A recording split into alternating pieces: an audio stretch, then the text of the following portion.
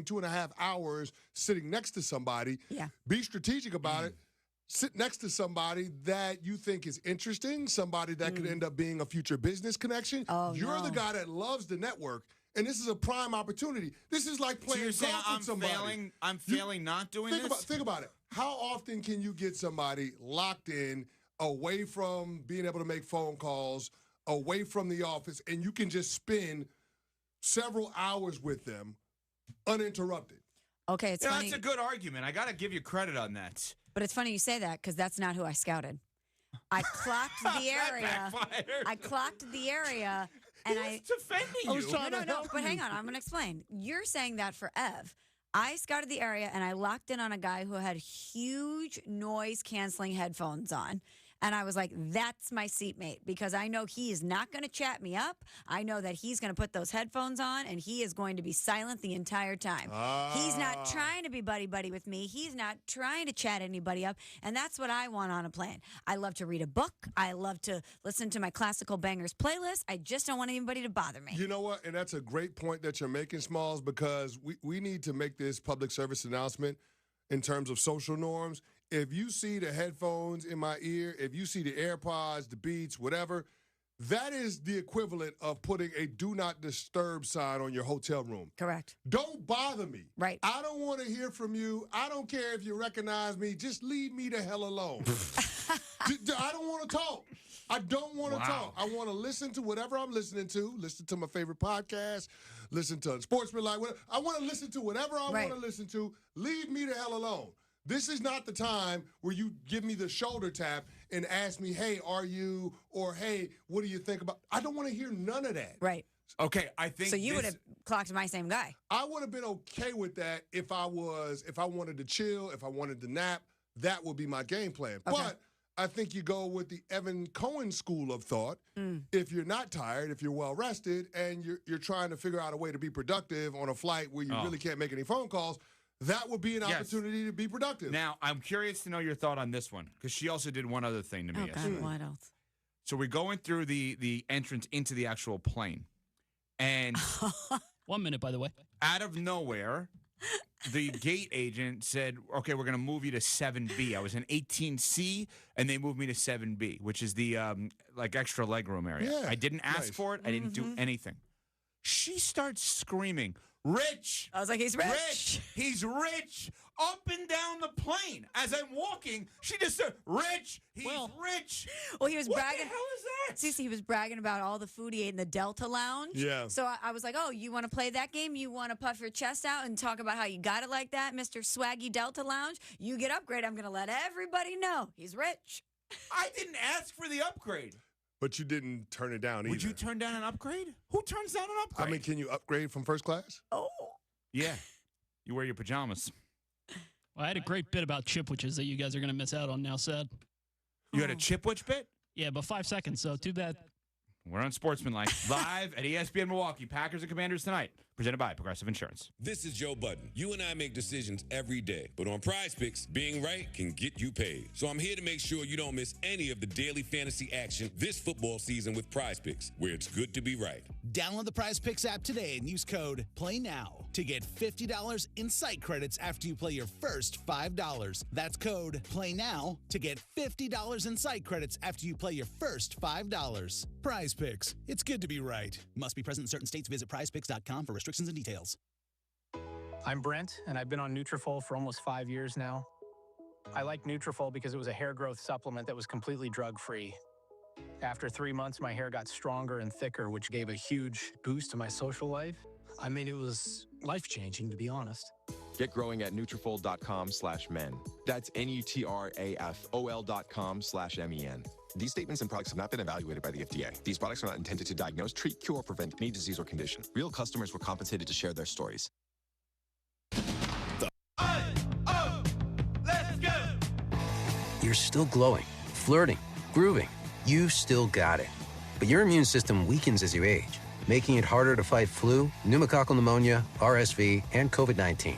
Vaccines are a key part of any health routine and help strengthen your immune response. Ask your doctor or pharmacist which vaccines you need. Schedule in minutes at VaxAssist.com. Sponsored by Pfizer. This is the story of the one. As a maintenance supervisor at a manufacturing facility, he knows keeping the line up and running is a top priority. That's why he chooses Grainger. Because when a drive belt gets damaged, Grainger makes it easy to find the exact specs for the replacement product he needs. And next-day delivery helps ensure he'll have everything in place and running like clockwork. Call 1-800-GRAINGER, click Grainger.com, or just stop by. Grainger, for the ones who get it done. DraftKings Sportsbook at the Golden Nugget Lake Charles is your best bet this football season. Catch all the action and immerse yourself in over 3,200 square feet of LED screens. Wager, watch, and win in the sleekest setting with the best odds. Order some of your favorite bites and sip on an award-winning cocktail at your game day headquarters. Only at the DraftKings Sportsbook, Louisiana's largest sportsbook, at the Golden Nugget Casino Lake Charles, a 2-hour drive from Houston. Must be 21 years or older. Gambling problem? Please call 1-877-770-STOP.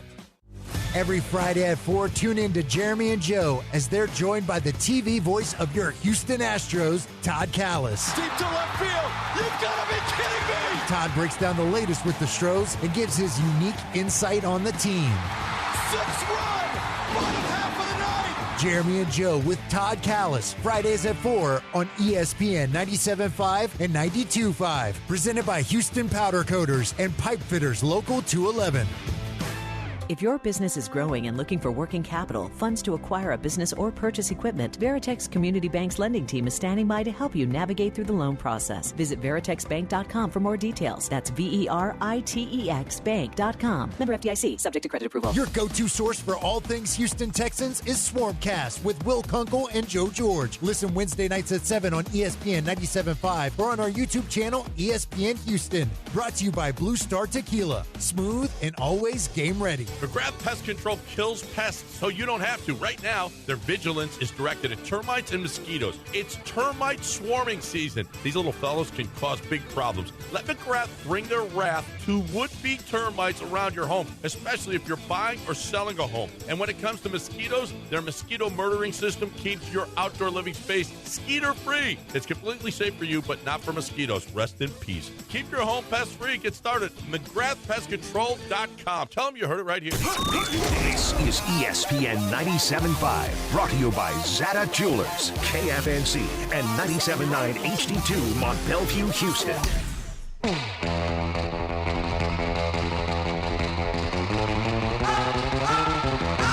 Broadcasting live from the Veritex Community Bank Studios, it's John and Lance. On ESPN 97.5 and 92.5.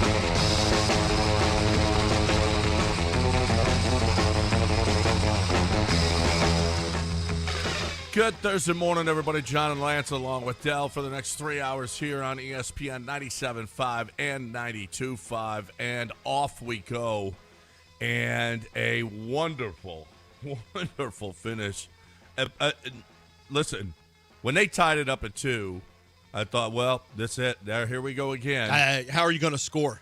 There's no way to score. That's all I thought is, God, can this bullpen hang on for 9 more innings so the Astros can get a run? No way. No way can you score. No way can you hold them after you score. There was, talk about, listen, Jason Alexander, again? Dude, this is, I'm just going to say it. All of you are afraid to say it. Jason Alexander is the second coming of Greg Maddux. Well, I said it. He pitches to contact. Well, he's got a sinking. He's got a you hard think we're sinking, all thinking that? He's got late breaking, late moving stuff. This is as close as we've seen to Greg Maddux over the last decade. Wow. Everyone is afraid to say it, but I'll say it. No.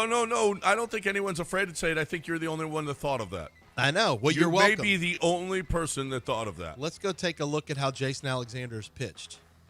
Okay. Shall we? All right. Because what's his ERA after this game? It's probably in the ones. 4 point. Is it in the ones? Oh, 4.19. How's that possible? Yeah, because he sucked at first. That's why. When was it first? You know, the last time he gave up more than 3 runs? That would be July 24th. Yeah, one of his first. Since then, 4 2/3, 2 earned runs, 6 innings, no earned runs, 6 innings, no earned runs, 6 innings, 2 earned runs, 5 1/3, 2 earned runs, 5 2/3, 3 earned runs, 5 innings, 3 runs, 7 innings, no earned runs. Those are his last freaking. And that's Toronto. That's one. Yeah, that's 1, 2, 3, 4, 5, 6, 7, 8 starts in a row where he's given up 3 runs or less. 8 starts in a row. And only one of those did he not go 5 innings. What's Dell playing? There goes my hero. He's just playing some Foo Fighters for you. There goes my hero, Jason Alexander. He's all of our heroes. Well, we know what the playoff rotation looks like. Hey, I don't think it's Hunter Brown, Jason Alexander, and then figure it out. I don't think it's crazy. I really don't think it's crazy. It's not going to happen, but it's not crazy. Going to happen, but it's not going to happen, but it's not crazy. Well, you're going to be in the wild card where you got to get 2 wins. Okay, honestly. Wait. Do you understand that they've won every game he's pitched in? 4, 6. They've won 8. Oh my gosh. 10 of his last 11 games. Well, he didn't start. Did he start in a Dodger game? No, he didn't start in a Dodger game. But in his last 9 in starts, games he's pitched in. He's anyway. won 8 of his last 9 starts. They have won, like you just mentioned, oh my gosh, an extraordinary number: 3, 4, 5, 6, 7, 8, 9, 10. 10 of his last 12 games. 10 of his last 11 games he's pitched in has been a win. Worst case scenario is he's good luck. Best case scenario is Greg Maddux 2.0. I mean, and I'm the person. And look, it's weird for a guy crazy. who's okay. 32. Now that I look at his age, and he does look this old, 32. Yeah. It's weird to blossom into Greg Maddux at age 32, but sometimes you just find a different grip on the ball, and that's what happens. Take his 9-run, 2 1/3, 9 earned runs against the Dodgers. Yeah. Back in June. Mm-hmm. His only appearance in June. You take that out of the equation. Yeah, actually, that's the only. You're right. Well, that and there was a Mets game where he gave up 3 earned runs in an inning and 2/3. Yeah, third in an inning and 2/3. He gave up 3 runs. Take that, but just take that 9 earned runs out. Okay. And take 2 1/3 out. So 64 of his total. That's 64 1/3 innings. And then we'll take out the 9 earned runs out of his 31. So 22 earned runs and 64 1/3. Oh, my gosh. Enough with the numbers. Enough. But he's been.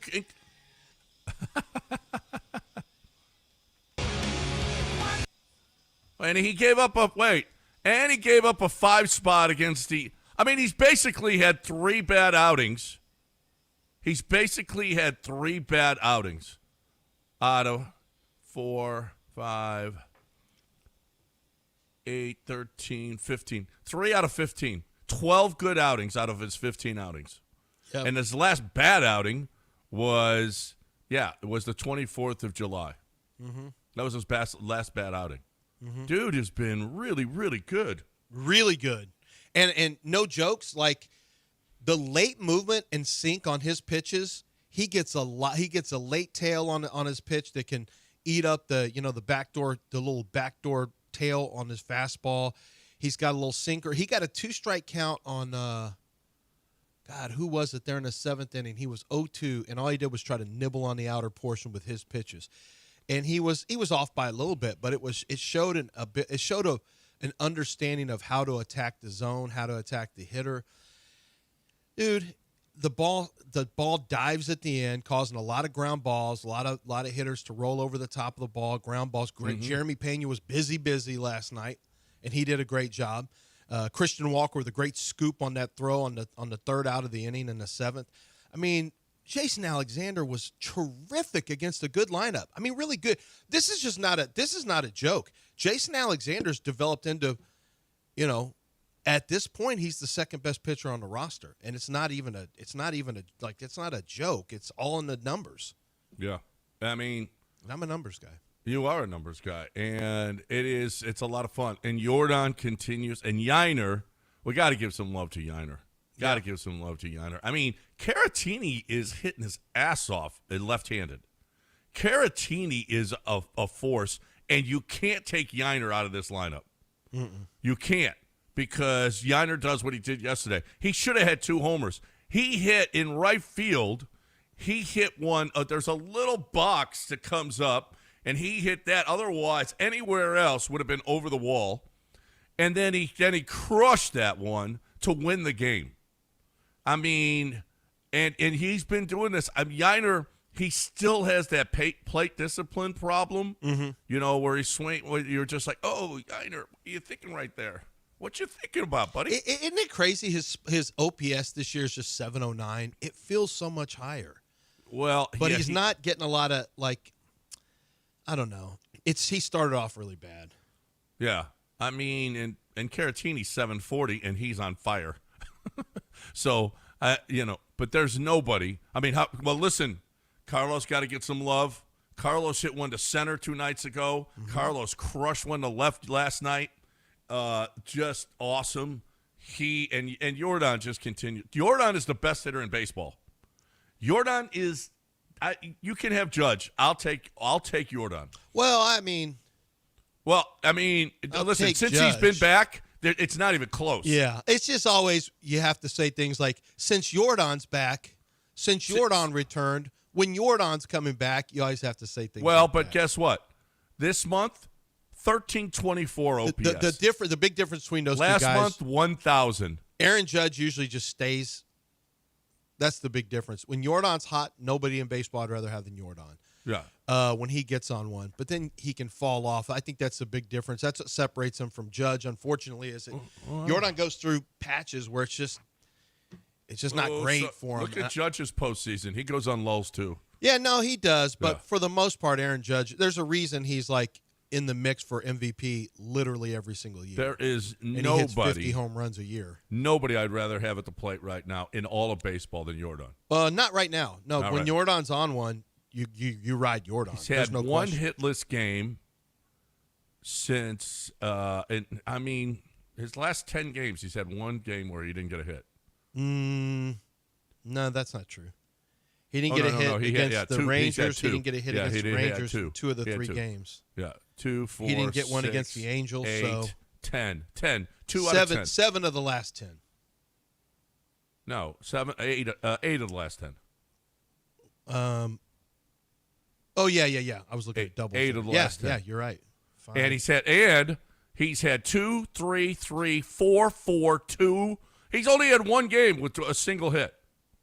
Otherwise, he's got multi-hit games. And now that's the crazy thing is it's all multi-hit games. Working backwards, 2 hits, 3 hits, 0, 3, 0, 4, 4, 2, 1, 2. I mean, it started on August 30th, and it's been a reign of terror since then. He was hitting 216 with an OPS of 691. Actually, going into August 30th, he was 206 with an OPS of 681. He currently, and that's August 29th that was headed into the August 30th game. August 30th wasn't that long ago. No. He's now hitting 289 with an OPS of 838. He's raised his OPS. Up 170 points, and his batting average has gone up by 73 points. I mean, his slugging percentage went from 355 to 456. And he has not had a game since he's been back that he hasn't been on base. Not one game. And his strikeout numbers are low. During that same time frame we're talking about, only 6 strikeouts. Only 6 strikeouts in 42 at bats. Yeah. I mean, and walks, 1, 2, 3, 4, 5, 6, same amount of walks. Feels like he's walked more than that. 49 at bats. He's had 6 strikeouts. Wow. In his last Incredible. 49. Yep, incredible. That's 1 out of every 8. I mean, it's good. It's good. It's boy, was it critical. Holy crap. Can you imagine? I feel bad for Jason Alexander because he was brilliant. He didn't get the win. But can you imagine the fact that had you lost that game because your bullpen screwed it up, what that does to you mentally? That was such a good win. To lose 2 games in a row like that, oh my gosh, devastating. But you didn't. Yiner came through, and Abreu had a really good, Abreu did his job. Yeah. Oakland, not so much. Yeah. De Los Santos was in a tough spot, not so much. Mariners walked it off last night in the 13th with a home run. I mean, you're tied with the Mariners if you didn't. Yep. If Yiner doesn't bail you out, and Abreu doesn't do his job. They've won 5 in a row. The Rangers have won 4 in a row, and you got a 1-game lead still. They Who's walked won it 5 off in in a the row? 13th The inning. the Rangers have won 4 in a row now. Wow. Yeah. And Mariners 5. Man, you gotta quell that. When they come in, you got to throw water on them. Rangers have picked up 3 games in the last 10. They're 2.5 back. So it's on. You got today, an afternoon game today. You got Javier against Gausman. And then you don't know who you're throwing against the Braves in the first game. And then you got there's 15 games left after today. 15 games left. And it's on. It is on.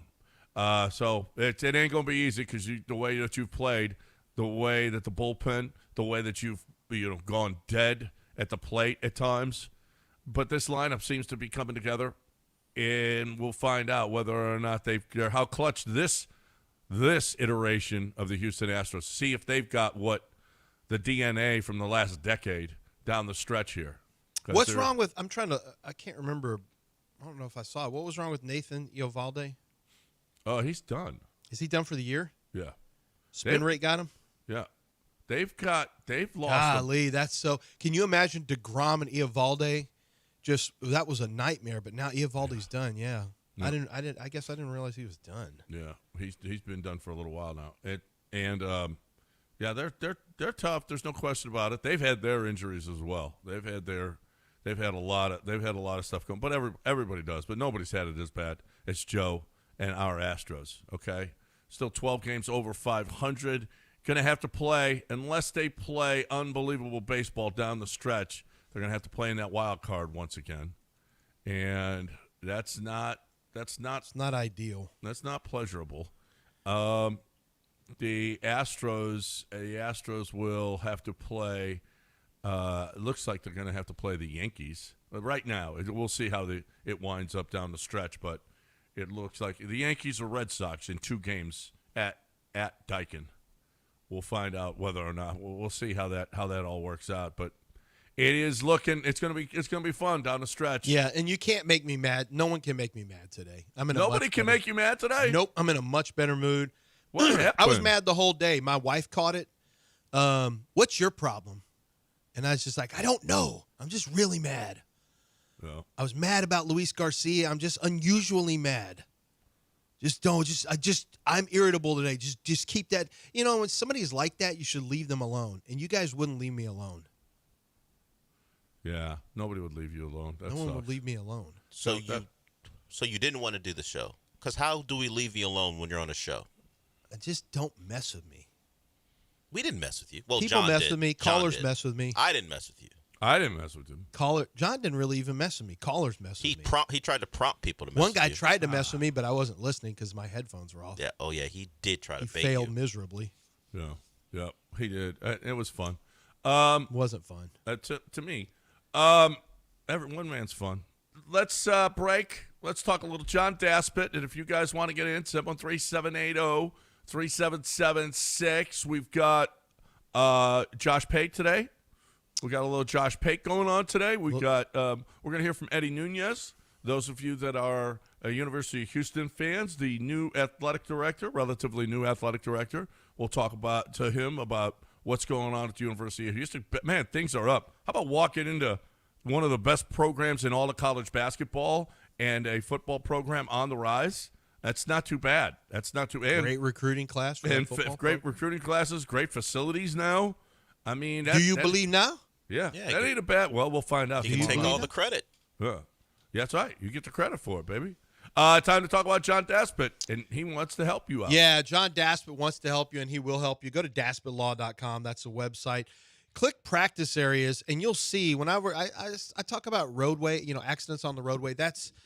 He sees a lot of those. He sees them at refineries. He does a lot of work with people along the dirty third coast when he's doing, there's offshore accidents, there's refinery accidents. Those can be pretty serious, and so you need someone on your side to make sure that you get the proper settlement for injuries and time missed from work and your pain and suffering. But there's also property contamination. commercial litigation, negligence, wrongful death, work injury, workers' comp, truck accidents, product liability, premises liability. There's a lot of different things that fall into it. I have a friend of mine whose wife, actually a listener, longtime listener, whose wife ended up having a bad issue in childbirth, and he's very upset about it. I said, look, call John Daspit. It's easy. 713-CALL NOW. Get a free consultation. They'll take a look at your case and tell you if you have a case, and they can handle it from there. You can start the process by chatting online if you want to. If you just want to, just do the minimum, just go to daspitlaw.com, click on chat online in the bottom, chat live in the bottom right, and you can start the process. But one phone call, and they can start talking to you, and they'll let you know whether or not it's something they can help you with. And if they can help you, you're going to have warriors on your side, because they do not quit until they win. And that's the way it works with John Daspit and the Daspit Law Firm. Go to daspitlaw.com or call 713-CALL NOW. The best in Houston sports talk is ESPN 97.5 and 92.5. Attention taxpayers. If you owe $5,000 or more and have missed another tax deadline, you're officially on the IRS's radar. The IRS has resumed aggressive collections. That means wage garnishments, bank levies, even seizures of your home, car, or retirement accounts. If you owe $5,000 or more and missed the deadline, you're stacking new debt on top of what you already owe. Call Priority Tax Relief now. Their experts fight back fast and are saving their clients millions in tax debt every month. I owed over $50,000, and they settled it for pennies on the dollar. These guys are as legit as they come. After speaking on my behalf with the IRS, my entire debt of $25,000 will be eliminated. Whether you've received collection letters or you're already facing liens and garnishments, call for your free consultation. There are no upfront fees. Priority Tax Relief. Let's make your taxes our priority. Call 800-860-6195. 800-860-6195. 800-860-6195. Priority Tax Relief. At Progressive, we understand the bond you have with your boat. It's why people name theirs. I named my boat Sure Don't. Get it? The other day when my friend said, "Hey, Larry, you want to head back in? It looks like it might rain." I said, "Sure don't." I guess they didn't get it because they didn't laugh. Whatever you call your boat, protected by insuring it with Progressive, America's #1 boat insurer. Progressive Casualty Insurance Company and Affiliates. #1 rating based on boat market share data from ratefilings.com. From kickoff to cash out, ESPN Bet has the tools you need to score more on game days. Bet smarter with stats at your fingertips. Get personalized parlays built just for you. And with your fantasy team synced right in the app, you can back your squad. Right now, new customers get $100 in bonus bets when you bet $10. Sign up with promo code USL to get started. Must be 21 plus. Gambling problem? Call 1-800-GAMBLER. Terms and conditions apply. See app for details. Offer not available in New York. Suit up and save during Suit-Timber at Suit Mart. September 11th through the 14th only. Buy one suit, get your second for just $35, and your third suit for only $25. Complete the look with an array of shoes. 2 for $30. Don't miss homecoming styles with Giorgio Dante suit separates and marquee slim fit dress shirts. Perfect for the season. Suit Timber. September 11th through the 14th at Suit Mart. Don't wait. These savings end Sunday. Suit Mart, where Houston suits up. Dream Rate Mortgage, the ultimate mortgage hookup. Visit 975loans.com. NMLS number 2482473. Equal housing lender. You want $25,000? You got a chance at it. All you have to do is sell your car to John Clay Wolf and GimmeTheVin.com. Because John Clay Wolf every month gives away $25,000 in cash. If you sell your car to John Clay Wolf, he'll put 1,000 different entries into the hopper for you to win $25,000. On top of having the best way to sell your car, on top of making money, getting more for your vehicle than you would from anyone else, on top of the easiest process you can have, just go to GimmeTheVin.com and put in your license plate. You don't even have to that long VIN number. You don't have to do that. You just put in your license plate, and then it knows your vehicle. And on top of that, on top of getting all that, on top of the guarantee that you're going to get from John Clay Wolf that he will pay more for your vehicle than CarMax, otherwise he'll send you $100. On top of all that, you got a chance at $25,000. I mean, that's ridiculous. That's awesome. It's ridiculous, but it's awesome. It is John Clay Wolf. He's nuts, and he's giving away $25,000 this month. If you're going to sell your car, there's one place that you have to go, GimmeTheVin.com.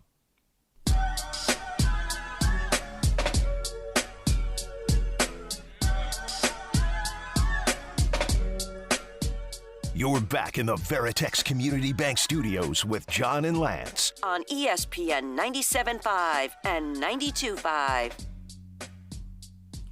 All right, welcome back here on ESPN 97.5 and 92.5. I'm looking at the Texans in week 1. Their grades. Did you see the grades? Well, from who? Did you see D'Amico talking about Nick Chubb? Yeah, and I kind of thought that might be the case. He said, I like Nick Chubb. We're going more Chubb. We're going to bust Chubbs all over the place. Wow. We're going to try to bust open the Chubbs. Chubb, not the Chubbs. Chubb. Not the Chubb. All over the place. Yeah. Is what he said. What's and wrong they with hope you? to pop one into the... Stop it. What's wrong with They you? hope to pop one into the open field. Stop. You're just doing that thing because that woman did a compilation of all the things that sounds sexual when you're talking about football.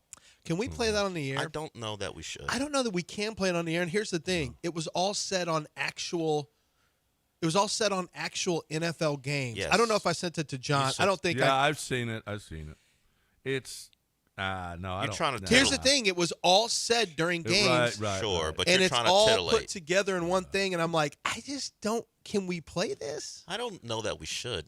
You're trying to titillate people. Is what you're trying to You do. are. You really are. I'm not trying to. Let's be mature. No, they're trying here. to bust Stop. Chubb into the open field. That's true. I like how he slid through a lot the holes. It was children. That's not just what, that's actual not the way children we're doing who this. work here. He did. When he actually didn't. He didn't through really those openings. actually. He actually did didn't. actually. He averaged 4 yards a carry, which is incredible. Well, he's getting more. He's going to get more of the carries. It sounds like He's going to get more of the carries. And you know what? He didn't look bad, but it wasn't great. It was just meh for the most part. I mean, it's not like the running game was able to. It opened everything up. There was a lot of play action. But I'm not sure. And maybe it froze the linebackers for a second, but it's not like, well, that just opened. That opened the whole middle for everybody. No. It sure did for the Rams. I don't know. But they've got Puka. Puka is special. Puka is really special. it doesn't make any sense how good Puka is. It really doesn't. Man, I'm like, what is this? Why is Puka doing? Like, I still don't understand how Puka is this damn good. But that's what happens when you have somebody who's strong, competitive, and skilled. That's what happens. I mean, Cooper Kupp didn't make sense when he was going well. Now, he didn't have a long run, but when Cooper Kupp was going well, it was the same thing as Puka Nacua. The same exact thing. You know, I don't know. These grades, they gave Chubb a 63.9, which is, is okay, good. so this is the PFF grades. The PFF grades. Yeah, running back grades are tough. CJ got a 73.1. He got a green. So there's red and there's green next to players. The worst grade. The darker the green, the better. Darker the green. And Stingley was the graded out worst, the worst on the team. That hip thing, I think, really affected him. Mm-hmm. I mean, there were some plays. There was a play up the sideline. It's against Devontae. It was against Devontae Adams that it didn't look like he was able to turn and he was able to make the play. I think that hip really, really affected Derek Stingley in week 1. Hopefully that's not going to be a lingering thing for the whole season. Man, watching him go down in like the third play was like, oh, my God. I know. Are you kidding me?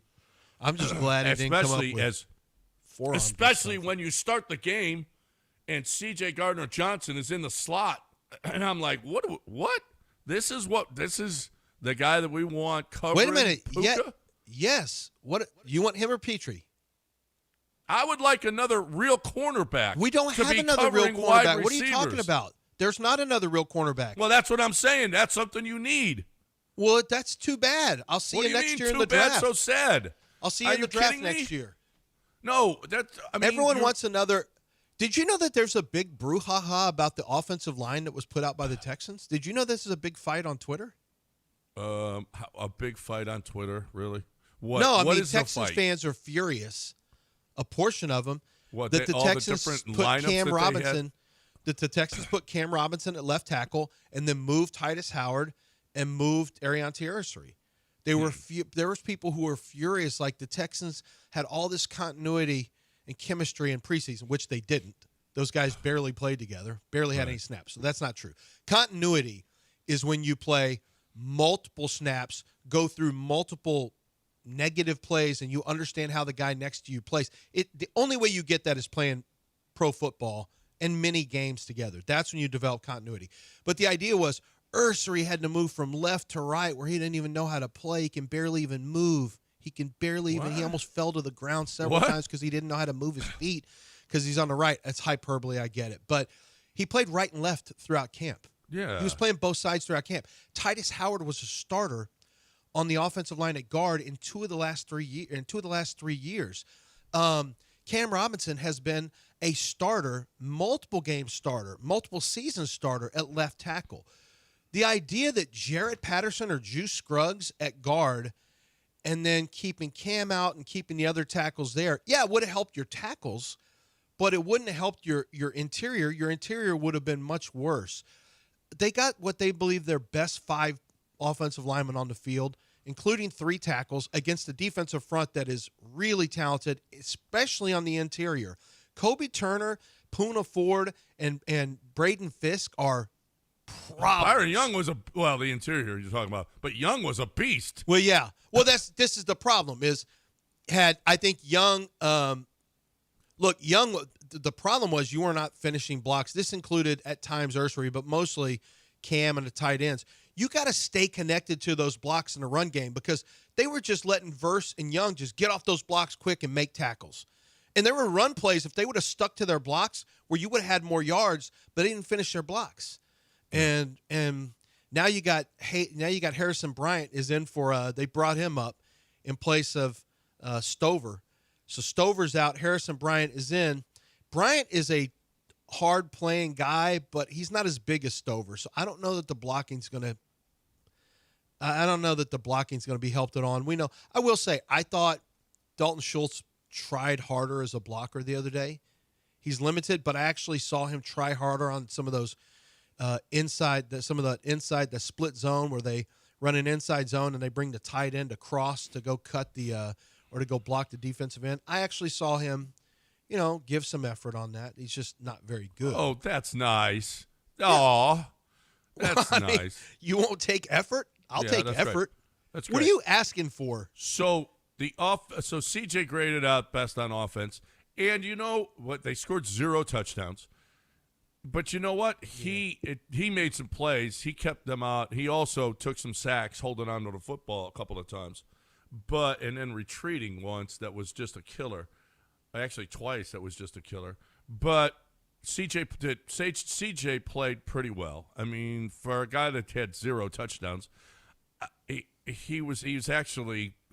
got out. He escaped some stuff that was just ridiculous early on in the game. He rolled left, threw along the sideline, and got a first down when he should have been sacked. There were plays like that he actually played pretty good. I would say okay, because you know what? I didn't see Nico Collins is one of the best receivers in the NFL.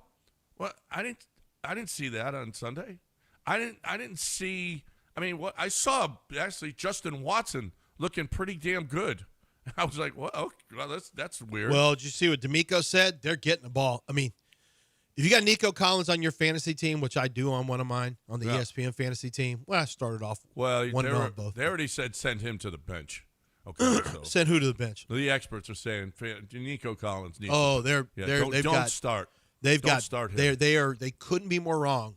No. I said this the other day, and I had Field Yates reach out and text. He goes, "Please tell me you're right about Nico Collins getting a bunch of targets." I said, "Here's a clip from what the coach said in his press conference. This dude's about to get a ton of targets, and it'll start early in the game. It'll be hitches, it'll be slants, it'll be whatever it needs to be, but the ball is getting in 12's hands. I promise you. He will see at least 10 targets in the game." Yeah. All right, let's talk about the defense on the other side, because I there's some thoughts. We got to break it. If you want to get in, 713-780-3776. But I'll tell you what, before we go to break, it's 5:31. Let's say exactly 5:40. Who wants to play? 7:40. 5:40. It's 5:40 here. It's 7:40. Who wants to play Beat the Warehouse live guy tomorrow at 9:30? You have to be available at 9:30. You have to know your football. You get to pick 5 NFL games. He picks 5 NFL games. He was pretty good last week. They were both 4-1. You got to beat the Warehouse Live guy. And thank God he beat the Gravedigger, who's a Cowboy fan. He beat the Gravedigger, which ain't easy. You got to have a monster truck to beat the Gravedigger. And Justin did that. But he'll send you to a game with 4 tickets and a limo ride there and back if you can beat him. But he couldn't be beat last week. So who wants to play him tomorrow at 9:30? At exactly 5:40, let's call in, and caller number 4 is going to get to play the Warehouse Live guy. And today, at 7:40 today, I'm going to give people a chance in the 8 o'clock hour to win the $50 gift card from Taqueria Serrandas. All you got to do is pick either the point spread or the over/under correctly in tonight's game. If you win, you get $50 from Taqueria Serrandas, a gift card. If you lose, Larry lost last week. You get nothing if you lose. Nothing. All right. Let's talk a little underdog. Let's talk about the Texans defense on the other side. And let's talk a little underdog fantasy right now. Underdog fantasy, I mean, it's game time today. We're already back at it. Week 2 of the NFL season starts today. And you got the game jumping off tonight. And you've got Washington versus Green Bay. It's on Amazon Prime. And I'm looking at some of the numbers here on Underdog Fantasy. Josh Jacobs to score a touchdown, 0.5, higher or lower. Deebo Samuel, receiving yards, 54.5. You know, here's the thing. I didn't see a lot of Terry McLaurin the other day. I think Terry McLaurin's going to get going with this game. I think there's pretty good matchups for him against the cornerbacks at Green Bay. So I'm going to look higher. I'm going to go take a look at, here he is, 55.5 receiving yards. I'm going higher with Terry McLaurin. So you just click the little higher there. Ja'Cory Krosky-Merritt, the running back, they call him Bill. I'll call him Bill. I'll go higher on him. I think he's going to have some yardage in this one. And then Micah Parsons, sack, 0.5. I'm staying away. Jaden Daniels is too elusive. But then I'm going to go Marcus Golden. I'm going to go lower. Nope, I'm going to go higher on receiving yards, 38.5 for Croft. There it is. I made 3 picks. Now I get to decide if I'm going to play them on the statistics standard, which pays off more, or the flex, which pays less, but I only have to win 2 out of 3. You see how easy it is? And it's that simple, and I'm done. Download the app. Use promo code Lance on your first deposit or after you make your first deposit. Once you play $5 or more in Underdog Fantasy, they are going to give you $50 in bonus cash to use however you see fit. All you have to do is download that app and use promo code Lance. And you can even take a look at the ones I was telling you. Higher Terry McLaurin, higher Krosky-Merritt, higher Tucker Kraft. I'm going 3 higher. I'm looking for a higher scoring game, so I'm going to take that knowledge and that opinion and utilize it at Underdog Fantasy. Watch the games, play along with them, win big money with Underdog Fantasy. All you do is download the app and get started today. Must be 18 plus and present in Texas. Terms apply. See assets.underdogfantasy.com/web/play-and-get-terms_DFS for details. Concerned with your play, call 1-800-GAMBLER or visit ncpgambling.org. ESPN 97.5. The 12th man lives here. Feels nice. Winning in this conference feels nice. Though you got to earn them. This is who we are. Giggle, baby! Touchdown, Aggies! Battling that they're getting better, and they got another big game next week. Join us Saturday. The Aggies travel to South Bend to battle Notre Dame. Our coverage begins at 5:30 on your home for Aggie football. Texas A&M versus Notre Dame, Saturday at 5:30 on ESPN 97.5 and 92.5. Contact Tax Relief Helpers for details and restrictions. Attention, anyone that owes money to the IRS. Every day, your unpaid tax debt gets bigger and bigger from daily interest. The longer you wait, the more you will end up paying. If you owe $10,000 or more, now is the time to settle your debt before the IRS takes aggressive action, like taking your wages or property. A special toll-free number has been established so you can stop penalty fees, avoid liens, levies, or other hostile measures by the IRS. Call Tax Relief Helpers right now. I got behind on my taxes and owed $48,000. I called and they got my bill lowered to just $3,500. I owed $87,000 in taxes and it was scary. I got the amount I owed down to just $3,500. I saved $83,500. If you owe money to the IRS, don't wait another day. Your tax debt gets bigger and bigger from daily interest. Call right now before the IRS enforces liens, levies, or other aggressive measures. The call and consult are absolutely free. Call now. Call 800-692-7009. 800-692-7009. That's 800-692-7009. GNC knows that you're not always feeling it at the gym, But don't get down, get lit, and get more out of every workout. Beyond Raw Lit is a clinically dosed pre-workout that flips the switch and gives you more energy, focus, intensity, and pumps. The perfect combo for a killer workout. Plus, it's got incredible flavors and thousands of 5-star reviews, so you know it's good. Pick it up at GNC stores or go to gnc.com.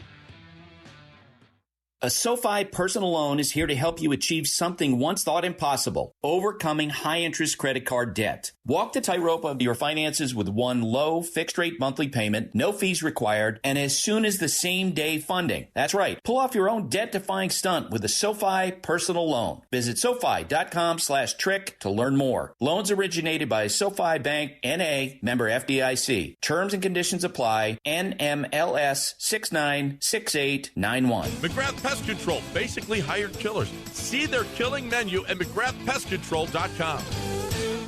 All right, time to talk a little game day. Time to talk about how you feel.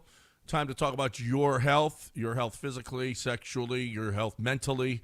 All of these things, they come into play. Your health, how are you a little heavy? Do you need to lose some weight? I mean, most of us do. We do. We just need to be more energetic. And Game Day Men's Health can help you get there. Are you feeling sluggish? Do you not have the same get up and go that you used to have? Well, if you're aging, if you're in your even it could be as young as 30s, 40s, 50s, especially 50s, 60s. I mean, you probably don't have the same amount of testosterone that you had before.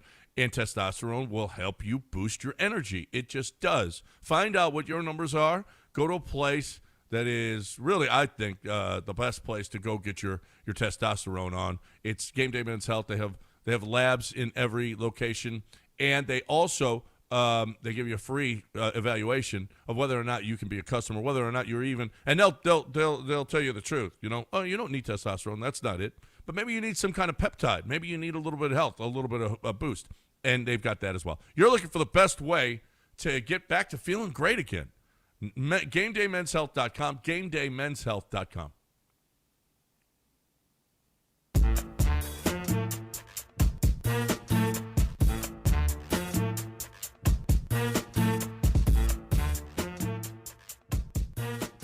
You're back in the Veritex Community Bank Studios with John and Lance on ESPN 97.5 and 92.5.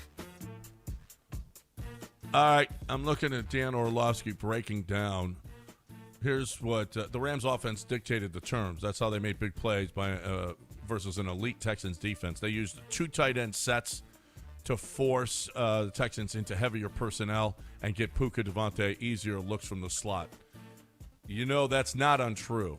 I mean, when you see the snaps that Al-Shaair and Toa and Christian Harris played. How many snaps they played? Yeah. Yep. They were on the field. The Texans started with a base defense with just 4 DBs and 2 of them safeties. They had 2 corners on the field a lot. The whole game, actually. And one of them was Stingley, who was banged up a little bit. The Pro Football Focus, who do you think played the best defensively? Off the top of your head, who do you feel like played the best? Let's see. Because I'm trying to think of how they grade. So they probably have it like Fatukasi or Toto was pretty good, I thought. Will Anderson Jr. had 4 solo tackles, 3 tackles for loss. That was I just couldn't go with that. I figured this is a 7. No, well, he's their best player. Yeah. I was going to text you guys when Danielle Hunter made a tackle semi late in the game. It was in the 4th quarter. I was like, wow, hey, Danielle Hunter is playing today. He actually had 1 tackle, no pass rush, no quarterback hurries, no quarterback hits, no Danielle Hunter, and he graded out with an 86. I was going to ask you guys, and we've got a text between the 4, the 4 of us. I was going to say, Danielle Hunter playing today or not? Because I haven't seen him. I really haven't seen anything.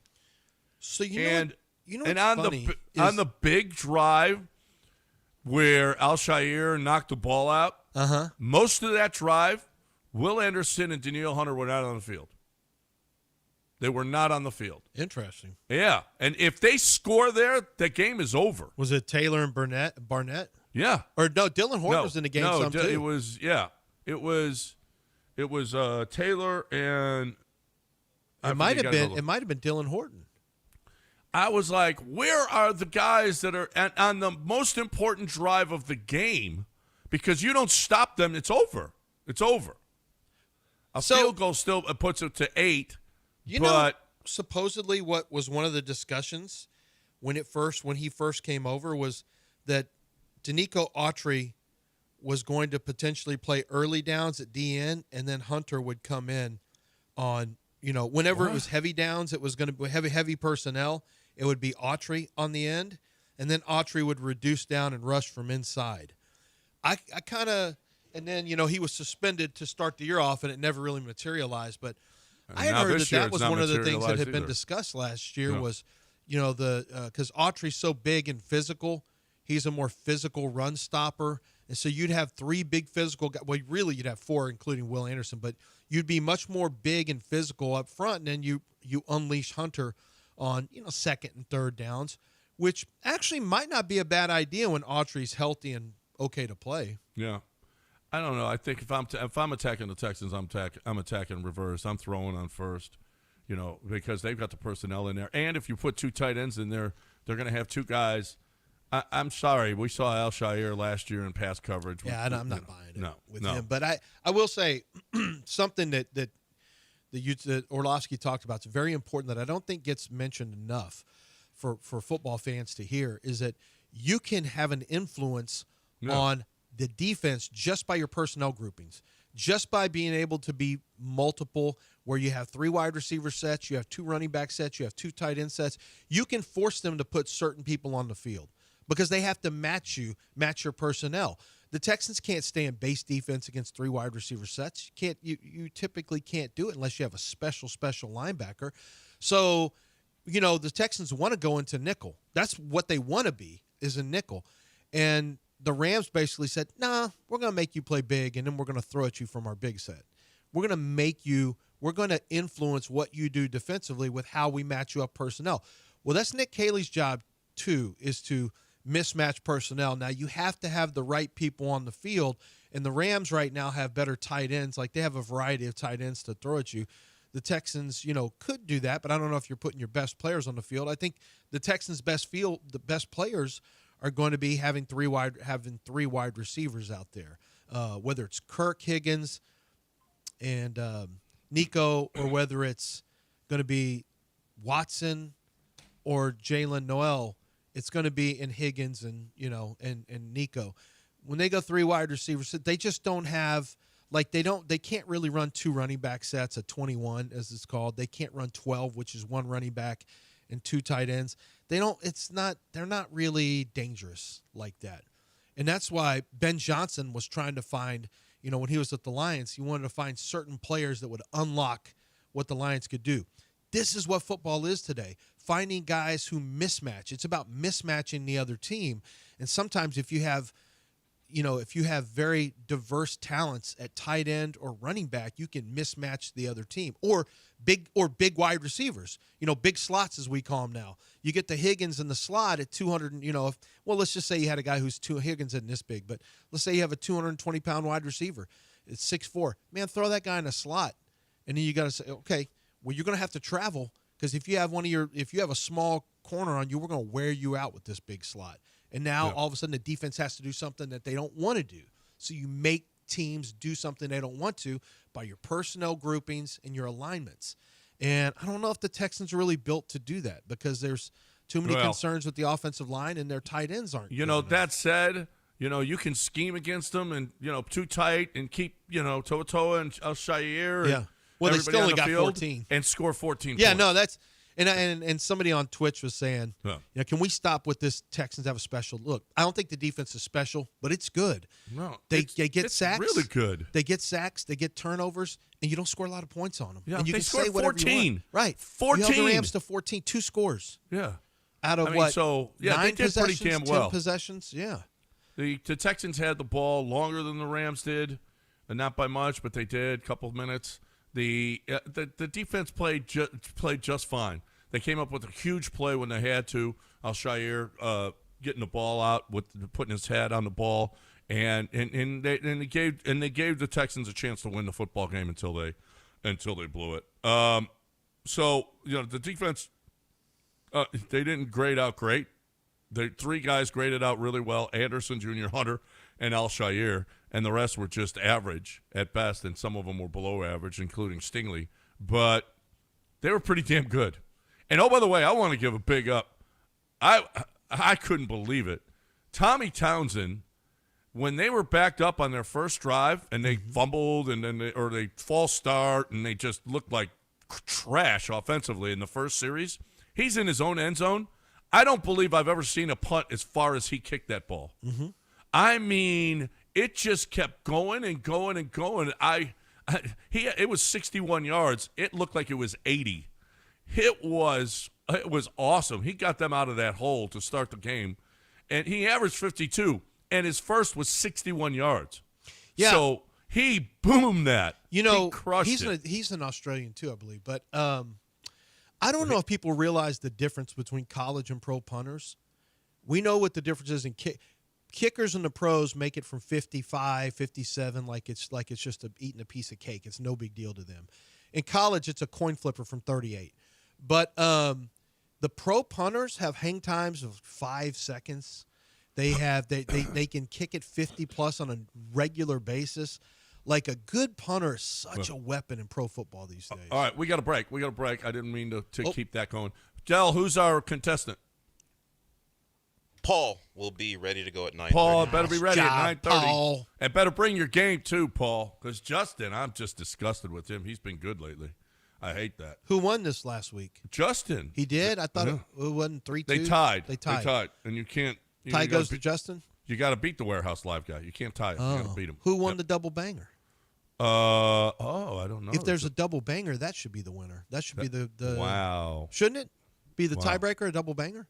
Well, Justin would have won anyway. He won the double banger. Okay, there we go. There you have it. Let's make it for now double bangers tiebreaker. But beat the Warehouse Live game. It's called beat the Warehouse Live. Well, yeah, but you can win that way. There's no one wins a division if it's tied. You go to tiebreakers. Okay, if you're tied after regulation, Justin's not we scared. had more passing yards than you did, so we win. No, a double banger is the ultimate. There's lots of tiebreakers in baseball right at the end of the year. No, there's not. You play extra innings until one team scores more. At the end of a year, then you have tiebreakers. Well, we're talking about a game. So let's break. Not man of the people here. You don't want anybody to get tickets. That's sad. Well, Justin is the one he's giving away the tickets. So he makes the rules. Yeah, he makes the rules. Because that's come up before. He's like, no, it's called beat the Warehouse Live. Oh, he not did tie say the that? Warehouse Live. Yeah, we've had that talk. Well, he won the double banger anyway, but double banger should be the tiebreaker. Well, if we make such a big deal on the air, we'll talk to Justin about it. Hey, listen. Texas Card House is this weekend. I'm telling, and not this weekend, but next, the 17th, you got a huge, huge day at Texas Card House. Okay? I think that's right. I think it's the 17th. Anyway, yeah, 11th, 12th. Actually, it would be tomorrow, 12th, 13th. Actually, it would be the 20th, wouldn't it? Anyway, regardless, huge day at Texas Card House, Saturday, where you are going to play for $100,000 at Green Ridge and Westheimer. You are going to play a $40,000 PLO at Spring Cypress and 45. You get the benefit of a huge, huge tournament thanks to the guys over there. It's pretty risky business when the Card House puts out there, we're giving away $100,000 in this one-day tournament. What? Are you kidding me? That is huge. Now, it takes a lot to win, but you can. Why don't you get in over there? Go to TexasCardHouse.com and see for yourself when, where, and how. And if you're somebody who loves to play, that's for you. Tomorrow at Green Ridge and Westheimer, you got the senior event at noon. That always goes off. It's awesome. I play in that. So Monday through Thursday at Spring Cypress, you've got at 2 o'clock, you've got a $25 entry. Are you kidding me? That's awesome. Look, they just got so much fun. There's cash games going all the time, 24/7. wonderful facilities. I love Texas Card House. You'll love it too. If you're looking for a place to play in the city of Houston, TexasCardHouse.com, TexasCardHouse.com. Do you have the ESPN Houston app? Download it now in your app store. Attention taxpayers. If you owe $5,000 or more and have missed another tax deadline, you're officially on the IRS's radar. The IRS has resumed aggressive collections. That means wage garnishments, bank levies, even seizures of your home, car, or retirement accounts. If you owe $5,000 or more and missed the deadline, you're stacking new debt on top of what you already owe. Call Priority Tax Relief now. Their experts fight back fast and are saving their clients millions in tax debt every month. I owed over $50,000. And they settled it for pennies on the dollar. These guys are as legit as they come. After speaking on my behalf with the IRS, my entire debt of $25,000 will be eliminated. Whether you've received collection letters or you're already facing liens and garnishments, call for your free consultation. There are no upfront fees. Priority Tax Relief. Let's make your taxes our priority. Call 800-860-6195. 800-860-6195. 800-860-6195. Priority Tax Relief. Some folks think hot sauce is enough. Round here, that's just a warm-up. Real spice means hot sausage, boudin balls, and Cajun flavor that hits harder than a kickoff return. The Best Stop Cajun Market in Katy and Baytown have everything you need to keep game day hot, bold, and plenty spicy. Don't bring no weak sauce to the party. Bring the fire. Visit Best Stop Katy or Best Stop Baytown before you tailgate or watch party and stay true to the flavor. Listen to ESPN 97.5 and HD, 97.9 HD2. I know you've heard Sean talk about Greenlight and how they buy all the different houses and your tenant won't pay you the rent houses and this houses and that house. But it's really true, the benefit they have. So I've got a situation that I know of where someone is looking to potentially sell their home, but they really don't. The house has been in disrepair for like 15 years. And so the thought is, well, how much is it going to cost to get my house ready to sell? At Greenlight, you don't have to do that. They're going to make you a fair offer on your home. They're going to make you, honestly, a fair offer on your home, and then they handle all of that. You don't have to handle it anymore.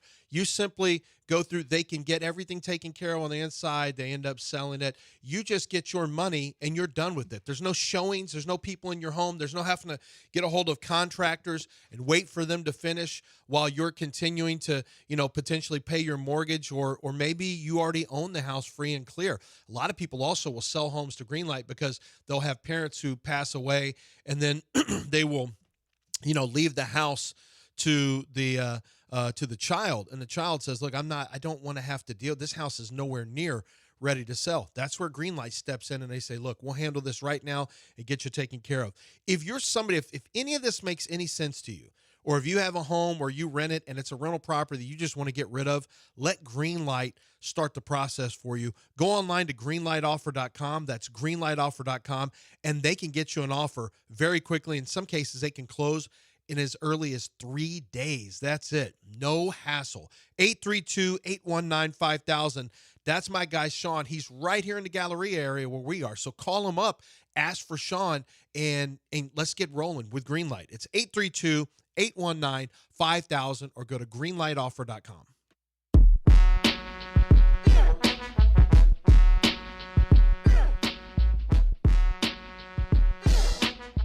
You're listening to Houston's longest-running sports radio morning show. From the Veritex Community Bank Studios, here's John and Lance. All right, just to clarify the Texas Card House thing, it starts the 17th, Wednesday the 17th, but there are multiple first days. So, and it goes all the way through Sunday. So it starts on Wednesday, 100,000 guaranteed. Same with the PLO up in Spring Cypress. Starts on the 17th, goes through the weekend, 40,000 guaranteed. It's a lot of fun. You play like the first day, and then you bag at the end, and then you go back for the weekend. It's fun. It's fun. Anyway, just to clarify, it starts on the 17th. 713-780-3776. If you want to get in here on ESPN 97.5 and 92.5, 713-780-3776. Our Astros won last night. If you're just joining us, we talked about it a bunch in the first segment. Love Jason Alexander. Yainer being clutch. Yordan is awesome.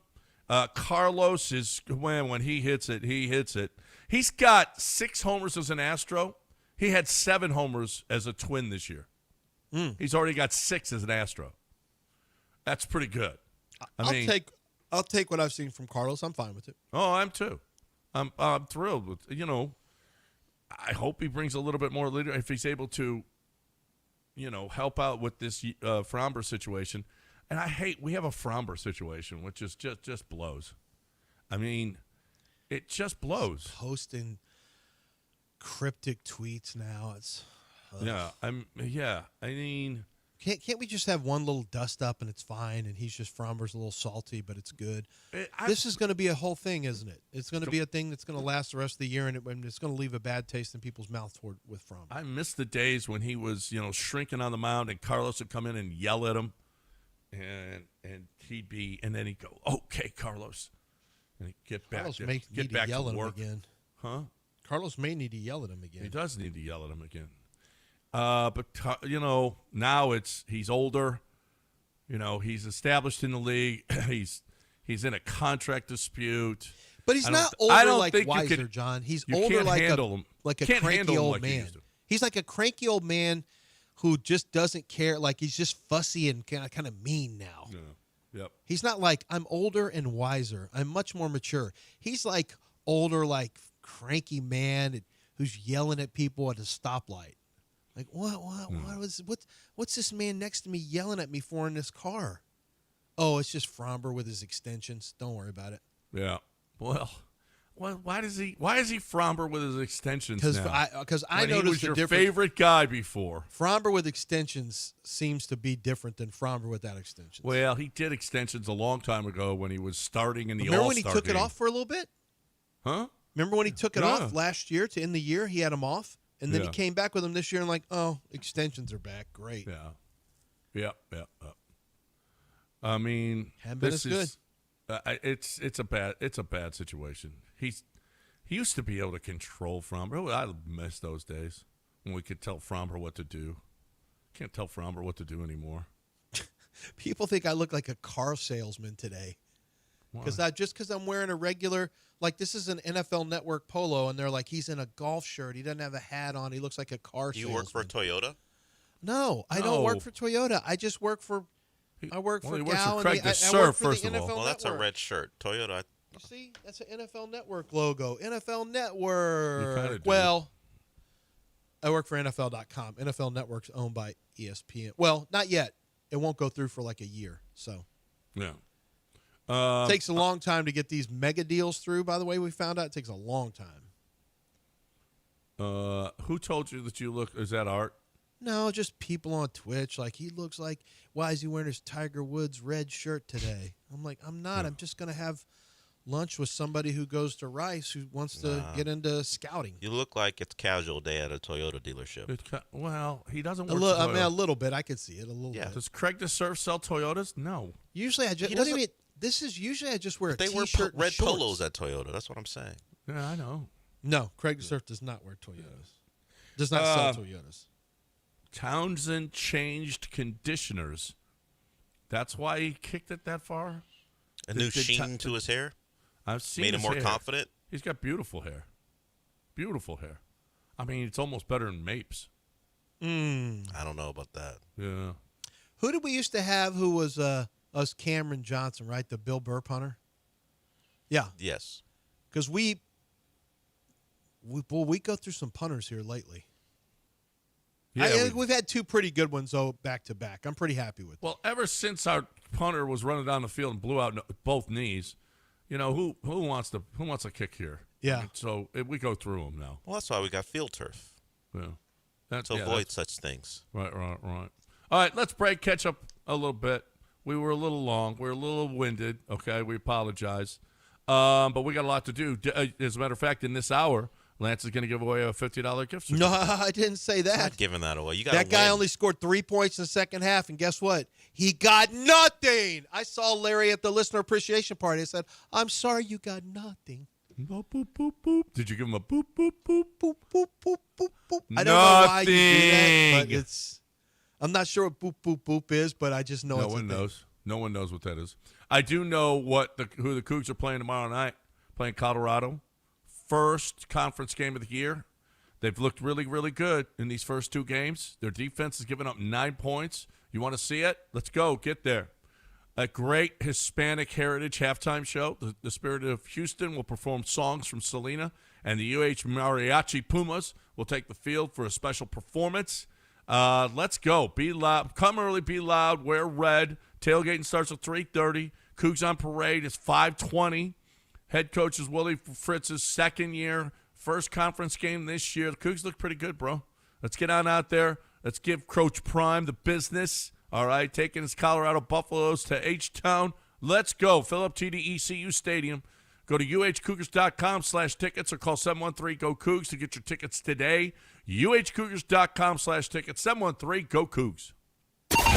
ESPN 97.5. Contact Tax Relief Helpers for details and restrictions. Attention, anyone that owes money to the IRS. Every day, your unpaid tax debt gets bigger and bigger from daily interest. The longer you wait, the more you will end up paying. If you owe $10,000 or more, now is the time to settle your debt before the IRS takes aggressive action, like taking your wages or property. A special toll-free number has been established so you can stop penalty fees, avoid liens, levies, or other hostile measures by the IRS. Call Tax Relief Helpers right now. I got behind on my taxes and owed $48,000. I called and they got my bill lowered to just $3,500. I owed $87,000 in taxes, and it was scary. I got the amount I owed down to just $3,500. I saved $83,500. If you owe money to the IRS, don't wait another day. Your tax debt gets bigger and bigger from daily interest. Call right now before the IRS enforces liens, levies, or other aggressive measures. The call and consult are absolutely free. Call now. Call 800-692-7009. 800-692-7009. That's 800-692-7009. This is ESPN 97.5, brought to you by Zada Jewelers. KFNC 97.9 HD2 Mont Bellevue, Houston. A Gal Media station. Actual price will depend on product and subscription plan. Featured products are compounded drug products, which the FDA does not approve or verify for safety, effectiveness, or quality. Prescription products require an online consultation with a healthcare provider who will determine if appropriate. See website for details, restrictions, and important safety information. Want a boost in and out of the bedroom? Hims has you covered. Introducing a new 2-in-1 approach to level up your game. Tadalafil for better bedroom performance and zinc for testosterone support. Put it all together and you've got what you need to turn things all the way up. Getting started is simple. Just go to hims.com/joy to start your free online visit. Through Hims, you can access ED treatments including pills, chews, and more. 100% online. No office visits, no pharmacy lines. Just fill out a simple intake form and a licensed medical provider will determine if treatment's right for you. If prescribed, it ships free and discreetly to your door. Find affordable treatment options at up to 95% less than brand names at hims.com/joy. That's hims.com/joy, HIMS.com/JOY. Your home for sports is ESPN 97.5 and 92.5. It's John and Lance. Do you have is there any intelligence out there at all? Live from the Veritex Community Bank Studios, here's John Granato and Lance Zierlein. All right, welcome back. ESPN 97.5 and 92.5, 713. I'm sure you got something to talk about. Eddie Nunees is going to join us at the bottom of the hour. The athletic director for the University of Houston, Josh Pate, joins us in 1 hour for you college football fans. We've got that for you, so don't you go anywhere. I saw a story that asked, about better or worse this week, the teams in college football. Did Ohio State, they played, right? But they didn't. They played nobody. Penn State played nobody. LSU didn't look good. LSU didn't look good at all. Oregon is number 4 this week. They're pretty strong. I don't know what it says. What does it say about beating Oklahoma State 69-3? Well, that Dan Lanning's probably doing what he always does, reloading. Don't piss him off. I mean, he's trying to make it Georgia in the Northwest. Yeah. Pacific Northwest. I mean, he He wants a pack of wild dogs. If you ever see his videos at halftime, he gets guys like they buy into him. He gets guys fired up, man. Dan Lanning he knows how to get young players pissed off and get them ready to go, and he's got good players. He's a good coach with good players. How about that he had a chance to go to Alabama and he said, "Nah, I'll stay here." I think that's a nod. Honestly, most coaches would. Number one, do you want to follow Nick Saban? And number two, there's more money at Oregon. Yeah. You got to have more money. Yep. But you're playing at you're playing at the biggest stage at Alabama. Who? Yeah, it's the biggest stage there is in college football. Not really. You're in the big. You're the in biggest SEC. stage is a championship. Well, the Big Ten is a big stage too. Listen. In the public consciousness, Who Alabama cares? is much bigger than Oregon. Who cares? Much bigger. No, I would say I would disagree with that. Just because you guys, arguable. you SEC lovers, all y'all do is push your little narratives. No, but they're on it. It doesn't matter. The only main thing that matters is college football playoffs. You don't think they're getting money? Oregon's not getting the same money? They're in the Big Ten. They get the same money. Oh no! Oregon's making, and they got Phil Knight, who owns Oregon. Phil Knight University. I want to be in the conversation. I don't care about the conversation. I want to be in the conversation for national championship. Yeah. Well, that's really all that matters anymore. Your regular season doesn't really matter. Just play good enough to get in the playoffs. That's all that matters. Regular season's been minimized a little bit now with 12. You didn't take as much to get into the playoffs. You just have to get into the playoffs, and then you got your shot. Obviously, but it's made it more important down the stretch in a lot of games that weren't important before. Because there's more spots open. But you can get in with, there's talk about Alabama getting in with 4 losses last year. Yeah, with 4 losses, they were like, what about we got 3 losses, 4 came in the postseason. That's right. So they had 3 losses. Like, what? Why are Bama's in the mix with 3 losses? Well, okay. Yeah. Miami, Dell, I think you got an ideal situation here because everybody's has awakened to what South Florida is. I think South Florida might have surprised Florida a little bit. I know they surprised Boise, but they certainly surprised Florida. And now there ain't no surprises for Miami this week. They're good. Well, beyond the mental aspect of the game, Florida can't rush a passer. That is not an issue for Miami. So the question will be, can USF, who while they won the game, they haven't exactly been a offensive juggernaut. They've played off their defense, and even in the Florida game, they used their defense to set up points until that last possession when they got the game-winning field goal. Can they block Miami? If they can't block Miami and Mario Cristobal stays out of the way, I am not that concerned because I watched that game last year. And they couldn't block Miami last year. Miami's better defensively this year. So that'll be the question. You'll kind of find out pretty early if South Florida can hang in, because if they can't keep Bain and Mesidor off of Brown, that offense can't sustain that. Dude, Bain is an animal. Yeah. Bain, have you seen Bain, John? I'm sure you saw him in the Notre Dame game. He's like 274 pounds. He's like a bigger Jared Verse, a thicker. I'm not going to say more explosive because Jared Verse was really physical, but, man, Bain is a physical dude. Yeah. By the way, I thought the Texans did a good job against Verse. Georgia is next. They fall in 2 spots in the polls because they actually struggled with Austin Peay.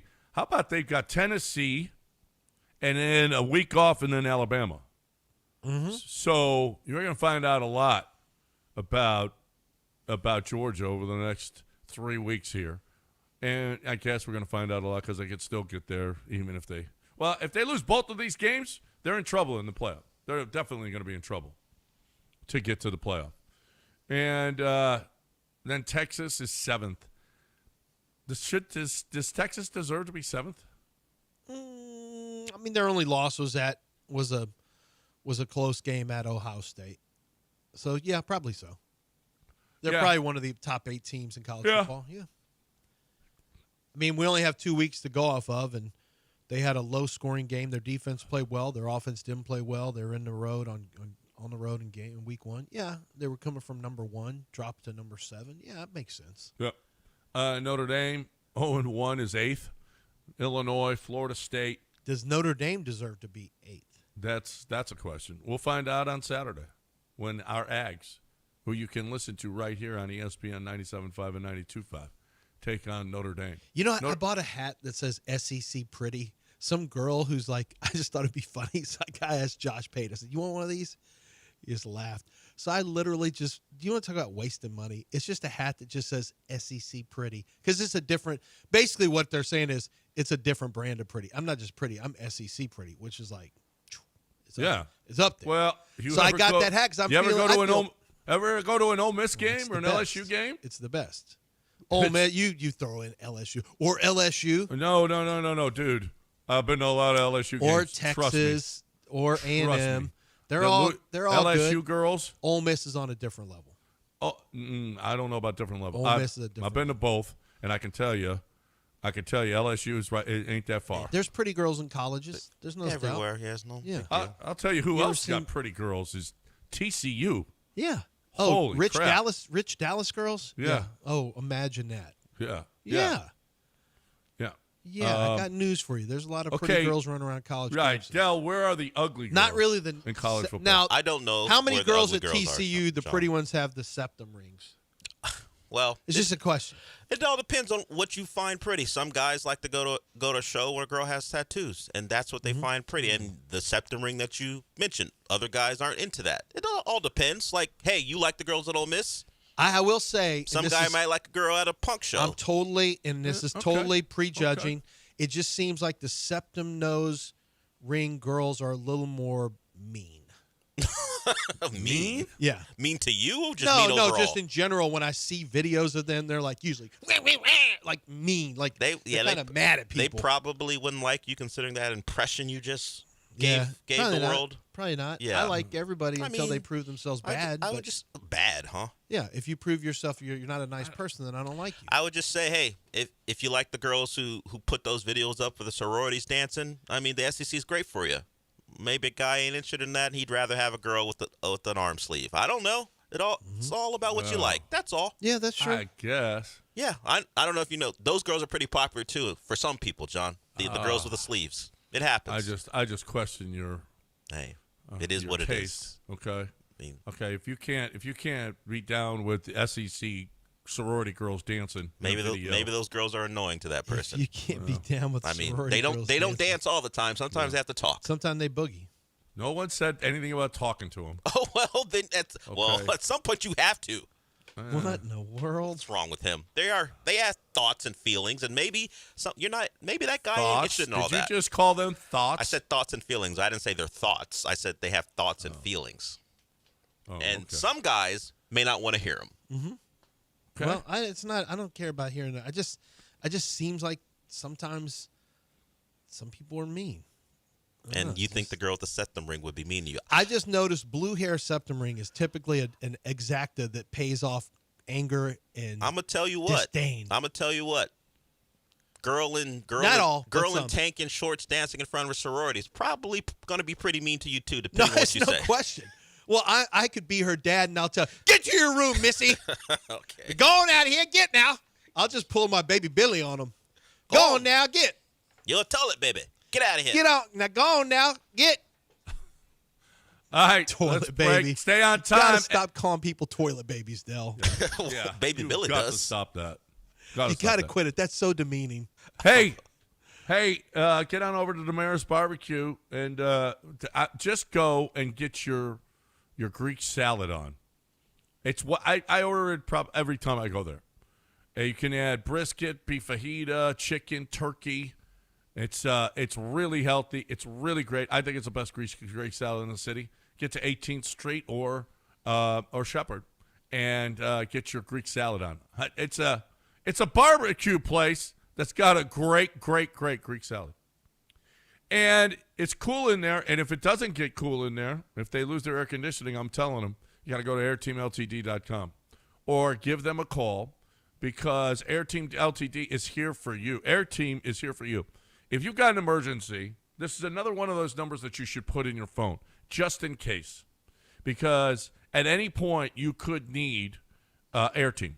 713-936-5346. The Curtises are awesome.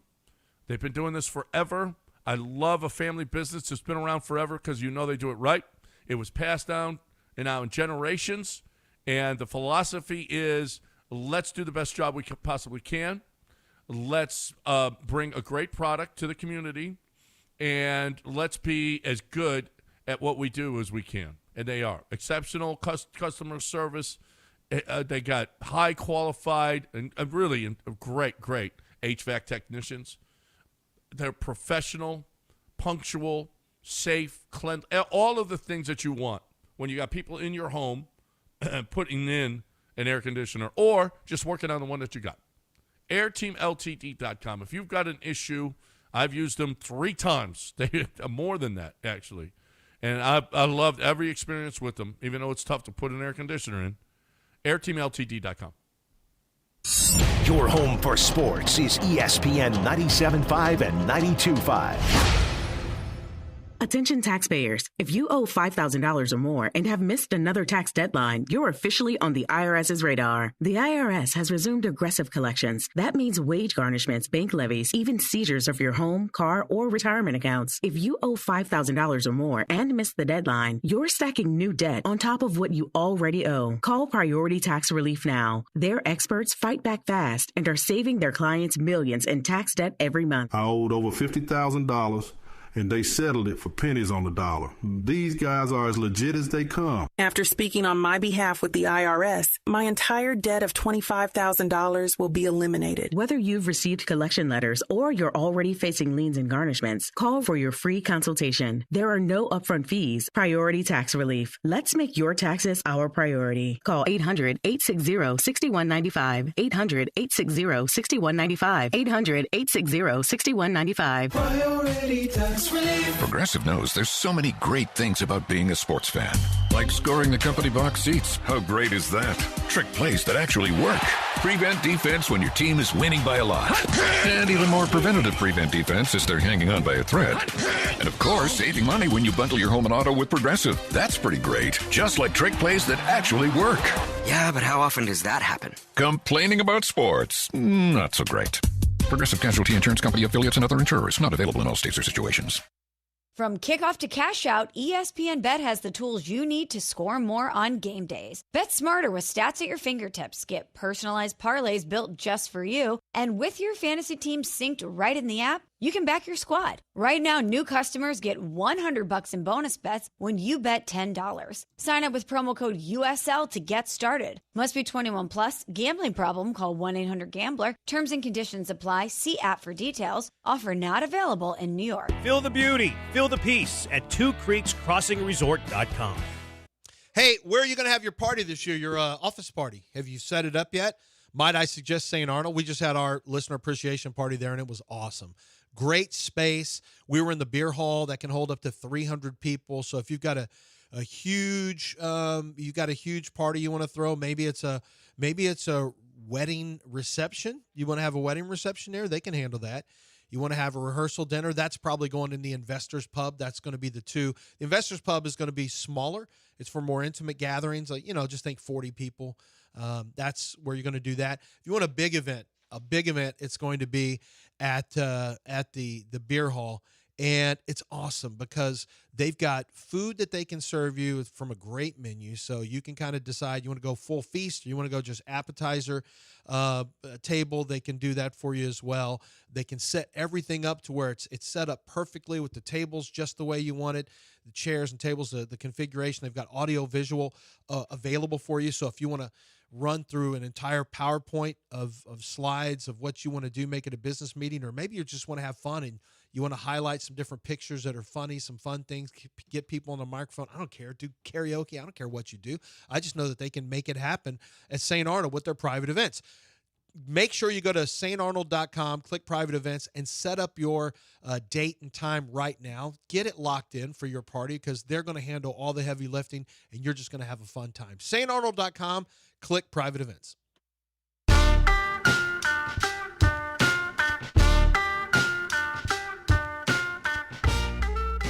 You're listening to Houston's longest-running sports radio morning show. From the Veritex Community Bank Studios, here's John and Lance.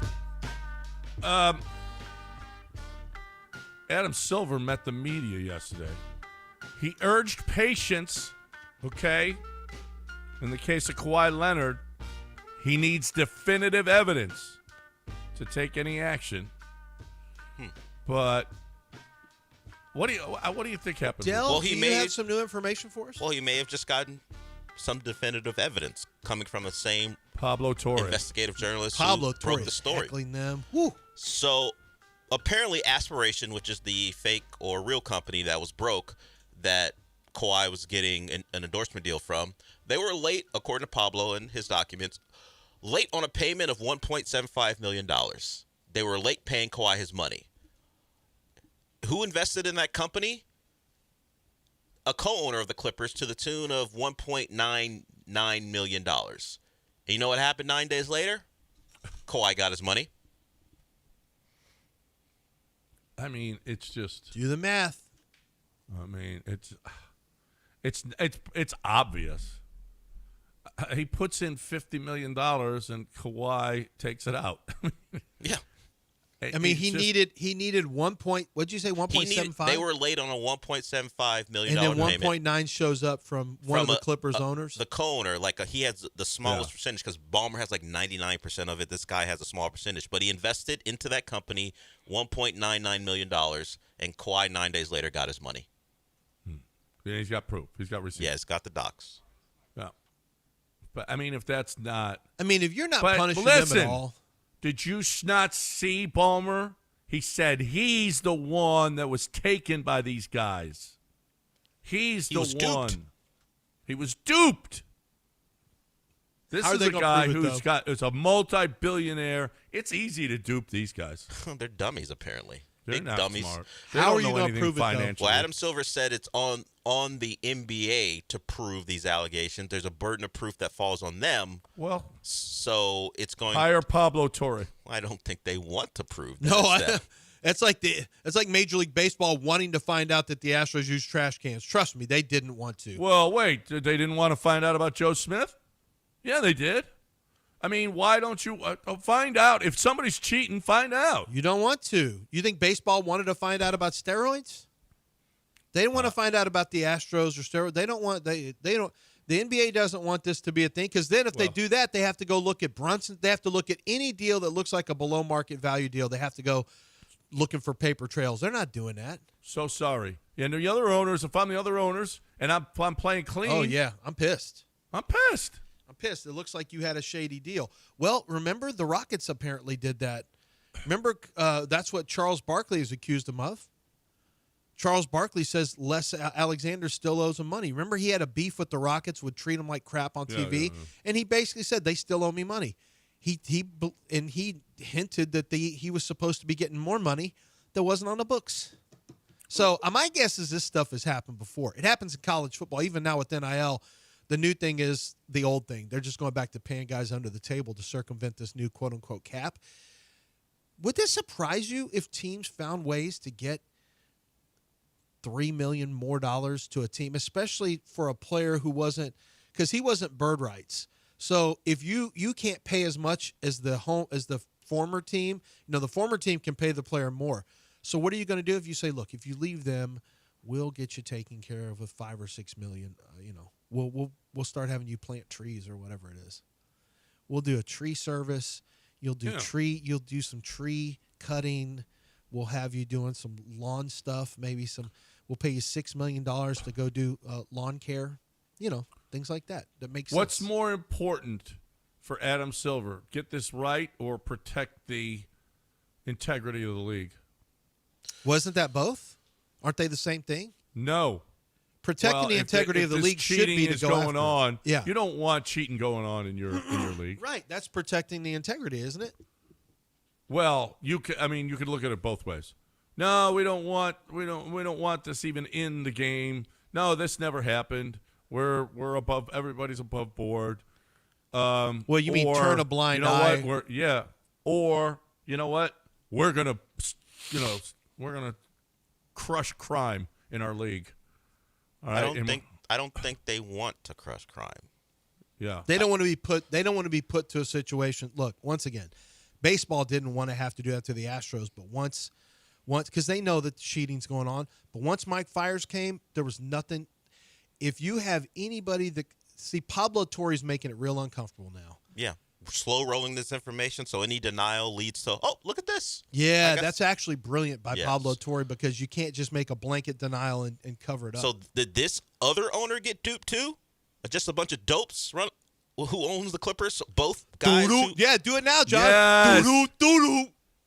Okay. Do that for Steve Ballmer.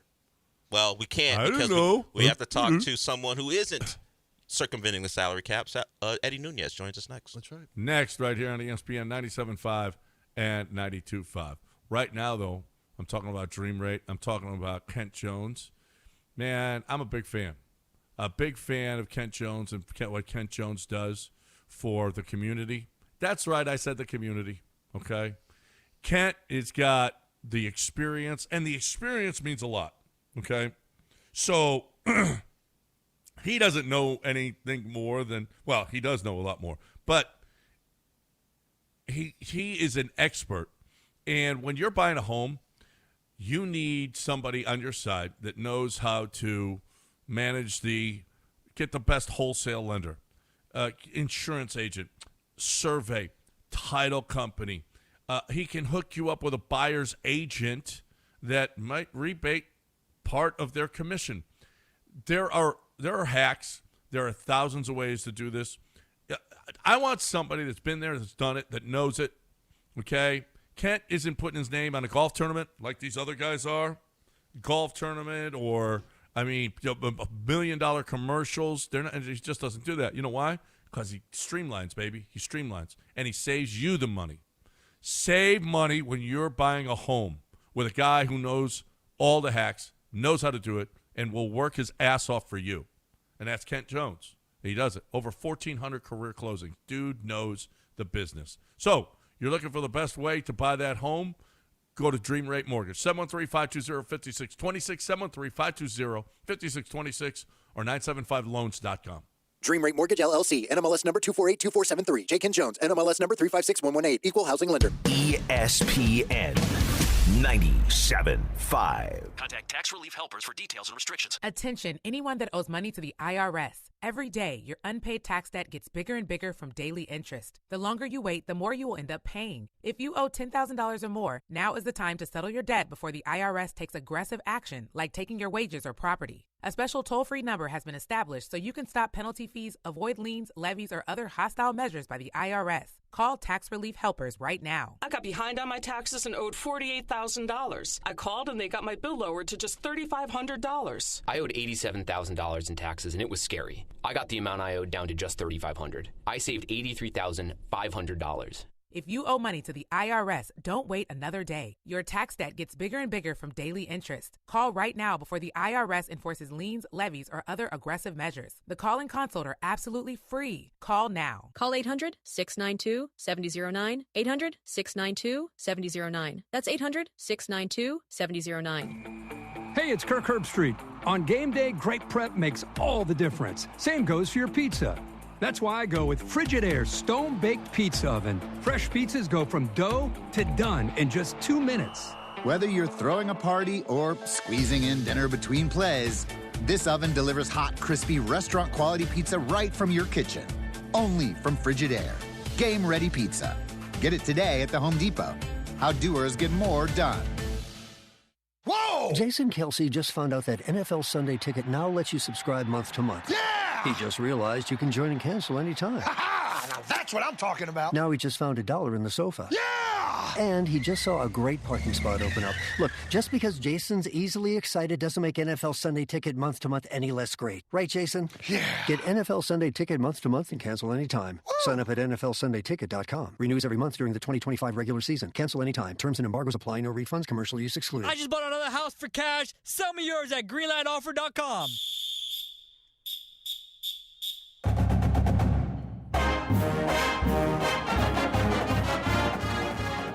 You're back in the Veritex Community Bank Studios with John and Lance. On ESPN 97.5 and 92.5.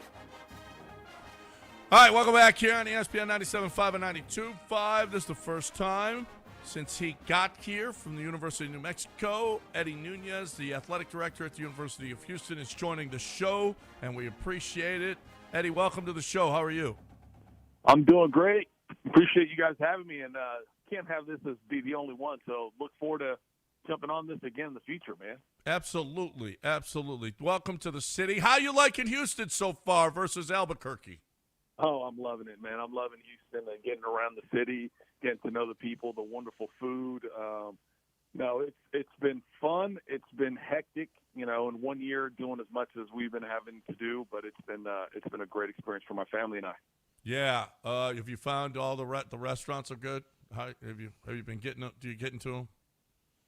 I'm getting around, man. I'm trying to figure out between all the lunch meetings, dinner meetings, and everything else. I'm trying to get around and get to know I'm still enjoying the traffic. That's the fun part. Oh my goodness, the traffic is awesome.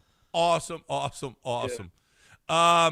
Okay, so there aren't a lot of athletic directors that walk into a situation where you've got one of, if not the best college basketball program in the country. You've got a brand new facility that was built for football. You've got a great stadium that's relatively new in football as well. You have walked into a lot of athletic directors don't get this, right? You walked into a pretty nice situation here, haven't you? Yeah, there was a lot of things that were laid out pretty well. I mean, our basketball program, what he has done, what Coach Sampson has done is astonishing. I mean, but it's no surprise. It comes with hard work, what he has done everywhere he's been, and to be able to have a new football coach like Willie, who has won at every place and does it, again, with culture and character and the way he builds his team. Those two make this job, honestly, it gives us a chance to really compete at a high level. And then you add to it some of the facilities. There's some great things that were left and great things that I've inherited. And at the same time, there were some great opportunities for the future with Russia and all these crazy things that we inherited. And really, it allowed me to focus my time and effort in some of the nuances that are happening with college athletics. I've always wondered, can you give us, when you come into a new situation, and what is going to be like your top three priorities? What is it that is most important for you to do? What are I know some projects are larger, some are smaller, but what is going to be your job, so to speak, over the next 6 to 8 months? Yeah, so I think first and foremost is setting a standard in everything we do. I know that people talk about culture and everything else. To establish culture, you have to have a standard. And for me, it's about getting a standard for everybody in our department, understanding how hard we got to bring it every day, what we want to do. We've got to find a way to be better today than we were yesterday. Then you take the next step, which to me is trust. I got to build trust with my staff, my coaches, our community. They don't know me. And so it's up to me to get out there and do my part, show by example.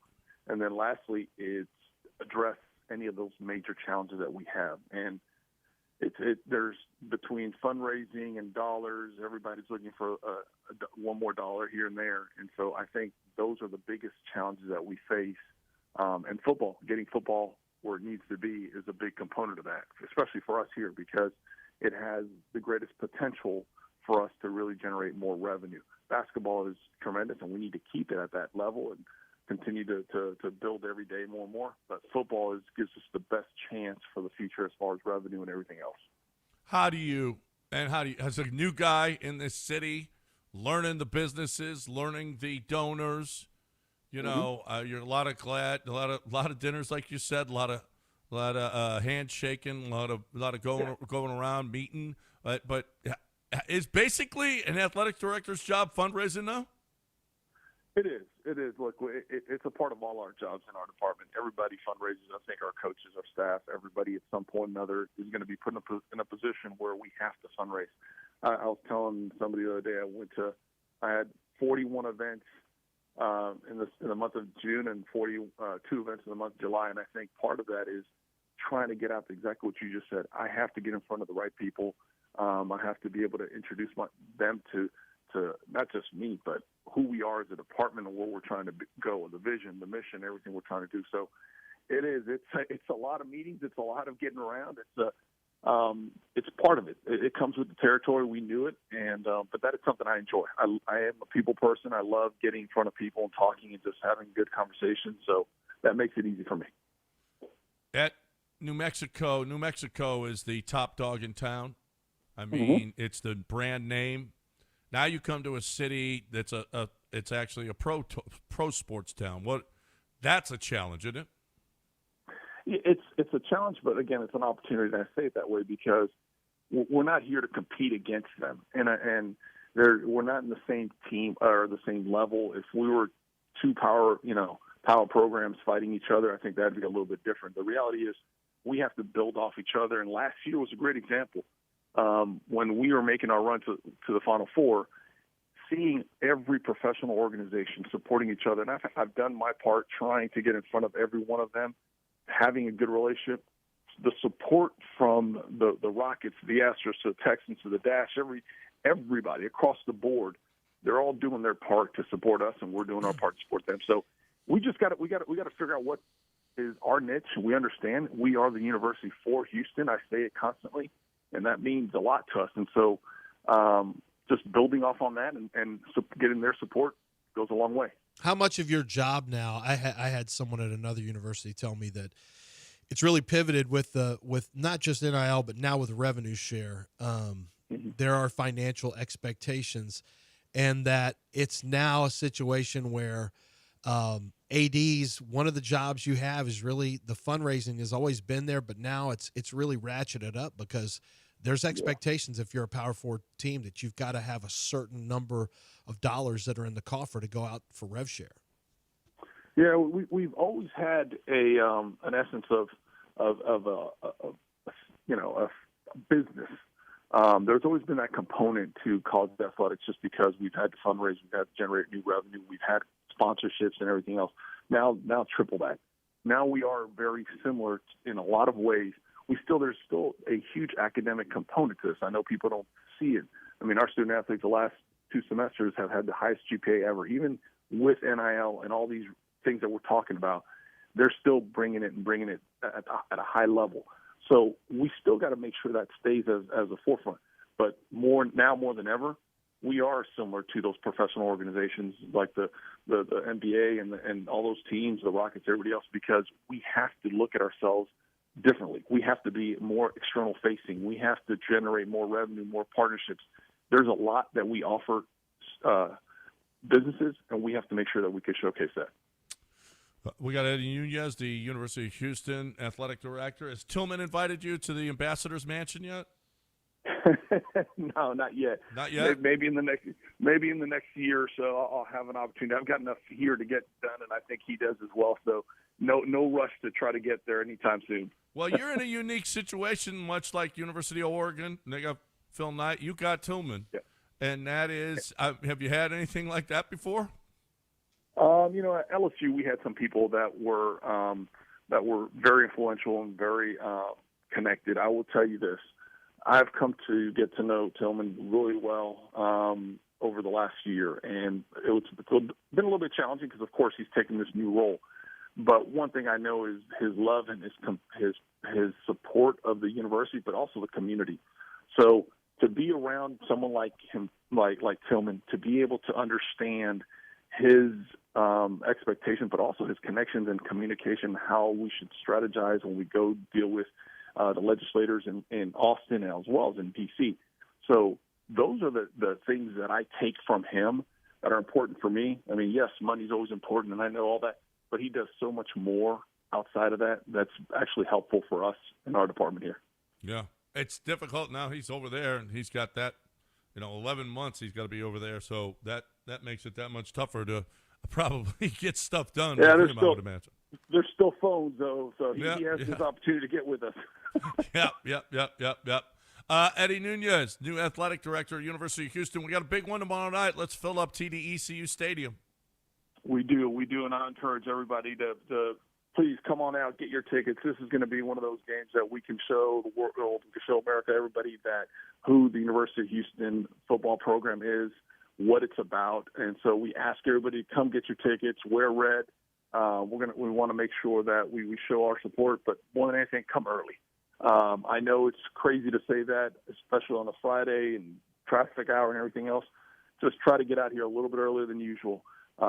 We are working with the campus parking. We're working with traffic, with the city, everybody to try to help in every way possible. It's never going to be perfect, but we can tell you we're putting all efforts to make this a great opportunity. And having a chance to play on ESPN, we really couldn't turn that down on a Friday night, national televised, the only game at that time. So this should be a wonderful night, great atmosphere, great weather. Come on out. Let's have a great time and support this university, support these student athletes more than anything else. They need them. Yeah, Friday night, 6 o'clock. There shouldn't be any traffic in Houston by then. I mean the one thing I've also learned, there's a lot of ways to get around. You might have to take a couple side streets. No. Download that Waze. Download Waze. There are different ways to get to the University of Houston. Take them because, it's good. Well, everybody leaves work now at 1 o'clock, so there shouldn't be really on Friday. Yeah. Fridays, everybody's done at 1. So I mean, go take a late lunch, go have a great nice happy hour, and just tell your boss thanks for the day off and come on over. I mean, appreciate it. If it works, they can say I asked for it. I don't know how much that's going to help, but they can if it works. Yeah, tailgating starts at 3:30, so get on over there and enjoy it. And it's Hispanic Heritage Night as well. There's halftime shows, Selena, and it'll be the mariachi band. It's going to be fun. It's going to be a fun event. And you can see the new facility as well, because I want to tell you that place, they did a great job. With that thing. That should attract.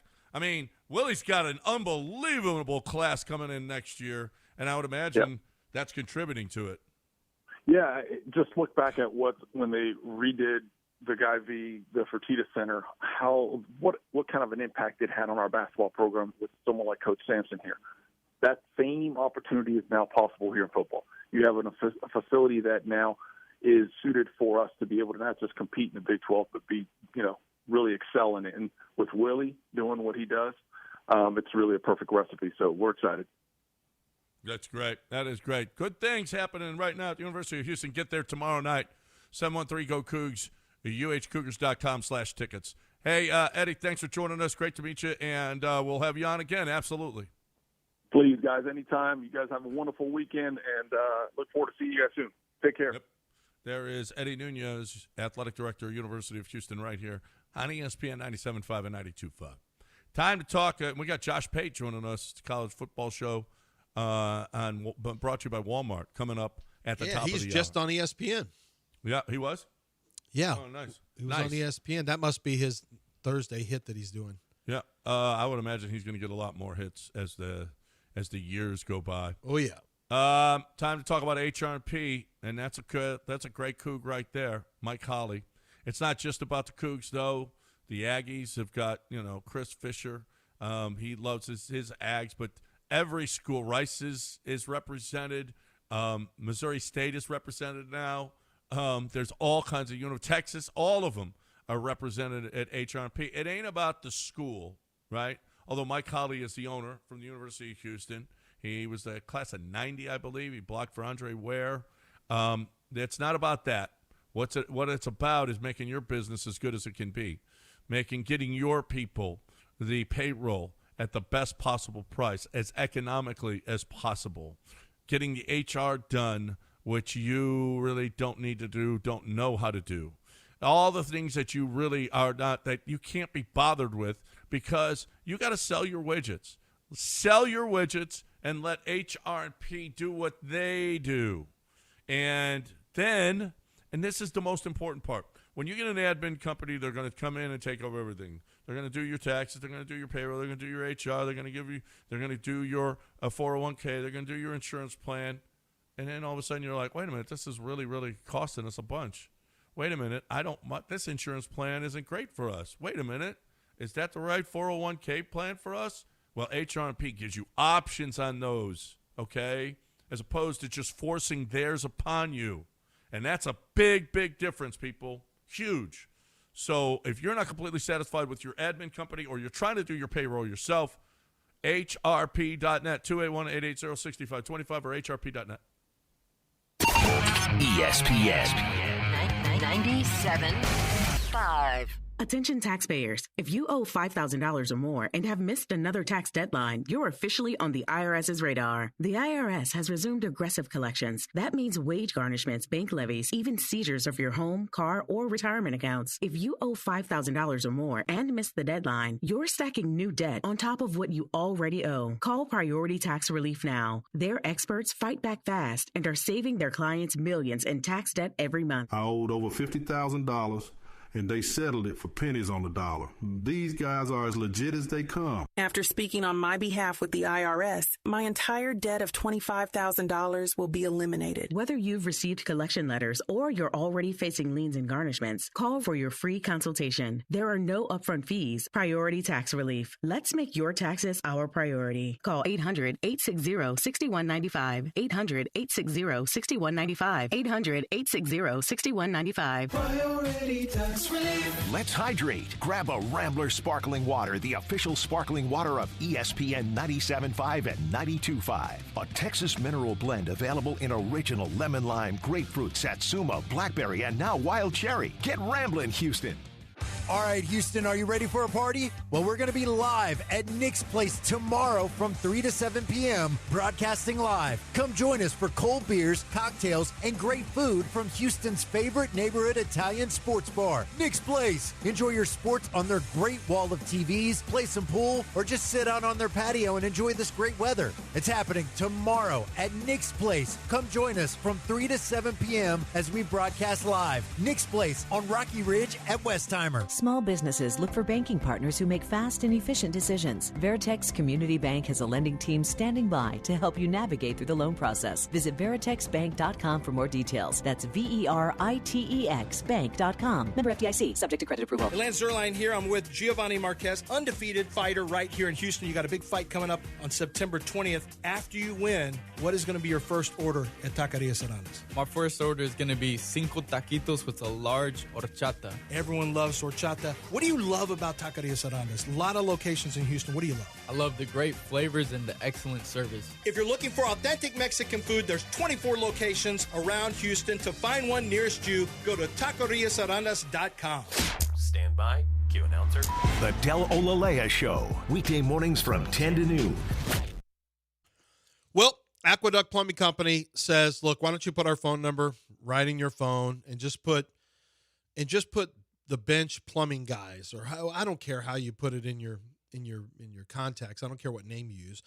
Just put in 281-488-6238. It just takes a phone call, and it doesn't take long to get someone out to your home. If you have an emergency, they rush out there. If you have something that can, like leaky faucet that can wait, I promise you won't be waiting for long. They're going to get you on the schedule, in most cases, next day, and you're ready to roll. And they come out there. They diagnose the problem without charging you a $75 fee just to drive out there like the other companies do. Because once they do that, then they leverage you into using their service. You're already on the hook for $75. You might as well use that, and they'll credit it to what they charge you. And these other companies then have the ability to charge you more than you'd like to pay, but you're stuck. That's never the case at Aqueduct Plumbing Company. They got great reviews. You can read them yourself. And they just have, they come out there, they diagnose it for free, and then they'll do the work for you. And they do it right the first time. From big jobs to small jobs, you want a tankless water heater, they can install that. You need repiping done under your home, an arduous, physical, laborious process, they do that as well. It's aqueductplumbingcompany.com, 281-488-6238. I know I can't afford to stop for one moment. You're back in the Veritex Community Bank Studios with John and Lance. On ESPN 97.5 and 92.5. So, Lance, you sent me something. I don't know if you sent it to this guy that went on a rant about Caleb Williams. So, Dell needs to clean that up and play it. Yeah, I didn't know what I didn't know what a nail tech was. Nail tech's just someone who does your nails. Okay, yeah, I thought it was like the pattern of the nails or something that he gets the. No, a nail technician. He has the same nail person who does nails, right? A nail technician, yeah. Nail technician, is that what they're calling that? As a nail tech is somebody who does nails, nail technician. Okay. You know, that's the fancy name. You can just call them nail people. I don't know. That's what I call them. You know, people who do nails. What are they? I guess they're nail technicians. Yeah. You have barbers, you have hairdressers, you have whatever. These are nail technicians. Stewardesses. You wouldn't know because you don't get your nails done. No, I don't get my nails done. I was biting them yesterday on the way to. That's what I do, and I get them perfect, just the way I like them with the bites. Right. Yeah. Well, you can and then I use a clipper on my toes. Yeah, of course. Right. Mostly because you're just not agile and flexible. Well, enough. sometimes you can peel them though, and yeah. But this guy is really, really pissed that he's actually saying that Caleb Williams has the same. There's one F-bomb, nail tech as one or Angel two Reese. F-bombs that he's going to have to clean up. But you're going to have to hear it because he's a Bears fan, and he even says, "Look, it's fine. I painted my nails when we drafted him. I was fine, but let's just say it's, let's just say Bears fans. I knew Caleb Williams. You can say what you want, but it's just the nature of football fans is that the guy who paints his nails." They can say what they want, but ultimately there's going to be a shorter leash. It's just the nature of society is just shorter leash on Caleb. And plus Caleb is he's a different kind of guy. He beats to his own drum, blah, blah, blah. It doesn't help that Jaden Daniels is better than him and was drafted after him. That's always going to be hanging over him. I thought he actually played pretty well in the first half, didn't play as well in the second half. But, yeah, this guy is from Chicago, and he's really, now that a nail technician has been introduced, like somebody who comes and, makes trips to go do Caleb Williams' nails, it's just all setting in with them like, I don't want this for my quarterback. Ugh. You got if he's balling out, no one's saying anything. If he's playing well. Well, some of his passes look like Angel Reese's shots. Ooh, They kind of did. Is that okay for you to say that? They kind of did. Is that okay for you to say something like that? Is it because of the nails? I don't know. Maybe this nail technician, I'm not going to assume it's a woman. Maybe this nail technician. I think it's safe to assume it's a woman. I don't know. Well, I know. I'll just go ahead and put right now $1,000 on it's a female if you want. And you can take the other side for $1,000. Is it? See, I've always asked, why that? There's like a billion nail places along the way that you pass by as you go to yours. What is that one? Why is that one so? Because she gets her nail game. She gets his nail game right. I don't know. Yeah, but who knows? Some people go to super expensive haircuts. Is that much of a difference? No, I can't be. It can't be. But I don't know. You just get your own. I mean, he's got good money. I don't know what it is. I don't know. My daughter's decided she just started doing nails. She bought all this stuff from Amazon, and she spent on Sunday like 4 hours a couple weeks. No, like 6 hours with two girls who came over from church, and she was doing their nails. Like, what is the allure to this? This is the longest thing I've ever seen. I'm so glad. Jalen's gone. We had a nail guy. We did have a nail guy. We had a nail guy. We've had one. We did it first. Well, no. Dennis Rodman was the first one. Yeah, Dennis Rodman. But he was also a dress guy. Rodman was a lot of things. Yeah, right. He was a nose ring guy, a tattoo guy, a motorcycle guy, a wedding dress as a joke guy, a dated Madonna guy. Yeah, Rodman did a lot of stuff. Go to Vegas go wrestle when he was just left the team and then just started wrestling for a little, showing up at wrestling events. Like, I wish he was here playing right now, but I guess we got to give him his mental break or whatever he deemed it. Remember that when he just stopped playing for the Bulls for like a week and a half and just decided to start going to. He went to Vegas and then he was at a wrestling event. Yeah, I think him and even Trump back then they were doing wrestling stuff. What about Kyrie going to birthday parties? Yeah, but he wasn't a nail guy. I mean, now if you told me sure? he was, I don't know him to be, but if you told me he was, here's how surprised I'd be. Oh, okay. All right. I mean, and not a knuckleball thrower nail guy like the Negro brothers to make their nails strong. Like Jalen was this is my vibe nail guy. And that's what Caleb Williams is. This is the vibe. Yep. All right, we got a break. We got Josh Pate joining us next right here on ESPN 97.5, brought to you by Walmart. That's going to happen. Josh Pate, college football show on YouTube. Let's talk about Coors Light. Let's talk about watching your games. Let's talk about watching your game this afternoon. The Astros are playing this afternoon. Guess what's going to happen? That's right. That's going to happen. How are you going to watch a game without a cold, clean, crisp, refreshing Coors Light? Who wants to not be refreshed while you're watching a game? I mean, it's like priority one. I'm watching the game. I want to be refreshed. I want, what am I going to do? Just sit there and watch the game? No. I'm going to go get me a cold, clean, crisp, refreshing Coors Light. That's what I'm going to do. And I hope you do too. I love me some Coors Lights. I hope you do too. I want you to, if you haven't tried it, please do. Please do. And if only because, hey, I'm doing this for Johnny G. That's all. Do it for me. That's right. Do it for me. Get a cold, clean, crisp, refreshing Coors Light. Like Lance always says, I deserve this. You deserve it. And then you'll thank me later. Cold, clean, crisp, refreshing Coors Light. Climb on, brother. ESPN 97.5.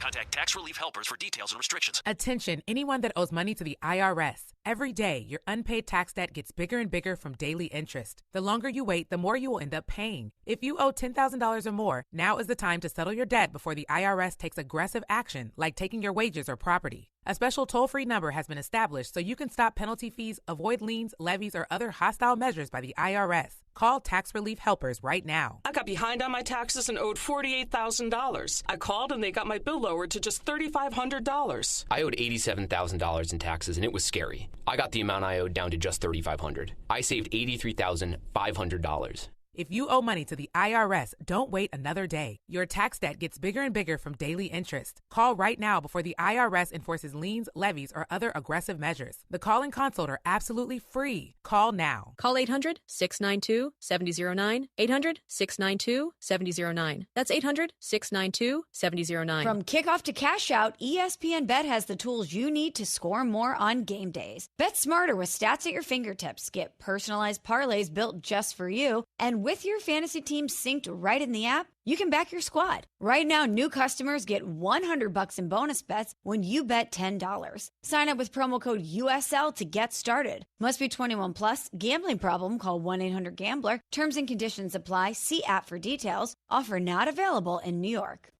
What if a quarterback completed 4 out of his 5 passes? Or a point guard hit 4 out of 5 shots from behind the arc? Well, now, when you're hiring, you can play at that level. Because 4 out of 5 employers who post on ZipRecruiter get a quality candidate within the first day. ZipRecruiter's technology hustles to find skilled people for your job. And you can invite your top picks to apply. Try ZipRecruiter for free today at ZipRecruiter.com/USL. That's ZipRecruiter.com/USL.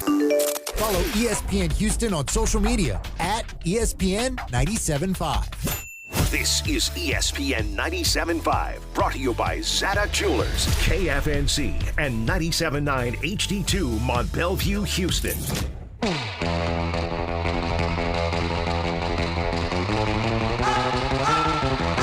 Broadcasting live from the Veritex Community Bank Studios, it's John and Lance. On ESPN 97.5 and 92.5.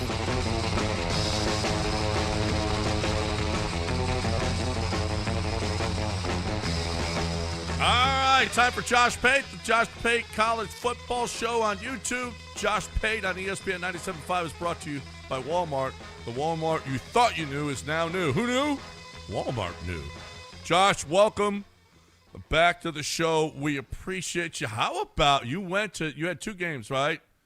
And you went to Iowa State, and then you went over to Oklahoma and Michigan. How was that experience? And Oklahoma looks pretty damn good. Yeah, that was a fun day. That was a day where you kind of found yourself in 2 places thinking the same thing, which was, if the home team doesn't hand this game away, I don't really think there's a way the road team can take it. And that was the case. And home team did go 2 for 2. There were critical issues at times and special teams that kept the road team in it.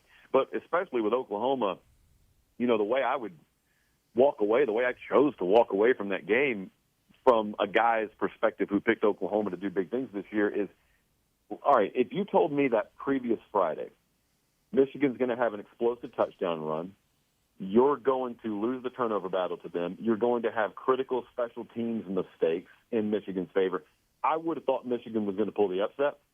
And all that stuff happened, and Oklahoma still won by double digits. So I would think to myself, hey, I got a great result here, and I still got a lot of room to improve. Their tailback position averaged 3 yards per carry. So it's not like they ran it down Michigan's throat or anything. Just John Mateer showed why some people had high expectations for him, and now many more people will. That game went how I thought because it was a battle of, I just felt like the trenches were going to be behind the O-lines were going to be behind the D-lines. And I felt like it was going to be a tough game for Bryce Underwood because this was, listen, the defense of the front six nowadays, but front 6.5 for Oklahoma, they can really run. Like their linebackers can really run and cover space, and they were in his face. This is a different Oklahoma team, and part of it is Mateer, without question. The dude's got Rich Gannon's / Baker Mayfield vibes coming. Baker's an easy one because it's Oklahoma uniform. But I tell you what, though, Josh, Brent Venables there's some talent, and there's some guys who can run and hit on that defense right now. This feels like a lot different Oklahoma team. Let me push back on that a little bit. Okay. Not that what you said is false. I think some people are looking at this team asking, wow, where did this come from? Well, to those kinds of people, I would ask, did you watch them last year? Because last year they were a bad team. They were a team with a very bad record. I never thought they were terrible last year. I thought they had a terminal flaw. The quarterback offensive coordinator situation was going to make them sort of dead on arrival as any kind of legitimate contender. Well, when you have a problem, but the entire system's not corrupt, you just address the problem. So they did. They addressed it. Offensive coordinator. They addressed quarterback, actually, in one package. They went and got a couple of more receivers out of the portal. There's nothing wrong with the defense. I think the defense is a little better this year than it was last year, but it's not like watching LSU resurrect their defense from the actual abyss. It's not like what USC's trying to do. It's not like what Miami's trying to do. Like, they were good defense last year. And so I watched them the other night, and I got to be honest with you, I watched it and said, yep, that's that OU defense. And then I was doing some hits that night, and then the following Monday I was doing some hits, and everyone kept asking, sort of a version of the same question. Wow, were you shocked? Like, did this come out of nowhere? No, it didn't come out of nowhere. And also, let me say this. They faced a very limited Michigan passing attack, especially at wide receiver. So it's not like Oklahoma's defense has been fully tested. It's not 85 Bears or anything like that. But all I wanted them to be was a top 20 caliber unit because of what I thought I'd get from Mateer and that offense. And so far, so good on that front. But anyone shocked that Oklahoma's good, they've stacked top 10 classes on top of each other 3 years in a row. They ought to have really good players. Well, it helped that they were facing a rookie. What did you think of Bryce Underwood? I think he is who will go on to be a pretty great player. That is a true freshman on the road against Brent Venables with no one to throw the ball to. So I don't really know many veteran quarterbacks in the country. In fact, I don't know any who would be put in that position and do a whole lot better. I thought a lot of people trashed him that had not much clue what they were looking at, or maybe what happened was a bunch of people hyped him, kind of like they hyped Arch going into week one, and then the play on the field didn't match their hype. So instead of questioning whether they were dumb for hyping him, they just trashed the player. That's age-old in college football. I have said about Michigan with you guys on this show, and I will say it again, anything I get from them this year is a bonus. I view this entire season through the 2026 lens because my feeling is there are going to be flashes from Underwood that show you how good he could be. They're going to realize, all right, we hit on this investment. Now, we got to go surround him with a good supporting cast. You can't do that in the middle of the season, obviously, so you will have to do that after this season. Otherwise, you run the risk in an inverted way of doing the same thing LSU did with Jaden Daniels. Now, in their case, they didn't have a defense that complemented him, and they wasted a Heisman Trophy guy. Cam Ward at Miami, ditto. They wasted a Heisman Trophy caliber guy because they couldn't play defense. So it would be even bigger a shame if Michigan looked and said, we got our guy at quarterback, we'll just figure it out at wide receiver. No, what you do is you go attack the portal like you've really never attacked it before outside of, going after Bryce Underwood and recruiting, and that was just a big spend. You got to get players for him. Otherwise, you just waste him. I'm going to ask you about an ACC game. It's not the headline, but I got to know what the model's saying. What is the model saying on Clemson at G-Tech? Well, it's not at G-Tech. Is it? Yeah, it's at G-Tech. Yep. Clemson's 1-1. We know about the first loss that they had. Boy, did they look terrible in the first half last week against Troy. And some of it was self-inflicted. A good second half for Clemson last week. You got a Georgia Tech team who I know for a fact you're high on. I'm just saying Clemson's a 2.5-point favorite currently. That seems foolish based on what we've seen so far. How do you see that game? Well, that thing opened at 6.5 to give you an idea of how much it plummeted. What? Yeah.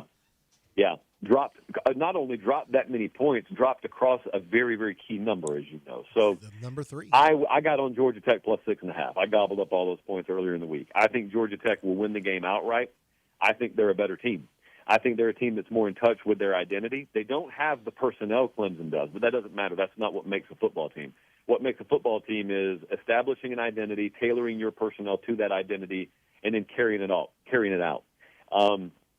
I think they'll do that. I really believe they rested Haynes King last week to get him ready for this game. I think there'll be a tall ask on him. I think he'll have to carry the ball a lot like he did against Colorado. But, very rarely, Lance, do you and I find ourselves talking about a game the following week where some team won. And you say, they won, but they couldn't really stretch the field vertically. And then I say, yeah, I know, and also they couldn't run the ball all that well.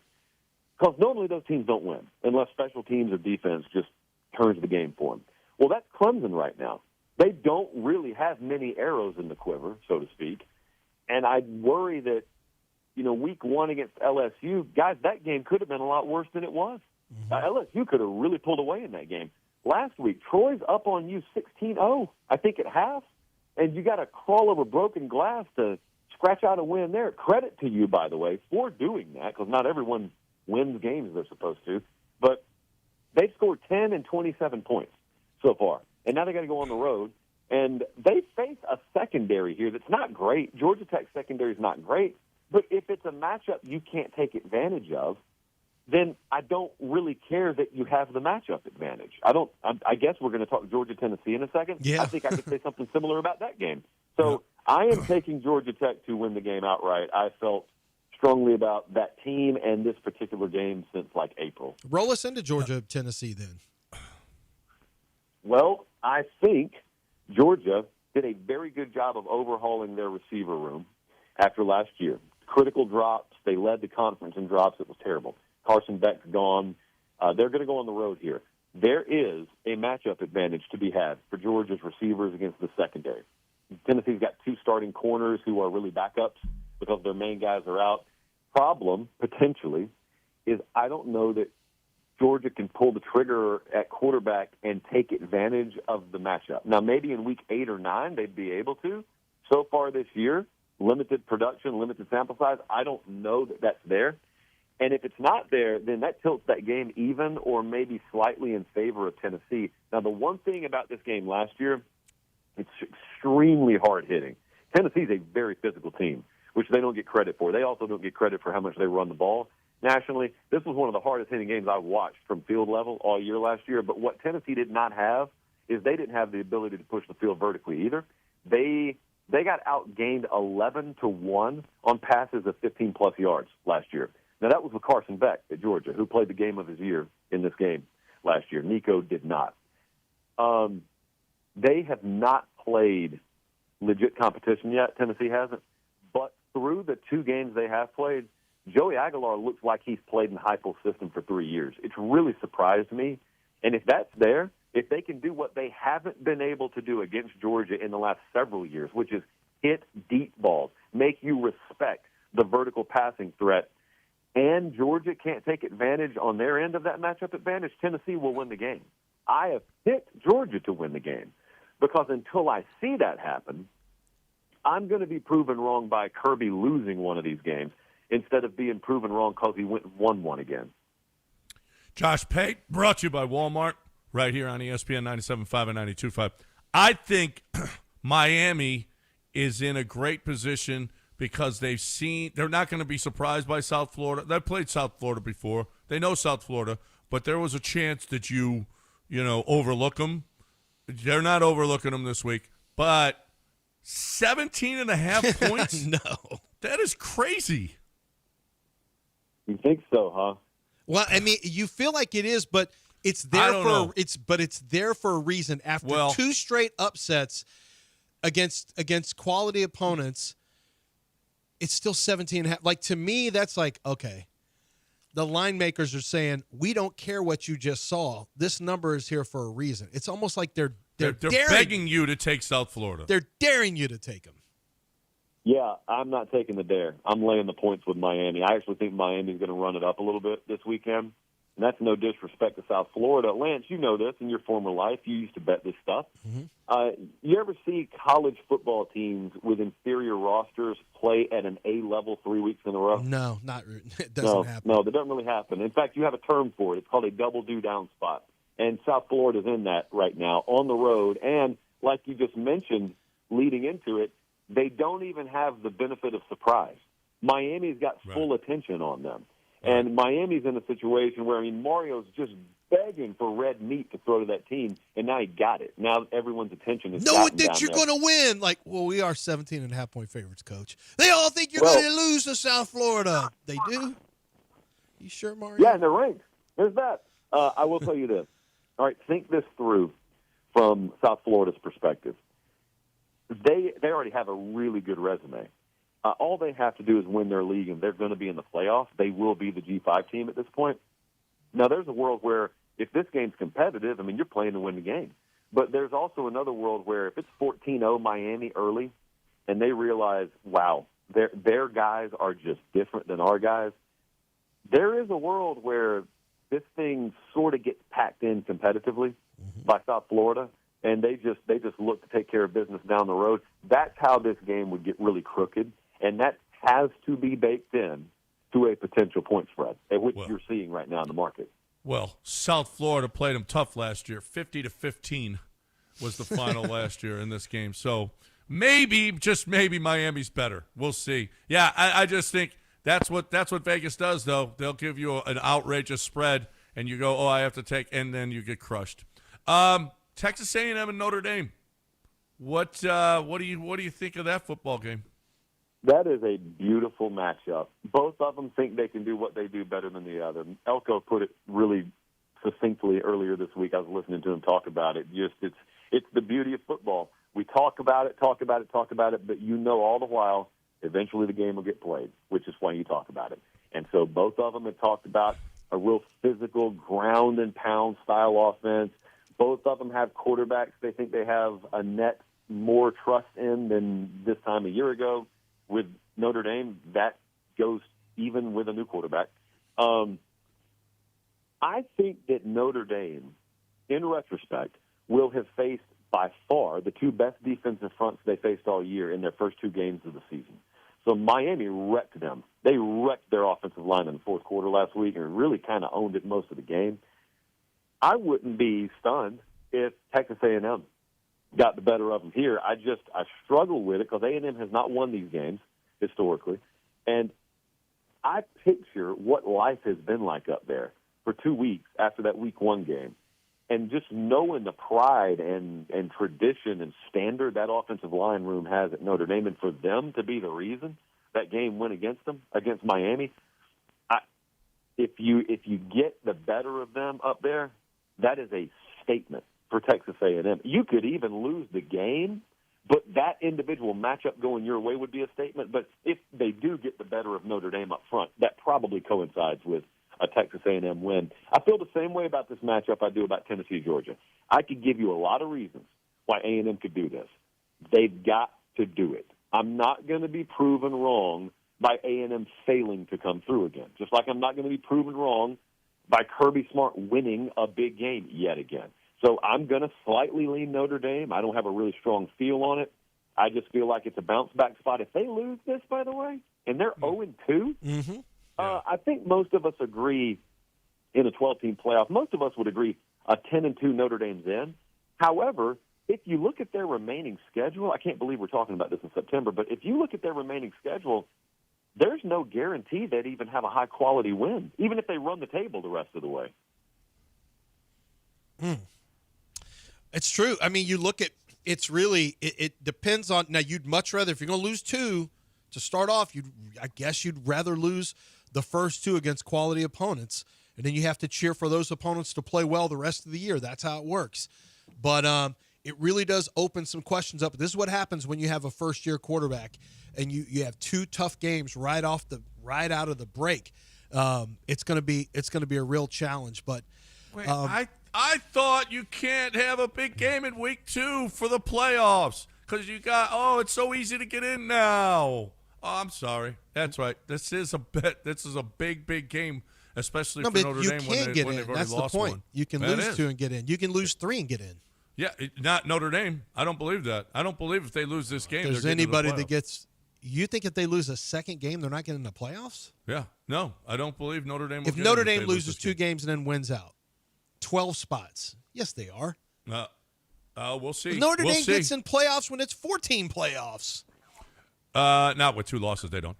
Where are you going to be this week, Josh? Headed over to Knoxville, 2:30 Central, kickoff, 3:30 Eastern. I guess we'll be in Eastern time. That one's going to be good, man. That one's going to be good. Yeah. Nico made a little bit of a mistake, maybe. Maybe a little bit of a mistake, Josh. His dad played him. Hey, they don't think so. Tennessee fans think he made the right decision. Yeah, that's right. Yeah, you're asking the wrong people, John. Tennessee said it was smart. Actually, this was the right move. This is the right move. Nico, for you had to make that move for you and your family. It was the best move. No, that's the best move possible. That's Josh Pate every week right here, the Josh Pate College Football Show on YouTube. Josh Pate on ESPN 97.5, Sundays, brought to you by Walmart. You got the big show on Sundays, and give your other dates when people can watch it live. Sunday, Tuesday, Thursday. I think we're going an hour early tonight. I think we're going 7 Eastern, 6 Central because of the pesky NFL. Normally, though, 8 Eastern, 7 Central. Who you like, Cougs or Colorado tonight? Tomorrow. Friday, I think Colorado's going to be very sneaky in that one. I actually took them a little bit plus the points earlier in the week. So dog fight, give me the dog plus the points. I hate to hear that. The Walmart you thought you knew is now new. Who knew? Walmart. Josh Pate every week right here on ESPN 97.5 and 92.5. Those Cougs going to prove you wrong, Josh. They probably will. Let's just be honest. They probably will. I love that. All right, Josh, thanks for joining us, and we'll talk to you again next week. All right, see you guys. There is Josh Pate right here on ESPN 97.5 and 92.5. Time to talk a little underdog. Yeah, underdog. Don't forget, right now, call in. Fourth caller is going to have a chance to win the Taquerias Arandas $50 gift card. You got to be the fourth caller, 713-780-3776. You are going to pick, or you can choose to have me pick it, and you can fade me, either on the point spread or the over-under for tonight's game. If you hit this, if you are a winner, you are going to win a $50 gift card to Taquerias Arandas. So make sure you get in right now for that contest. Here's another contest for you. Thursday Night Football. We're playing Underdog Fantasy. That's just the way we're doing it. And you got Friday night too, Cougs in Colorado. They're going to have some statistics for you to choose from there. Wegman, you could go, maybe higher on the rushing yards with him. That's something to look at. That'll be out there on Underdog. But what Underdog Fantasy does is it allows you to take a look at a variety of games, a variety of players, and a variety of stats, all in one app. You download the app, and you go and you start finding statistics that you think are a little soft, or the higher or lowers. If it says 36.5 rushing yards, and you say, wait a minute, I saw the defense play last week. They stunk against the run. I'm going higher on this one. Use that knowledge. You're watching these games anyway. Take that knowledge, take your analysis, and do something with it. Make money on it.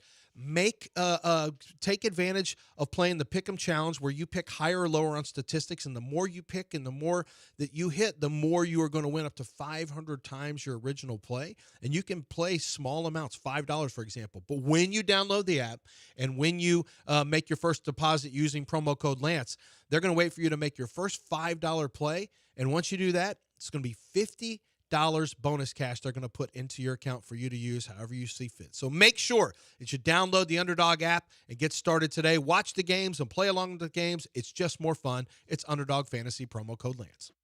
Must be 18 plus in present Texas. Terms apply. See assets.underdogfantasy.com/web/playing. Get terms _DFS_HTML for details. Concerned with your play? Call 1-800-GAMBLER or visit ncpgambling.org. ESPN 97.5. Okay, Texas, pop quiz. True or false? Walmart has more than 500 million items online. True.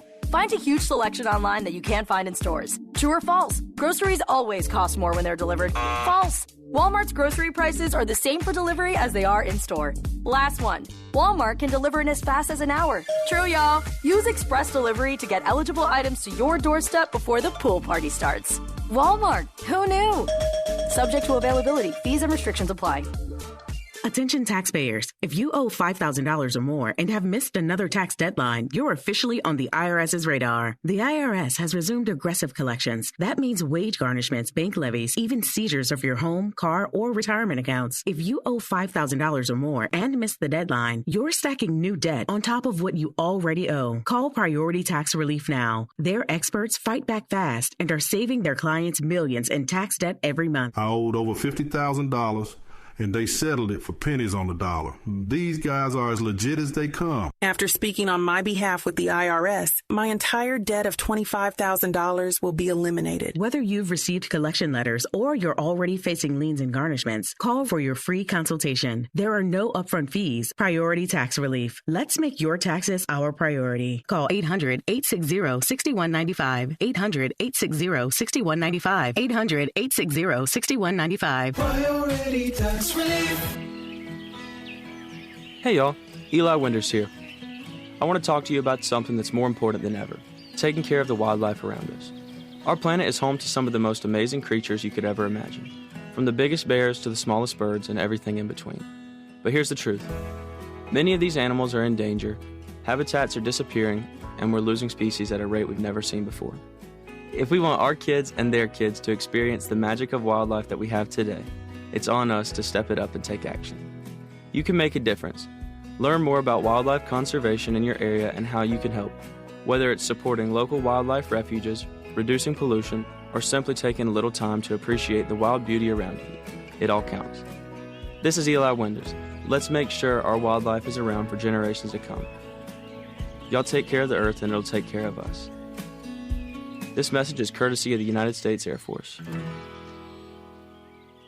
Has your roof started to experience leaks or been damaged from recent storms? When it comes to roofing in Houston and surrounding areas, Brinkman is the only name to trust with your roofing needs. Brinkman's team of professionals will work with you, and only if necessary, your insurance company, to get your roof repaired or replaced with as little inconvenience to you as possible. There's no substitute for Brinkman quality. Visit them at brinkmanquality.com. That's BRINKMANN quality.com. Can you dig it? The Hall of Fame with Booker T and Brad Gilmore is on ESPN 97.5 and 92.5. Bang.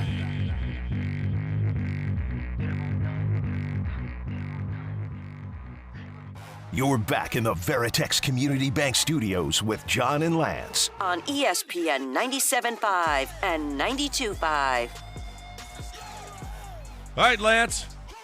You got to give away a possible $50 gift certificate to Taquerias Arandas. It's called Winner Winner Chicken Taquito Dinner. Oh, my. Are you going to win and Me? take advantage of it on one of the multitude of Taquerias Arandas locations around the city of Houston? I don't know. It depends, Frank. We'll see if you can pick winners. Or you can push it over to me, and then I have to make the pick. So then you can fade my picks. If you don't think I can pick, then go ahead and take it out on me. But this is for a $50 gift certificate. The guy last week had over 47.5 in the Philadelphia Eagle-Dallas Cowboy game. It was at like 33 44 at halftime. It looked like an easy winner. Actually higher than that. It was like 41 at half, something like that, 38 at half. And he only got 3 points the entire second half, and he lost. It was a heartbreaking loss. But now Frank is going to try to actually get the $50 gift certificate, or he gets nothing. Green Bay Packers are taking on the Washington Commanders today. Frank, the line, we're going to make the line 3.5. We're going to put a hook on it and make you make a decision instead of having a flat number at 3. So it's 3.5. Green Bay. You can take Green Bay or Washington Commanders, and the over-under is going to be 49.5. Over, do you like the over-under? You like the side, or do you want me to pick it? You gave me the hook, huh? Hello? Yeah, go ahead, Frank. Hello? Go ahead, Frank. Okay, you gave me the hook, huh? Frank, you got to turn the radio down. Got to turn the radio down. It's the only chance you have to win this gift certificate. I don't have the radio on. Okay, go ahead. Then let's make our picks. Okay, I'm just going to make the pick. I was going to give up the 3 because you put the hook on it, and that makes me think about it. But you know what? Screw it. I'll go ahead and give up the 3.5. I was going to see you're about to be a baller if you took the 3.5, but I'm kind of with you. I think Green Bay wins this pretty easily. So yeah. I didn't like what I saw last week. Washington played last week. All right, we're going to lay 3.5. Exactly. So Frank is laying 3.5. Just give me a score prediction, just for giggles. Score prediction: 24-17. All right. So he would have liked under in that one, but we're going to go with the side. We're going to lay 3.5. You sure you don't want to do the over/under? Nah. Okay. I just said that out of the top of my head. I'm not really sure what the score's going to be, but it's just... Okay, so Frank, you've got Green Bay minus 3.5. You like them to win by a touchdown. If you win, you get a $50 gift card to Taquerias Arandas with multiple locations around the city of Houston to choose from. So I'll be cheering for you. I actually want you guys to win unless you make me pick, and then we're mortal enemies. So good luck. I like your side. I think Green Bay wins and covers today as well. The actual real line is 3, so we'll find out. All right, thanks, Frank. Who do you guys like? I watched Washington last week. It just wasn't very against the Giants, and Giants can make things ugly, but I don't know. Washington wasn't super impressive last week. No, but that doesn't mean anything. I mean, it's the first week. You know, I don't know that means much. Week to week, you could look like crap and then be great the next So who week. do you like? You taking a 3? 3 points. Green Bay looked really good. Washington didn't look all that great. I'll take Washington. Okay. Because the NFL is a league of opposites. You look like crap last week, you're going to look good the next week. Well, I'll take Washington. that is the truth. All right, John Chill joining us next. But before we go, a little news. We haven't talked about this. Brock Purdy likely to miss 2 to 5 weeks with a turf toe. Ooh, turf toe is a killer. Toe, per Ian Rappaport. So That's Brock trustworthy. Purdy out 2 to 5 weeks with a turf toe. And then who knows? So, you know who gets to start now? Who? Who's their backup? Mac Jones. Oh. Mac Jones in line. Wow. Oh, man, everybody. George Kittle, if you drafted him, he's out. Now I drafted Ricky Pearsall, so I'm done. I mean, Pearsall had a big game last week. Yeah, no, he was all right. He was. We good. had 100 yards. Well, maybe you can buy some jewelry to make yourself feel better. And where would you get that jewelry from, Lance? Where would you get that jewelry? Yeah, you get it at Zadig.com. Zadig. And look, a lot of people will buy jewelry for their girlfriends or their wives' anniversaries. You do it for birthdays, Mother's Day. I do it for fantasy football. If you are upset because some of the players that you drafted early on in your draft are out for long periods of time or even out for the year, one of the things that might make you feel better is go buy yourself something at Zadig Jewelers. Just go get something. Go get a watch. Go get a luxury watch. It's going to make you feel better. I promise you. They are going to have experts on staff who know everything about everything. And I mean, if it's engagement rings, if it's the luxury watches, if we're talking about diamond pendants, bracelets, tennis bracelets, you name it, earrings, they're going to know what the precious metals that are really hot right now, which stones are hot, what designs are the best designs going, what the classiest designs, which are the retro designs. They can answer any of those questions. They can even take old family mementos, melt down the gold or the silver, and then turn it into something brand new for you. And you can work with a designer to create something that is amazing that you can pass down. Something that is old becomes new again, and it becomes that family heirloom that you're still passing down. That's what Zadok can do. 1801 Post Oak Boulevard. They've been in business over 4 decades. They're like the jeweler for the city of Houston. They're 28,000 square feet. You're not going to find anyone bigger. You definitely won't find anyone with a better selection than Zadok Jewelers. Stop in for yourself or start the process at zadok.com. ESPN 97.5. Sunday on Compass Media Network's coverage of the NFL.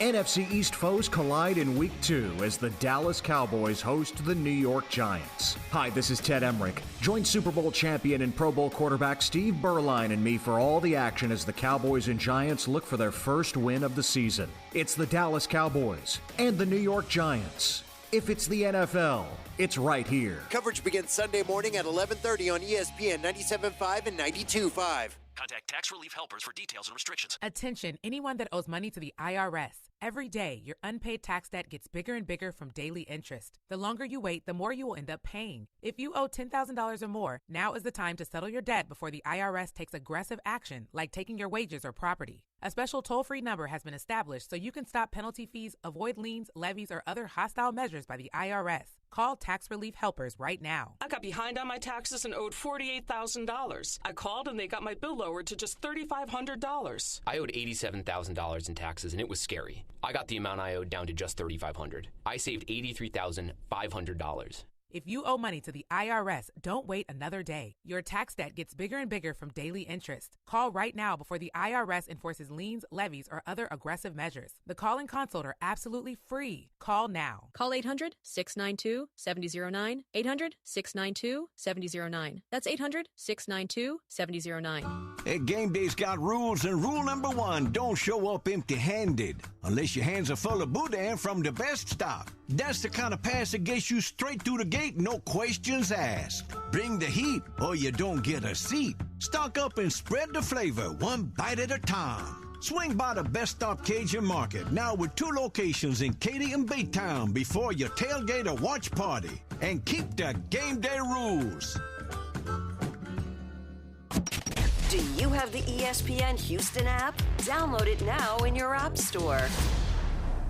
Houston Powder Coaters, the #1 name. Go check out their Google reviews. All right, I know a lot of people do that. You go to a restaurant, you want to see the Google reviews. You want to see. I'm not big into that, but if you want to see who's the best powder coater in the city of Houston, go see for yourself what people say about Houston Powder Coaters.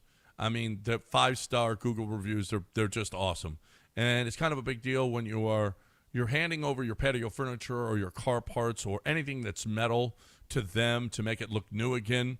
And if you're somebody that has older furniture, actually, that's what you want to keep, because the metal in that older furniture is better than the metal that they make patio furniture with today. Look, if you're something, it might be something that is sentimental to you, was your parents, or an old refrigerator, or boat anchor, or whatever, car, wheel well, whatever it is, bumper.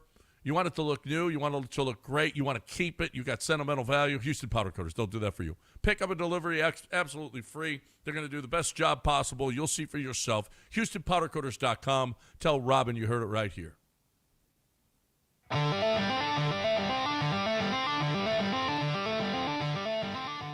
You are listening to Houston's longest-running sports radio morning show. From the Veritex Community Bank Studios, here's John and Lance. All right, John Chill joining us right now from the Golden Nugget, Lake Charles. John, the overreaction to Week 1.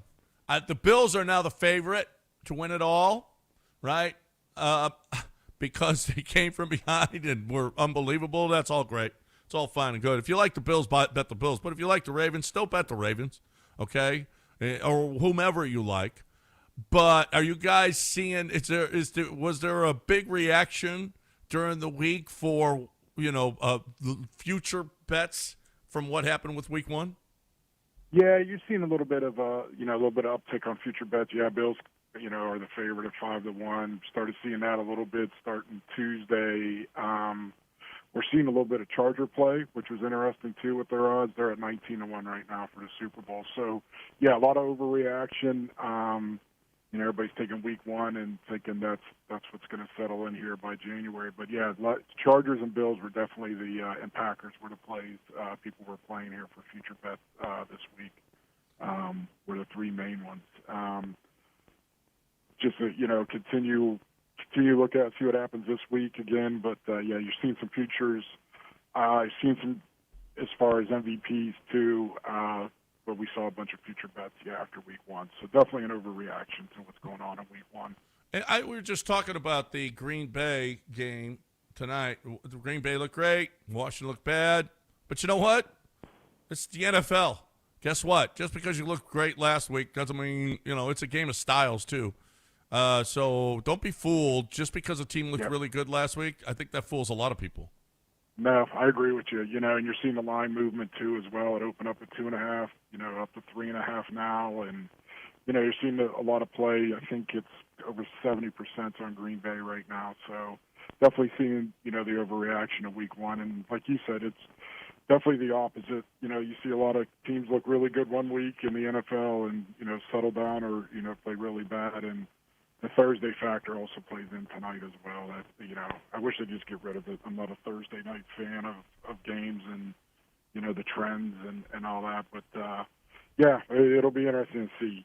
Commanders still look good. So they did play the Giants, but the Commanders still look good. But yeah, definitely that you're seeing. Dallas is getting a lot of love this week. I think they're over 85% of the handle right now. Which is interesting too, as far as, they played solid with Philly. They had the extra days off. But yeah, you're seeing a lot of Dallas movement right now in handle.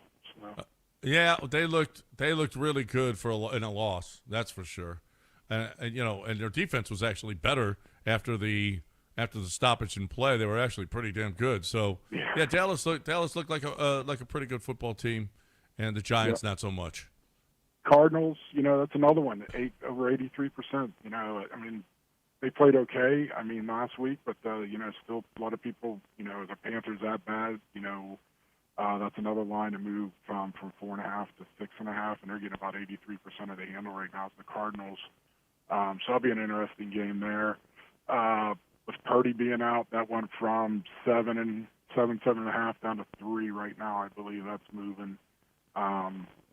Matt Jones will be the quarterback, so we'll see what happens there. One that was interesting, I don't think that looked good, and both coordinators are gone. We're seeing over 80% of the handle on the Lions as well, and for them, to me, it's a wait and see. Is it too much to adapt to two coordinators, that early? But the Bears look just as bad Monday night as well too. So that's an interesting game. But we're seeing a lot of Detroit money coming through right now this week. So Ben Johnson should know him. Ben Johnson should know a thing or two about those players. So you would think. You would think that I would get them there. This is interesting too. Philly's seen the Chiefs at home +1. You can't count Mahomes out. And to see them at home go 0-2. They're only seeing like 30% of the handle. So it's interesting to see what the trends are based on handle. And like we talked about, a little bit of the overreaction that happened in week one. But, to me, you can't count out the Chiefs. We'll see what happens. They didn't look good last Friday. But, they're at home and they'll mess with Mahomes at home. But yeah, they're seeing a lot of that. So, yeah, the NFL will be interesting. We'll see. Texans are getting a lot of handle nationally and locally. Tampa Bay looked good. Houston looked, okay. So, but yeah, they're seeing over 70% handle there as well. So the Texans, CJ got to get better, I think, on that front, and he's looking a little bit like last year. So, yeah, it's going to be a good Sunday. We'll see. The unders were crazy. Again, it's the trends. Week one, 75% were under. If it wasn't for the fourth quarter Bills-Ravens game, that would have went under. And then the Viking-Bears with McCarthy didn't go off in the fourth quarter. But 12-4 unders, they dominated. That was the big thing. And we still had a lot of people play the overs. So everybody likes the overs. And I like, John, I like the prop bet. I don't know what it is there at DraftKings, but I like Nico Collins to have a much bigger game. I don't know what the numbers are. I would think, I don't know about yardage, but I think catches, he will go over the catches. And I think the Texans are going to make a concerted effort to get him into this game early. Yeah, I agree. I think that, what you saw last week, they got to get him involved more in the offense. And, I agree. I'm trying to look it up right now what his over-under receiving total are. But I'm with you. I think that, they got to get him going. And I think that opens up, they get him going, that opens up the offense. So, yeah, I'm with you on that. John Chill, what do you think? Defense is ahead of offenses the first week. Do you think it maybe turns a little bit this week with overs and unders? Yeah, you're starting to see, too, that's a little bit overreaction. You're starting to see some, over-under totals are a little bit lower than what I expected. So I think, you might see the turn, start here where offenses will get it together. A lot of those teams, it was the first time out there. They didn't play a lot of their starters during preseason. But, yeah, the trend, I was looking at something on the second week. It starts evening out overs. It's 50-50 instead of the domination of unders. So definitely, I like tonight. I think the over's going to hit. I think, you got Daniels there. You got, Green Bay. I think Love looked good. I think he's not going to worry about his slow starts that he's had in prior seasons. 48.5. I mean, I kind of like that tonight, the Thursday night game, even though that bucks the trend on Thursday night, the under. But I think that'll be a shootout tonight as well. So, but yeah, so that I definitely see the overs there, and yeah, getting ready for a weekend. We got big day Saturday. You got boxing, we got UFC, we got college football, LSU, we got Florida. It's interesting. We're seeing Florida money even after last week. That it's the hook. I think the hook's got everybody at 7.5. So it's interesting. I thought that would be an LSU dominated game right there as far as a handle perspective. But LSU, the big one, you got Oregon. I don't think anybody's bet Northwestern. We're at over 90% of handle in the Oregon game. So that was probably the highest I've seen in a long time. But they look solid. I mean, I think, they scored points. Their defense looks good. So we got Oregon there. And then, Michigan's seen a lot. They're seeing over 70% handle. Bryce Underwood, I still got to see more. He looked better in the second half against Oklahoma, but that's a lot of points to give up this week. So, and another one's Texas Tech against Oregon State. We're seeing a lot of Texas Tech. And how good are they? We'll find out here, but giving up to 23.5 and go from there. And then, of course, my Buckeyes, they're seeing a lot of love versus Ohio, the interstate game at -30. I think their defense looks better this year than they did last year, to be honest, with Ohio State. So if the defense comes through and, they're getting some offense going, yeah, that could be an easy cover right there as well. So, but, yeah, so it's going to be a big Saturday. We've got a mariachi band coming, John and Lance. We're going to celebrate Mexican Independence Day with we got the UFC. An interesting time. The fight started at 3. The main event's at 8 o'clock, and they might have done that for the boxing, I think, too, with Silva and Lopez going at it. Silva's part of the Fighting Nerds, and they kind of took it on the chin, the Fighting Nerd Club last week. But Lopez at +210. That's going to be an interesting matchup. He's more strategic, and Silva's more the Brazilian banger. So it'll be an interesting fight there. And, of course, Alvarez and Crawford going at it, I believe, at 9 o'clock. So that's going to be a huge fight. I think that's one of the bigger boxing matches we've had in a while. So it'll be interesting. Crawford's got 41 wins. I think over 30 are by KO. So I kind of like Crawford. Take Crawford by KO, 8-1. Take the odds at 8-1 and go from there. But, yeah, we'll have the mariachi band on the floor. We got all kinds of stuff going on Saturday. Got college football. So if you want to come down, we got all the sports. This is a big day for sports, Saturday and Sunday. Enjoy the weekend here at the Golden Nugget. Yep, there it is. Yeah. John Chill every week right here on ESPN 97.5 and 92.5. Enjoy the Golden Nugget this weekend, John. I wish I was there. That's so fun. I tell you. Yeah. All right. That's John right, see you Chill. guys. See you, John. Let's talk a little bit right now about the Golden Nugget and what you get. And you know what? Go there now. See if you can watch your college football and your pro football. Not a better place to watch. The DraftKings Sportsbook is awesome. You got the book right there. You got kiosks right there. You can make all your bets. So much fun. You can bet a little bit. You don't have to bet a bunch. I mean, what? But then you got all the diversions. Take your wife. You can take your kids. You got the pool. You got restaurants. You got golf course. You got, so many things that the kids can enjoy too. And for you got the Blue Martini nightclub, poker, casino. What more could you possibly want? I love it. 2 hours and 15 minutes down the road. You don't have to make a commitment. If you go to Vegas, you're going to fly. It takes you 7 hours to get there, 7 hours to get back. You're going to go for a day? No, but you can go for just a day to Lake Charles. This is not a major commitment. It's 2 hours and 15 minutes down the road, and it's awesome. Love it. You'll love it too. GoldenNuggetLC.com. Make your reservation now. GoldenNuggetLC.com. ESPN 97.5. Attention taxpayers. If you owe $5,000 or more and have missed another tax deadline, you're officially on the IRS's radar. The IRS has resumed aggressive collections. That means wage garnishments, bank levies, even seizures of your home, car, or retirement accounts. If you owe $5,000 or more and missed the deadline, you're stacking new debt on top of what you already owe. Call Priority Tax Relief now. Their experts fight back fast and are saving their clients millions in tax debt every month. I owed over $50,000.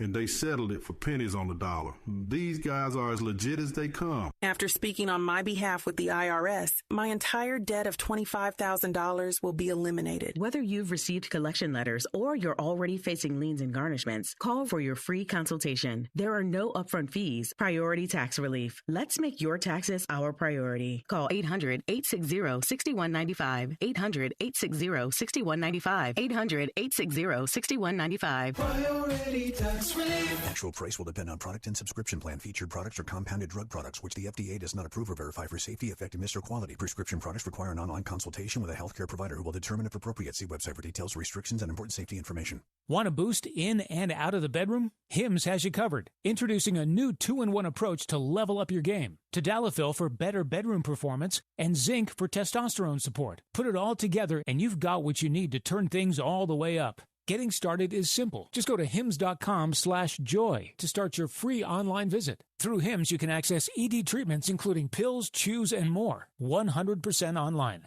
No office visits, no pharmacy lines. Just fill out a simple intake form and a licensed medical provider will determine if treatment's right for you. If prescribed, it ships free and discreetly to your door. Find affordable treatment options at up to 95% less than brand names at hims.com/joy. That's hims.com/joy, HIMS.com/JOY. Sell your house in the most simplest way. Greenlightoffer.com. Time now for News of the Weird. People are weird. With John and Lance. That's real weird. Well, good news. California's serial butt sniffer has been sent back to jail after yet another arrest. All right, apparently he has a history of arrests for sniffing women's rear ends in public. And he's going to spend at least the next 4.5 months in jail after being caught. What's the charge on that? What's the official charge? Probably lewd behavior. Sniffing a butt. Butt sniffing. So dogs get to do it. Yeah, well, they have different rules. I was trying to figure out the distance from nose to butt where it becomes lewd. Like if he is 5 feet away, but he's on his knees, is that enough for you to be arrested? How close do you have to be? I got a picture of him. Apparently he was in a Nordstrom Rack store. Okay. He was crouching behind the girl, engaged in lewd behavior by inappropriately sniffing her buttocks. Now, my question is, how is it appropriately sniffing her buttocks? If she gave consent? If he Maybe, asked, yeah. If she asked and she said yes, then I think that would be appropriate sniffing. Yeah.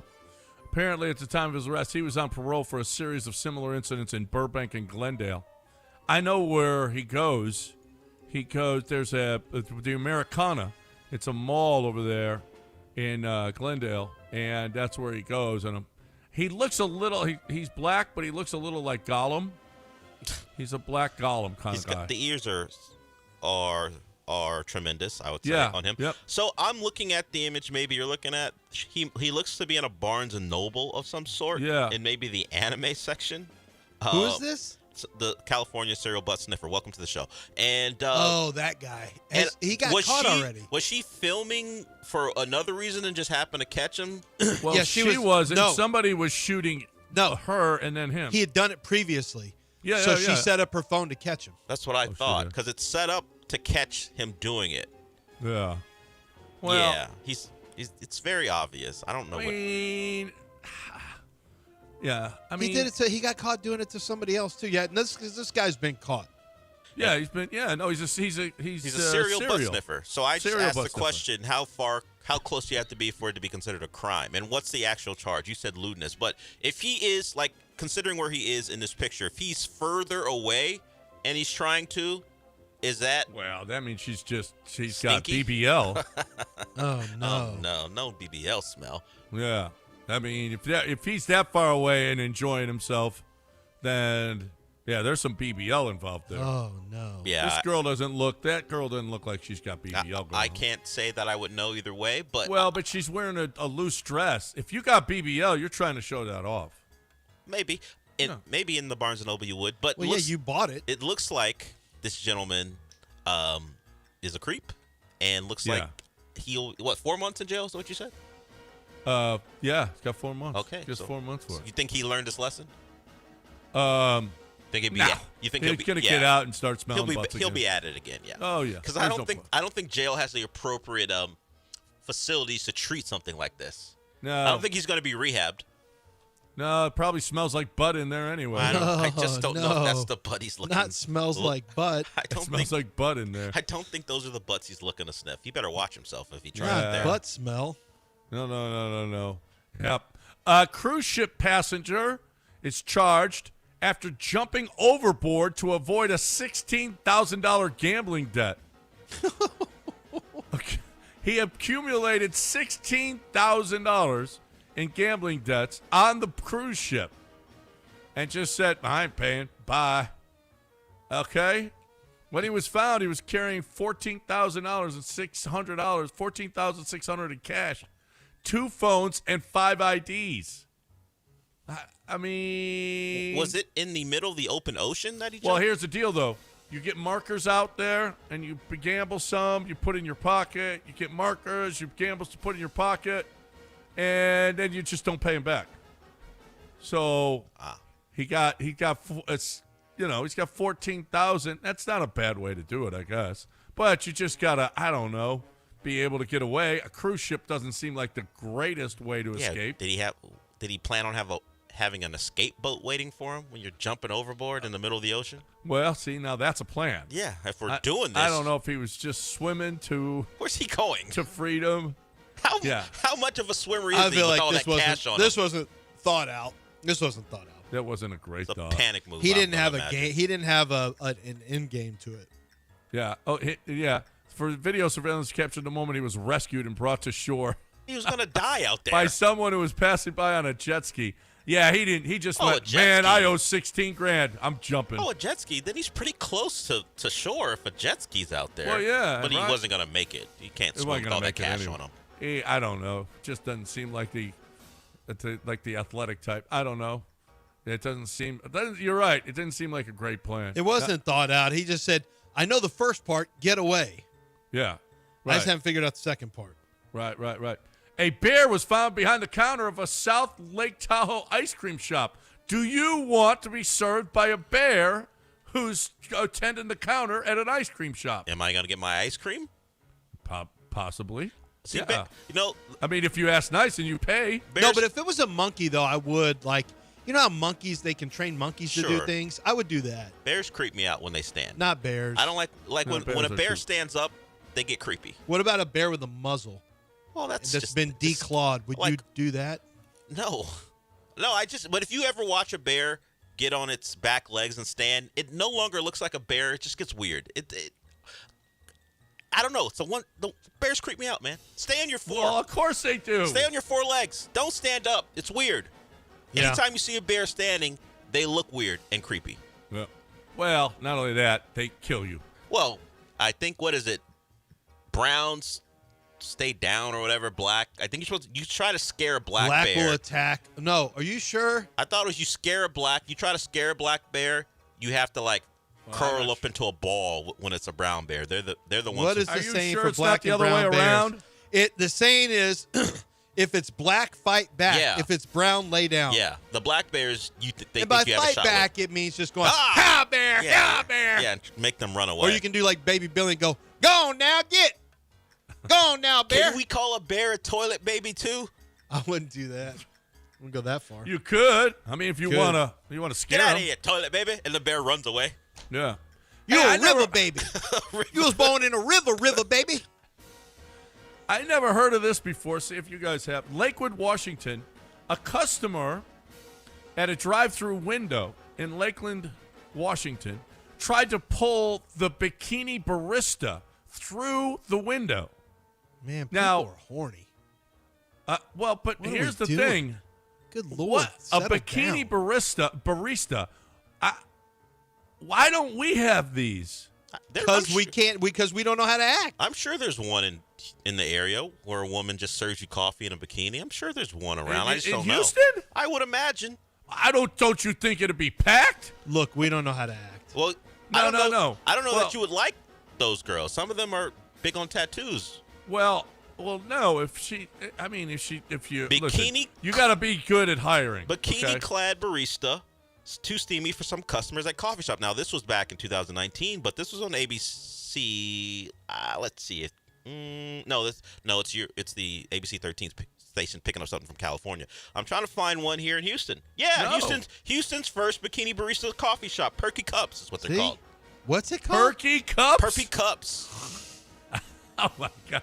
It's a good. I mean, Perky Cups. it's a good name. It's just That is a women. good It's name. just women who. It perks you up. It's percolated. I mean, how awesome is that name? I mean, I went to the Instagram, and it just looks like women who work at the strip club on the weekend but do this as their day job. Well, and you know what? I'll bet. Did it make? Is it going on right now? What they're open? I don't know when they're open. I gotta find. I imagine they'd be open now. Yeah, from 6 to 7. No, from 5 a.m. to 8 p.m. Monday through Friday. Where is it?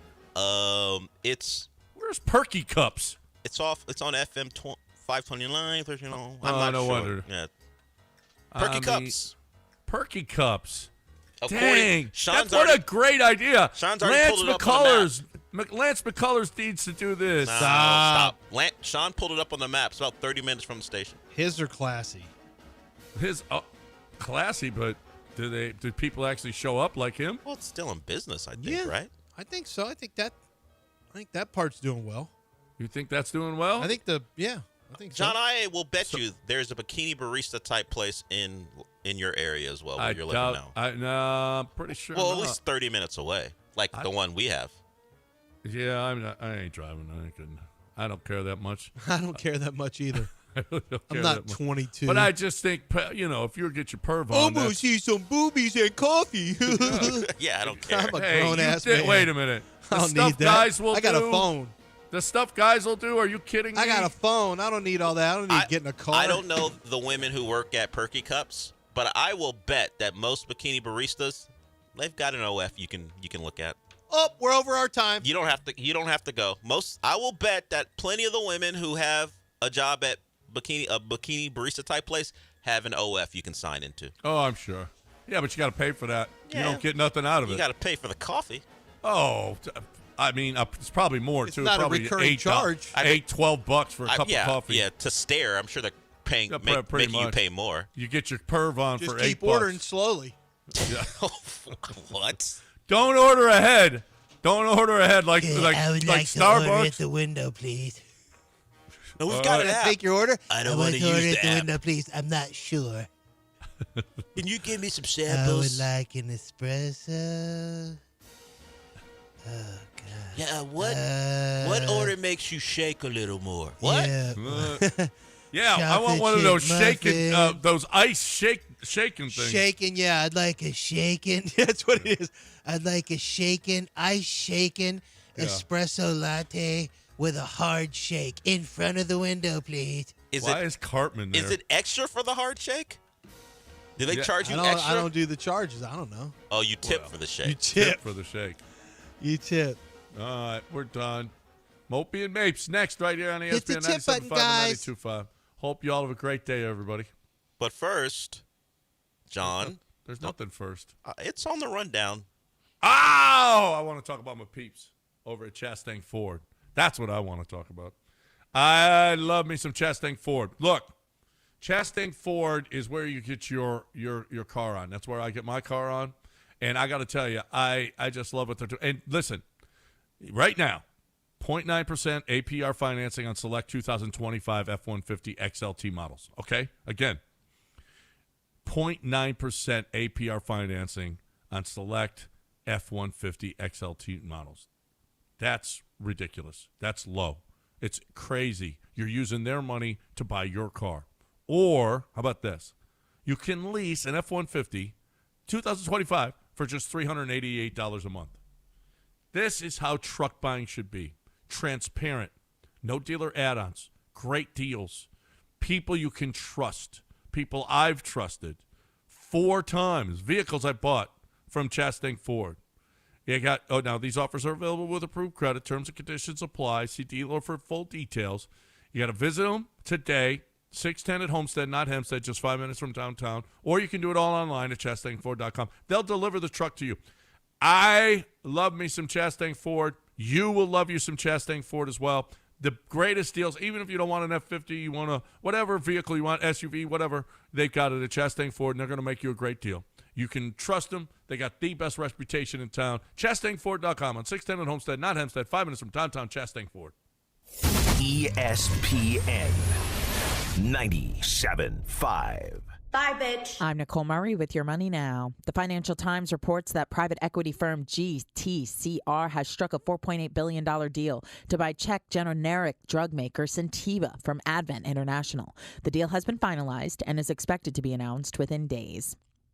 Uber is taking its ride-sharing service to the skies. The San Francisco-based company said it will team up with Joby Aviation, a maker of electric air taxis, to bring helicopter services to its platform as soon as next year. The announcement comes just over a month after Joby acquired Blade Air Mobility in a $125 million deal. Cracker Barrel is highlighting a series of changes the restaurant chain is implementing in the wake of aggressive backlash from customers in recent weeks. The newest change, Cracker Barrel is poised to announce the return of handmade biscuits. Stocks are moderately higher after encouraging CPI reports and jobless claims. Dow Industrial is up by 478. That's Your Money Now. Contact Tax Relief Helpers for details and restrictions. Attention, anyone that owes money to the IRS. Every day, your unpaid tax debt gets bigger and bigger from daily interest. The longer you wait, the more you will end up paying. If you owe $10,000 or more, now is the time to settle your debt before the IRS takes aggressive action, like taking your wages or property. A special toll-free number has been established so you can stop penalty fees, avoid liens, levies, or other hostile measures by the IRS. Call Tax Relief Helpers right now. I got behind on my taxes and owed $48,000. I called and they got my bill lowered to just $3,500. I owed $87,000 in taxes, and it was scary. I got the amount I owed down to just $3,500. I saved $83,500. If you owe money to the IRS, don't wait another day. Your tax debt gets bigger and bigger from daily interest. Call right now before the IRS enforces liens, levies, or other aggressive measures. The call and consult are absolutely free. Call now. Call 800-692-7009. 800-692-7009. That's 800-692-7009. The best in Houston sports talk is ESPN 97.5 and 92.5. Small businesses are the heart of America. Like you, these entrepreneurs started out with a dream and the drive to build a better life. If you have a small business idea to grow or challenge to face, you don't have to go it alone. Since 1964, SCORE has helped millions of entrepreneurs build their businesses. Today, they are the nation's largest nonprofit source of expert mentoring, resources, and education. Whether you're starting out, building back, or have worked at it for years, SCORE will match you with specialized mentors. Our thousands of volunteers provide the guidance and connections you need for free. Your success is waiting. SCORE is ready to help. Find a mentor today at score.org. ESPN 97.5, presented by Zadok Jewelers. KFNC 97.9 HD2, Mont Bellevue, Houston. It's time for the Del Olaleya Show On ESPN 97.5 and 92.5. Now, broadcasting live from the Veritex Community Bank Studios, here's Del Olaleya. When the world was a time with this and that, I was young, didn't know to hold it back. Now we here in the world, something else. We could leave any day and call for help. We were gods, nobody was above me. The A on my chest like a Dolce. The A on my chest, put your fist up. The A on my chest like a chipmunk. Alvin, Theodore, breathe in, breathe out. Me and more, breathe in, breathe out. Never mind, it was time. Number 9, love lies, feline with a death wish. Eat right, didn't help. No name on the guest list. Hold on, we're destined.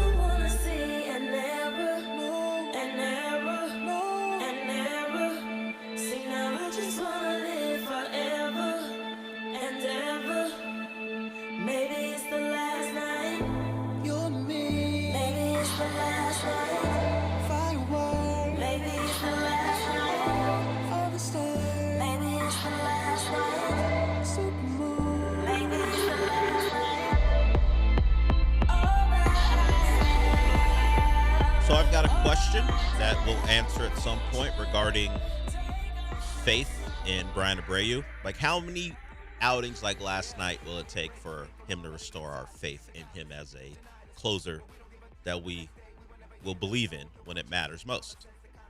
He got the save last night, so that's one step. We'll try to figure out how many more of these or those does he need before we're like, you know what, I'm back in on Brian Abreu. But the guy, of course, we have to talk about is one Jason Alexander.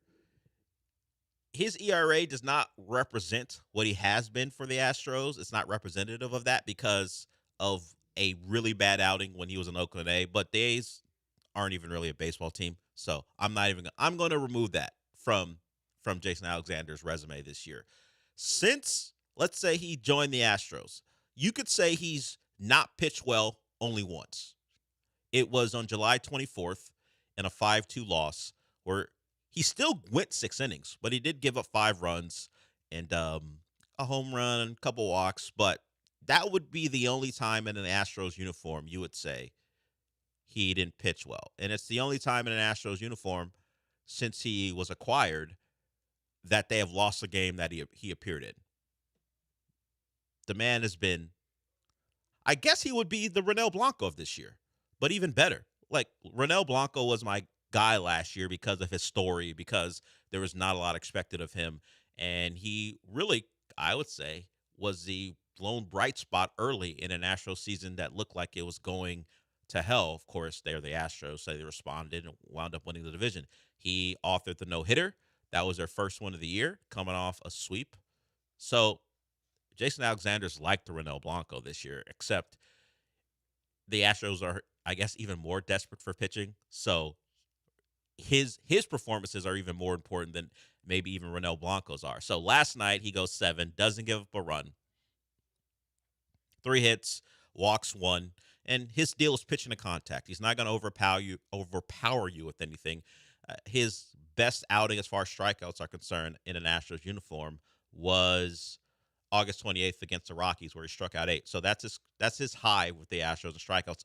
Other than that, it's been in that 3 to 6 to 2, stuff like that. He's not going to kill you with stuff, but he gets you to hit ground balls. And it makes him a guy who can go 7 in a game because he's pitching to contact and he lets his defense take over. So, Sean, we don't normally saint people on this show. In fact, this show is very inappropriate when talking about even people who do great things. We're very cynical about our approach to this show. And I don't normally use the word hero with anyone, so I won't do it. I'll let Dave Grohl do it.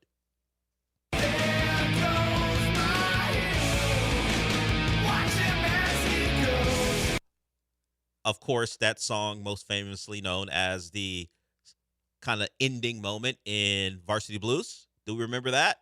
Like on that final play when Johnny Moxon was trying to win the game. I don't want your life. Remember him? What did we hear?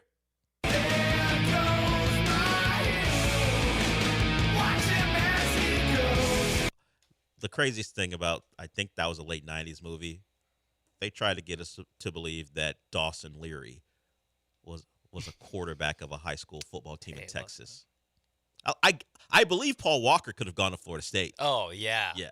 But Dawson That's Leary, a quarterback right there. Dawson Leary as the backup quarterback who turns into a hero. Once again, I won't say it, but who will?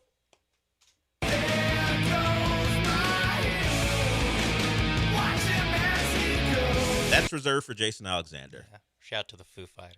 Of course. And shout out to Samuel L. Jackson and The Rock.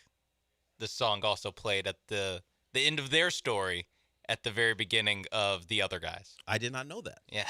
I was unaware of when that. they're aiming for the bushes. Okay. There it is. Hey, music ties into everything. So Jason Alexander should be your hero. Salute to you, Jason Alexander.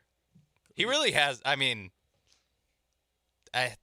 we've been calling him like the ace, or when the Astros a lot of times are in a skid before Jason Alexander started. He's the stopper. I think he's something like, or the Astros or something like 6-0 in his last 6 He starts. is the stopper. Yeah, like they win when he's on the hill. I don't know how many games it is now, but coming off a loss, of course they win in all the starts. Yeah. So coming off a loss, they may be like 6 or 7-0 when he is the starting pitcher the next day. He is legitimately their stopper. It's not something we thought was possible, but it's just the truth. It is one of those stories that is probably only big in Houston. I don't know how many more times he has to do it before people will take notice, but he's been the guy. Anytime he goes out there, they go out there and win it. And it's not simply because he's getting great run support. I mean, yesterday, they blew another lead, and thankfully Brian Abreu, once Yainer Diaz hit that home run, came in the ninth inning to that helped them win the game and avoid another devastating loss. And if Yainer doesn't hit that home run and the Blue Jays go on and win that game, they're tied with the Mariners, because the Mariners now won't stop winning. I think they're at 5 in a row. The Rangers won last night, too. They beat the Milwaukee Brewers 6-3. There was a point, because I'm not flipping over to Seattle's Cardinals, but I was looking at the updates on ESPN, and the Cardinals were up 1-0 and had the bases loaded, I believe, with no outs very early. And I thought, okay, let's go. Let's put a crooked number up, and maybe the Astros can go take a 2-game lead. Nope, didn't score a run. Bases loaded, no outs. So I thought, okay, it's the Cardinals. Of course, they would let me down. And then the Mariners go on to walk it off and win their game 4-2 in 13 innings. So it was deep into the night. We were trying to figure out if the Astros would enter today with a 2-game lead. Instead, it is 1, and they try to win this series against the Blue Jays. It'll be a 2:07 first pitch, so it'll be on MLB Network, I assume. Because of that, it'll also be on Space City Home Network. And you've got Christian Javier on the mound against one Kevin Gausman. So let's try to go out there. Yeah. Let's, as they say, Sean, the hometown 9. Let's hope the hometown 9 can go out there and win this series against the team coming into the series with the best record in baseball. Yeah, and just a little edit. I said 6-0 in his last 6 starts, which is true. He is 6-0, but it's even better than that. It's 8-0 in his last 8 starts. Last loss was that game against the Athletics, the one bad start he's had. Yes. And 2.17 ERA in the month of August, 2.25 in the month of September. That'll play. What's his contract like? Is he a guy who they're going to have to sign for more money than they ever thought they'd have to bring him back? I imagine he's They acquired him from the A's earlier this year. Where's he at? What's his contract? He signed a 1-year, $760,000 deal with the A's for this year. He is he's a free agent? According to Spotrac, he is pre-arbitration. Oh, okay. 2026 and 2027. So, well, what's going to good for the Astros? Too bad for Jason Alexander. Yeah. He's not going to cash in on. Yeah. What does a 33-year-old pitcher get when he's had a run of like 10 to 11 starts? Well, we'll see how long this goes. That's what he gets pre-arb. Free arbitration. Hey, listen. Love what you've been doing. Late bloomer, man. Love what you've been doing, but let's let the contract play out. All right. Yeah. We don't negotiate. We're not going to negotiate early. Yeah, Sorry. you're not 23 where we think let's pay maybe. you early because we'll come out ahead. Hunter Brown didn't get a contract early. You're not either. It's true, which may be. But unlike Hunter Brown. Is there a hero tax? Like, do the Astros have to pay the hero tax? Actually, they don't. The rules say they don't.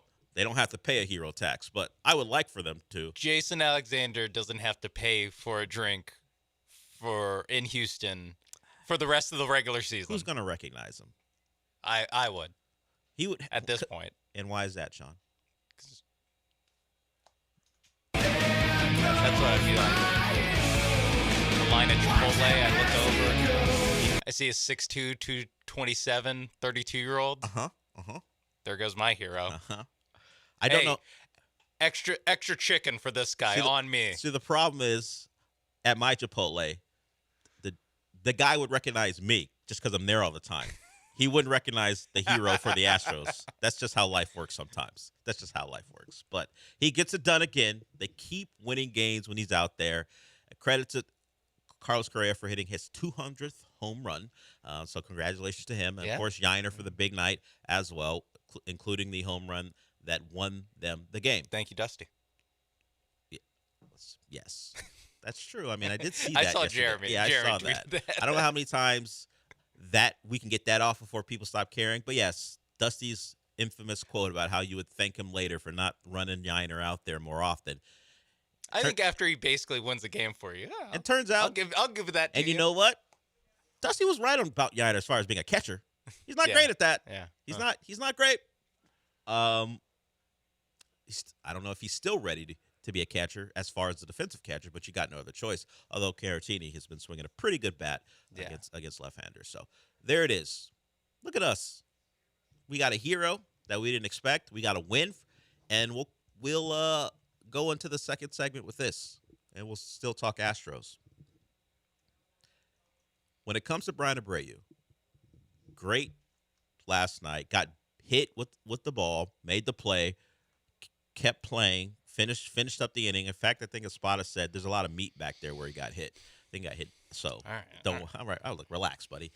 He was talking about his posterior, by the way, as far as the meat he was discussing, just to be cleared up for everyone. Espada's not a freaky boy. Don't worry about it, everybody. But how many more of these do we need? Does he need to be clean throughout the rest of the regular season, which would hopefully lead into a playoff berth before we start to feel better about Brian Abreu? We'll talk about that when we come back. Certainly plenty of other things to get to. It wasn't a great day yesterday for one Adam Silver, and it got even worse because more Clipper stuff is out. And if you didn't think there was a smoking gun before, there may be one now. So we'll get to that. And these come off the comments where he said it's really on the NBA. They have the burden of proof to prove that the Clippers did anything wrong. He said he had never heard of Aspiration before, ignoring that their name was all across that arena. I'm sure he walked into that new arena and Aspiration, that name was littered throughout the new Clippers arena. So tough day. And he said something that didn't do a lot of the NBA nerds favors when he discussed what type of game the NBA is. He didn't really give a giant stamp of approval to the product. And he kind of was like laughing, maybe not laughing, I won't use that word, but he pretty much said, I don't really care that the sport is that expensive. Deal with it. I think it's pretty much his approach, I guess. So we'll play that sound from him. We'll tell you what the new things are as far as the Clippers are concerned. We'll get into some Texan stuff. I was wrong about the Stingley update because they didn't practice yesterday because they have a game on Monday night. So they will officially come back to practice today. We'll see if Stingley is active or limited in practice. So we'll discuss Texans. We'll get into the college football weekend because there are big games, and there's a game tonight that's pretty interesting. We'll see into that a little bit. So we're just getting started here. Me and Sean, till noon, we'll be back.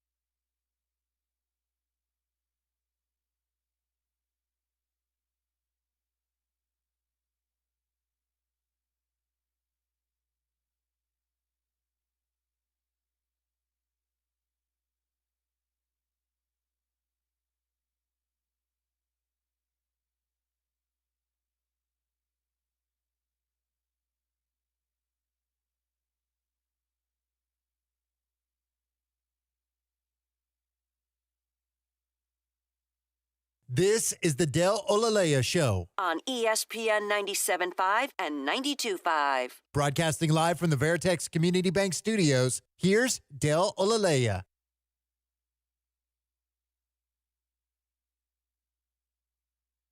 So we talked about what happened in the game quite a bit, but we shouldn't ignore what Yordan's doing. Best hitter in baseball right now? Now, the numbers are outstanding since he came back from his long absence. But think about it this way. Considering he raised his average from 210 to 289 since he's been back. In his first, he went hitless in 3 out of his first 4 games. And so over the last 10 games, think about what he's done. We talk about all the multi-hit games he's had, how he, as I just mentioned, the average is now up to 289. He had, I'm looking at it, he had 1 hit in his first, let's say, 8 at-bats, and then there's another game where he had maybe a pinch hit and walked. But after that, and then the next game, no hits. So we're talking if I look, I'm doing the math right now, we're talking 9. He was 1 for 9 in his first real stint back. And since that point, he's been going off. So that's how good he's been. Yeah, and that's what, like 10 games? About 10 games or so, 10 games, he's already raised his numbers up to, like, respectable to good. Yeah. And that's a 30-game sample size that he's outweighing. Like, that's how good he's been. Nuts he's been. And even when he first got back and wasn't getting hits, he was getting a lot of walks because pitchers were like, I'm just going to walk this guy. Yeah, he walked. If you mentioned that, over the course of that run where he wasn't hitting the baseball, he had 2 multi-walk games and then another couple games with walks as well. So he was still getting on base. But really, it's since the second game of that home Angel series where they lost it 4-1, but he had 2 hits. He's been on a tear since August 30th, and it didn't stop last night with another couple hits. So good to get him going. Yeah. It's so important to have him as a guy who becomes, again, the scariest hitter in baseball. Yeah. It's a nice, because basically we haven't seen him since last year actually be Yordan Alvarez. Even when he played this season, you weren't getting the full Yordan experience. And yeah, it is a little bit of a like reminder of like, oh yeah, that's why you kind of put up with all the injury stuff and the Yordan rules of he can't play on certain days or he can't play in the outfield too much. A stretch like this, you're like, that's right. That's why it's all worth it. Is because he can do stuff like this, and no one else definitely no one else on the lineup can do this, and no one else really, aside from like 4 or 5 guys in baseball, can do the stuff that he can do. Yeah, 1 hit in his first 11 at bats, and since that point, the man, you can't get him out. Yeah, and they're gonna need him if they're gonna do anything. The other guy they're going to need, just because of circumstances, of course, we are even still weeks away from Hader throwing a baseball, if he ever does the rest of the season, is Brian Abreu. So, clean inning last night, no hits, gets out of it, saves the game for the Astros. It's been a rough run. We talked about it yesterday. How many more of these before we have confidence in him again? Does he have to close out the month going to the playoffs without any trouble before we're like, you know what, we feel pretty good? Or will the feeling never go away this year of worrying about him? I think it'll always be in the back of your mind. I agree. But it would go from, act of terror when it's his time, watching through your fingers, like I kind of was last night, to if he does put together a month or the rest of this month, another 19 days or so of this, I think it turns into just like uneasy, but you still are like, okay, this can work out. It's not quite peak Presley or peak Hader at times this season where you're just like, I could turn off this game right now. I know this thing's gonna get taken home to, yeah, okay, let's see, maybe like Giles zone, where it's like, as long as he's closing, he's fine. Yeah, and it's like, I don't have 100% trust in him, but I'm not like, oh my God, what are we doing? It's just like, okay, let's see what he's got tonight. That's kind of the area I think he can settle down in the postseason. And then obviously once you get in the postseason, like if a reliever gives up like one run in the postseason, you just are off of them for the rest of the run. True. That's just how playoff baseball watching goes. Particularly if it costs you the game. Yeah, at that point, you're just get this guy out of here. I want to get to a point, and it's a low bar. I would like for him to be good enough where I go from flat out worried no matter what to, it's 7-8-9, we're fine. I want to go to I want to get to that. I want to get to a point where the batter matters. Yeah. Right now, if the batter does not matter to me. Yeah, because you can just walk the eighth hitter. Yeah, you're like, sick. And all of a sudden we got trouble brewing. So I want to get to a point where it's the bottom of the lineup. We're good. That's a good point. Yeah, and then of course because there is a difference between feeling good about facing anybody in that lineup that is like peak Hader, peak Presley of just like, yeah, whatever, sure, line them up. To I think if you're avoiding the heart of the lineup, I would like to feel good about Brian Abreu. That's probably like attainable. That's probably like two or three more of these kind of no sweat. Yeah, don't walk the eighth or ninth hitter. Winning runs never up. Yeah, stuff like that. The basics of being a closer. Don't. I'll give you one base runner every once in a while. Don't put undue pressure on yourself by not throwing strikes. Yeah, that's the first step as far as his return to someone we're confident in. But last night's the first step.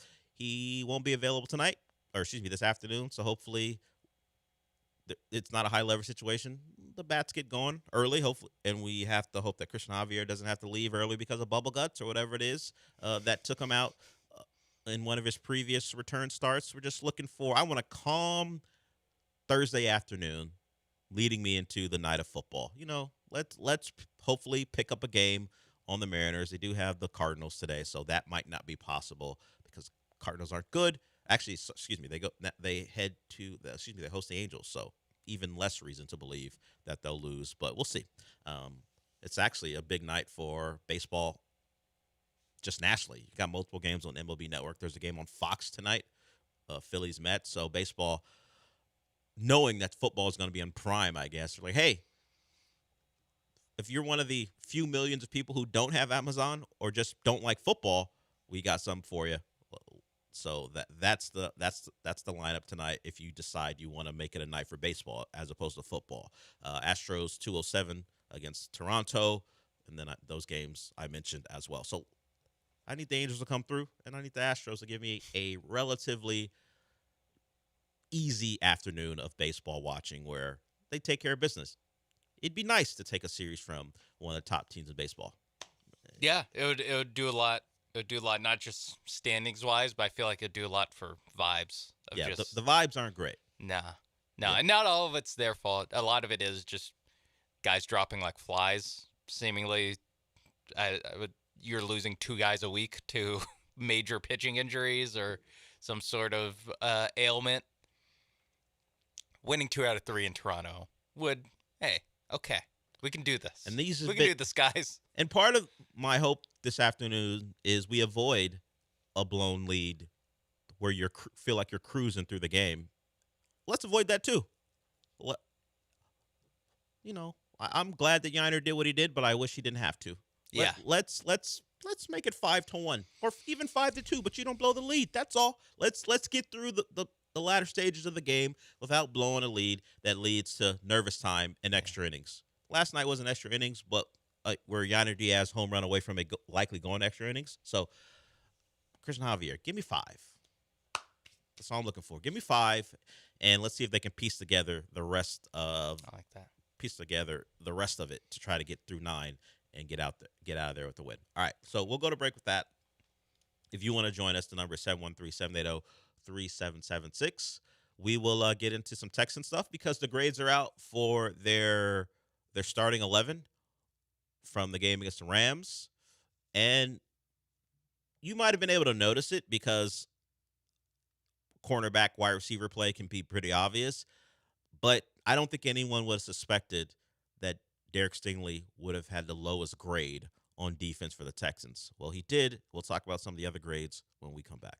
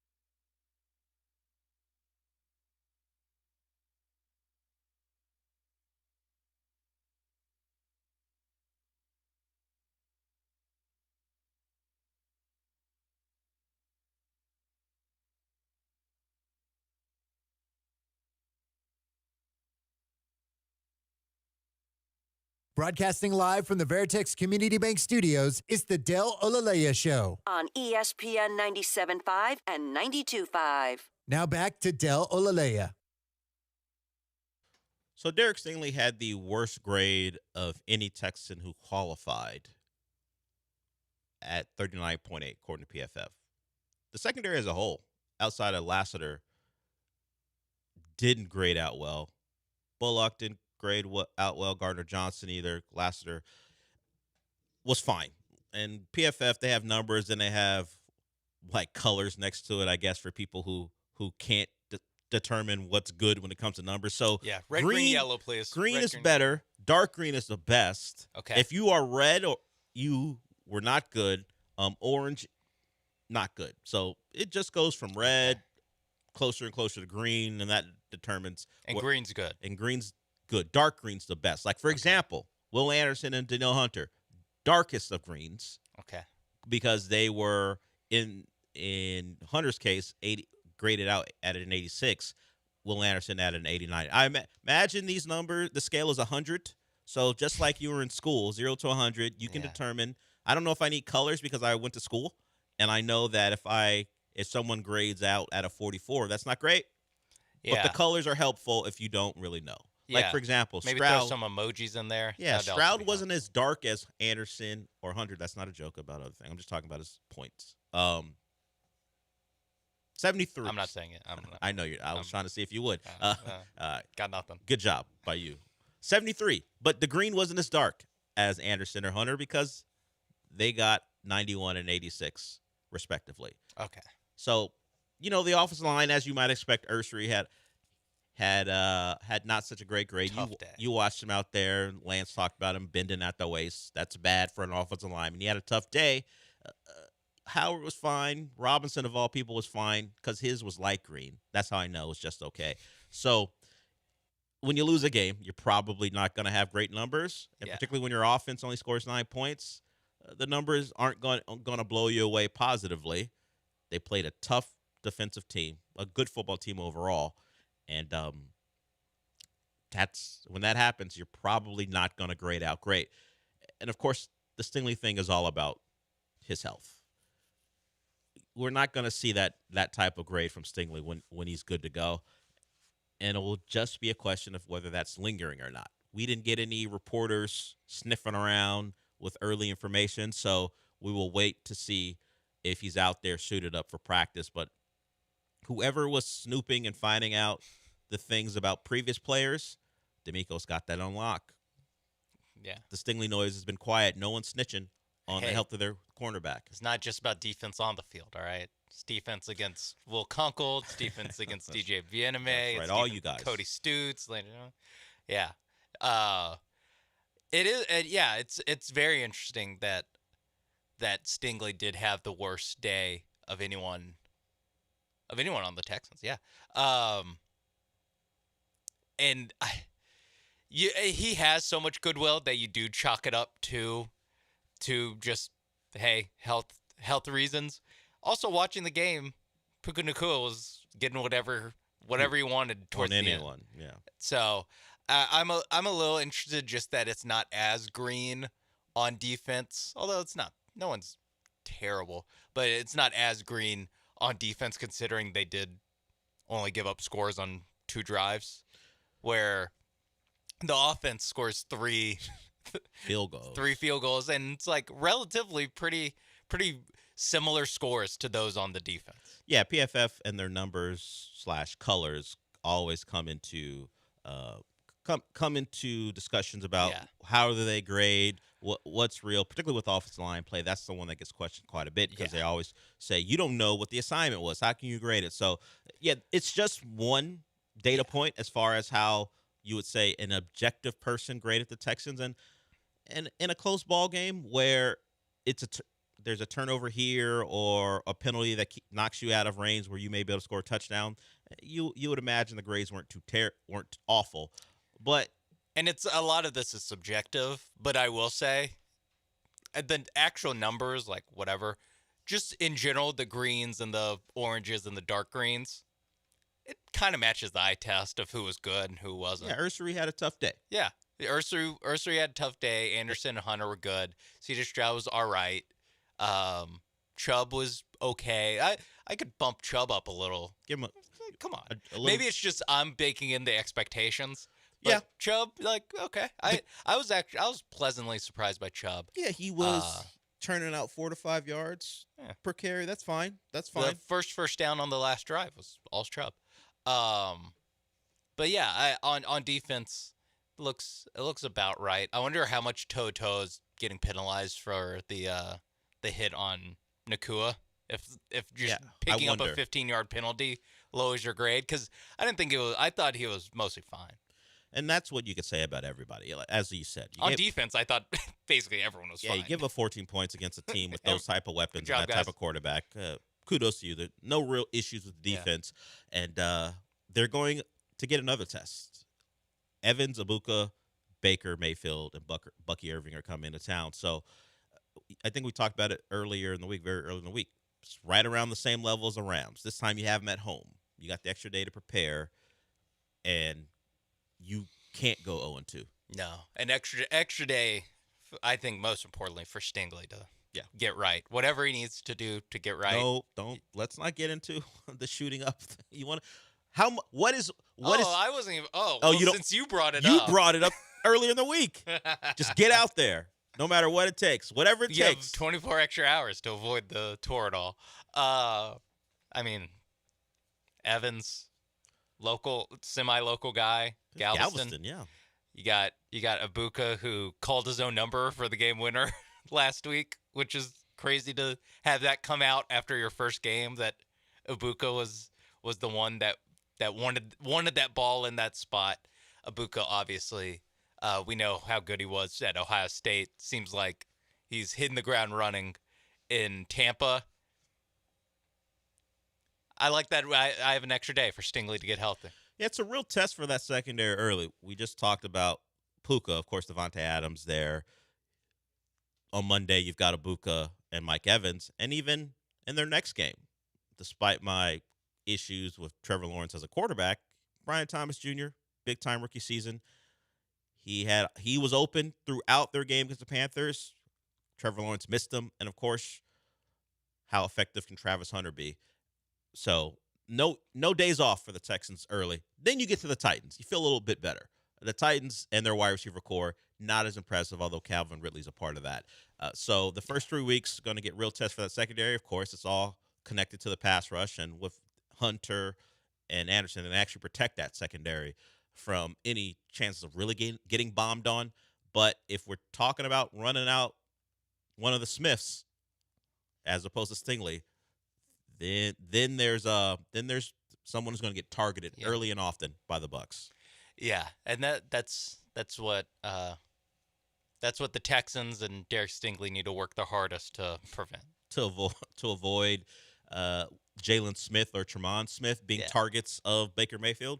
Listen, Jalen Smith was raved about during camp, but at the end of the day, he still is a fourth round rookie. A third round rookie, something like that. Just, hey, I would like his first test not to be against future Hall of Famer Mike Evans. So you would like Stingley to gut out this one, and then if you got to miss the Jags game, if you got to choose, if I got to choose, if you have to choose, gutting out this one or a guy who misses this game and is more healthy for the Jags game, which one do you want? Because, like you said, the Jags they got a good combo too with Thomas and Hunter. Well, we'll see about Hunter as a full-time receiver, but we know Thomas is good. Yeah, and it is a division game as opposed to this isn't a division game, so there is a slight, bit more importance on that. You are down a game against the Jags, so you could it'd be big for the AFC South race. But the 0-2 thing is looming. Yeah. I'm removing Toradol from the equation. Why? Because I don't know that that's what he would do. Okay. Would you rather? I never want to remove Toradol from the equation. It's one of your favorite drugs. I understand. Dr. Sean loves Toradol. Dr. Sean won't diagnose people from afar, but he will prescribe Toradol, even though he doesn't know what's going on. All right. So let's remove that because I don't know that that's something they want to do. Let's say Derek Stingley shows up on the injury report this week. and he's questionable throughout the week, and there's questions. He's a game-time decision. I can tell you if he plays, he's at 70%, but he could exacerbate the injury, and who knows? Yeah. Or he sits out, and he's at 95. and he's at 85% against the Jags. Which one do you take? I think in that situation you sit Stingley. I think the 0-2 stuff, like, while grand scheme of things, like, that does matter. I do think that with the other door being you might be 0-2, but then you could immediately get back a game by beating the Jags. I think that kind of balances out the risk of going 0-2, is that in week 3, you just face the team that would be the team that you're chasing, falling down 0-2, and it's not like the AFC South is like some murderer's row. Yeah, no one's running away. So I think for the most part for the Texans, as long as you take care of business inside the division and then beat who you should beat on the other, 11 games of the season, I guess 10 remaining, I think I'm mostly good with that. So I would play it safe. Also, Stingley's the guy who gets hurt, so you don't want to have to smash the glass box in case of emergency in week 2 for that. So I think ultimately, if you're taking other medicinal methods off the table, I would sit him if it's close. And we will find out his status a little bit later today. We'll talk about it tomorrow, certainly, because we don't know. This could all be reckless speculation, which is something we're fond of doing anyway. It's definitely reckless. What I'm doing. What you're doing is reckless. Now, whether it was needed because he's actually in danger of missing the game, we'll find out. Listen, I've seen playmakers. I know what happens. That show that ESPN doesn't want you to remember existed. Yes, playmakers. All right, we'll go to break with that. We'll talk about another sport that ESPN has the rights to, the NBA, because Adam Silver was up at the podium. He said a lot of things, talked about the Clippers situation. He also said something about his sport that got a lot of the basketball purists upset. We'll talk about that when we come back.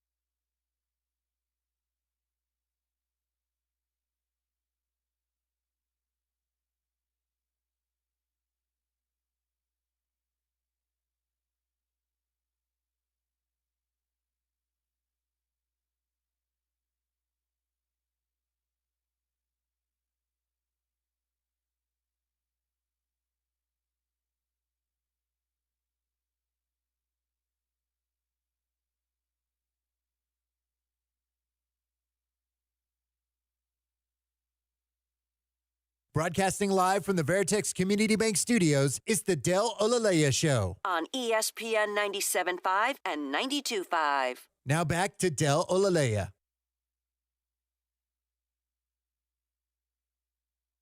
So Adam Silver was talking about a number of topics affecting the NBA, and a question came up about the cost of actually watching his league.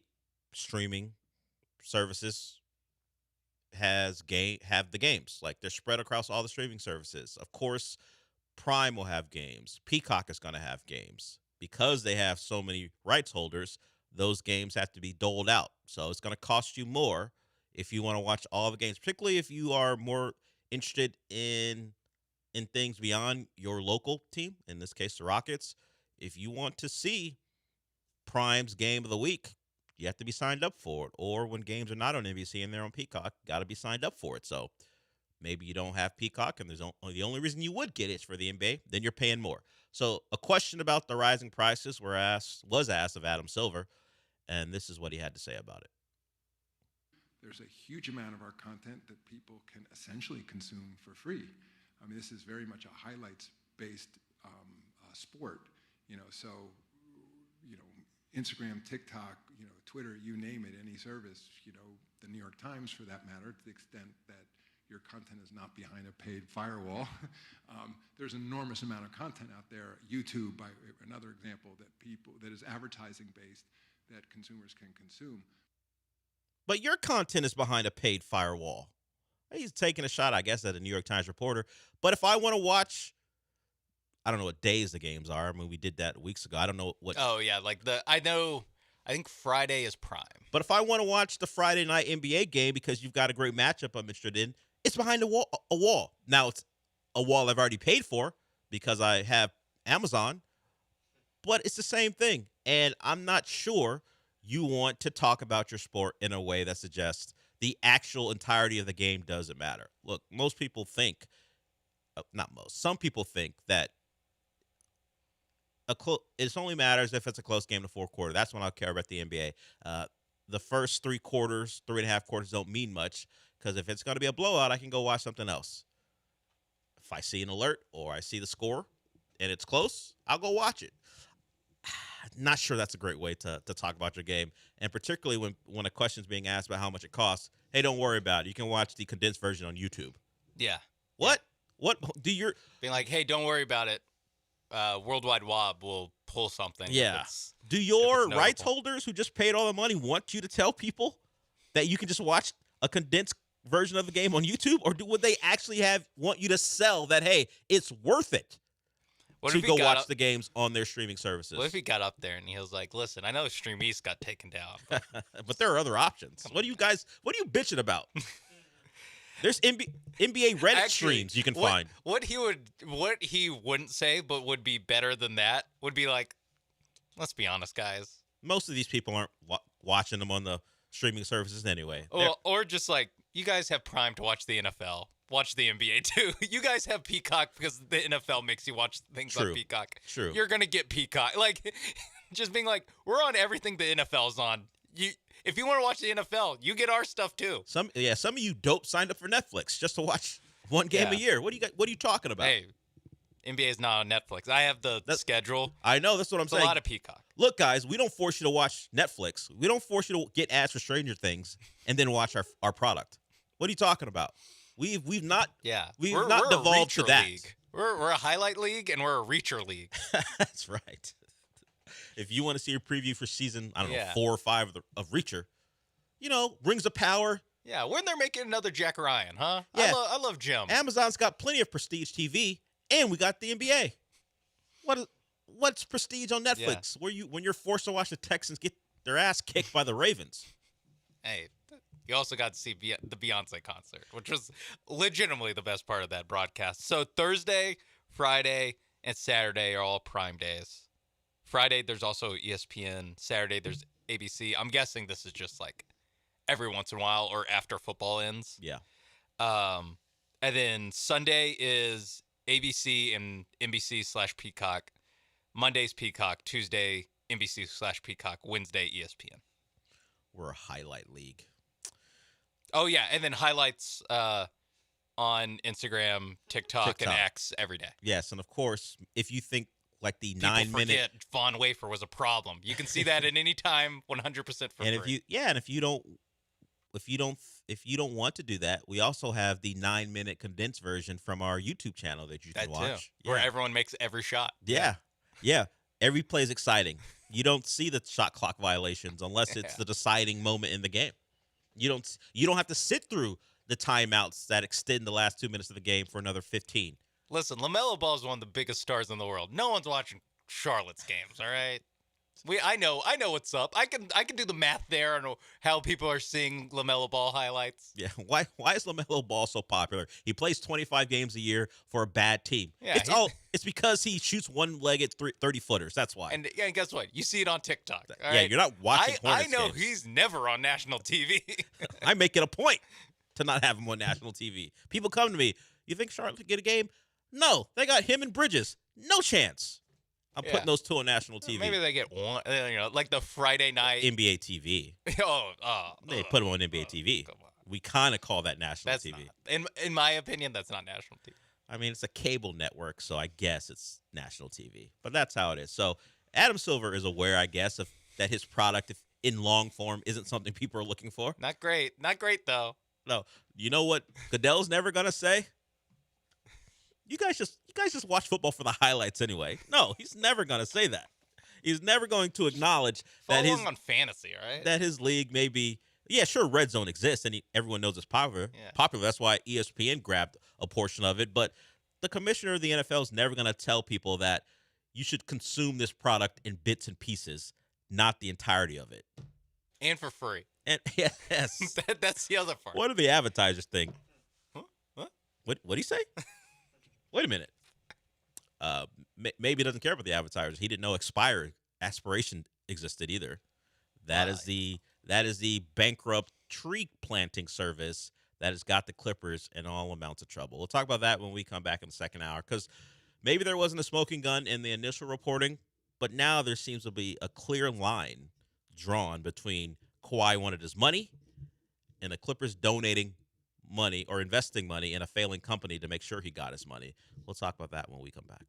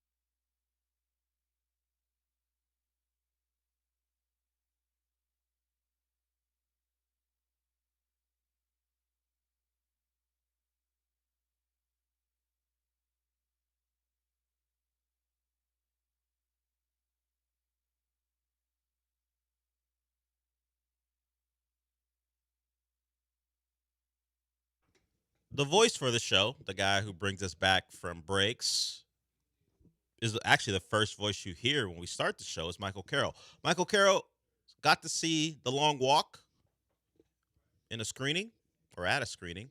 He'll talk about that tomorrow with us at 11:30. It's the Stephen King adaptation, a book he wrote a long time ago, turned into a movie. That's what Stephen King gets done. His books, his writings get turned into miniseries and movies, and this is the latest and getting good reviews. The setup is, in some alternate version of Earth, people walk, as it says, at a certain pace for a prize. I think in this movie it's 3 miles per hour. And if you are in this walk, it's all like teenage to young adult men. And if you slow down, you get shot. Bleak future, I would say. So Michael will talk about that. It's getting good reviews. Michael enjoyed it. So we'll see what he has to say in full about The Long Walk tomorrow. He'll join us at 11:30. Michael Carroll is the host of Comicast. You can hear that every Wednesday night from 9 to 10 on ESPN 97.5 and, of course, in podcast form wherever you listen to podcasts. So we'll talk to Michael tomorrow. Okay. The story involving the Clippers continues. We heard from Adam Silver in the previous segment about his views on his product as a whole. He also was asked about the Clippers and the situation. He says the burden of proof is on the NBA. They have to prove that what was revealed in the Pablo Torre podcast about what the Clippers were doing, they have to prove that that is circumventing the salary cap. I don't believe the NBA wants to actually prove this. They don't want this to be a real thing. But now that a reporter, an investigative journalist, has made it a story, they're going to have to look into it, and he's added to it with his latest revelation today. So we all know Steve Ballmer. If you don't, he's the owner of the Clippers, the majority owner of the Clippers. In fact, he owns like 99% of the Clippers. There are other organizations where the percentage of the majority owner is much smaller than that. The 1% that doesn't belong to him belongs to a college friend. In fact, his roommate, Dennis Wong. If I was Dennis Wong, I'd be like, can I get 2? Only 1%? I don't know. Unless he has no way of paying for more than 1%? Yes, which then I would be like, come on, dude. We're best friends and you have a net worth of like $160 billion. Can give me a no-show job at some point? Well, maybe he just handed him 1% because he's his best friend. Do we know that Dennis Wong actually bought into this? Maybe he just gave his best friend or his college roommate 1%. That'd be nice, but I'd also be like, come on, dude. You want more? How much of that would be reasonable because he's your best friend? Yeah, I've known him for 40 years. 5%? I had to wait 30 years to get 1% of the Clippers? Well, what does Dennis Wong do when he's not potentially circumventing the salary cap? The 1% owner of the... Yeah, I don't know what his real profession is. Yeah, J-O-B. What's it say? He went to Harvard Business School. Oh, okay. No surprise there. He's on his LinkedIn page. He is the chief executive officer of Verbena Road Holdings, and he has some other businesses as well. Okay. But the thing that pops up that you would take note of is he's the vice chairman for the LA Clippers. That is on his LinkedIn as well.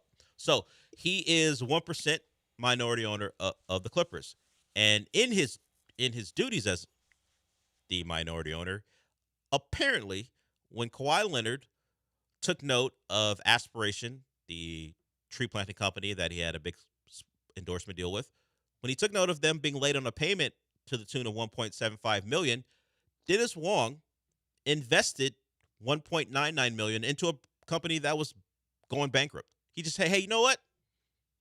Has some of my money, nearly $2 million.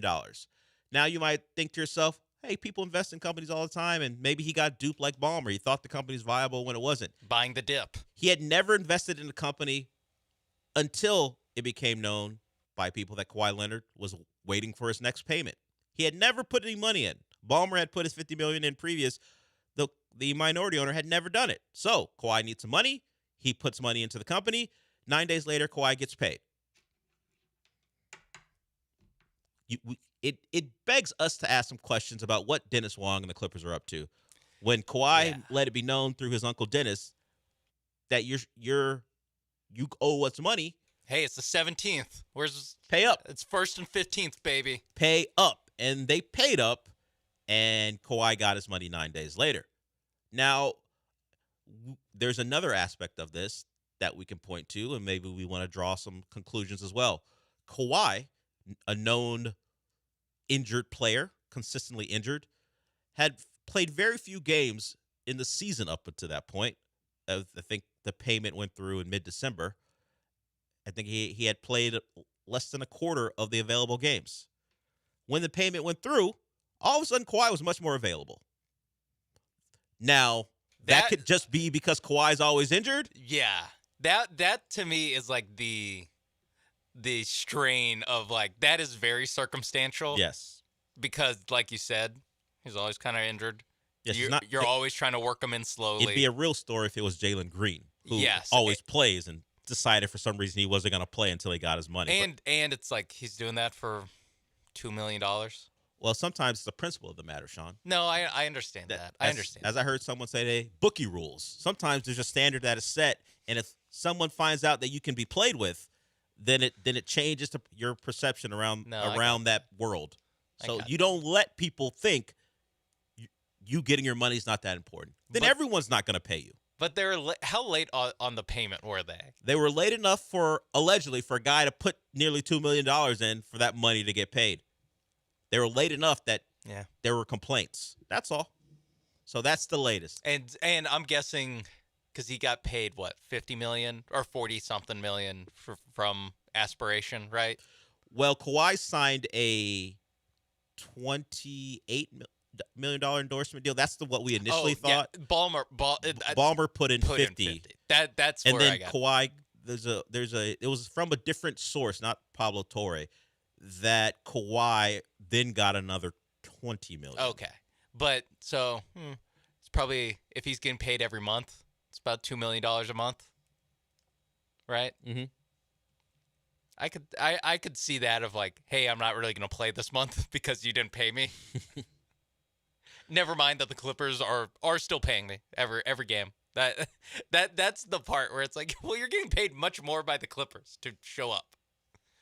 So, but he's also, again, this is the part where I'm like, the other investor getting a knock on his door from Uncle Dennis and Kawhi being like, pay up, and then immediately paying up. That is, again, this is one of those things where they don't have a smoking gun. It's like, but they have a lot of guns that are still warm. They're not smoking still, but I can feel the barrel that something's went off here. And this isn't like a court of law. Like it doesn't actually have to. They could ring them up on this already if they really wanted to. Yeah, and I mentioned before, the commissioner who would be in charge of the ringing of them up said the burden of proof is on the league side to prove this. Pablo Torre. Well, he just gave them more information. The question will be whether the league wants to do anything with it. What if they investigated that Pablo didn't hand to him? Probably nothing. Because when we were trying to figure out when this all began, remember, Kawhi, and was made note of at the time, was asking for things that circumvented the salary cap. In fact, people who cover the Raptors are bringing that back to the surface. Yeah, they're asking. He was asking for crazy He asked for stuff part ownership of the Maple Leafs. And the Raptors were like, we can't really do that. What? That's not allowed. We can't do that. So Uncle Dennis and Kawhi were asking for a lot back then. It was investigated. It was deemed that nothing actually happened. Yeah. Even with the Clippers. And as I said, I think Adam Silver said he had never heard of Aspiration up until the podcast reporting of it all, which is weird because they have been around the Clippers for quite a bit now. Yeah, but it also doesn't, if they are just like a fake company that's made up to pay Kawhi Leonard under the table, like it's not like he would have to, when he's at a Clippers game, and I'm sure he's, is shaking hands with the owners, shaking hands to like the big money sponsors. I'm not surprised that like, oh, here's the CEO of Aspiration, this fake tree planting company that works with Kawhi Leonard. Like, I'm not surprised that Adam Silver either never met that guy or doesn't remember meeting that guy, if that guy exists. I imagine it's just like some sort of like crisis actor in a ill-fitting suit or something, where it's just like, oh, that's the tree planting guy. All right, cool. So I guess the question would be, should Adam Silver have known that the Clippers signed a $300 million plus arena sponsorship deal with Aspiration? Not for naming rights, but there was a deal. Yeah, there's sponsorship all over arenas. Like Toyota Center. Like there's a ton of sponsorships. So Aspiration's that aren't Toyota. name was in the arena quite a bit. If he noticed it or not, who knows? But that is his statement. He didn't know that they existed until a couple weeks ago. Maybe he thought it was like a motivational poster kind of thing, because it is just like the word aspiration. And is there a cat hanging by a string? Just aspiration. Yeah. Or, a caterpillar dreaming of one day being a butterfly. Aspiration. Whatever he thought, now he should know more right now. I bet you he wish he investigated further. He's listening to Pablo's podcast. That's where he's learning all this stuff from. I think he gets woken up by the news today and goes, God, no. I thought what I said yesterday was enough. Puts in his headphones. Like, all right. I got to believe Pablo Torre is just piecing this information out a little at a time. Anytime there's a response that goes against what he knows is in his back pocket, he just have another one and see how you respond. We'll see. Luckily for Adam Silver, I don't know that he has to speak again soon. So maybe he won't have to get up publicly and look rather silly. We will see. Probably like opening night. Yeah, right? probably. Yeah, we're in September, so training camp's not that far away. I don't know if he has to speak about anything until opening night. We'll see about that. But there it is. The Clippers seem to be in a bit of trouble if the NBA wants to make trouble. That'll be the question. Does the NBA want to make this a thing or not?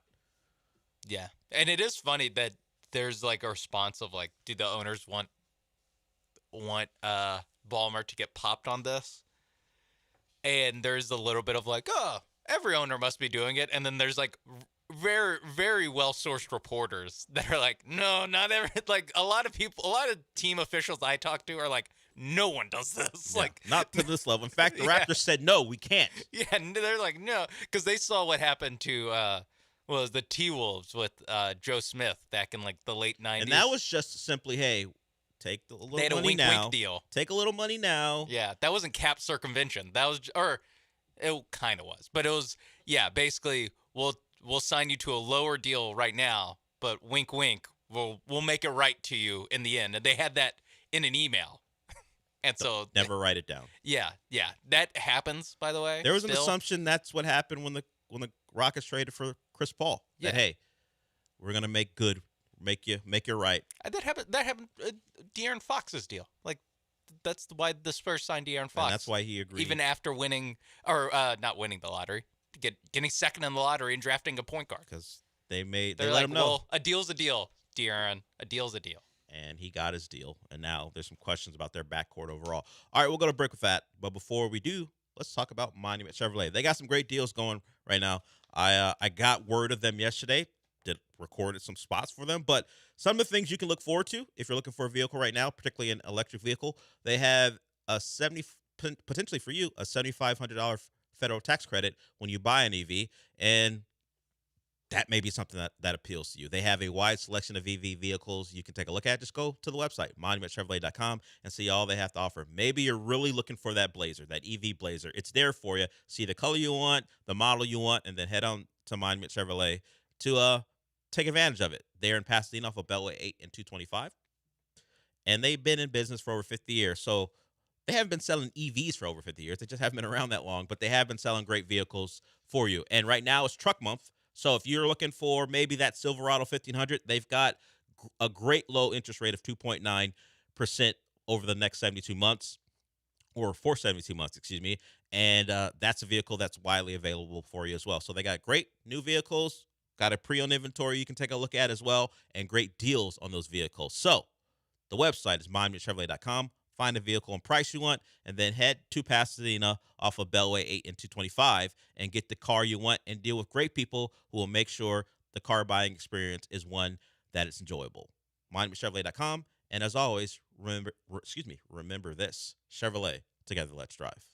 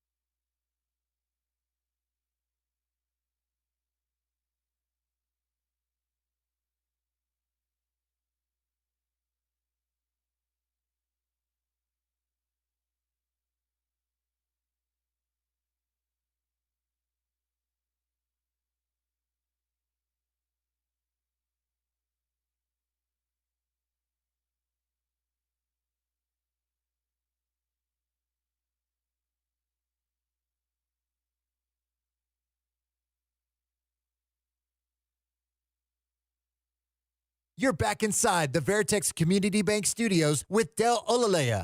I mean, you're not actually in the studio, but if you watch ESPN Houston's YouTube channel, it's kind of like you are. No, not really? Okay.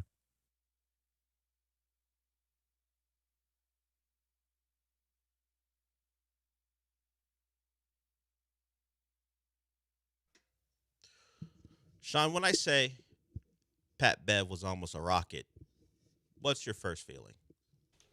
He was a Rocket, Del. Almost a Rocket again, excuse me. Oh. Really? In 2022? 2025. Oh. According to Pat Bev, at least. Okay. So he would have gone from the Israeli League to the Rockets? According to him, he was on his podcast, and in this case, he has a podcast, but he was on a Twitch stream.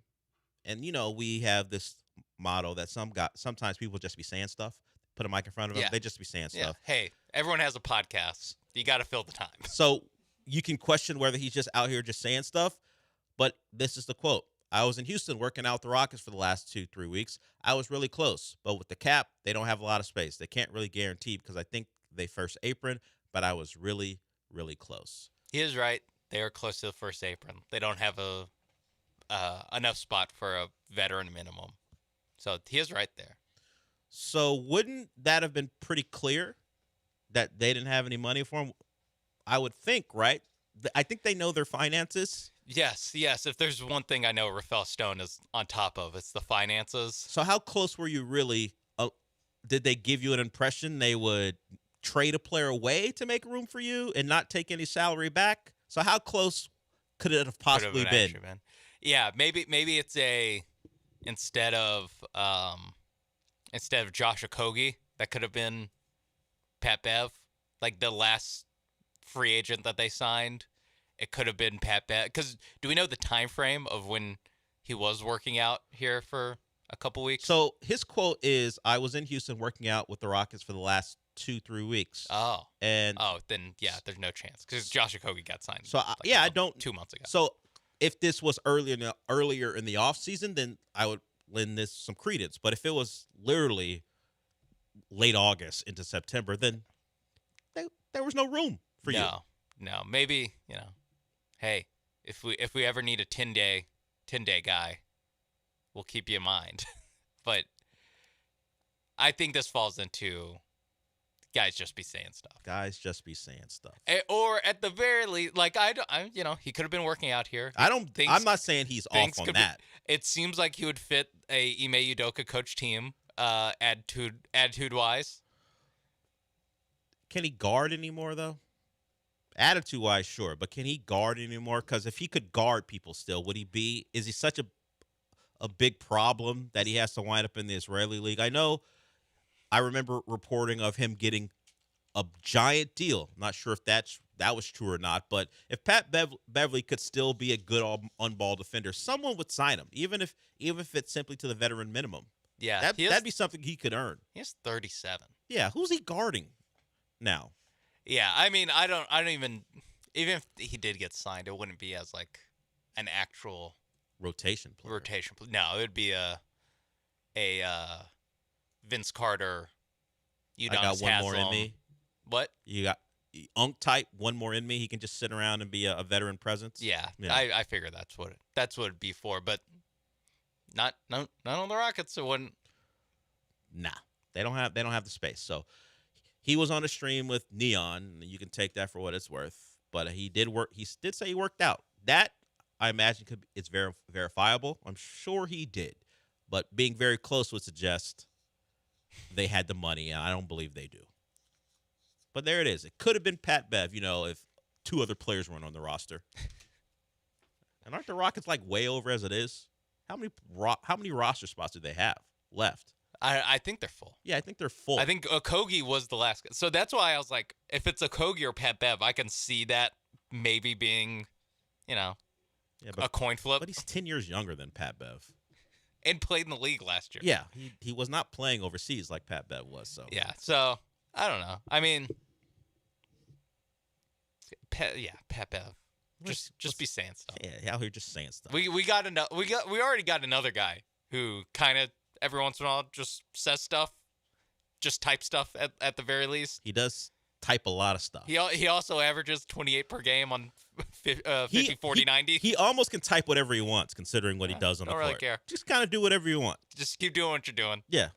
In all aspects. Don't change anything. Yeah. It seems to be working. Yeah. Maybe play 65 games. That's all we're asking for in the regular season, right? That's it. And then just one less ankle sprain a year. Yeah. You know what?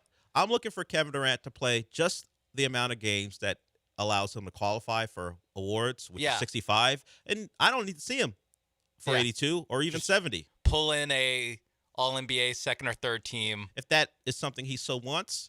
Or just be eligible so we can have the segments arguing for and talk about how he was great for the 65 games and how he got screwed. Yeah. Got it. Okay.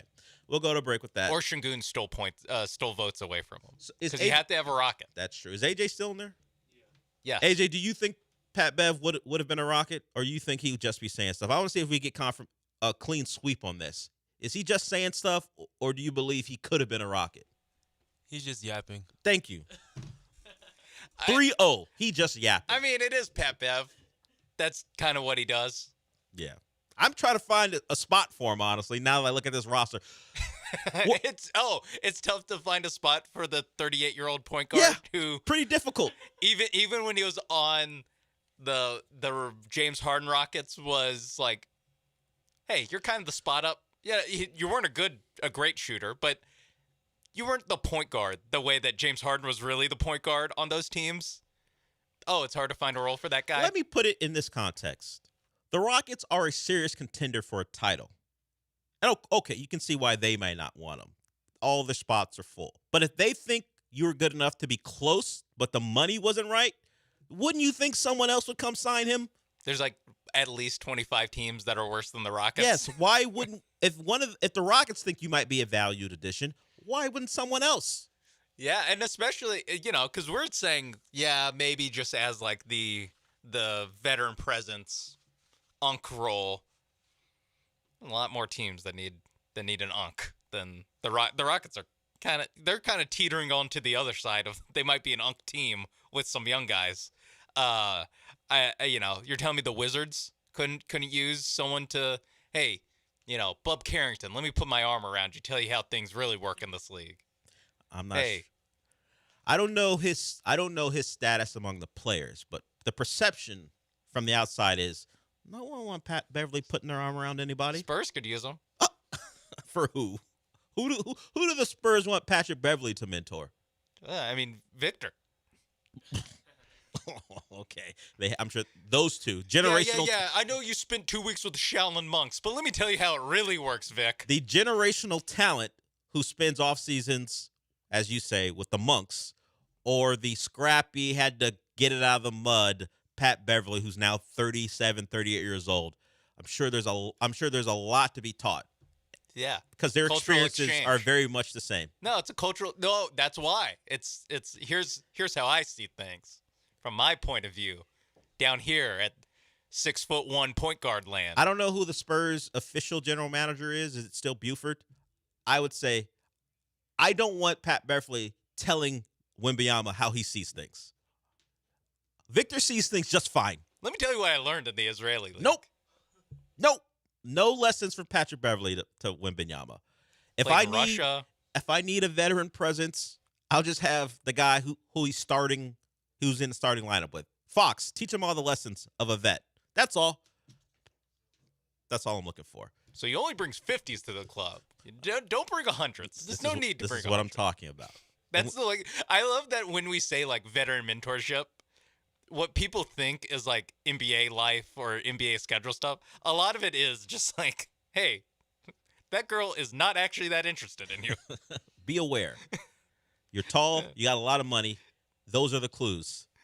Take it from there. Patrick Beverly's like, James Johnson gets to be in the league still. I don't. Well, James Johnson is scary. Who's telling him he doesn't have a roster spot? You're less scary. And I like the idea that the GM of the Pacers is just like, gosh, we could really use James Johnson's roster spot, but I don't want to have to call him in my office and tell him that. Yeah, who's telling James the guy's Johnson? A black belt. Who's telling him he's no longer wanted around the this facility? pin I have in my hand, he could kill me with it. Yeah, it's better just to let James Johnson retire when he wants. That's all. Go out on his terms. Pat Beverly's a different story. Tell him you don't want him and you're just fine. He'll just complain on a podcast. The least likely organization to have him is the Spurs. The Spurs. A lot of young Patrick guys Beverly. need mentor. Yeah, maybe Pop at some Steph point. Castle. Who's going to guide Stephon Castle? Pick someone, but not Patrick Beverly. I don't care. Someone, anyone. What's Tony Parker up to? He wants to be around. Tell him. Well, Tony would have different advice. Like, yeah. What's your coworker's wife look like? All right. That would be Tony's advice. Allegedly. If there's a fight in the club, get down, protect your eyes. Tony had his moments. Also a great player. All right, we'll go to break with that. But first, Sean's going to tell you about Prize Picks. Yes, Prize Picks, America's #1 daily fantasy sports app. And it's Thursday night. You know what that means? There's some gridiron action that you can get in on. Terry McLaurin has a Taco Thursday discount just because the good folks at Prize Picks are so nice that they're trying to help you out a little bit. His projection was 54.5 receiving yards, now just 34.5 receiving yards as he takes on the Packers. You also got a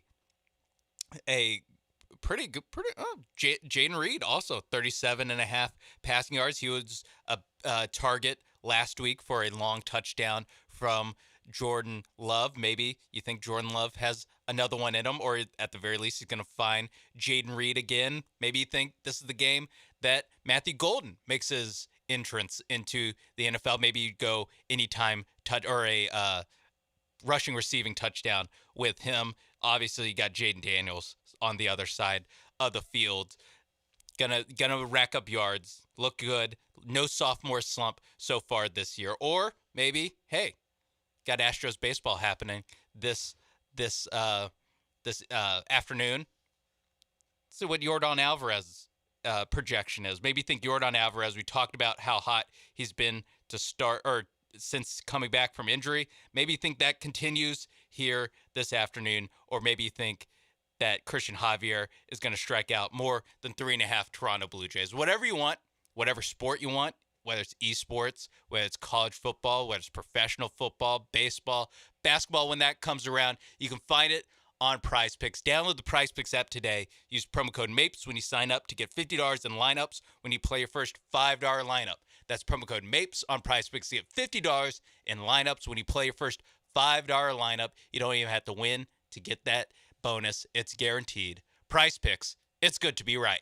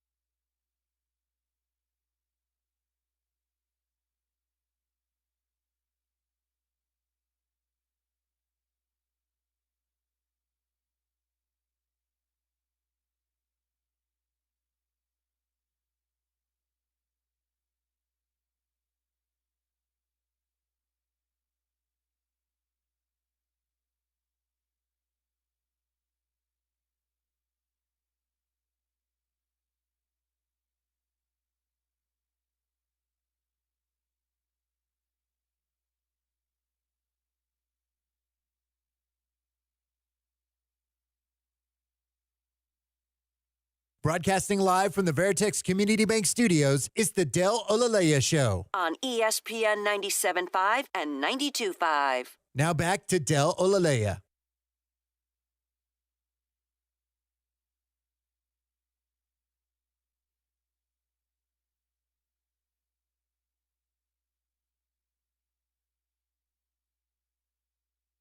Final segment here with us before we get to the Rich Eisen Show. If you want to join us, you can. 713-780-3776.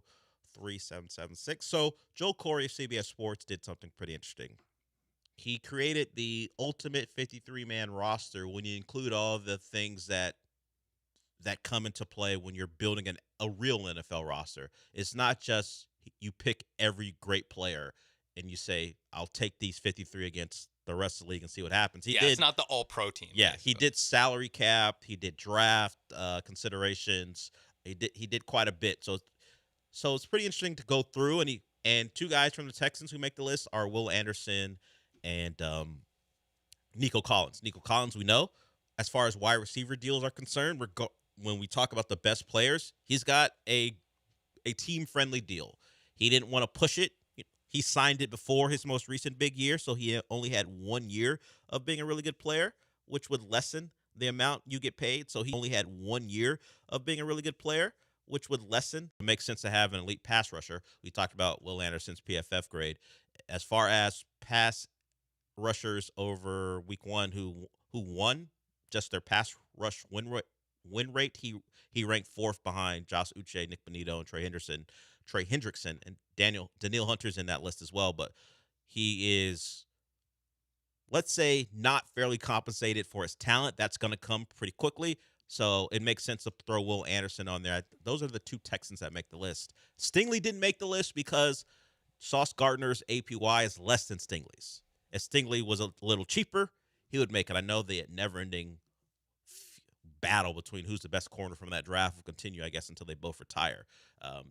It really all depends on who drafted who and who you root for. Texan fans have the advantage right now because Derek Stingley was great last year. Sauce Gardner doesn't take the ball away very much. Stingley ahead. You win that one after it felt like that was going the Sauce Gardner way. So just looking at it, who would you guess if you had to think, Sean? Who'd be next? Who would be let's go with the quarterback, the starting quarterback for the ultimate 53-man team. You have to take into account performance, what they cost, and when you'd have to pay them later. Who do you think? Oh, who do you think is the quarterback who made this list? I mean, you could just save a lot of money by having it be a that happened. Rookie quarterback. He did pick someone who would save the roster and the cap from cap hell. He's playing tonight. Jordan Love already got paid, so it's Jaden Daniels. He did pick Jaden Daniels. Thinks he can possibly be an MVP candidate, but mostly it was, hey, he's pretty good. He's pretty good, maybe really good, and he doesn't cost very much. So he made the list. He saved on quarterback. Yeah, just thinking about guys, quarterback, like the Sando quarterback tier guys. Yeah. Well, basically all of them have gotten paid except for Jaden Daniels. All the ones in the top 10 have gotten paid except for Jaden Daniels. So. Yeah, I mentioned Nico as one of the wide receivers. He went with Justin Jefferson, Nico, and Puka. That's where you save your money with Puka. Because he's a fifth-round guy. Fifth-rounder making $1.1 million this season. And speaking of a guy who, I know the baseball thing is unfair. Baseball players, unless they get an early deal from their team, but it's set up where these great players are underpaid when they're young. They make the minimum for 3 years. Yeah, Puka, fifth-rounder. We're talking a guy who can be an all-pro this year. Yeah. He took that hit from Henry To'oTo'o to make $1 million this year. Yeah, and when it comes time for him to ask for his money, they're gonna bring up missing games, so on and so forth, and and he'll bring up, I don't know, CeeDee Lamb's contract and A.J. Brown and be like, and Devontae's older. I'm young and I'm your number one. Yeah. Pay me my money. They're 100% gonna pay. Oh, they're gonna pay him, but when they try to win on the edges, it'll be, hey, you miss time from time to time. You don't play 15 games a year, Puka. But he's like, hey, Kawhi Leonard also missed time until aspirations started cutting those checks on time. All right, maybe I could plant some trees too. Wink, wink. What fake tree planting service will the Rams have to get involved to get Puka his money off the Bucks? Yeah, he played 17 in 2023. That's of course when he broke on the scene. Only 11 last year. Yeah. And if we're going by the hit he took in week 1, I don't know if he's going to get to 17 this year. Yeah, and he's a guy who just like he plays like that too. He plays like a guy. I don't say he embraces contact. He puts his body out, but he puts his body on the line. Yeah. And sometimes it results in missing 6 games in your second season. So he's a guy I wouldn't be surprised just like misses 2 or 3 games a year just off of stuff like that, ribs and shoulders and stuff like that. Yeah, it's probably going to be the case for him. All right, so we got Commanders and Packers tonight. Really good matchup. Thursday game. That's good. That's a good one. We'll see about the quality of play considering the short week. And we also have like Wake Forest versus NC State. If you're not a sicko for college football, it probably is not going to pique your interest. I just love all that Tobacco Road nonsense where they have hate for each other that I don't understand because I'm not from the area. But you'll see like signs that have to be explained to you. Like, oh, what's that? Oh, okay. Yeah, like that's private school versus state school stuff. I kind of get that the NC State's kind of the more redneck school. That's what it appears. And, yes. And Wake Forest maybe gets more northerners to go to their school. Yes. And same with Duke. Yeah. They're more the like kind of posh private schools. Yeah. And then UNC is the posh public school. Posh public school. And NC State's like the redheaded, no pun, but redheaded stepchild of Tobacco Road. Exactly. Yeah. And this NC State should beat Wake Forest, but I haven't exactly been blown away. And we're sure this is a conference game, right? Because the ACC has a history of having teams play each other that are in conference but don't result in conference games because maybe another team backed out. So they go, hey, you know what? You guys are pretty close in vicinity. Let's play each other. Because that's happened with North Carolina and Wake Forest before, where they played like 2 games in a season. One was a non-conference game and one was an actual conference game. We're sure this is an actual ACC game, right? It's pretty week 3. It's relatively early for that, but it happens from time to time. Let's see what's CBS Sports. I think it's an ACC game. Yeah, it starts an ACC matchup takes center stage. Okay, but they are just 2 ACC matchups. We don't know that it's actually a conference game. I think the ACC is the only conference that happens to. Big 12 has done it or will do it. I think sometime in the future. And the Alamo Bowl last year was BYU Colorado. That was the case. Yeah. So I think from perusing this article, they don't, because it would be something they bring up of like, this isn't actually a little an ACC quirk game. that they would mention. Yeah. It looks like this is an ACC game. Let's see, ACC non-conference conference games. While you're figuring that out, the 49ers won their game in week 1. It's got to be a bad feeling to know that you got to deal with Mac Jones as your starter for the next couple weeks. If you don't know, Brock Purdy has turf toe. He did finish the game, and this is something I talked about earlier in the week, where guys finish games and then they wind up not being available in the next week, and you're surprised by it. Well, Brock Purdy fits that. He's got turf toe, among other things, so he won't play on Sunday, and he may not be around for a little while. That hurts. You start off 1-0, you win a divisional game, and then you got to deal with Mac Jones. Mac Jones, who was a Jaguar last year, didn't cover himself in glory. He does fit the profile of the 49er quarterback. The guys that they've had start and go win games. I mean, the one guy who doesn't fit is Trey Lance, and he's still trying to find his way in the NFL. Like Garoppolo, Mac Jones, Brock Purdy. Brock Purdy has certainly superseded those guys and got paid by the 49ers. But Mac Jones is right there. And hell, Mac Jones was the first-round pick, but it's what you would consider system quarterback who on its face doesn't look like he should be starting games. Brock Purdy has broken the mold, and he was certainly the more athletic of all the 3 guys I mentioned. But Mac Jones still starting games in the NFL. Sure, it's due to injury, but that's the second year in a row. He's been able to start games in the NFL. Yeah. It's a bad spot if I'm a 49er fan. What's interesting too is that it's reported or was reported that Mac Jones was the guy that Kyle Shanahan really liked in that draft. Oh, I remember that. Yeah. Yeah. And then there was a little bit of like, dude, you cannot trade 3 first-round picks to get Mac Jones.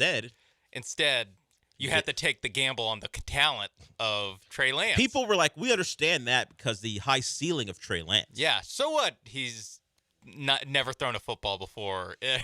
So what? He threw. I mean, never threw a football before. But he had very limited starting like experience. 30 passes in college, and I think even went to a high school that ran the wing T, which that's more understandable if you got Trey Lance taking snaps. And I think he went to a very small Big Sky school, not for college, but in high school. Like he's from like so the story an area that doesn't play full football. He had a full year, I believe in 2019, of playing quarterback, and then COVID hit.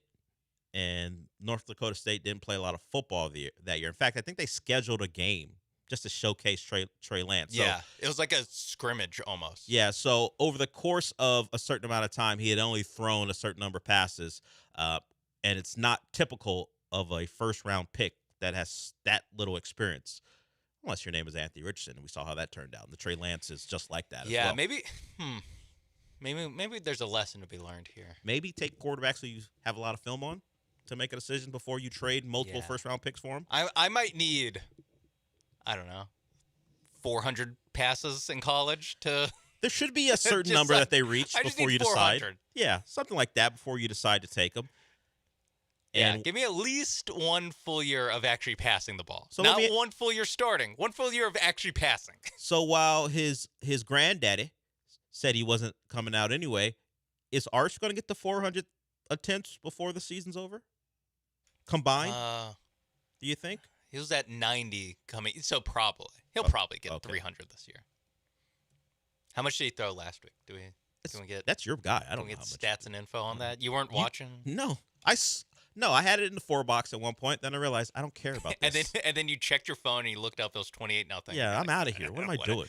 Get this off my screen. I trust these guys at this point. I trust the defense enough. They're not going to blow it. That really was. That's what got the party started, was some short fields and converting those. He had 295 passing yards. So if you include a likely playoff appearance, he had 30 passes. He'll get the 400. Yeah. The playoffs are not guaranteed, but we expect Texas to make the playoff. He's going to get the 400-plus throws this year because Quinn last year was at 445, and he missed games. Yeah. So yeah. All right. Well, I was going to say we're going to go to break, but we're just going to go. We're done. Is a break. It's a break for me until 20-something hour break. No, actually less than that. Yeah, what are we talking about? I got that other job I got to do. I forget about the Hall of Famers there. Yeah, I got to deal with the Hall of Famers tomorrow. All right, we're done for the day.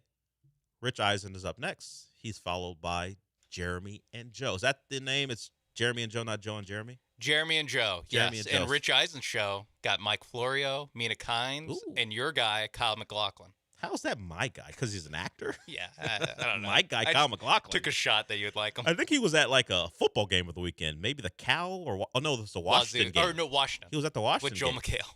It was Joe McHale, somewhat drunk, talking about his Huskies. All right, we're done. Rich Eisen's next. I'll talk to you tomorrow. But since we're done, Sean, what does that mean?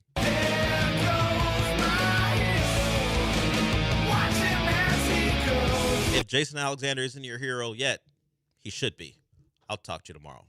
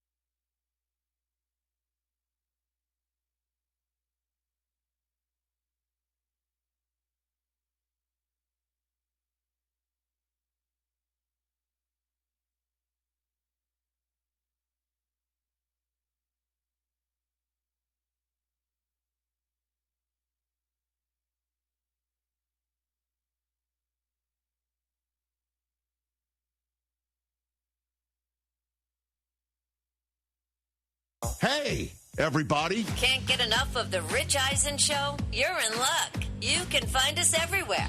Watch us weekdays on Disney Plus from noon to 3 Eastern. Miss the show? We've got a podcast so you can listen anytime. But here's the best part. Our YouTube channel. Subscribe at youtube.com/Rich Eisen Show and you'll never miss a moment. Now, on with the show. Check it out. This is the Rich Eisen Show. Yes! Rich Eisen. That boy is good. From the Rich Eisen Show studio in Los Angeles. Frank Caliendo here. What would John Madden say? We're going to steal the Declaration of Independence. Boom! Today's guests. Host of Pro Football Talk Live, Mike Florio. ESPN NFL analyst, Mina Kimes. Actor, Kyle Mclacklin. And now, it's Rich Eisen.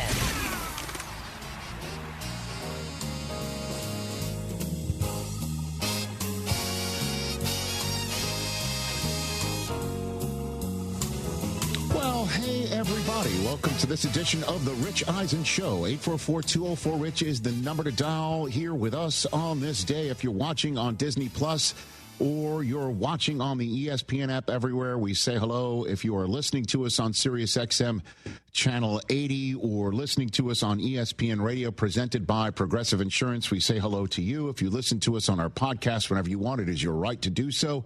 We say hello. And as I mentioned, 844-204-RICH is the number to dial. Hope over the next 3 hours we can help you forget whatever's going on that causes you stress or whatever's going on maybe in the real world and be here with us in this world.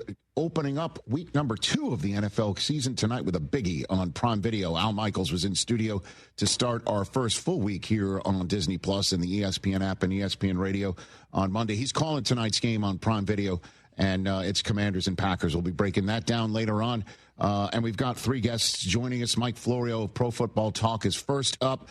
There's lots, as you know, happening in our NFL world in advance of week 2. He'll join us middle of hour number 2. Our friend from ESPN, she was sitting with me on that SportsCenter set when I made my return 22 years apart. Mina Kimes will be joining us in hour number 2. And then hour 3, Kyle Mclacklin, one of my favorites. I might go down to Twin Peaks wormhole with him. Why not? I might have him hold a Rich Eisen Show mug and say, that's a damn fine cup of coffee, which would be a dream come true for that high schooler that was watching Twin Peaks in Staten Island with my friends.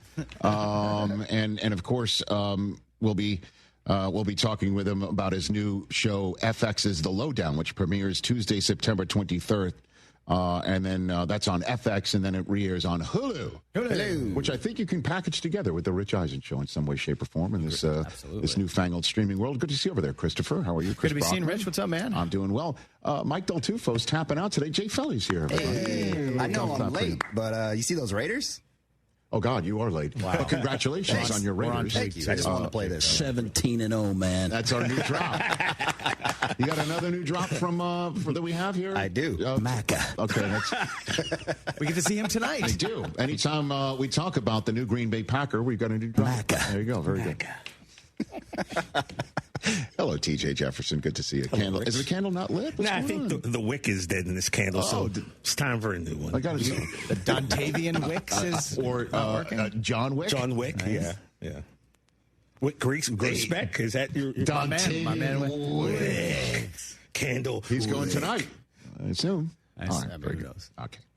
We start today's show on April 29th, 2021. Why are we doing that, Rich? It's a rhetorical question. So I don't have to answer. I'll give you the answer. All right, I'll be quiet. Thank you. April 29th, 2021, I was sitting on an NFL Network draft set in Cleveland, Ohio for the first in-person draft in 2 years. We all remember what happened in 2020. And sitting on that Cleveland set and a few hours before the draft, the big question was, what are the 49ers doing trading up for that 3rd overall draft choice when we all know it was going to be Trevor Lawrence first going to the Jaguars and Zach Wilson second to the Jets? What do they trade up all the way to 3 for a few days before? And then, oh, boy, baby, word came that Aaron Rodgers wanted out of Green Bay. Remember that one? Because the year before, in that COVID draft, Aaron's sitting home apparently 2 fingers into a stiff drink and found out Jordan Love was being acquired. the draft rights, moving up, the Packers did to go get him. Apparently wasn't terribly pleased about that. Now he wanted out. And word was he was trying to force his way out to go to the San Francisco 49ers. Why not? Yeah. All right, that's the team of his youth. Growing up in Chico, California. It's entirely possible Aaron Rodgers was a young man sitting there in Chico, California, watching me do my sports on KRCR television in Redding, California, in 1994 to 96, before ESPN hired me for a 1.0. Now I'm in the 2.0 right now. At any rate, that was all going on. And, Rodgers with Kyle Shanahan, like that's the good stuff. Rodgers, as we all know, is an MVP of the NFL. He stayed in Green Bay anyway. Nothing happened with the 49ers and Rodgers, and he went on to win another MVP award later on that year, coming up with a 4-touchdown game late in the season against the Bears that served to be his last such game until this past Sunday. Why am I starting with all this? Because everybody also thought the Niners had traded up in that draft to take Mac Jones. Mac 10. Remember that? That was a big thing. Big, when they traded up, rumor that when day. they traded up initially, the first thought was it was for Mac Jones, the kid out of Alabama. Had a huge year in Alabama. And this is the type of guy that Shanahan wants. Like, we all know Shanahan and everybody in his system covets Kirk Cousins. Like Daniel Jeremiah, my buddy from NFL Network, always says, if you are in that Shanahan system, McVay system, you must pay fealty to Kirk Cousins, because Shanahan had Kirk in D.C. And the word was that Shanahans weren't terribly into RG3. That was a thumb on the scale by Dan Snyder, and they drafted Kirk Cousins later on in that draft. And Mac Jones was going to be Kirk Cousins 2.0, and they went with Trey Lance. Yada, yada, yada.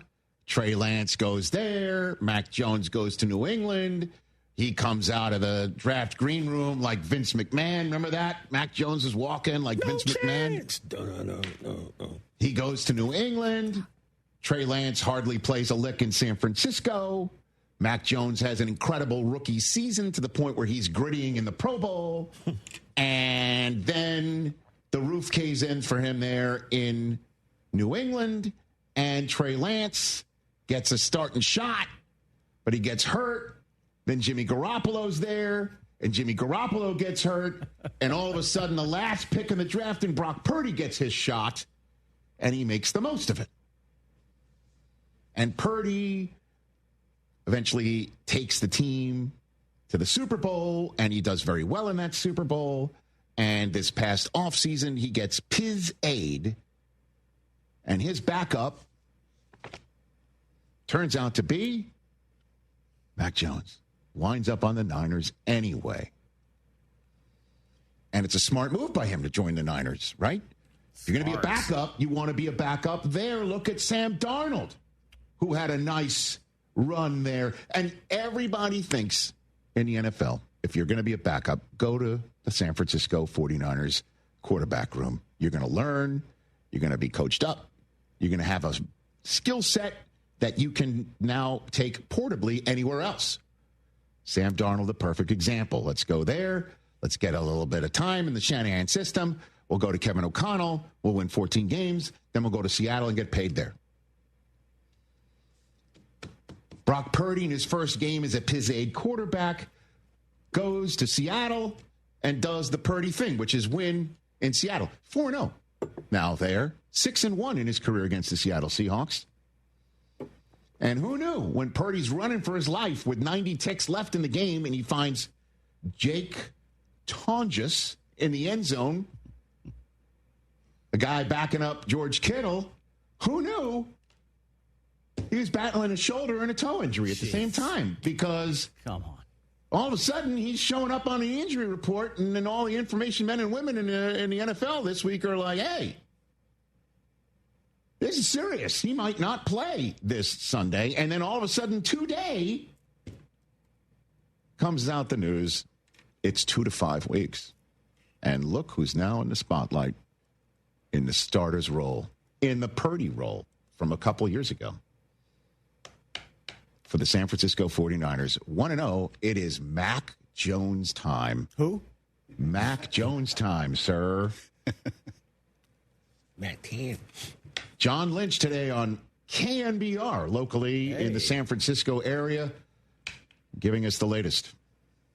What I can confirm is I talked to, obviously, our trainer, our doctor, Dr. Anderson, who's the preeminent foot and ankle specialist in the NFL.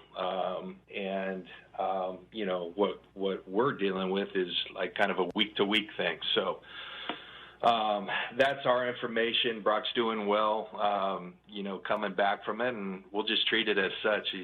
He's doing a nice job, doing everything he can to get back out there as soon as possible, and so that's where we're at. 2 to 5 weeks is what everybody in the NFL media world is saying. My buddy Rap Sheet reporting that one today, NFL Network. Did I do this? Is this my fault for finally coming around and pledging my support and saying how great the Niners and Brock Purdy were going to be this season? No, because guess what? If there's any team where you can't say this thing's over, it's toast, it's this team. And it's the guy who's replacing is a perfect example of it. A guy who started a ton of games in college and goes to the system and starts balling out and is now paid $50 and change a year because of how well he's performed here. And if Kyle Shanahan is a quarterback whisperer before Kevin O'Connell ever was, it's time to do it again. So you can't sit here and go, oh, that's the end of that. When Trey Lance was starting, everyone's just like, okay, we'll see what the kid's got. Then he goes and says, well, that's the end of that. Here comes Jimmy Garoppolo. They basically told him, hand in your playbook. He said goodbye after losing the NFC Championship game. Mm-hmm. And they took his playbook away. He was 19th string going in the summer. And then they decided at the end of the summer, you know what, we need you because we can't just go with this Purdy kid if we go down to that. And then they went down to that, and the kid balled out. He became Brock freaking Purdy. So what, are we going to sit here and say this is over now? Absolutely not. What, Mac Jones can't play football like he did back in his first year? He was Offensive Rookie of the Year runner-up. And as we know, made the Pro Bowl. He was on the top 100 list. Josh McDaniels was his offensive coordinator. The next year, the Raiders hire him away. And suddenly, it's Patricia. It's the law firm of Belichick, Patricia, and Judge that's in his ear. Yeah. And that didn't work out. And it went south. And then he had the unfortunate circumstance of yours truly and Kurt Warner calling one of his international games. You got to have your head in a swivel when we do that. Ask Robert Saleh. Ask Daniel Jones. Ask Mac Jones. Anybody named Jones starting a quarterback over there in Germany, and we're calling your game, have your head in a swivel. Because Mac Jones threw those awful interceptions in Frankfurt, and see you later. Belichick was done with him, and he with Belichick. And now he's in this spot where everybody thinks you're in the perfect spot because it's Kyle Shanahan, and there is a roadmap to look at and show how it works. And the 49ers are in New Orleans. It's Mac Jones v. Spencer Rattler. If there's any winnable game, it should be that one. Should be. Notice I said should. You're home for Arizona, home for Jacksonville, and then you're at the Rams. If it's 2 weeks, then on a Thursday. It's a short week. On a Thursday. I mean, I don't know. Then you're at Tampa. So if it's 5 weeks, those are your 5 weeks. What if Mac Jones goes 4-1? Then what? Then it's Brock Purdy's job to finish the season with a nice 4-1 stretch. But why? Because that's what backup quarterbacks are supposed to do. You're supposed to go in. You're supposed to win the games that you're supposed to win, and you're not supposed to lose. Don't do anything stupid, and hand it back to the guy that you paid $50+ million to. Ask Cooper Rush. Yes, but here's the thing. But here's the thing. Cooper Rush wasn't the guy that the Cowboys maybe wanted in the draft, but the front office pushed the button the other way. Right, but Dak Prescott's the guy that was making all those millions, just like Brock Purdy. Yeah, but Brock Purdy wasn't the guy. He was in the 7th round. They wanted, Kyle Shanahan wanted Mac Jones. So if Mac Jones he finally gets, and if Mac Jones is lighting it up and running the system the way that he knew he could 4 years ago, yes, then what? Then you tell Mac Jones, great job. That's what we have you here for. I don't know about that. And then you hand it off. That's not going to be the conversation on shows. and on the local radio in San Francisco. Understood, but I think the conversation in San Francisco and Santa Clara is like, this is why we got you. We believed in you back then. We believe in you now. We need you for 2 to 5 weeks while our big toe comes back from a big toe injury. The big toe on the guy that's never played a full season. I hear you. That's why you have Mac Jones. That's why you have a backup quarterback. You have a backup quarterback that can win you games in a 2 to 5 week stretch to keep things afloat for the guy you're paying 50-some-odd million to, and the whole locker room and the whole front office clearly believes in. This is the business we've chosen. That's it. I think that's the business we've all big problems chosen. if Mac Jones goes 4-1. Okay. Listen to Hyman Roth and listen to Rich Eisen. What do we have in common? I think you know. You're both in your 50s? Well, I'm just going to take a nap, and when I wake up, if the money's there, I understand. We have a deal. How old was Hyman Roth in Godfather 2? Well, I mean, he always lies about he's always honest about his age. Yeah. I can't make enough Godfather 2 references. I don't care how old that movie is. It's a freaking classic. I'm just saying it kind of contradicts what we were... Which is what? Well, yesterday, like I said yesterday, when I brought up a person's name, you're like, that was 17 years ago. No one remembers that. I couldn't talk about that. You're talking about contradiction. This guy was like, Purdy's not this, Purdy's not that, Purdy's not this, Purdy's not that. And then on Overreaction Monday and the Rich Eisen Show for the last 2 months, you've been high on the Niners. Don't sleep on him. Purdy goes out and does what he did without half of his youth. I have Purdy in half my fantasy leagues.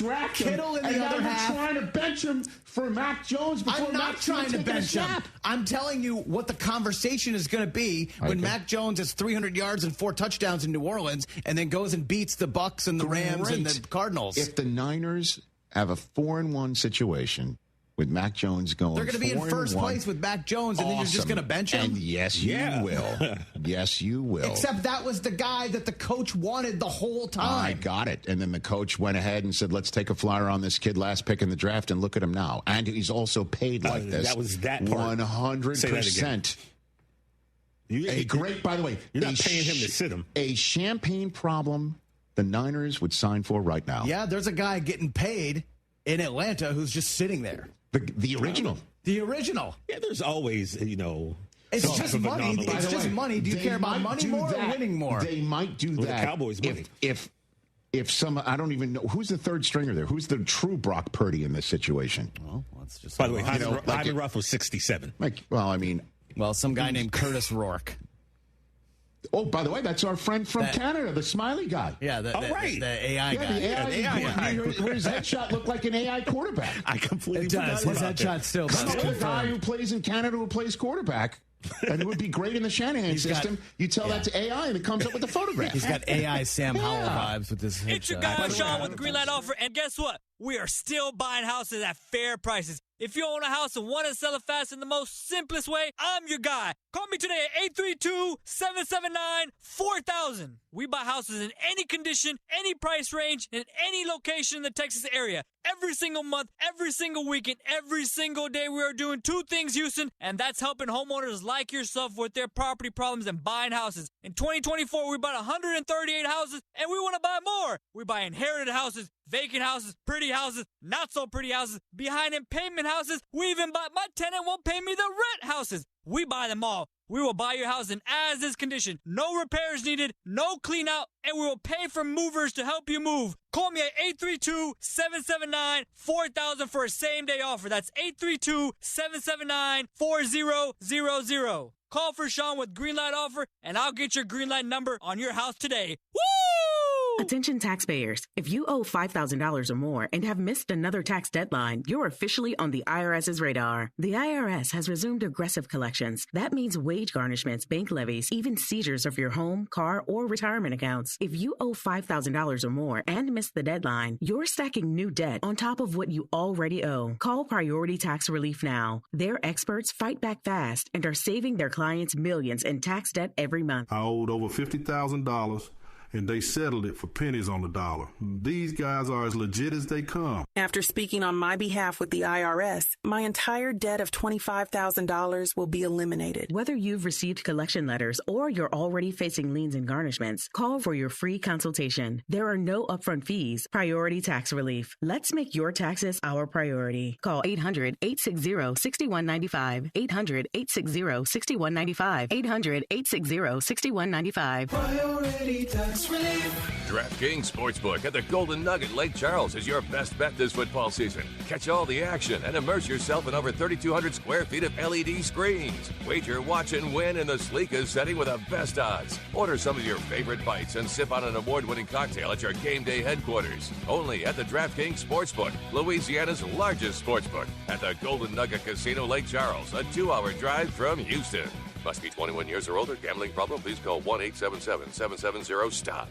GimmeTheVin.com's big cash giveaway. I hate games and scams. So when we had the idea to give away $25,000, I was very careful about the way it was orchestrated. Get the top of the market money and enter to be the lucky person to get $25,000. This is no joke. This is no game. This is very real. Just like GimmeTheVin.com. No purchase necessary. For official rules, go to GimmeTheVin.com. Sell us your car. GimmeTheVin.com. So easy you can do it in your underwear.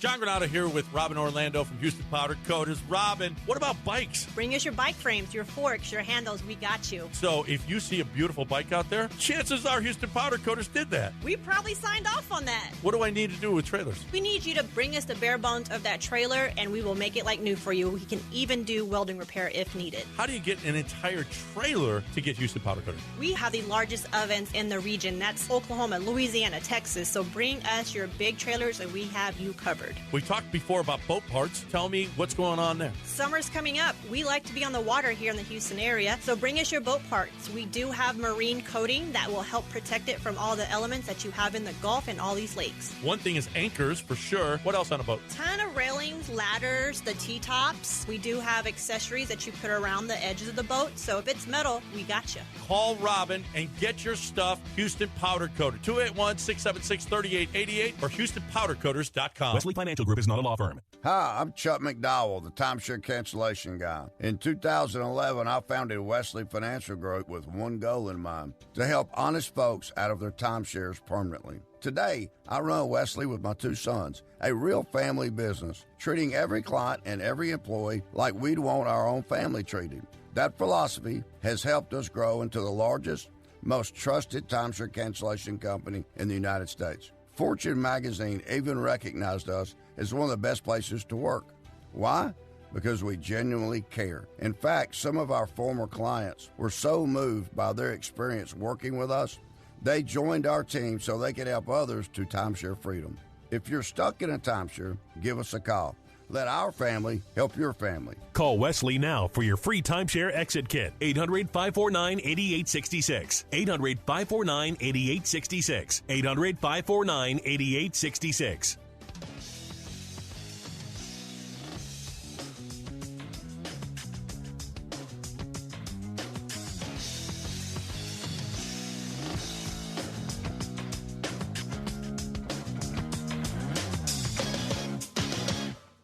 Eisen Show, Disney Plus, ESPN app everywhere. Stream along with ESPN Radio.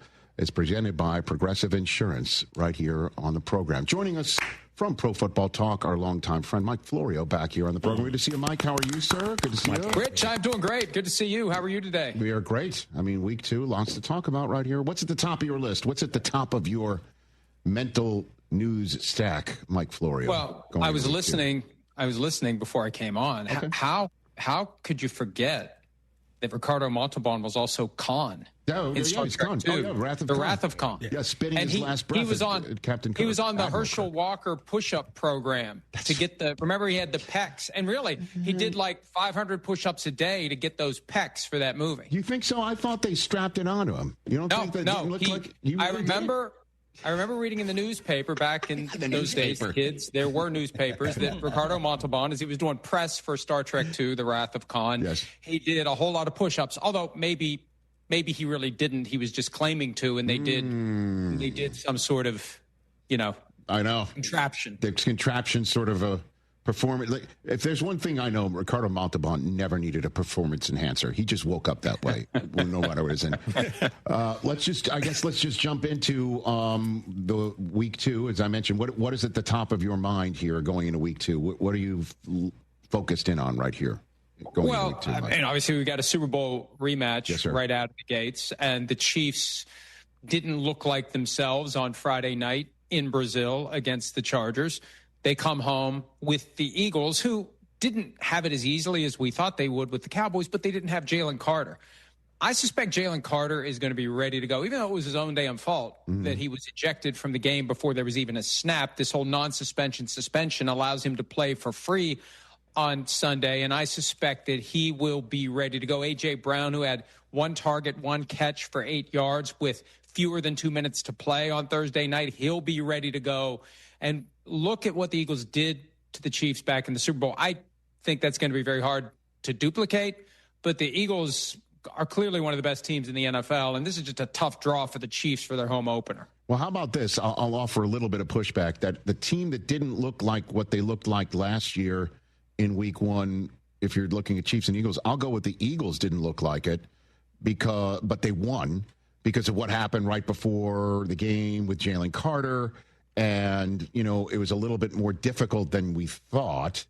Then the Chiefs did look like last year, except they lost, right? Like they were struggling to get the ball down the field, take the top of the defense off. And part of that was, because they lost Xavier Worthy 3 snaps into the game, maybe. And the idea is that they do want to go deep. They do have a fast wide receiver room. One of them's just suspended. The other one is who knows what Xavier Worthy's status is going to be long-term here. And, is it possible that the Chiefs are eyeing a reunion with Tyreek Hill?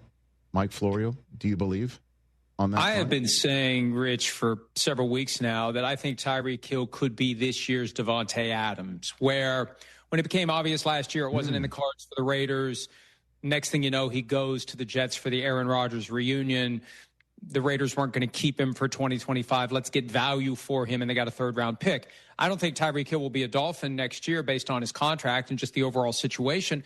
So why not trade him if things continue to go off the rails? And based on week 1, it's clearly off the rails for the Miami Dolphins. Now, I was told in the aftermath of that week 1 debacle that both the Steelers and the Chiefs are eyeing Tyreek Hill. And the Steelers would be crazy to imagine with Tyreek Hill and DK Metcalf with Aaron Rodgers throwing them passes. But it got complicated on Monday because TMZ reported on the existence of court filings in Tyreek Hill's pending divorce case in which his estranged wife accuses him of 8 incidents of domestic violence, including at least 1 while she was pregnant. And the league has launched a personal conduct policy investigation. So I think that any team that would be interested in trading for Tyreek Hill wants to be sure they're not trading for a guy who's going to be suspended before the end of the season. So that is a massive complication that wasn't there when the chatter began of maybe the Chiefs or the Steelers trying to get Tyreek Hill if this Dolphins week 1 trend continues. So what are you hearing out of South Florida right now, Mike, if anything, based on that 33-8 beatdown that left Mike McDaniel looking for asked about a silver lining, said, well, the silver lining is that we were embarrassed, and that should maybe shake a cobweb or two around here. Yeah, and that it can't get worse. Well, it can get worse. Joe Philbin was fired by the Dolphins 4 weeks into the 2015 season with a record of 1-3. So it can get worse. If the losses continue, I suspect that Stephen Ross, the owner of the team, will consider making some sort of an in-season change. And, I love Mike McDaniel. He's got such a refreshing and different way, the authenticity. But, boy, his demeanor and his words, they just land differently when the team isn't good. And the very chill mannerism and just that way of speaking, it doesn't mesh with a guy whose team was just obliterated on Sunday by the Colts. So something's off there, and a lot of the problems that usually manifest themselves for the Dolphins later in the year when they have to play outdoors in the cold, those popped up week 1. Week 1, they'd been undefeated under Mike McDaniel, and they didn't just lose. They were embarrassed. How quickly can they turn it around against a team from New England that the Dolphins have beaten 7 of 8 times at home, and the Dolphins are 8-2 against the Patriots this decade? This is one that the doctor ordered for the Dolphins. And if they can't win this one, it's going to be a long season for the team, and it could be a short season for the head coach. Mike Florio of Pro Football Talk right here on the Rich Eisen Show. You can check out all of Mike's stuff online and, of course, on Peacock and NBC Sunday Night Football right here on the Rich Eisen Show. What did you make of the Lions week one? Because week one, and certainly in many parts in our media, is about salting away a narrative or somehow wiping it away. And with Ben Johnson coming in and what they looked like on Sunday in Green Bay, the narrative got a little bit more salted that the coordinator change is going to cost the Lions a step or two based on the last years of ascension. What do you think, Mike? One of your new colleagues, Kevin Clark, was with me today on PFT Live, and we were talking about the Lions, and it occurred to me during the conversation that the Lions are learning what it's like to be a good team. And there are growing pains that go with being a good team. They lost 8 assistant coaches following the departure of Ben Johnson to be the head coach of the Bears and Aaron Glenn to be the head coach of the Jets. They took multiple guys with them. They have to work this through. And to go from 15-2 in the regular season last year to 0-2 since then, if we add the playoff outcome to the week one loss, 15-2 to 0-2, those fans, I think, are going to be antsy when Ben Johnson brings the Bears into town. And last year, without Ben Johnson as the Bears head coach, on Thanksgiving Day, the Bears were in position to steal that game, but for poor clock management that got the head coach, Matt Eberflus, fired the next day, the Bears could have won that game. And now Ben Johnson is with the Bears. And I would just be very uneasy about everything if I was a Lions fan, because the bar is high now, and it has never been high for the Lions. It's high now, and they're 0-1, and they're facing 0-2 if Ben Johnson come in there and finish the job that Matt Eberflus almost finished last year. Mike Florio here on the Rich Eisen Show. The Bills and the Ravens, that was amazing. Were you transiting back? Or where were you? You were sitting there. Walk me through Sunday night for you on NBC. Here's what happens. Unbelievable for you. We watched the first half in the viewing room, and then right after halftime, we tape an FNIA podcast while we have one eye on the screen. Yes. And then it's go change, get to the car, watching the game on Peacock on the phone the whole time, get back to the hotel. So I was back at the hotel when all hell broke loose. Oh, man. And I couldn't believe it. And the Ravens have an institutional, I think, stubbornness to recognize when their formula isn't working. And they think they're going to make it to the finish line as all the pieces are flying off of the car. They think they're going to get there before the other car in the race that they've lapped finds a way to catch them, because they don't make any adjustments. They just think that what they've been doing is going to continue to work. And you could feel the momentum. It was palpable. You didn't have to be in the stadium, just watching it on TV. Everything swung toward the Bills. Why would you give the ball back to Josh Allen? There was that key 4th and 3. Now, Lamar Jackson has since said he had cramps. After the game, John Harbaugh said most teams would punt in that situation where it's 4 and 3 and a first down ends the game. Most teams don't have Lamar Jackson.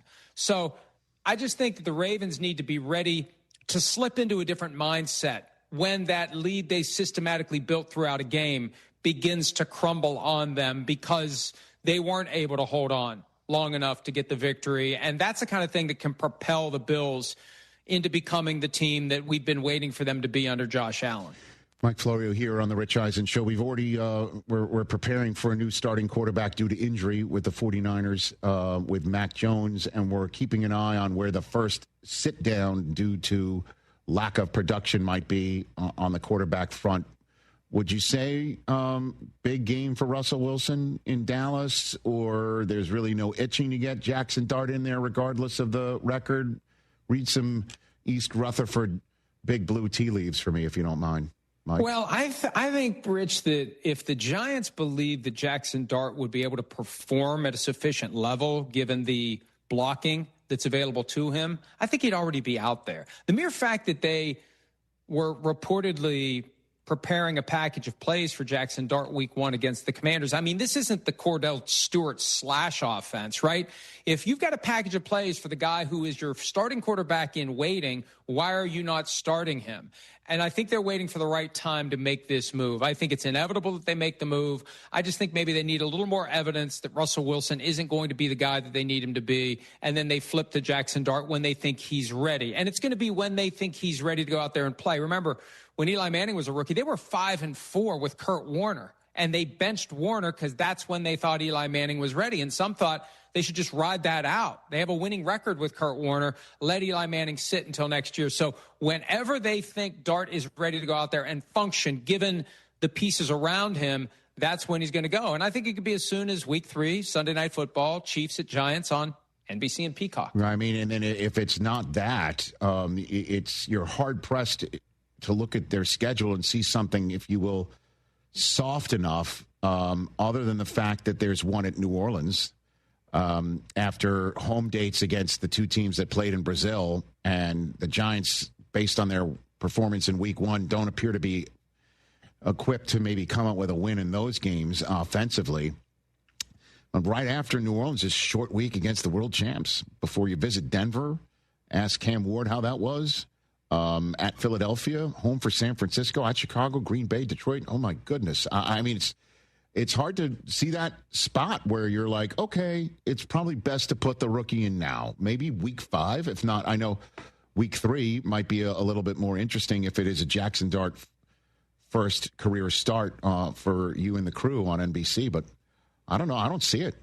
Where's the spot? Rich, you know, I think week 5 is the one to watch because they could be 0-4 going into that game. And by then there's enough evidence. There'll be enough of an outcry from the fans. We got to do something. Here comes a winnable game. Let's see what we can do. And then after that short week, you've got a little more time to get ready for the game at Denver. It really would be something if for the second straight year, Russell Wilson is on a team that's going to play Denver and in Denver, and Russell Wilson doesn't get to play in that game. Last year he had the hamstring injury. It was early for the Steelers at Denver. This year he could get the hook before it's time to go play the Broncos in Denver. But, yeah, they have a tough schedule this year. And I know every NFL team has an NFL schedule, but it just seems like everything is stacked against the Giants. There aren't a lot of winnable games. There's still a work in progress. And I just think the sooner they get to Jackson Dart, the sooner he gets the reps, the sooner the game starts to slow down for him, the better equipped he'll be next year, assuming that the power structure is still in place and there isn't a new coach that wants someone other than Jackson Dart. That's one of the ways dysfunction manifests itself with a football team. If you fire the coach and the GM after this season, the new guys inherit a guy they may not have drafted. I hope the Giants give this some time so we can see what Jackson Dart's ceiling is with the guys who brought him in. Mike Florio, before I let you go, sir, your book, Big Shield, available now for only 99 cents in ebook form, $14.99 for the print edition. You don't need the graphic. I'm Carrot Top. I got props. I got props. Look at you, Speaking of Vegas, Carrot Top. Okay, very good. It took me like a month to get these. Like, Bezos, what's going on, man? Like, why does it take so long to print up the books? Maybe it's because a lot of people are buying it. I'll tell myself that, and anyone else who will listen. It is actually doing surprisingly well, despite the fact that I wrote it. So, yes, Big Shield, available on Amazon, 99-cent ebook or $14.99 for this beauty right here. Look at that. Isn't that beautiful? Look at that cover. Forget the content. Buy it for the cover. Beautiful. I love it. Maybe you sent it up with Gail King for a second. Maybe you lost him up there. I don't know. She was thrilled about that, too. Oh, my God. That was so good. I think my crack staff is bored because look what they've apparently made. There's the Wrath of Khan. Oh, my gosh. I don't know what's up. I don't know why I'm in the middle right there, but because that's where it's a little frightening. Is that an AI generation? Is that AI? I don't know. It certainly isn't real AI. That's for sure. But you can't have, if you're Khan, you can't cover up the pecs. I don't know. Hey, listen, you gotta show it. This is apparently like a real photograph of whatever was going on back in the 80s. But the big reveal of the pecs was coming. He was getting ready to push them aside gently and throw the arms open and show the world the product of the Herschel Walker push-ups and sit-ups during TV commercials routine. Something you read in your local newspaper there in West Virginia, I'm sure. 5. Mike Florio, thanks for the time, brother. We'll chat again soon. Great talking to you, pal. Ladies and gentlemen, Mike Florio, creator, editor-in-chief of Pro Football Talk. Go get his book, Big Shield, available now, 99 cents in ebook form, $14.99 for the print edition. Okay. Steelers go and get Tyreek Hill. You know they feel like this is the time for Rodgers. Put him in the basket. Sorry, when you looked up what I was talking to Brockman during the interview, that's what you were saying? Listen, Rodgers throws for 4 touchdowns, and you think, again, if the run game's not going to be the focal point, then get Rodgers, Tyreek Hill. And if you think, right. Don't forget Roman Wilson, Team 144. Well, I hadn't got there, but I was scared. No, I guess it's it. It's just like, Russ is here, let's put the eggs in the basket. And it's an interesting analogy that he's like this year's Devontae Adams, which is done with one team, and now he comes and becomes the guy for Rodgers. Except, I guess, does that make DK Metcalf the Garrett Wilson of this scenario? I guess so. Yeah. Oh, okay. And the one thing that's not going to happen is they're not going to fire their coach in the middle of all this and replace the offensive coordinator. Please believe it. Because that's what happened with the Jets last year, in case you forgot. All right, 844-204-RICH is the number to dial your phone calls when we come back right here. Mina Kimes in hour number 2 here on the program. Let's get our push-ups in, boys.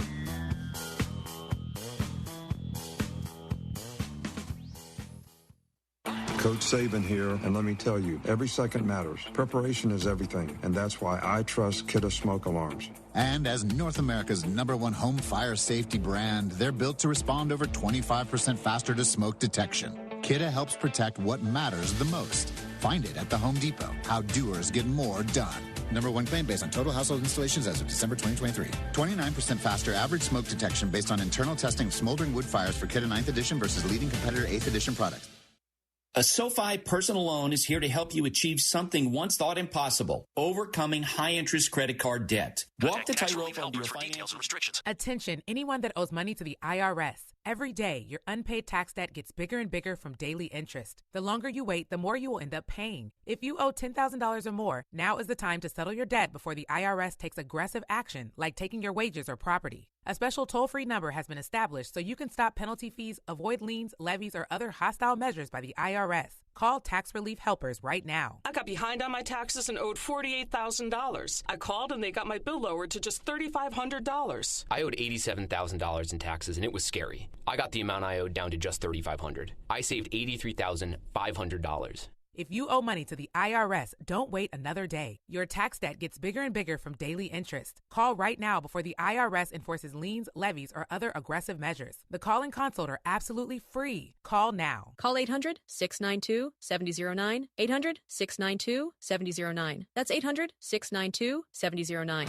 All right, Houston, are you ready for a party? Well, we're going to be live at Nick's Place tomorrow from 3 to 7 p.m., broadcasting live. Come join us for cold beers, cocktails, and great food from Houston's favorite neighborhood Italian sports bar, Nick's Place. Enjoy your sports on their great wall of TVs, play some pool, or just sit out on their patio and enjoy this great weather. It's happening tomorrow at Nick's Place. Come join us from 3 to 7 p.m. as we broadcast live. Nick's Place on Rocky Ridge at Westheimer. Grilling alone? That's a flag on the play. Grab your crew, fire up the pit, and pass around some andouille, cracklings, and a little boudin from the Best Stop Cajun Market with 2 Houston area locations in Katy and Baytown. That's how you turn a tailgate into a party. Keep your grill hot and your plate full. Shop at Best Stop Katy or Best Stop Baytown before game day. Keeping the Cajun playbook never tasted so good. Championship teams are built with experience, skill, and teamwork, just like Pipefitters Local 211. For over 75 years, we've been representing the best in the trade across the Texas Gulf Coast. Our 4,300 union pipe fitters, welders, and HVAC techs bring the heat when it comes to quality, safety, and precision. When you need a home run in craftsmanship, trust the pros who do it right the first time. Pipefitters Local 211. Brought to you by the journeymen and apprentices of Pipefitters Local Union 211. Hey, Texans fans, Sean Mapes here. You know every game counts, so don't miss a moment of the action this season on Prize Picks. Make your picks on your favorite Houston Stars and Battle Red all season long. Prize Picks is the best way to win cash this football season. You've been waiting all offseason preparing for this moment. which players are going to go off, which ones aren't. Make your picks, and in less than 60 seconds, you can turn your takes into cash all season long. Prize Picks is simple to play. All you have to do is pick more or less on 2 to 6 player stat projections. If you get your picks right, you can cash in. And don't worry about injuries because Prize Picks also offers injury reboots. If one of your players leaves the game in the first half and doesn't return, Prize Picks won't count it as a loss. Download the Prize Picks app today. Use promo code MAPES to get $50 in lineups after you play your first $5 lineup. That's promo code MAPES to get $50 in lineups after you play your first $5 lineup. Prize Picks. It's good to be right. Must be present in certain states. Visit prizepicks.com for restrictions and details.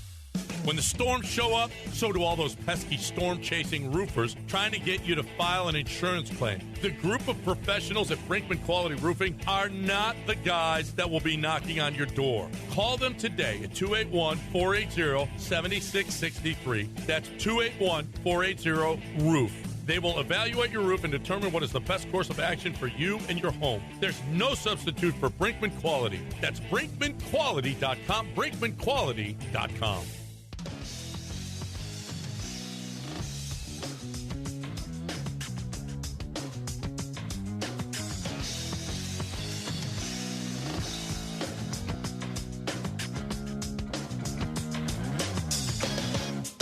Show 844-204-RICH is the number to dial right here on our live stream on Disney Plus, the ESPN app everywhere, or ESPN Radio. What is it that makes the all-new Hyundai Palisade Hybrid an incredible SUV? I'll tell you.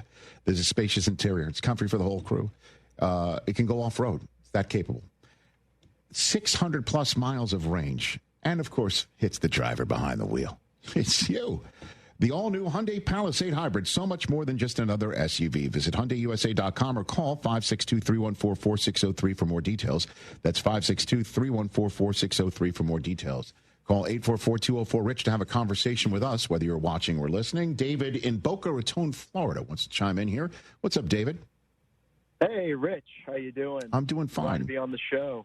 You're going to love me, man. Okay. I agree with you 1,000% on the Brock Purdy, Mac Jones dilemma here.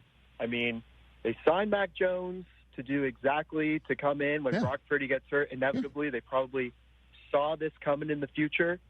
So he's going to come in. He's going to win them the games. Okay. I'm going to start Ricky Pearsall in fantasy. He's going to hit all the overs on his props. Okay. And he's going to come in, and then right when Brock Purdy gets out, he gets a nice pat on the back and gets to, ride the pine until Purdy gets hurt in the playoffs. Wow. What a call, David. You're making lots of calls right here, including one to this program. Listen, that's the idea. I don't think they saw this. You just got to plan in advance. And if Mac Jones is becoming available and you liked him in the draft and you think he can do this exact job, that's why you have him. And I think he will be I think he's going to be just fine, actually. And they have a last place schedule. Yeah, they have a last place schedule, and there are some winnable games on their schedule over the next, few weeks. You got a starting quarterback as your backup. I mean, they couldn't have finessed any harder with signing Mac Jones. Okay, thanks for the call. So I just have a question for tonight's game. Not gambling advice. How do we feel about the over/under on the game tonight? So this is not gambling. But you're asking me about who's going over or under. Okay, just I appreciate the heads up. Because he would never ask you for that, Rich. You want to take this one? Chris, what is the number? I don't know these numbers. So here's the deal. I'm an NFL employee. I become unfrozen caveman host when it comes to this sort of stuff. Thursdays are tough. Usually slow out of the gates. However, this does have the second highest total of the week, 48.5. So Vegas expecting, 7 touchdowns possibly in this game. If you want to tease that down a little bit, maybe go, if you want to take Washington up to 9-7 and get the, over 40, I think that's not a bad situation. Tonight? I'm not really sure. Is he going higher register? Whoa. Even higher register. Uh-oh. Don't say that. It just all depends. In all honesty, it really all depends on how Mac does tonight. Thanks, David. Appreciate it. Say hi to the Seinfelds near Boca there. I like shootout tonight, don't you? Dude, what do I know? What do you shoot out? What do you know? You don't know anything. I don't know anything. I don't know anything. I have no idea. You can sit here and say, I think there's going to be a lot of touchdowns scored tonight. That's a shootout. I don't know. The Commanders' defense held Russ down. Jordan Love better than Russ? Sure. Or will they hold a bunch of people down?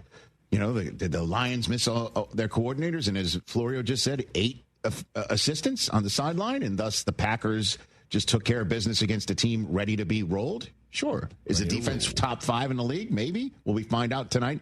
Jaden Daniels, the last Jaden Daniels is the last Cowboy sack for Maca. Yeah.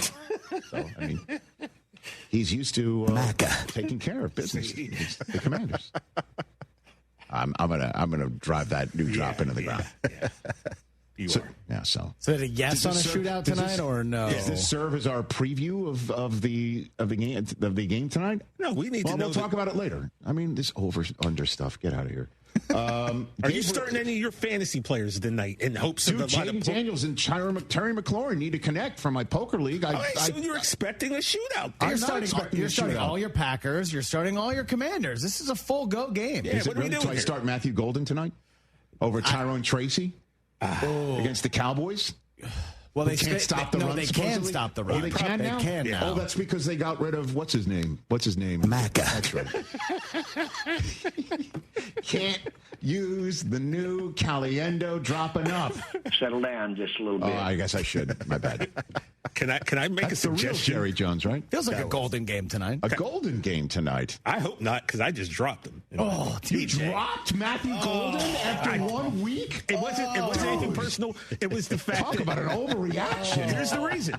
Wow. Hollywood Brown is still on my waiver wire, and I had to make a decision. Number 1 receiver right now. Why is it one against the other? That's like Jerry Jones saying we got to stop the run, so I got to trade Maca. Yeah, because it's points rich. Who else could you have dropped? I could have dropped Puka, I guess, or I could have dropped. You have other receivers. Come on, you have other running backs you could drop or other players. Right, I could drop Jameer Gibbs. No, I didn't. This guy. Did you win last week at least? Not real options. R.J. Harvey, I guess. No, don't want to do that. Who's else on your bench? I'm telling you, Nick Chubb, Tony Pollard, all starters. Nick Chubb, you could have dropped. He's RB1. I'm not going to drop him for a receiver with a bum ankle. I'll get Golden back though. Don't worry about that.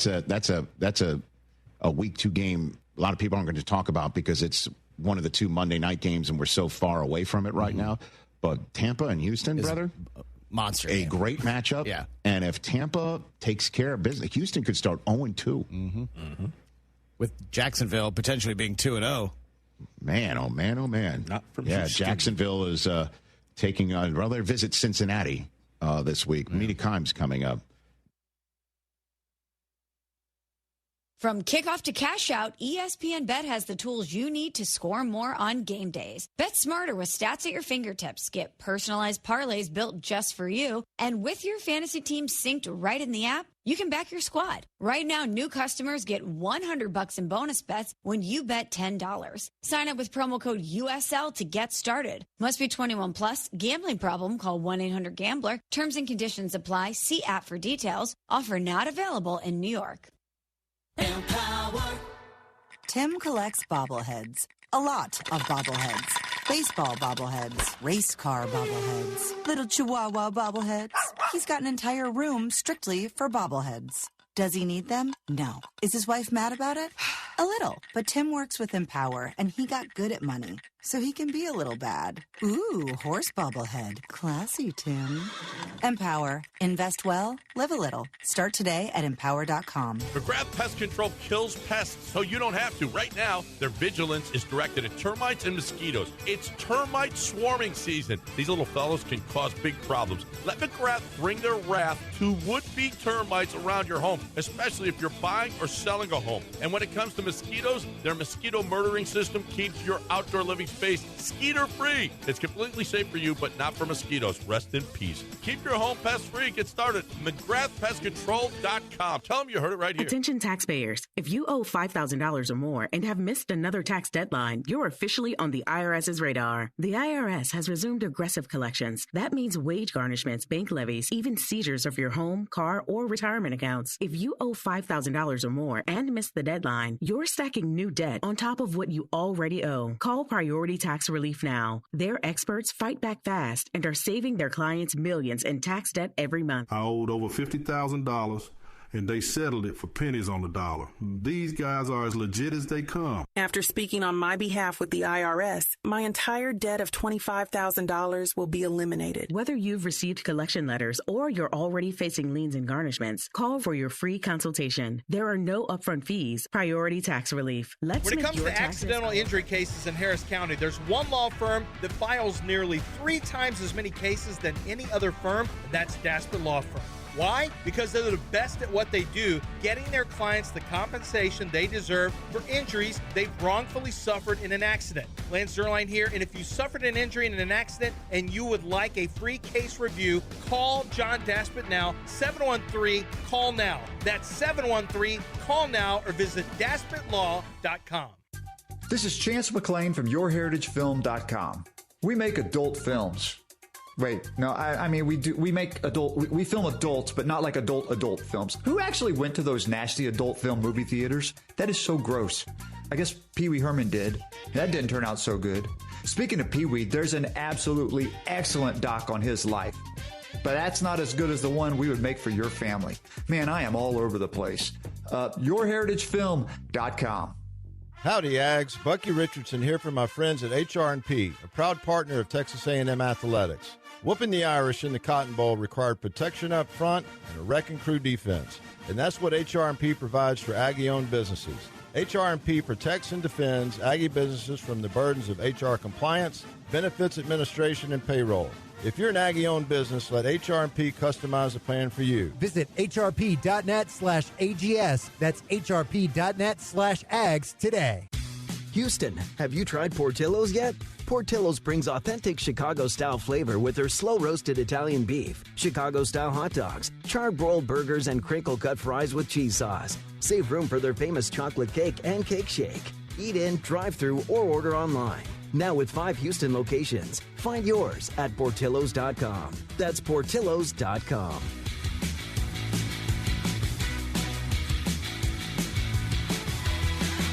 Okay, Texas, pop quiz. True or false? Walmart has more than 500 million items online. True. Find a huge selection online that you can't find in stores. True or false? Groceries always cost more when they're delivered. False. Walmart's grocery prices are the same for delivery as they are in store. Last one. Walmart can deliver in as fast as an hour. True, y'all. Use Express Delivery to get eligible items to your doorstep before the pool party starts. Walmart. Who knew? Subject to availability. Fees and restrictions apply. This is ESPN 97.5, brought to you by Zata Jewelers, KFNC, and 97.9 HD2 Mont Bellevue, Houston. This is the Rich Eisen Show. Hey, everybody. Can't get enough of the Rich Eisen Show? You're in luck. You can find us everywhere. Watch us weekdays on Disney Plus from noon to 3 Eastern. Miss the show? We've got a podcast so you can listen anytime. But here's the best part. Our YouTube channel. Subscribe at youtube.com/Rich Eisen Show and you'll never miss a moment. Now, on with the show. Check it out. This is the Rich Eisen Show. Yes! Rich Eisen. That boy is good. From the Rich Eisen Show studio in Los Angeles. Frank Caliendo here. What would John Madden say? We're going to steal the Declaration of Independence. Earlier on the show, host of Pro Football Talk Live, Mike Florio. Coming up, ESPN NFL analyst Mina Kimes. Actor Kyle McLaughlin. And now, it's Rich Eisen.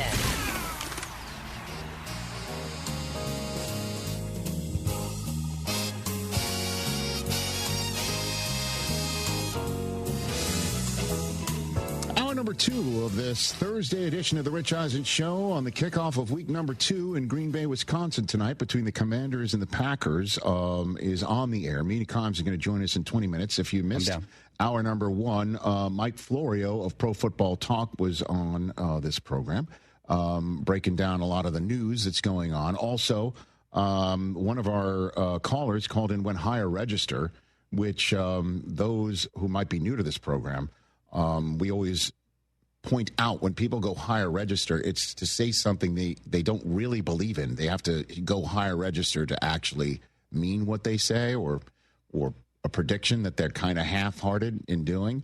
And so later on, we're going to bring back that segment. We've been doing it for a while, but we stopped doing it. For the higher register, we're going to each have a prediction for week 2 that we kind of believe in. But you have to go higher register in order to believe. People have been asking for it.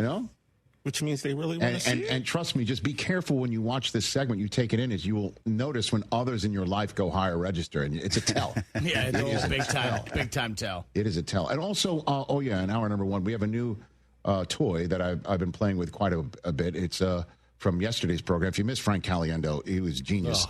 He broke out a new Jerry Jones, and we have a new drop. Maca. Yeah, and so anytime we talk about Parsons, I just snorted. I just snorted. TJ just snorted. TJ can't get enough. We might not. We got to cut that. No, I don't think so. I can't. Well, in hour 3, snorting a sneeze. Get ready. What's going on?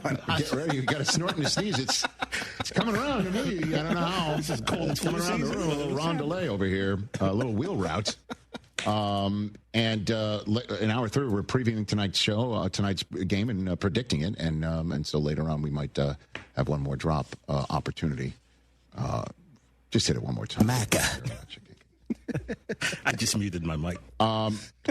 So that's tonight's game, and we all know the marquee, if you will, on the Sunday marquee. With all due respect to Sunday Night Football and our friends at NBC, as you know, I will be full on tuned in to Sunday Night Football to see how J.J. McCarthy opens up his home start schedule, and I will be all I will be all in on the pregame and the throughout the game video of the last time he faced Michael Penix Jr. because that was the greatest night of my football life. You were there, right? I was not. Oh, you didn't go to that? No, I didn't. I went to the Rose Bowl and stayed here. Right. So I was not at the national championship game in Houston. But listen, big fan. We all know the piece of filet mignon on the week 2 schedule belongs to our friends at Fox. When Tom Brady, TB12, will be sitting next to Kevin Burkhardt in the booth, and we'll be settling into a Super Bowl rematch. So, what's at stake? We all know what's at stake. I have it written down here just to make sure I haven't forgotten it, because I'm a lead pipe wielding professional. Would you care to guess the last time the Kansas City Chiefs started 0-2? Christopher Brockman? You want to guess? Anybody? Bueller? 2021? Nope. TJ? Oh, wait. 2015. Oh, you're so close. But if it was Price is Right rules, you're still over. 2014. So I win. I guess, because you went all the way back. What do you mean you guessed? That's how the game works. You did. Guys, we have some nice parting gifts for you. Hey.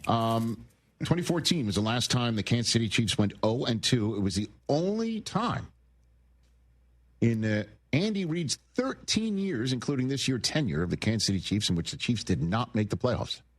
Missed it entirely. They went 9-8. So Mahomes has never started 0-2. They're staring it right down the pike right now. And, of course, all the questions this week are about what happened last time they faced each other, which was an absolute tar and feathering beatdown of the Kansas City Chiefs. Absolute disaster. I mean, the fact that the Super Bowl loss to Tampa, which caused the Chiefs to say, we can't let our wonderkind run around for his life anymore. We got to hit that offensive line. We got to go ahead and do something significant to prevent this from happening again. And what the Eagles did to Mahomes was sack him a career high 6 times in a game. That was a new low point for him in running for his life.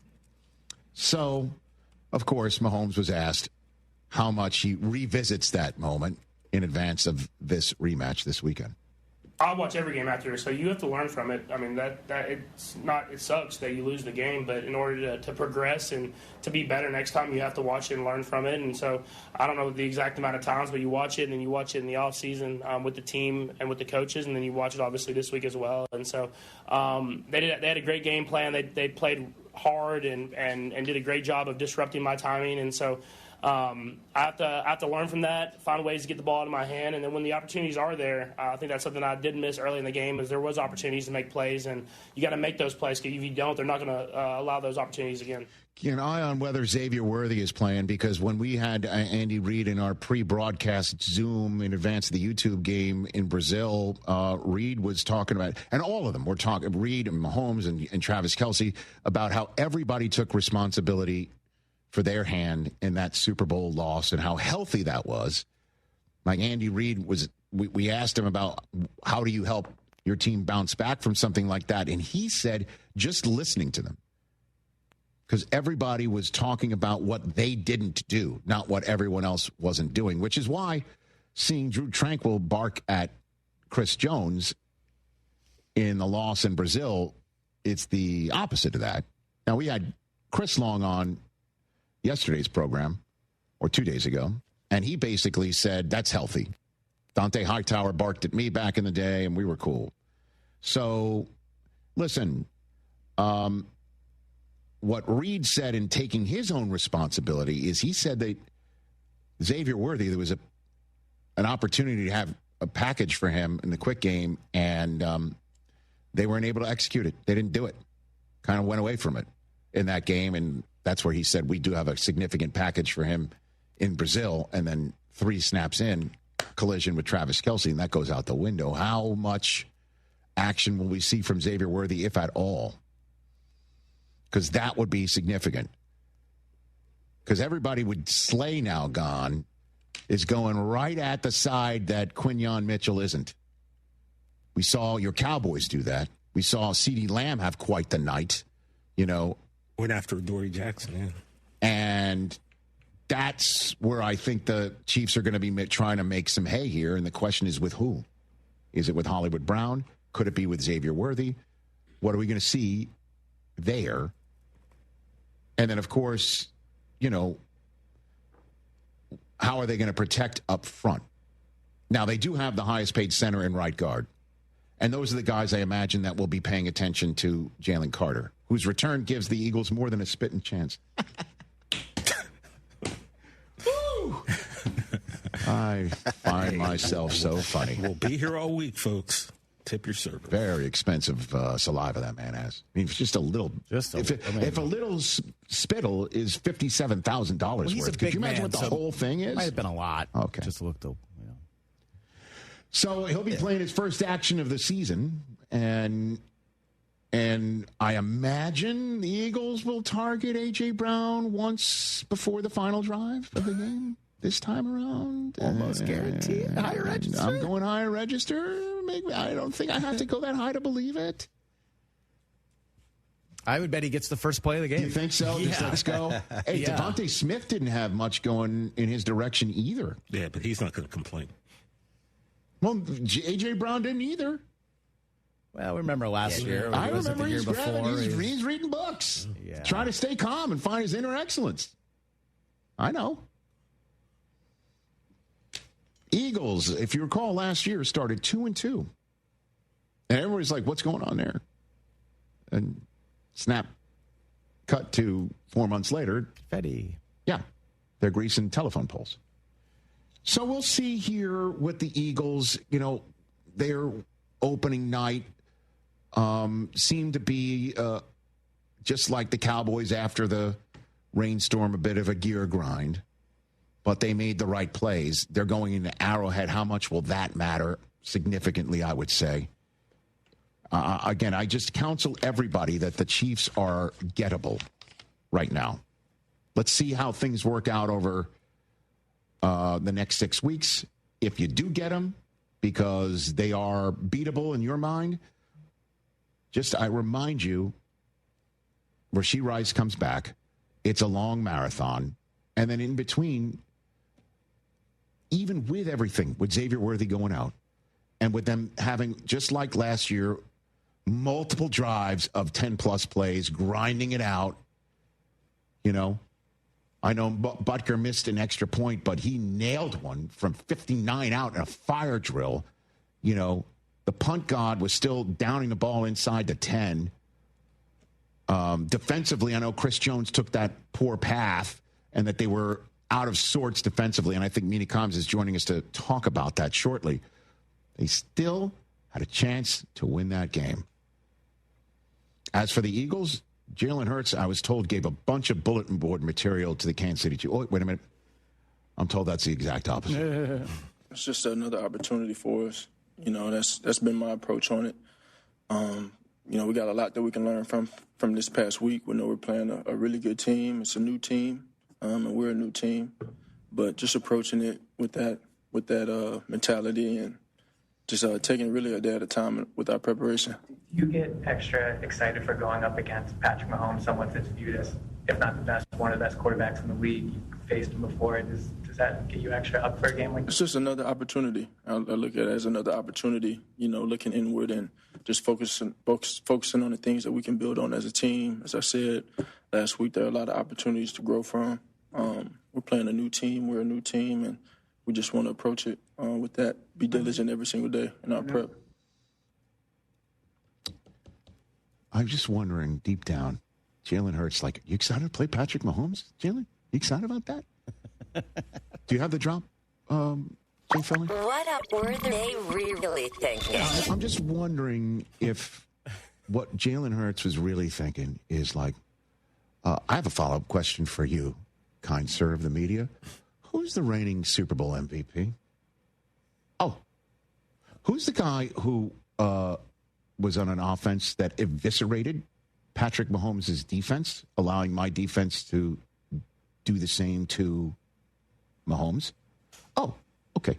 Who's the guy who has come from the middle of nowhere on depth charts in Alabama and here, where nobody thought I was going to get a chance, and everyone's wondering, why am I still here? Who's turned into the man? Oh, why don't you go ask Patrick Mahomes if he's excited at an opportunity to take on a quarterback that was the last MVP of the Super Bowl? Why don't you go ask him that question? I'm wondering if is there an even slight sliver of an ounce of that in Jalen Hurts? He'll never show it. Never. Ever. Show it. It's in there. But what do you think? For sure, he won't let it out. Sure, he keeps that animal caged, but everyone, he's got like he said when he called in years ago, Rich, he's got the dog in him, right? He keeps that animal caged until game day, right? I mean, it might come out in practice. Yeah, practice, weight room, game weight day. room for sure. Would anybody ask Patrick Mahomes that question? Hey, Patrick, you excited to take on any other quarterback in the league? Name another one. Rich, Josh Allen? If you want to put me on a flight to KC, I guarantee you that question gets asked. Okay, I don't think. Okay. So, I mean, be careful. You don't want to mess with your invite to all the weddings in Kansas City, Stone Street. That's true. If he does it again in front of people. Yeah, good point there. Kelsey. Listen, I'll tell you, I'm one of my favorite storylines coming into the season is how will Mahomes internalize and externalize getting beat, and hearing everybody say it's the time to get the Chiefs and the window's closing, if not closed. And he showed up looking like Mahomes has never looked body shape-wise. And he was really spry in Brazil. He looked ready to roll, guys. Ready to roll. And he, ran one in. I'm telling you, that's one way to come into this. I was coming to the season. I can't wait to see in this game. And the other one that I was mentioning is how will Jalen Hurts wear being the Super Bowl MVP? By that, I mean externally and then internalize it with his play. And I can't wait to see this on the field in Arrowhead. If he goes in and just like, we're back and it's the same thing, and you're now 0-2 for the first time ever in the Mahomes era, and we're coming out of Arrowhead with a new Chiefs pelt on our wall from the Super Bowl and your home opener, and you're 0-2 for the first time, and now and the Eagles stroll into the rest of their season 2-0 like that, and their next game is at home against the Rams, and they'll probably be hearing, if this matters, from parts like this and all around, hey, that's the team that gave you the most trouble last year. if somehow, some way they blocked Jalen Carter, Mahomes, Stafford had somebody open in the snow, you might not have gone anywhere. Then Tampa, which is had fun at the Eagles' expense going back to the Sapp era, and then the current team. Yeah, Gerald McCoy mentioned that on game day last week. What is it? 1-4 against the Bucs their last 5. Here we go, man. And if they go into that stretch at 1-1, and the Chiefs now feel good about themselves at 1-1 because they've exercised a ghost in turning a page, that's what's at stake. Let me ask you this. Sunday afternoon. If it is a similar blueprint and outcome of the Super Bowl, will you then be worried about the Chiefs? At 0-2, seeing the same thing? I'd be worried about their chances to win the division again. But not bouncing back and making the playoffs and being a wild card team and going on another different type of run where it's now on you to have your best day and you're the ones that have to knock off the champs of your conference. But losing the division is a real possibility when you're 0-2. Although the one thing about this loss that's the silver lining is it's out of conference. Yeah, non-conference, not division.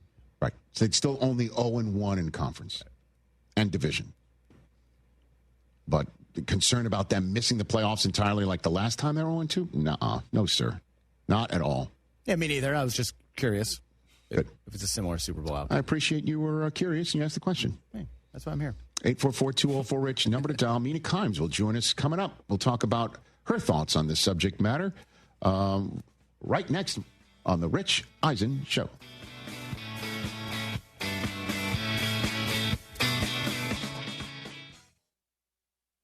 What is it that makes the all-new Hyundai Palisade hybrid an incredible SUV? Is it the spacious interior that's comfy for the whole crew? Or the capability to go off-road? Maybe it's up to 600-plus miles of range. Is it the driver behind the wheel? What if it's all of that and more? What is it then? The all-new Hyundai Palisade Hybrid. So much more than just another SUV. Visit HyundaiUSA.com or call 562-314-4603 for more details. That's 562-314-4603. Whoa! Jason Kelsey just found out that NFL Sunday Ticket now lets you subscribe month to month. Yeah! He just realized you can join and cancel anytime. Ha-ha! Now that's what I'm talking about. Now he just found $1 in the sofa. Yeah! And he just saw a great parking spot open up. Look, just because Jason's easily excited doesn't make NFL Sunday Ticket month to month any less great. Right, Jason? Yeah. Get NFL Sunday Ticket month to month and cancel anytime. Woo! Sign up at NFLSundayTicket.com. Renews every month during the 2025 regular season. Cancel anytime. Terms and embargoes apply. No refunds. Commercial use excluded. Summers in Texas are hot, but not for me, John Granado, because I have Coors Light. And Coors Light is all about keeping Texas chill. Do you want to beat the summer heat? I recommend cold, clean, crisp, refreshing Coors Light. Grab a 12-pack or case so that you've got your home base covered. And when you're hanging at your favorite watering hole, order a bottle or a bucket with those beautiful blue mountains. I love me some Coors Light. You will too. Choose chill. Choose Coors Light. This message is approved by the man of the people, John Granado. Contact Tax Relief Helpers for details and restrictions. Attention, anyone that owes money to the IRS. Every day, your unpaid tax debt gets bigger and bigger from daily interest. The longer you wait, the more you will end up paying. If you owe $10,000 or more, now is the time to settle your debt before the IRS takes aggressive action, like taking your wages or property. A special toll-free number has been established so you can stop penalty fees, avoid liens, levies, or other hostile measures by the IRS. Call Tax Relief Helpers right now. I got behind on my taxes and owed $48,000. I called and they got my bill lowered to just $3,500. I owed $87,000 in taxes and it was scary. I got the amount I owed down to just $3,500. I saved $83,500. If you owe money to the IRS, don't wait another day. Your tax debt gets bigger and bigger from daily interest. Call right now before the IRS enforces liens, levies, or other aggressive measures. The call and consult are absolutely free. Call now. Call 800-692-7009. 800-692-7009. That's 800-692-7009. Why sit on the bench when you can step up to the plate and start earning now? At Pipefitters Local 211, our free state-of-the-art apprenticeship program trains the next generation of pipe fitters, welders, and HVAC techs, and we're recruiting across the Texas coast from Houston to Beaumont. No experience? No problem. We'll coach you up, pay while you train, and set you up for a career that knocks it out of the park. Swing for success. Apply today at pipefitters211.com. Some folks think hot sauce is enough. Around here, that's just a warm-up. Real spice means hot sausage, boudin balls, and Cajun flavor that hits harder than a kickoff return. The Best Stop Cajun Market in Katy and Baytown have everything you need to keep game day hot, bold, and plenty spicy. Don't bring no weak sauce to the party. Bring the fire. Visit Best Stop Katy or Best Stop Baytown before your tailgate or watch party and stay true to the flavor. Monument Chevrolet for new and used cars, fleet sales and service. Visit Monument Chevrolet in Pasadena, right off 225 and Beltway 8 at monumentchevrolet.com. Chevrolet, together, let's drive. Let's hydrate. Grab a Rambler Sparkling Water, the official sparkling water of ESPN 97.5 and 92.5. A Texas mineral blend available in original lemon lime, grapefruit, satsuma, blackberry, and now wild cherry. Get Ramblin', Houston. DraftKings Sportsbook at the Golden Nugget Lake Charles is your best bet this football season. Catch all the action and immerse yourself in over 3,200 square feet of LED screens. Wager, watch, and win in the sleekest setting with the best odds. Order some of your favorite bites and sip on an award-winning cocktail at your game day headquarters. Only at the DraftKings Sportsbook, Louisiana's largest sportsbook, at the Golden Nugget Casino Lake Charles, a 2-hour drive from Houston. Must be 21 years or older. Gambling problem? Please call 1-877-770-STOP. John Granado here with Robin Orlando from Houston Powder Coaters. Robin, you guys say that you have 100 colors or so. Actually, you've got thousands of colors, don't you? Yes, so just in stock we have over 100 colors, which is the rainbow. But if you need that specific fuchsia pink, we'll find it for you and we'll coat it for you. You can combine any colors, right? You can dream of a color and we can find it for you. What if I want the colors of my favorite team? Are you guys going to do it? You should come see our Houston Astros chairs. I saw them. You brought them out to our golf tournament. Yes. And they are awesome. A lot of people will tailgate, mostly Texans or University of Houston or Texas A&M. Hey, if you've got a favorite team, you guys will color code them that color of your team. Even if you like the Saints and you need some sun gold in your life, we got you. What about the Cougs? I'm a Coug. Of course we got to have Cougar colors. They're the biggest. They're the best. They're expanding. Houston Powder Coaters doesn't get any better. Call Robin. You'll probably deal with Robin when you call Houston Powder Coaters. 281-676-3888 or HoustonPowderCoaters.com.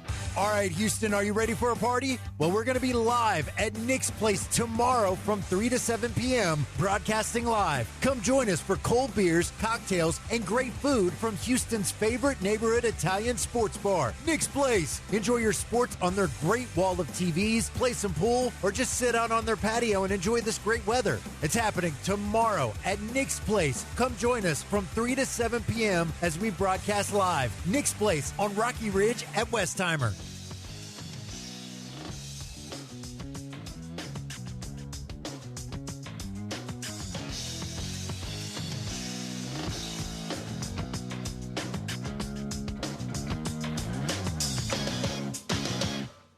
Program back on ESPN Radio, presented by Progressive Insurance. I have not seen our next guest since we hung out on the Sports Center set together, something I haven't said about anybody in 22 years.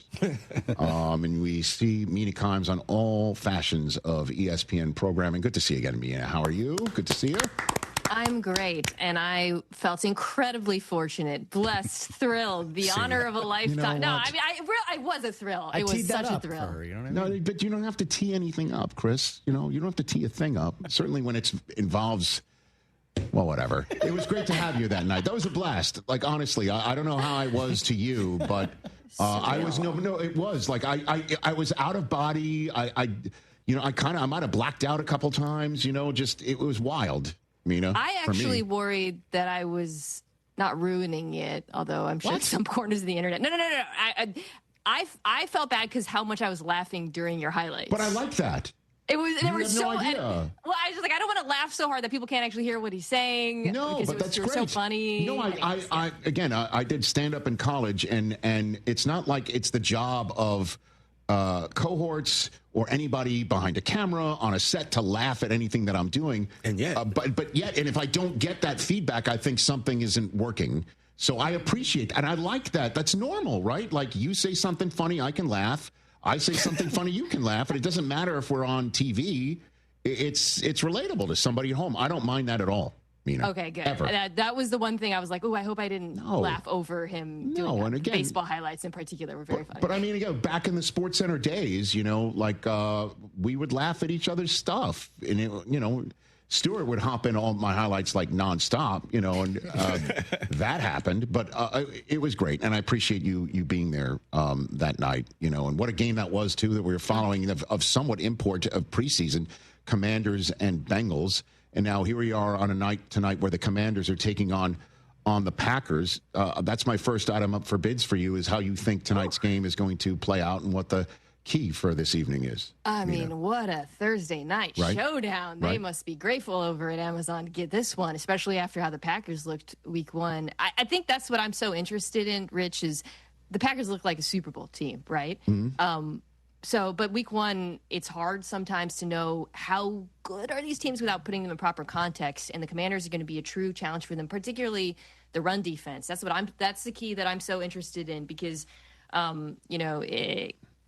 despite losing the greatest run defender of all time, Kenny Clark, if you ask Jerry Jones, the Packers, I feel bad. Kenny Clark's a great player. But the Packers' run defense looked phenomenal against Detroit team that obviously was one of the best rushing attacks in football last year, held them to under 1.5 yards before contact per carry, which was 27th in the league. On the flip side, the Commanders were 3rd in rushing yards before contact last week against New York. So this would be like a strength-on-strength matchup, and I think we're going to learn a lot about both teams, but I'm really interested, is that Packers run defense as good as they looked week one? I think we're going to find out tonight. And then I guess another question would be, is the Commanders' defense as good as what we saw against the Giants, or is it the Giants' offense? Oh, you're already shaking your head. The Giants' offense, where everybody in New York, New Jersey, metropolitan area is looking where Jackson Dart is right now. Oh, God. Mina. Well, that's a whole other we actually talked about that, I think, at the Sports Center, right? About Jackson Dart and how tricky it was to find a starting spot for him. But to focus on the Commanders' defense for a second, I don't think so. I think that's one where it's like, okay, you got to face a pretty bad offense week one. And I think this is a massive challenge for Dan Quinn because, this Green Bay Packers offense under Matt LaFleur has chewed up his defenses. You remember the wild card game against Dallas where they put up like a 48 burger, I think it was, on them, and Jordan Love was just having guys wide open off of play action. That's my concern, I think, in this game, is that side of the ball, because I think Commanders offense versus Packers defense feels pretty evenly matched. I think potentially in this one, we're going to see that the Packers offense is too much for this Commanders defense. Mina Kimes here on the Rich Eisen Show. You want to chime in on Seahawks? What you thought of their first week? Mina? It kind of looked like what I expected, Rich, which is one of the best defenses in the NFL. I truly believe that. And I think the offense is just a work in progress. A lot of moving parts, a lot of change. I think Clint Kubiak wants to run a system where Sam Darnold is under center, play action, wide zone rushing attack. But it's one thing to want to do that. It's another when you're a little bit outgunned on the offensive line. I think you also saw, outside of Jackson Smith and Jigba, just not many answers in terms of that receiving group, and he locked in on JSN, and JSN was fantastic, but I think that's going to be a problem all season long. Okay, so your level of concern for Sam Darnold is what? What do you think? I'm not panicking, because I don't think he played super poorly, per se, but I also think he's so clearly in an inferior situation to what he was in Minnesota, and that's what it looked like, right? So I think it's just going to be, I think he'll be competent for them. I think there'll be games against inferior defenses where this offense looks good. I just don't think they have enough dudes out there. They need like one of the young players, whether it's a Torrey Horton or an Elijah Arroyo, to step up as a secondary pass catcher to Smith and Jigba. Yeah, I mean, Cooper Kupp, maybe it's just another couple of weeks to see if they can get on a similar page, because that's the idea. That's why they paid him all that cash to come from Los Angeles, right? Like to be the man. And that didn't happen in week one, for instance. I think it's going to have to be a youth movement there. And then you got old friend DK Metcalf coming to town this week. And I guess you could call it a revenge game, who I thought looked really good week one in that game against the Jets. And it's not like they chose Cooper Kupp over DK Metcalf. DK Metcalf is making significantly more money than him, and they got third-round draft pick. But it is hard not to feel like this receiving group is missing something. Mina Kimes here on the Rich Eisen Show. And then what's your opinion of Mac Jones coming in now. I was saying earlier on, Mina, that this is why you got him. You got him to perform well in a 2 to 5 week situation. And this is the guy that we all thought, or a lot of people thought, the Niners were targeting when they moved up to 3rd overall back in the draft in 2021. So they like him. Now it's time to win with him. Yeah, Ironic. I am of the belief that Kyle Shanahan did always want Mac Jones, and because he just had a lot of the qualities, it seemed, as a prospect that Shanahan has been known to like in his quarterbacks. I question whether or not the situation around Mac Jones is good enough to enable this offense to keep rolling. We know Kittle's out. Watching them week 1 against Seattle, the offensive line, to me, had a lot of problems. Brock Purdy was under pressure a lot. Admittedly, again, like I said, against a very, very good defense. The run game looked just okay with McCaffrey back. And, of course, you don't have Brandon Ayuk. Ricky Pearsall looked good. But this is not like Mac Jones, getting into the Ferrari and getting given the keys. If this was a couple years ago, I would feel very different about him being slotted into this. And, of course, Kyle Shanahan's, one of the best play callers in the business. But this is not a great situation that he is stepping into, so I'm pretty skeptical of this Niners offense with him. Yeah, I mean, obviously, you don't want to go to your backup quarterback just 2 games into a season. That's not why you have the backup quarterback, but it is in case of emergency break glass. I don't know. I feel like he is going to show up and show out, similar to when Darnold had his cup of coffee there in San Francisco, and that's why you go there, is to get the quarterback room and the Shanahan knowledge. And this is the type of quarterback that the Shanahans have been sort of looking at for a long time. And they do go to New Orleans, which, did give Arizona some shots on Sunday. I'm just wondering if, 4th place schedule, this is exactly the sort of thing that the Niners can get through before Purdy comes back. The schedule's huge, and you're right to emphasize the New Orleans. The competition is big. Like, they can absolutely win this game, in part because they're playing the Saints, who I really do think are probably going to be one of the worst teams in the NFL this year. But, when I think you go into this Niners season, you think there's no way they can be as hurt as last year. Can't happen. Right. Injury luck in the NFL doesn't work that way. And then it just happens again. And I know the schedule is bad, but I don't know. It's hard for me to imagine them winning a lot of games with Mac Jones. I could be wrong, and they might win this one because it's New Orleans, but I just don't think that the pieces around him are what they were a few years ago. Mina Kimes, a few minutes left with our friend from ESPN and all the family of shows that on which Mina appears right here on the Rich Eisen Show on Disney Plus, the ESPN app everywhere, and ESPN Radio.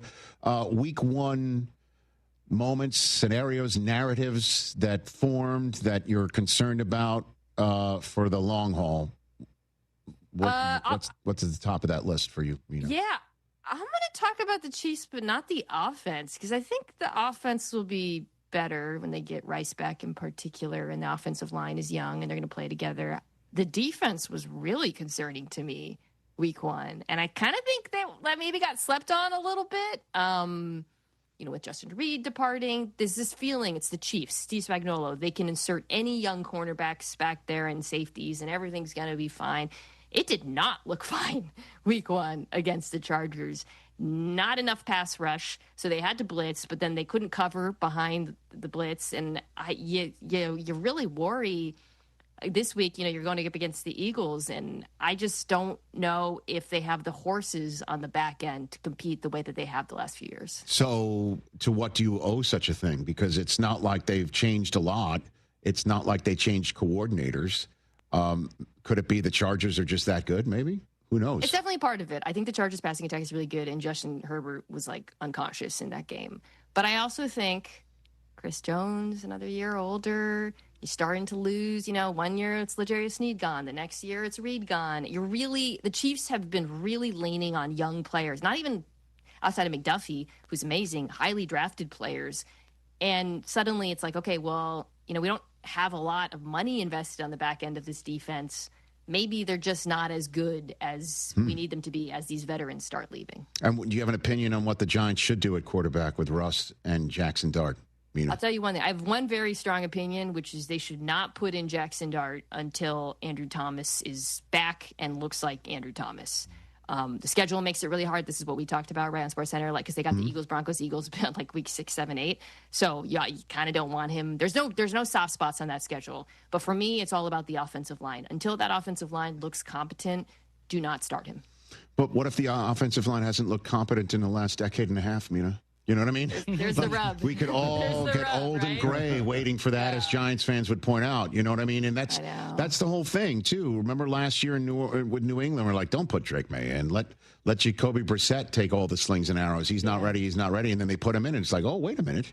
Like, there's a possibility of an, oh, wait a minute. The thing that I'm looking to see is a pulse check of that locker room. If there's a large subset that gets larger that wants Jackson Dart in there, including Malik Neighbors, who talked about his resting face in front of the media yesterday, blaming, leaving his coach hanging, that he just looks angry when he's not. Like maybe there's a there that would lead to Dart, certainly if they don't show up in Dallas again.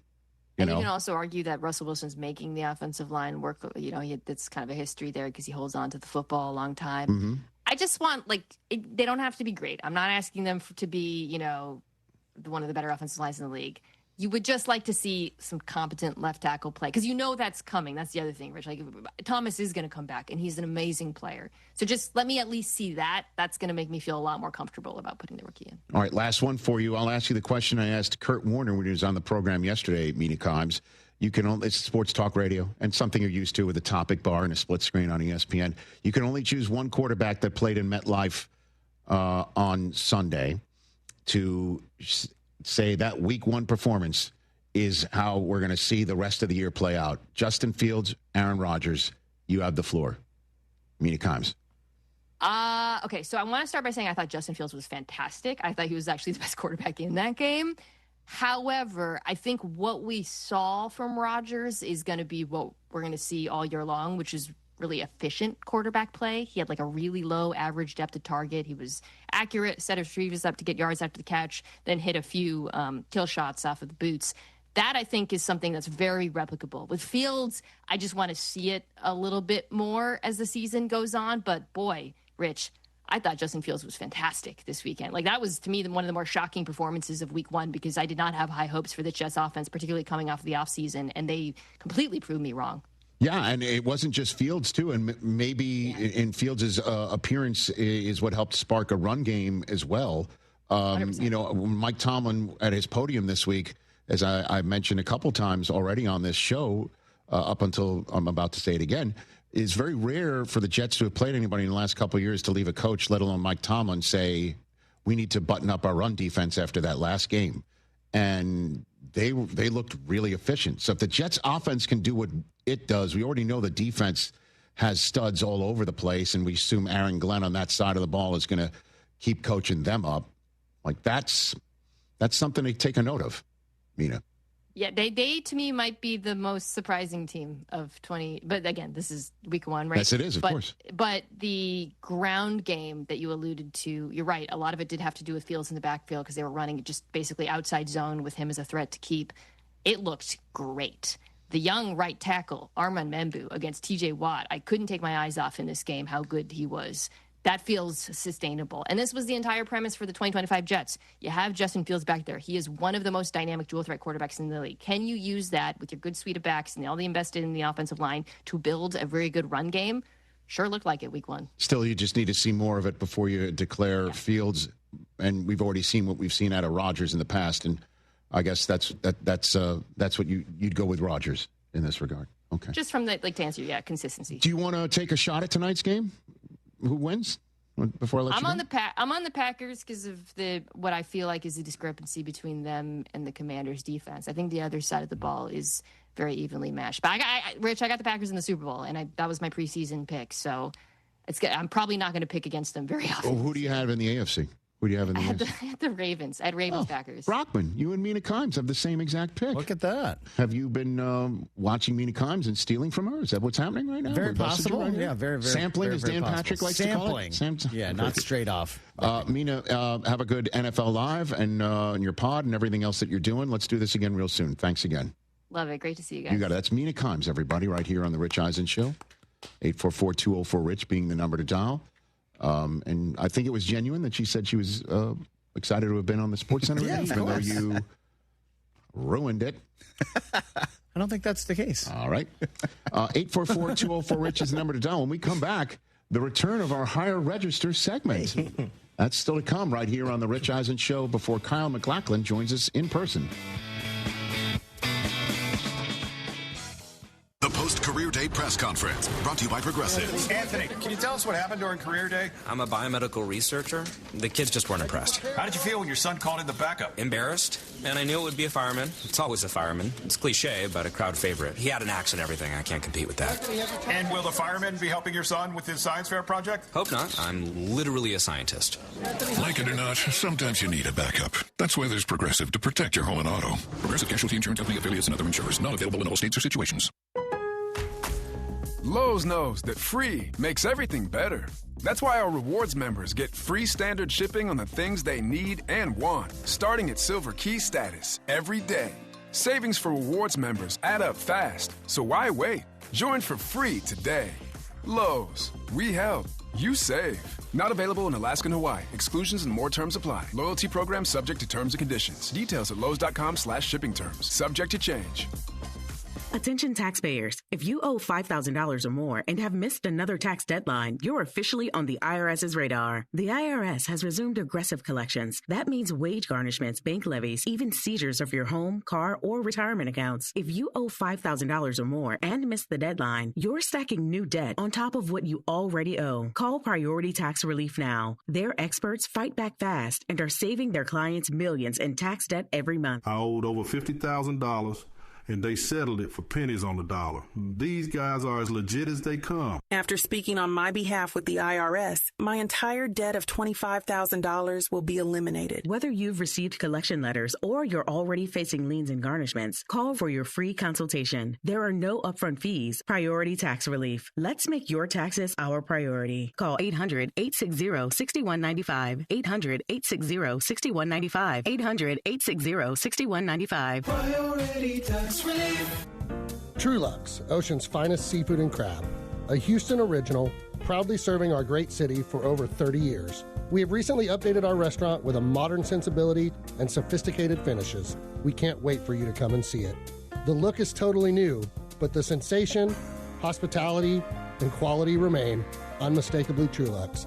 Visit us today and experience the newest flavor of a true Houston original. Trulux. Your table is waiting. You've heard me talking about Two Creeks Crossing Resort. What a beautiful, relaxing place. We took the family when school got out, and we had a fantastic time. We stayed in the treehouse. You know the kids love that. I drove up after I got off work and was there in 90 minutes, which is pretty close to my normal commute. The family took it all in, from exploring their 92-acre property to fishing in the creeks and their catch-and-release pond, which the kids loved. Everybody had a great time, and we can't wait to go back. Book now at twocreekscrossingresort.com. Summers in Texas are hot, but not for me, John Granado, because I have Coors Light. And Coors Light is all about keeping Texas chill. Do you want to beat the summer heat? I recommend cold, clean, crisp, refreshing Coors Light. Grab a 12-pack or case so that you got your home base covered. And when you're hanging at your favorite watering hole, order a bottle or a bucket with those beautiful blue mountains. I love me some Coors Light. You will too. Choose chill. Choose Coors Light. This message is approved by the man of the people, John Granado. Hey, Lance Zerline here. Allstate Windows and Siding knows what matters to Houstonians. That's why they're dedicated to earning your trust and giving you great value and service. Allstate Windows and Siding offers top-quality products that protect your home from the toughest weather while saving you up to 40% on your energy bills. And right now, they're offering 30% off windows and $2,500 off of complete siding jobs. Call 832-204-1936 to take advantage today. Call for your estimate, 832-204-1936, or go to allstatewindowsandsiding.com. Hey, Texans fans, Sean Mapes here. You know every game counts, so don't miss a moment of the action this season on Prize Picks. Make your picks on your favorite Houston Stars and Battle Red all season long. Prize Picks is the best way to win cash this football season. You've been waiting all offseason preparing for this moment. Which players are going to go off? Which ones aren't? Make your picks, and in less than 60 seconds, you can turn your takes into cash all season long. Prize Picks is simple to play. All you have to do is pick more or less on 2 to 6 player stat projections. If you get your picks right, you could cash in. And don't worry about injuries because Prize Picks also offers injury reboots. If one of your players leaves the game in the first half and doesn't return, Prize Picks won't count it as a loss. Download the Prize Picks app today. Use promo code MAPES to get $50 in lineups after you play your first $5 lineup. That's promo code MAPES to get $50 in lineups after you play your first $5 lineup. Prize Picks. It's good to be right. Must be present in certain states. Visit prizepicks.com for restrictions and details.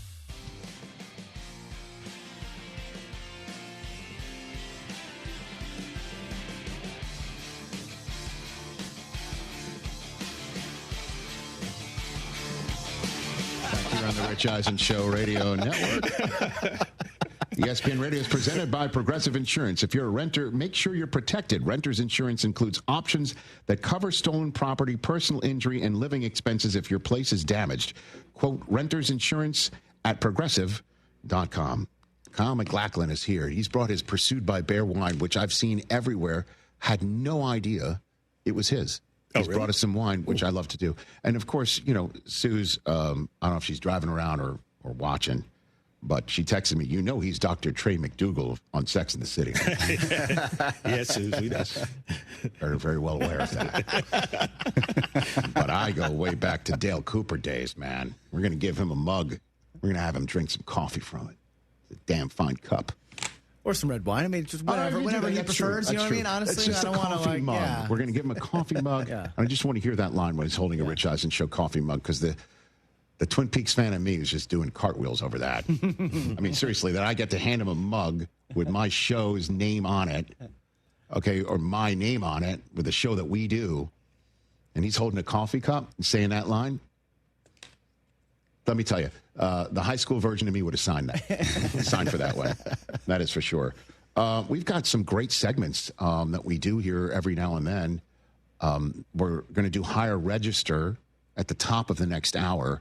And again, it's did Mina Kimes go Higher Register a few times? Yeah, the Chiefs' defense kind of concerns me, which means, you know, it concerns her, but she's not all the way concerned about it. Yeah, because she has to I'm go not like concerned register? about the Chiefs' defense. So that's coming up. We have another segment that we haven't done yet since we've been on Disney Plus. It is taking some great moments of Jim Harbaugh at a press conference and coming up with this segment called the Harbaugh Files. Hit it. Sometimes people that are standing on third base think they hit a triple, but they didn't. The Harbaugh Files. Man, I guess the first thing that jumps into my mind is like, in your face, you know. But if I was Quentin, that's what I'd be saying. Quentin's not saying that, but that's what I'd say, you know, if I was he. So allow me to say it for him, you know, like just something we used to say back in the 70s growing up. Maybe you remember that, Sam? Yeah, let's say we'll go to Sam on that one. You know, in your face. You know, so there's some satisfaction there. You know. The Harbaugh Files. I should have set it up a little better. Quentin Johnston had the drop season. He had 2 touchdowns in Brazil. And in your face. Your face. Harbaugh Files. Always, we got to love him. We also do a segment every now and then, a Bill Belichick press conference moment. Sure. Haven't done that just yet. We have a feeling there'll be some in North Carolina. We haven't done that segment in a long time because he hasn't had press conferences in a long time. Let's go to Gabriel in Los Angeles. You're here on the Rich Eisen Show. What's up, Gabriel? Hey, Rich, how are you? What's going on, Gabriel? I don't know if you're listening on 710 LA on ESPN Radio, presented by Progressive Insurance. If you are, we appreciate it. If not, that's okay, too. What's on your mind? Yeah, no worries, no worries. First off, huge fan of the show. Hello to the guys over there. What up, man? Let's go. Thanks for finding it, Gabriel. Yes, absolutely. I've been a long-time listener, first-time caller. Listen, I wanted to bring this up, and Brockman may appreciate this question and where I'm going with this, but I know everything got overshadowed with NFL being back, but Carlos Alcaraz just won the U.S. Open, didn't drop a set until the finals, destroyed Jannik Sinner, yes, is returning to the world number 1. The guy looks even better than before. So the question is, Rich Eisen. Yes, sir. Do you still stand firm that you will score a point against them now, or do you finally relinquish that. Gabriel in Los Angeles, it seems like you were just new to the program, but you asked a question that belies that you must have heard me say over and over and over again. I do believe I can get one single point against Carlos Alcaraz should I be so fortunate to get that chance. So I'm asking you what you think my answer is going to be. If I'm going to back down and revise such a statement and belief based on seeing what he did at the United States Open, or stand firm and say I absolutely can do it. Gabriel, how do you think I'm going to... correct, Gabriel. Considering the fact that you stood firm when Brockman did an overreaction on that post French Open comeback win and how incredible that was, my belief is that you will continue to stand firm that if you get on that court, you're going to take a point from it. And here's how confident I am in this, Gabriel. I will allow Carlos to choose whatever surface he wants. Okay. All right. His choice. You want to do clay, Carlos? Okay. You want to do grass, Carlos? Got it. Okay. You want to do hard courts? I'm there. Yeah. Let's go. You want to do ping pong table? Sure. Sting pong with Carlos Alcaraz? You might have a better chance. I don't want to do that with him. He's at 100 miles an hour. No, thanks. No, thanks. Gabriel, I'm not changing at all. 1 point. Love it. 1 point. Just like the pings in Red October. Just one. That's all I need. Thank you, Gabriel. One. That's it. And again, Marty Fish gave me the playbook. He's the one who told me, if I hit him on the fly with a serve, it's my point. And it's the pressure on him. He can't double. He can't hit one ball out. Not one. Everybody thinks. I mean, I know. Everybody thinks an unforced error is not possible. One unforced error. Pressure's on. What makes you think you can hit him with a serve? Like he's not going to see it? Simple. That's what I mean. Because you haven't seen my serve. No, but okay. I see people serving at him 100 miles an hour. Lob it in. And he's standing right there on the line. He moves in. He moves in. And bam. The one shot I practiced for this. Yeah. And say you miss him. Is just lasering it on the fly. Right, laser. Like sting pong with my kids. Laser. Just laser one. He can't. I understand he moves well. He's the king of sliding out of the way or sliding in. Just one on the fly. And it's mine. So guys. He has a racket in his hand. Yes, he does. I don't understand how you think this is possible. You don't think I can actually fire one up? No. Okay. No. Yeah, sure. Not against the number one player you. in the world. No. No. Stop. I want to believe. It's gotten out there. You know what I mean? Yeah, I got an email on Brazil night. I'm getting ready to broadcast, and I got an email from Timothy Oliphant. Oh, who's like, I hear you and Djokovic have something in common to get a point off of Carlos Alcaraz. That's what he emails me before I'm getting to call the Chiefs. Email, no text, just email for the Chiefs and the Chargers. All right, Tim Oliphant. He's a doubter. I don't care. Frickin'.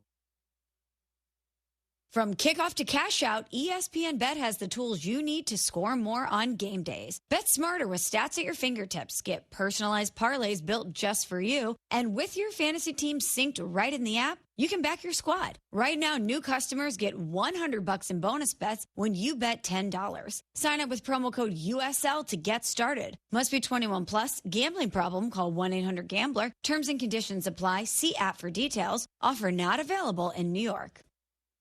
Every great team has its core players, but when the season gets tough, adding the right free agent can make all the difference. The same goes for business. At Robert Half, we found that 67% of companies surveyed plan to increase their use of contract talent to handle workload peaks and backlogged projects. With Robert Half's specialized recruiters experience, combined with our award-winning AI, you can quickly find the skilled candidates you want. At Robert Half, we know talent. Discover how we can help at roberthalf.com/talent. Texas Card House is Houston's premier poker facility, open 24/7. The bar's open till 2 every single night. You can always find a game. You're looking for cash games or tournaments. They got great tournaments at both locations. Seniors on Friday at Westheimer, and at 2 o'clock, $140 buy-in. You could win $15,000. They've also got online poker with Hijack Poker. You're looking for poker in the city of Houston, there's one place to go. That's TexasCardHouse.com, TexasCardHouse.com. Contact Tax Relief Helpers for details and restrictions. Attention, anyone that owes money to the IRS. Every day, your unpaid tax debt gets bigger and bigger from daily interest. The longer you wait, the more you will end up paying. If you owe $10,000 or more, now is the time to settle your debt before the IRS takes aggressive action, like taking your wages or property.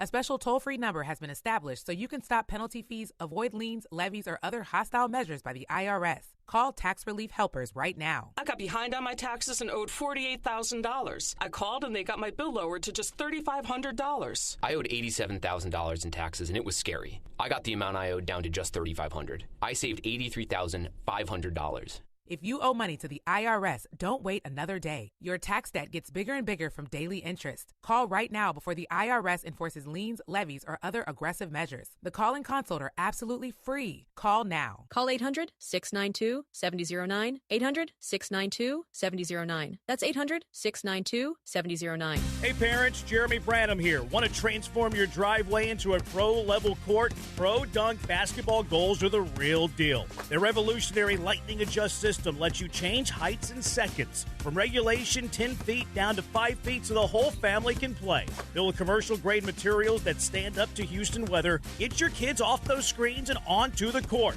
Pro Dunk, the choice of serious ballers. Visit ProDunk.com today. That's ProDunk.com.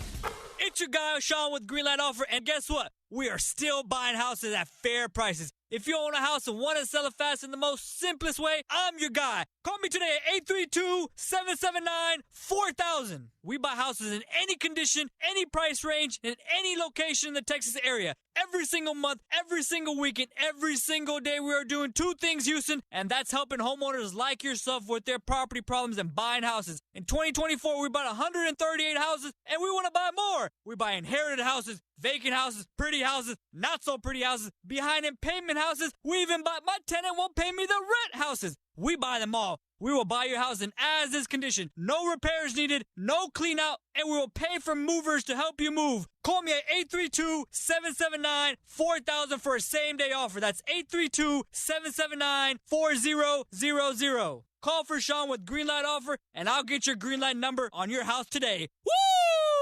Okay, Texas, pop quiz. True or false? Walmart has more than 500 million items online. True. Find a huge selection online that you can't find in stores. True or false? Groceries always cost more when they're delivered. False. Walmart's grocery prices are the same for delivery as they are in store. Last one. Walmart can deliver in as fast as an hour. True, y'all. Use express delivery to get eligible items to your doorstep before the pool party starts. Walmart. Who knew? Subject to availability. Fees and restrictions apply. Houston, have you tried Portillo's yet? Portillo's brings authentic Chicago-style flavor with their slow-roasted Italian beef, Chicago-style hot dogs, char-broiled burgers, and crinkle-cut fries with cheese sauce. Save room for their famous chocolate cake and cake shake. Eat in, drive-thru, or order online. Now with 5 Houston locations. Find yours at Portillos.com. That's Portillos.com.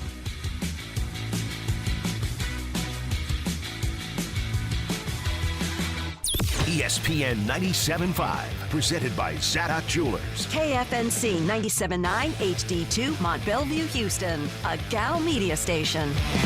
This is the Rich Eisen Show. Hey, everybody. Can't get enough of the Rich Eisen Show? You're in luck. You can find us everywhere. Watch us weekdays on Disney Plus from noon to 3 Eastern. Miss the show? We've got a podcast so you can listen anytime. But here's the best part. Our YouTube channel. Subscribe at youtube.com/Rich Eisen Show and you'll never miss a moment. Now, on with the show. Check it out. This is the Rich Eisen Show. Yes! Rich Eisen. That boy is good. From the Rich Eisen Show studio in Los Angeles. Frank Caliendo here. What would John Madden say? We're going to steal the Declaration of Independence. Earlier on the show, host of Pro Football Talk Live, Mike Florio. ESPN NFL analyst Mina Kimes. Coming up, actor Kyle Mclacklin. And now, it's Rich Eisen.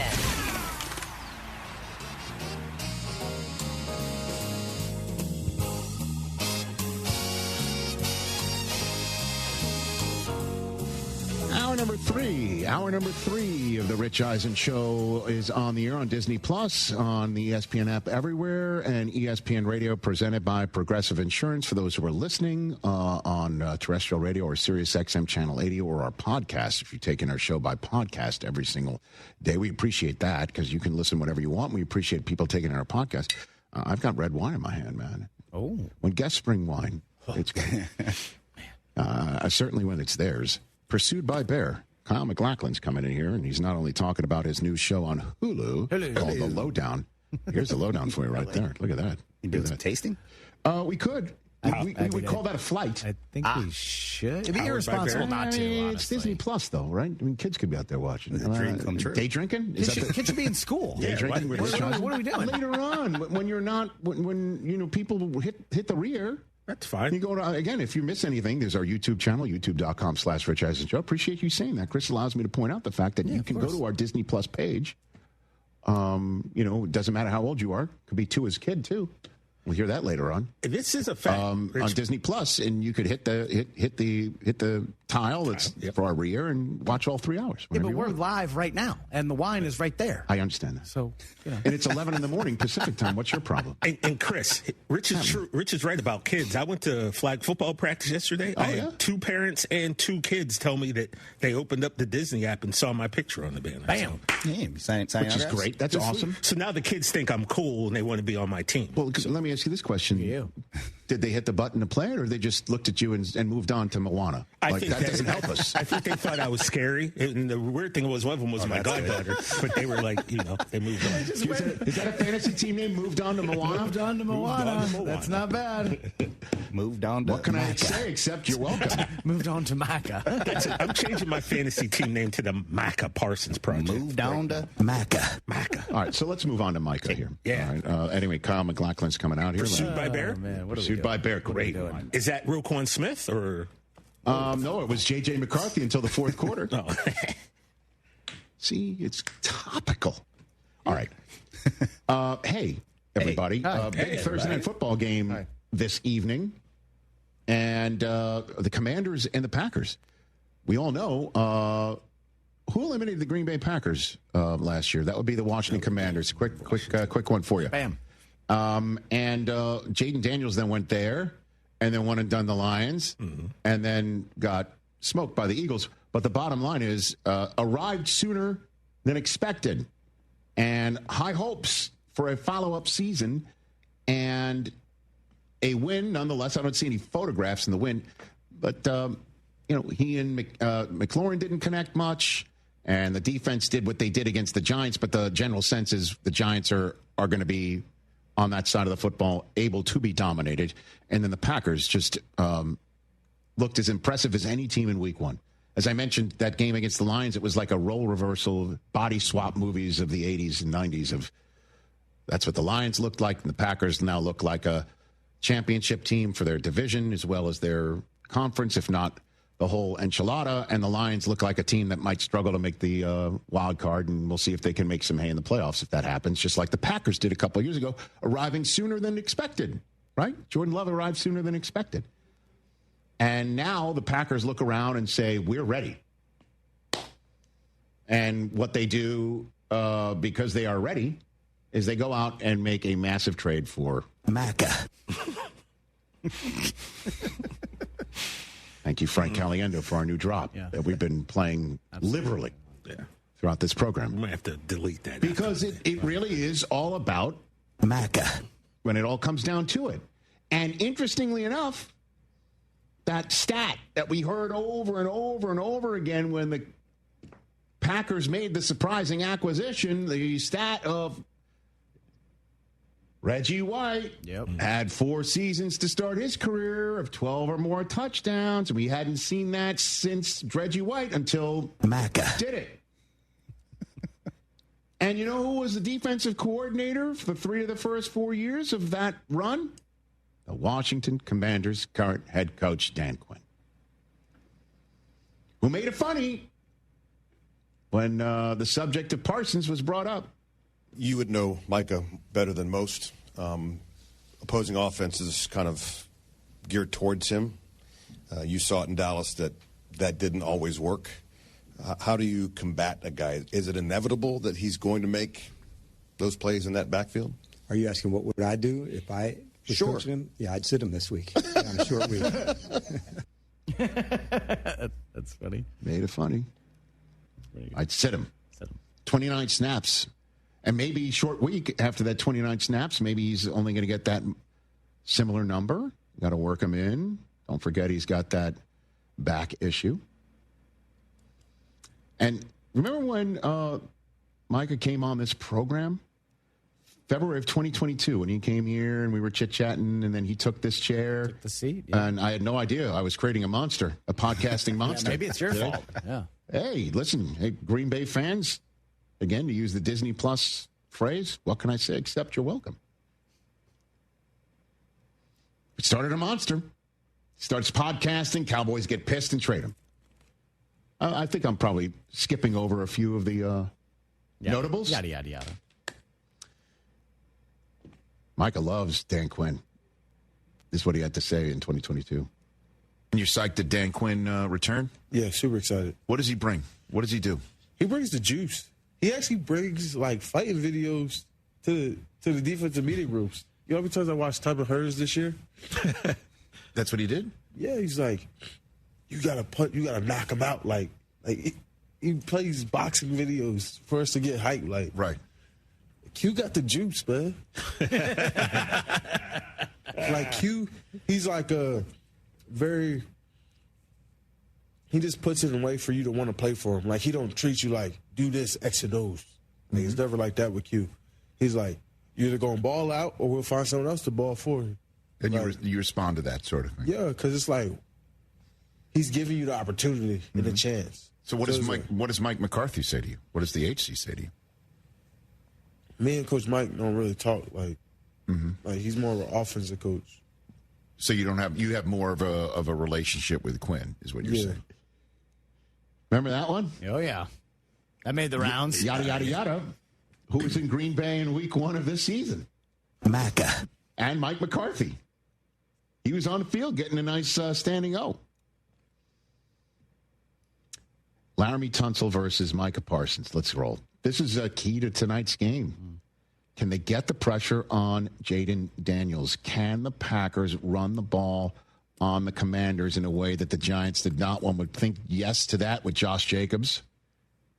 One would think as well, these wide receivers, can they test the Commanders didn't really get tested very much with the Giants wide receivers. Definitely not. Malik Neighbors was not dapping up his coach. So the Commanders are going to have their hands full. And this is one of those tie breaks that can sit in a back pocket and you throw it on the table and say, you got to come to Lambeau a second time, Washington. Now, can Jaden Daniels just turn on the magic we didn't see last week and say, okay, guess what? Packers are a better team than the Lions. As a matter of fact, guess who we won and done after doing that to you last year? The team you beat in week 1. They've lost 2 in a row, thanks to us and you. And here we come. And, we're 2-0 watching the Eagles take on the Chiefs in a Super Bowl rematch this weekend. And the Giants and the Cowboys beat each other up. We've got an opportunity to lead this division after 2 weeks and get a leg up on the Packers in conference. These are very important facts that we're going to be talking about in weeks 16, 17, and 18 if both teams are fortunate enough to be the real deals that we expect them to be. I don't know who I'm choosing just yet, guys. I'm going back and forth. Right now, I'm leaning towards the Packers. I think just because they're at home. They're at home. It's a short week. You're at home. Short week home. Short week Didn't home. have to travel. And they looked more impressive in week 1. Yeah. Against tougher competition that, as of right now, it appears to be. You're correct. Both coming off of division battles at home. Both won. The difference when it all comes down to it, Maca. Only a 3-point spread. I don't know what that means. Means people who think about these things think that Green Bay is going to win by 3 points. Okay, what I mean is that, like, okay. So you want to push? Is that what you're saying? You at the end of the night, you want to push? No, I don't. Okay. No, I want a Green Bay like 10-point win. Good to know. Yeah. All right, Kyle Mclacklin's in our green room. We'll bring him out in a second, but first, let's call some Week 2 shots, shall we? Let's predict one thing about Week 2 that we kind of believe in. And by that I mean, go higher register. That's what we noticed around here from the very get-go. If you've been fans of this program, thankfully, hopefully you have been, for well over a decade, I sometimes notice in conversations with friends, people who call in, you guys, when you're making a point, you say something you don't quite believe in, and in order to believe it, you've got to go higher register. What do I mean by that? For instance, I don't know. I mean, maybe you shouldn't sleep on the Jaguars or something like that. Maybe you shouldn't. I mean, you got to take a look at that Bengals defense. That Week 1 Bengals defense was pretty good. See, you're giving them kudos. But do you really believe it? You got to go higher register in order to believe it. So, one by one, Week 2 predictions, higher register. There's a chance. The Rich Eisen shows that there could be higher register. Take of the week. All right, more Frank. We can't get enough Caliendo. I forgot that Frank he was doing that. He did that for it's a Schefter. He goes higher register for Schefter. Is pretty spot on. Top notch. Chris Brockman, you're first up with your higher register Week 2 prediction. And if this goes as well as I believe it will, we're going to do this every Thursday to predict the upcoming week of National Football League action. I really like it. I really like it a lot. I did not like this team really all offseason, but, they kind of showed me something in Week 1 with that offense a little bit, and perhaps, after Week 2, the Steelers are the best team in the NFC North. Oh, really? AFC North. Okay. The Steelers are the best team in the AFC North. Yeah, maybe Baltimore doesn't look that impressive in beating Cleveland, or maybe they get got in the Flacco revenge game, and Jacksonville goes into Cincinnati and takes care of business, and there the Steelers are 2-0. TJ, you got your higher register? I think I do. What do you got? Well, look, man, this team you and I are very high on this season, and we were so high on them, we actually predicted that they were going to not just go to the Super Bowl, but win it. And then Week 1 happened, and let's say things didn't go their way. They took an L, and now Week 2 comes and they get the Super Bowl champions. Okay. And, even though they lost Week 1, guys, I got to be honest with you. Everything's fine with the Kansas City Chiefs. There's no problems whatsoever. You got to go higher register. I did. There's no problems with the Chiefs You just went higher whatsoever. register to defend yourself. You didn't believe it because you didn't do it. The only higher register you did was defending the indefensible. You know what I just realized? The very first time the very first time we played higher register. Try it one more time. I did the exact same thing, and you literally yelled at me like that, and then the next week I got it. I feel like how Susie and I say to our kids, you want to try that again? Yeah, try it again. Take two. Everything's fine with the Chiefs. There you go. Yes, sure. Okay. It's not that easy. Let me show you how it's Next done. week will be better, I It is promise. easy. All right. Because this was tough this week. Let me show you how. No, missed it's the one not. week. This is simple. This is easy. There wasn't. Listen, nobody thought this could be possible. Certainly after he crapped out with the team that drafted him and cut him loose. Cut him loose, then he hangs out on the sideline of a team that makes the playoffs, and he didn't do anything except hang out there. And then he signs with the Indianapolis Colts. Oh, baby. And then he's in a competition with Anthony Richardson that he eventually wins. And then he goes out and balls out against the Miami Dolphins. Kurt Warner even said he had the best week of all quarterbacks watching game film. Normally, you could say this guy's going to keep balling out with confidence. But instead, I don't know, I think Daniel Jones is going to keep it up against the Broncos. I mean, the Broncos have a great defense. I understand that. But I don't know, I think Daniel Jones can do it. You know? Maybe he's going to go out there and he's going to throw one and run one in against one of the best defenses in the league. I think Daniel Jones can do it. See? Good. Thank you. And scene. You have one more. I did not. Wait, what? We have one? Yeah, I got one. With your voice? Yeah. Hold on a second. I don't know if you could do it. I don't either. I don't know if I can either. Okay. I mean, it doesn't follow the whole prediction thing. Yeah, my goodness. Come on. Maybe I got the Barry White voice, unlike you guys, and you can go up higher. I don't know. You just did it. Well, that had to come from right down here. All right. So I spent Monday night watching the game like everybody else. Lost to TJ's Spite Squad by 2 points. Mm-hmm. The Micah Parsons Project. In fantasy? In fantasy, thank you. And then watching the show live on Tuesday, heard you guys talk about it and that there was a stat correction. And for a second, thought I won. Found out again that I lost by, I think, 0.3 of a point. Play stands like before. So I guess I need to finally agree with you. Maybe I'd rather get blown out. Instead of a nail biter. You got to finish that. Okay. Instead of a nail biter. I didn't Look at you now trying to teach people how to do it. Because the thing is, mine, I had one and you told me I couldn't use it. That was a replacement. Maybe you'd like to get blown out instead of a nail biter. Maybe I would. Okay. That hurts. Higher register. Just careful. A warning label comes with this segment. You may not ever have a conversation with anybody in your life ever again without noticing it. When somebody goes higher register on you, you got to be like, do you really believe what you're saying right now? You know, that shirt's not bad. This shirt's great. What are you talking about? I'm not talking about his example. I see. See, you can get touchy. My bad. My bad. I'm going to go lower register. TJ's first ever higher register on Disney Plus. We did this and then goes, I thought I did it. First ever. We've done this for 2 years. It's like ball don't lie. Voice don't lie. Now, next week when I have something I really believe in, I'll go the whole way up. Let's get to Kyle Mclacklin, everybody. He's in our green room. Bring him on out. Not just because he's got red wine. Look at that pick. Yeah, baby. It's coming up.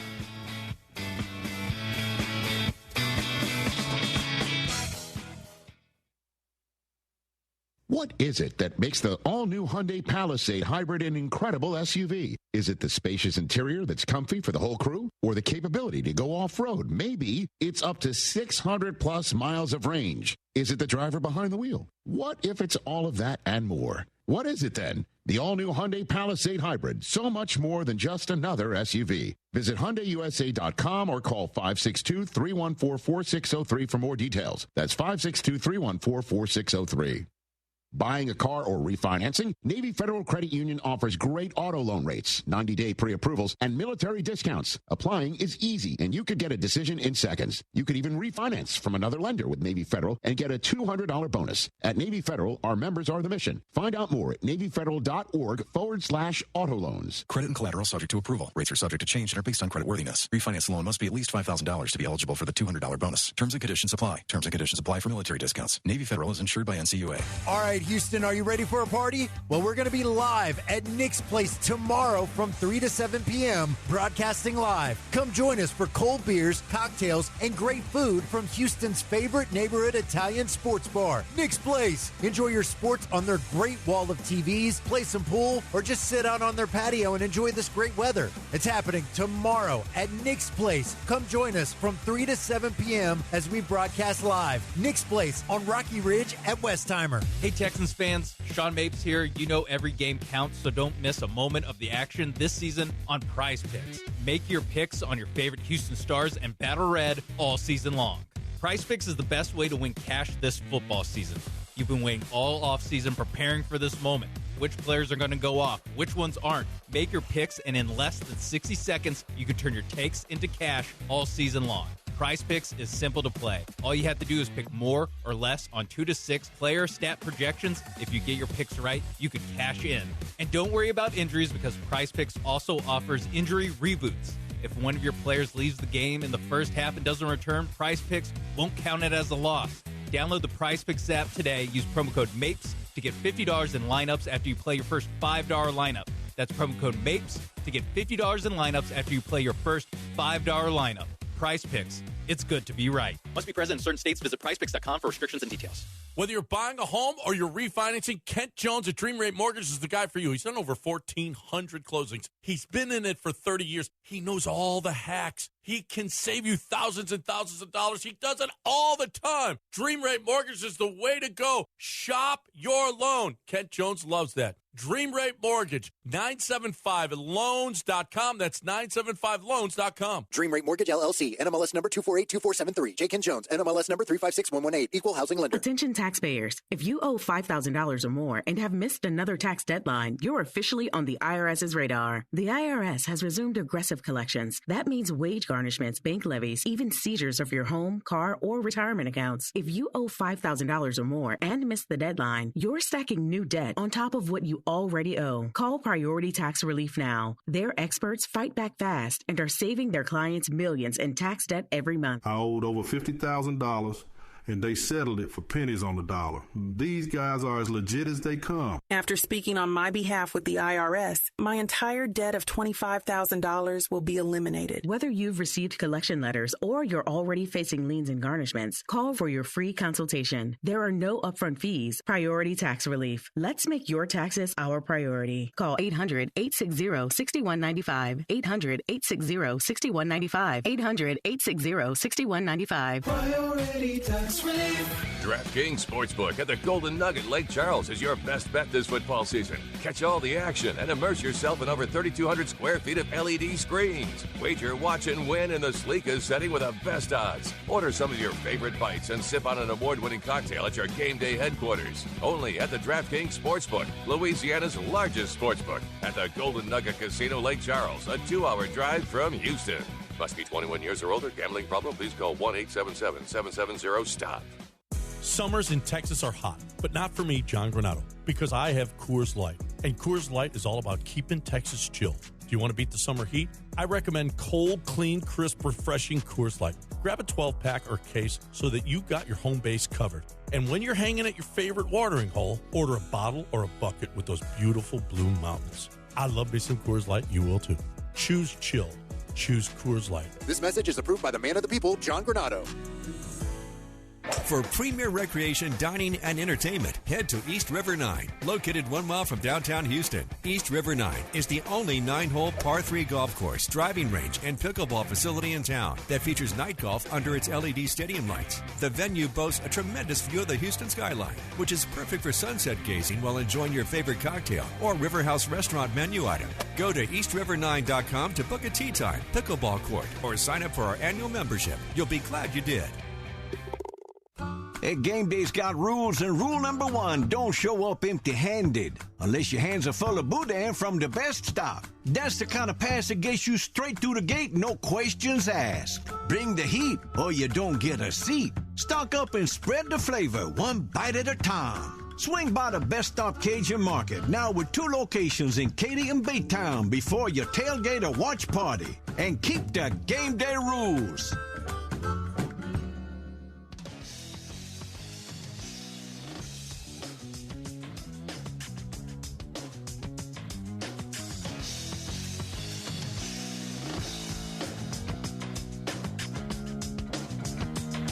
I just love that. That's that's like working with family. So Kyle Mclacklin is here on the Rich Eisen Show. We're just had our radio audience, ESPN Radio, Sirius XM, Coast to Coast, rejoin us live here on our Disney Plus and ESPN live viewing stream. The Lowdown on FX premieres Tuesday, September 23rd at 9 Eastern on FX and streaming the next day on Hulu. And for those who are listening, let me describe. There are 2 beautiful bottles of wine on my desk right here. Pursued by Barrett, your red wine. Let's jump into this right away. Yes. Because I'd love to talk about your wine here. Thank you. I understand you're a red wine I am drinker. a red wine guy. Big time. And I've seen these labels, Pursued by Barrett. It's a very distinct label. Yeah. I've seen it ever. I had no idea this was your wine. This has been mine since 2005, and this is the flagship. So we're coming up on our 20th anniversary here right congratulations. now. And I can't believe I'm still doing this, but I love it. It's a playful label, but the wine inside is quite serious, and our ratings are quite high. What is the genesis of the label? Well, it's a Shakespeare stage direction. So I decided to be really obscure with all my references. says, don't make it easy to sell wine.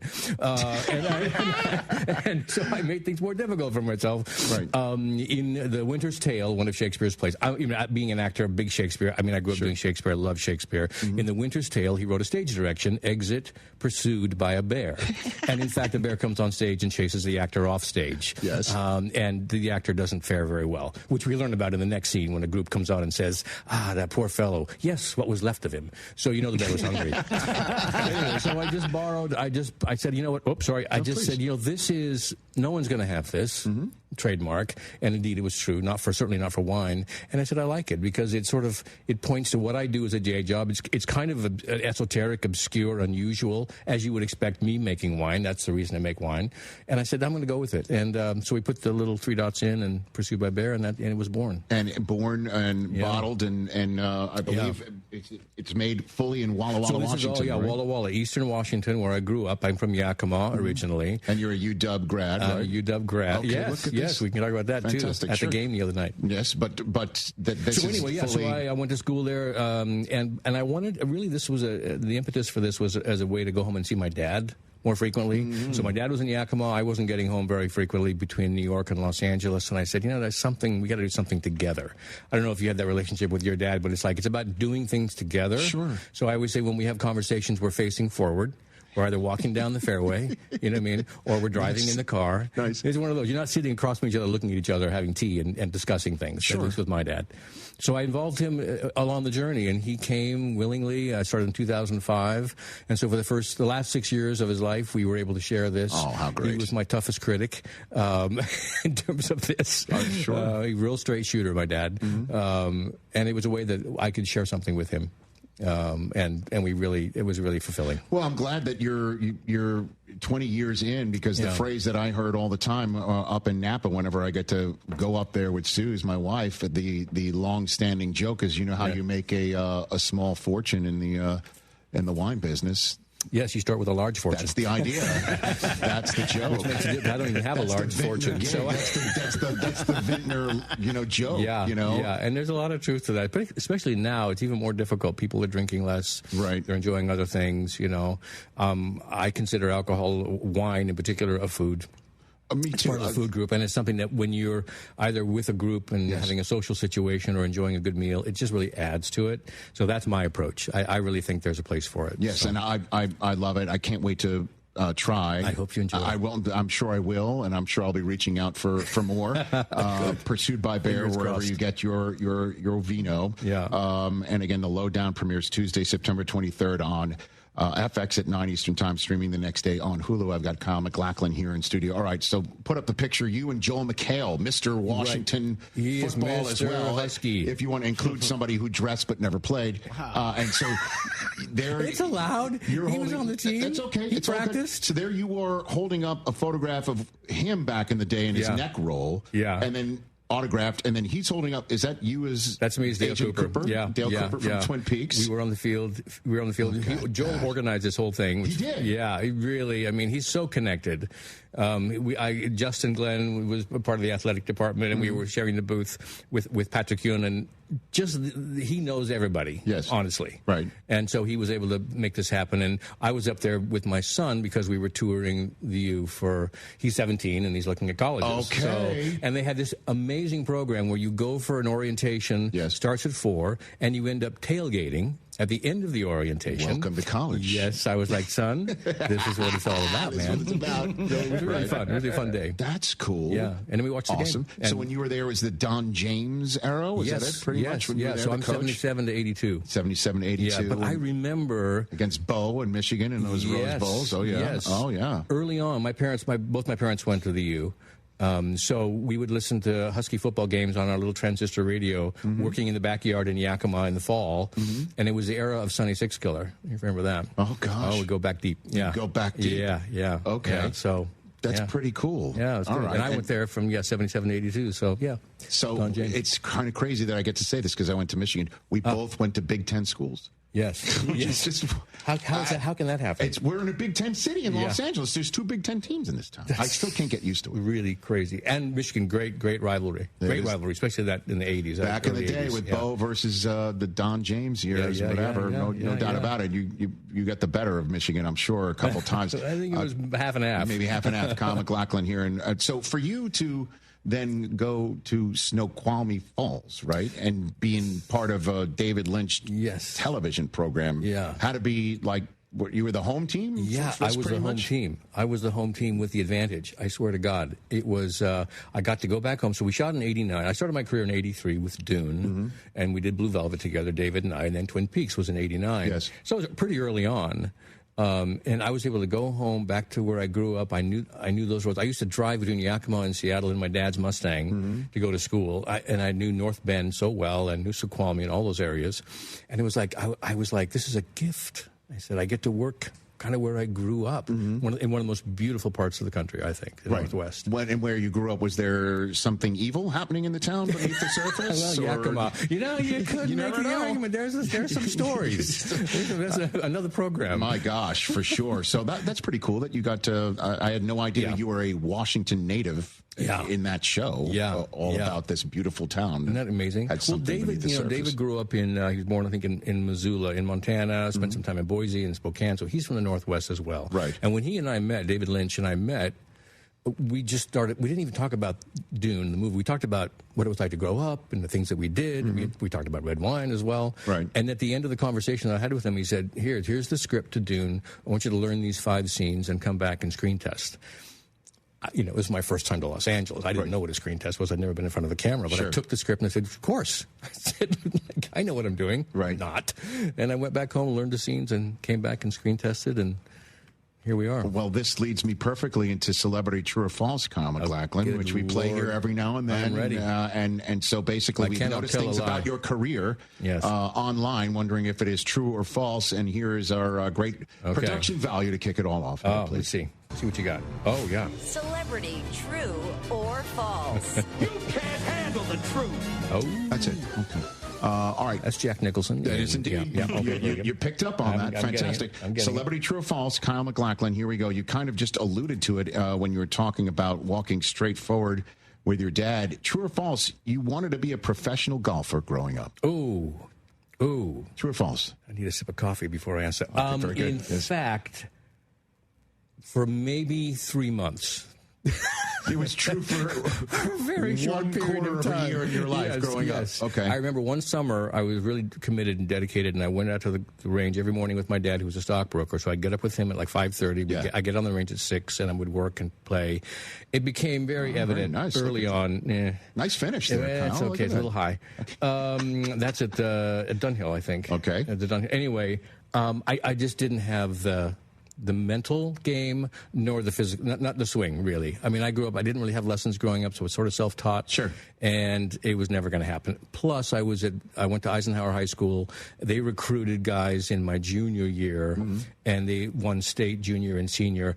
I was not on the team that won state. I found myself at the top of the JV. Yeah. Okay. So I said, nah, professional golf, not going to happen. Missed the cut. Found a different thing going on.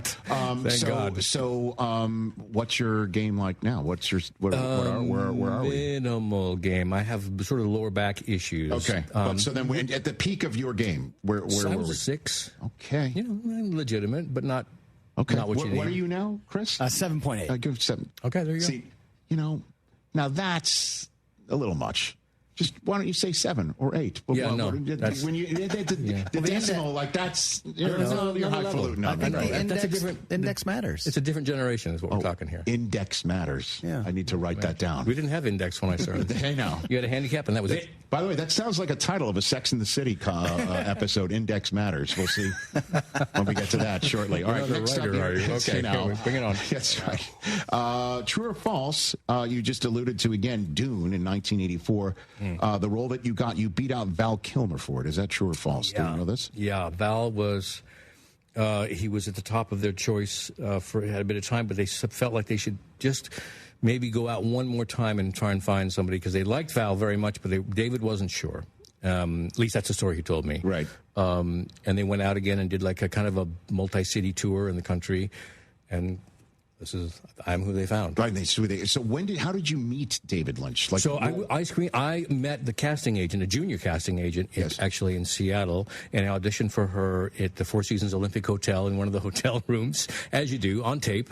And she took the tape and showed it to David and Rafaela De Laurentiis, who was the line producer, Dino's daughter, line producer. And they said, let's meet him, just based on that, what I did. And I went down they flew me down to L.A., and I met David, and I met Rafi, and I met Dino that same trip. And then I flew back home because I was doing a play in Seattle during that time. And then I came back down again 5 days later and screen tested. And they needed one more screen test, something to do with my hair. As you can see, my hair, it's problematic. It's resplendent. Don't say problematic. Look at me when talking about problematic. Come on. God bless you. It's this calico. I call this calico.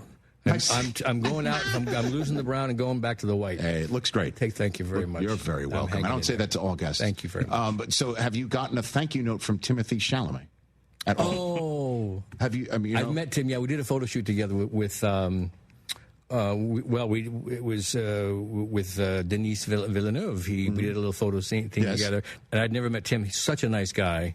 I enjoyed the new movie. I loved. Without you, there's none of this. Forget the books, Kyle. Come on now.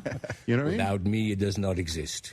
He did a great job. I loved watching the film. I loved the book. I grew up reading the book since I was about 15. Yeah. So I really knew the story. When I went into audition, I had questions about the script because I knew the book so well. I was like, this is not exactly right. I never read a movie. You were being a stickler of the details. Yes, I was. Huh? I was checking. I said, this isn't really, what's in the book. You know what I mean? I said, I didn't know. You know? Sure. And David Lynch is just read the script? Yes, yeah. He's looking at me shaking his head like, don't push it, kid. Man, what a relationship you wound up having with him.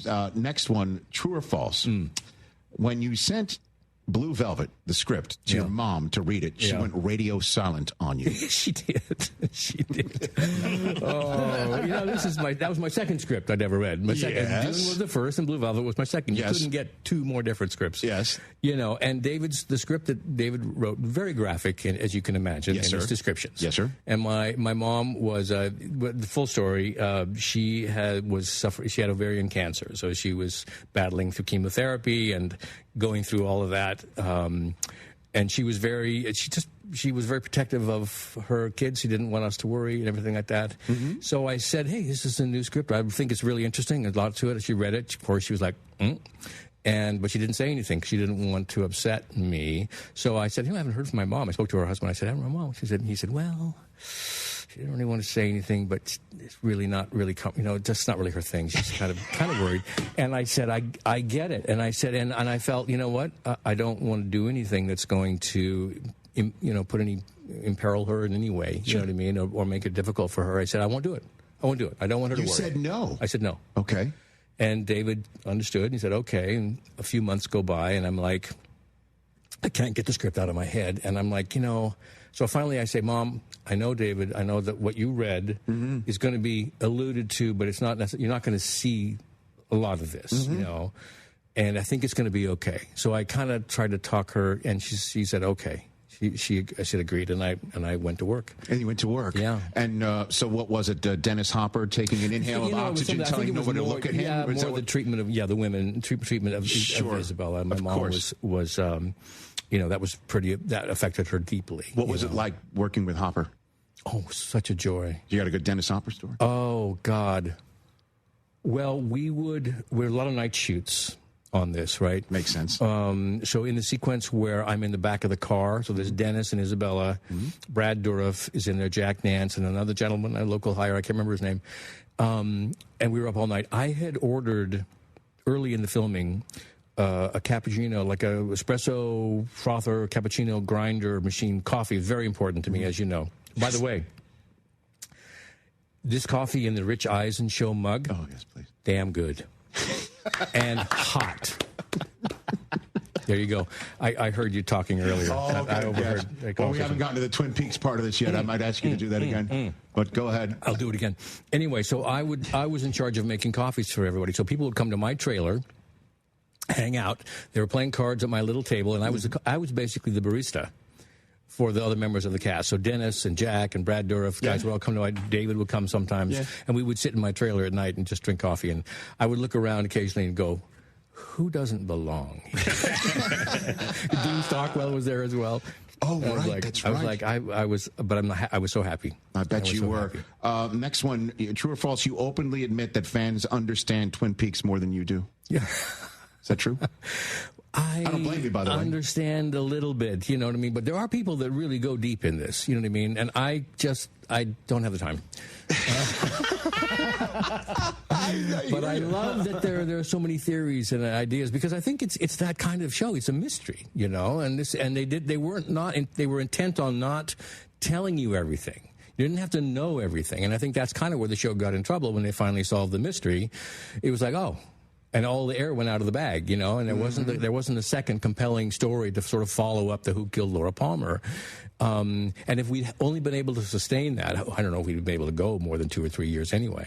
But I think that kind of need to know would have driven the audience, and we would have kept the show like cutting edge. Now, what goes through your mind when you might be on set or David Lynch is explaining, okay, so we're going to have a small person come out and dance and talk about the gum you like is going out of style. Perfect. I'm good. And then potentially just, reverse that talking track. And do it backwards. Do you look at him and go, what is happening with you, David? Well, inside I do, but I don't say anything, of course. Good idea. No, I get... as an actor, you're like, anytime you start to pushing the envelope, maybe that's not true for everyone, but I get very excited. So even like that little brief scene with Ethan that we did. Yes. Just the conversation or the talking over each other is like a little unusual to allow that to happen. And there are very few directors that are comfortable with that. David is very comfortable with that. Sterling Harjo, who directed Lowdown, very comfortable with that. Yes. So anytime there's a new idea or something that's sort of, you're going to buck the system, I am all in. So when David says we're going to do this whole thing backwards, you're going to speak in reverse, which thank God I didn't have to do, I said, this is going to be amazing. People are going to go, what did I just see? Yes. And that's what happened. Can confirm. I was doing that. Yes. You were like, when my friends were just like, wait a minute, what the hell are we watching? This is on ABC television. Yeah. On network TV. Yeah. Like, what the hell is happening? Yeah. Yeah. That was the response. A lot of people say that. They're like, suddenly they're watching a show and then they're like, we just left our reality and we're in some other reality now. And that's exactly what the point was. Last one for you. True or false, you initially did not want to do Sex in the City, but your wife convinced you to take the role. Is that true? Well, I was ambivalent. I was on the fence about it. I didn't really know the show. So I spoke to my wife about this. There was some interest in me from this show on HBO. Yeah. I think I even called it Sex in the City. Or Sex on the City or something. I didn't even have it right. You didn't get the preposition right? I didn't have the preposition right. Right. Which happens. And she was like, "What? I don't know. I saw Sex and the City." And she said, "Wait a minute. Is it Sex and the City?" And I said, "Yeah, that's the one." She said, "You're doing it." And I was like, "What?" Because she had her finger on the pulse. She knew what was happening. But she also knows the subject matter of the show, and she's like, "You're telling her husband go ahead and do it." No, she was fine with all that. You don't care. Okay. Good to know.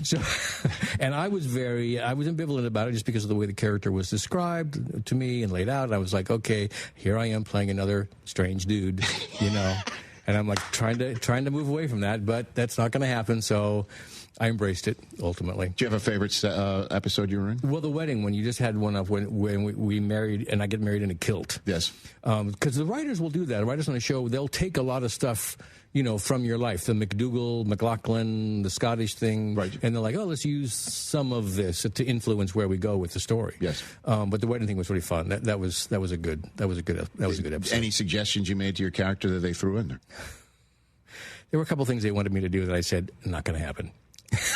and you worked for David Lynch. What? And yet I was okay with the Jugs magazine. I was like, I'll do that. Okay. That works for me. Oh my gosh! I don't know. Kyle, what a pleasure to have you here. Everybody needs to check out on FX starting Tuesday, September 23rd, The Lowdown. Yeah. 9 Eastern time. And then it streams the next day on Hulu, and we're all about streaming. And then maybe you go buy some Pursued by Bear and pop it open and watch The Lowdown. It'll work really good with The Lowdown. Go full Mclacklin. That's what you need to do. Thanks for coming in anytime. Rich, great pleasure. What a pleasure meeting you. And before I go, would you mind looking directly into that camera? Yes, sir. holding the Rich Eisen Show mug and doing your best, Dale Cooper, please. Dale Cooper, let me cover this up right here. Okay, go for it. Rich, it's been a great pleasure speaking with you. And I got to say, this coffee, damn fine and hot. Ladies and gentlemen, thank you. You made my day. You made my absolute day. It's yours to keep. And I say that to people even when they haven't brought me one. I love that. Kyle McLaughlin here on the Rich Eisen Show. Back to wrap it up in a second right here on Disney+.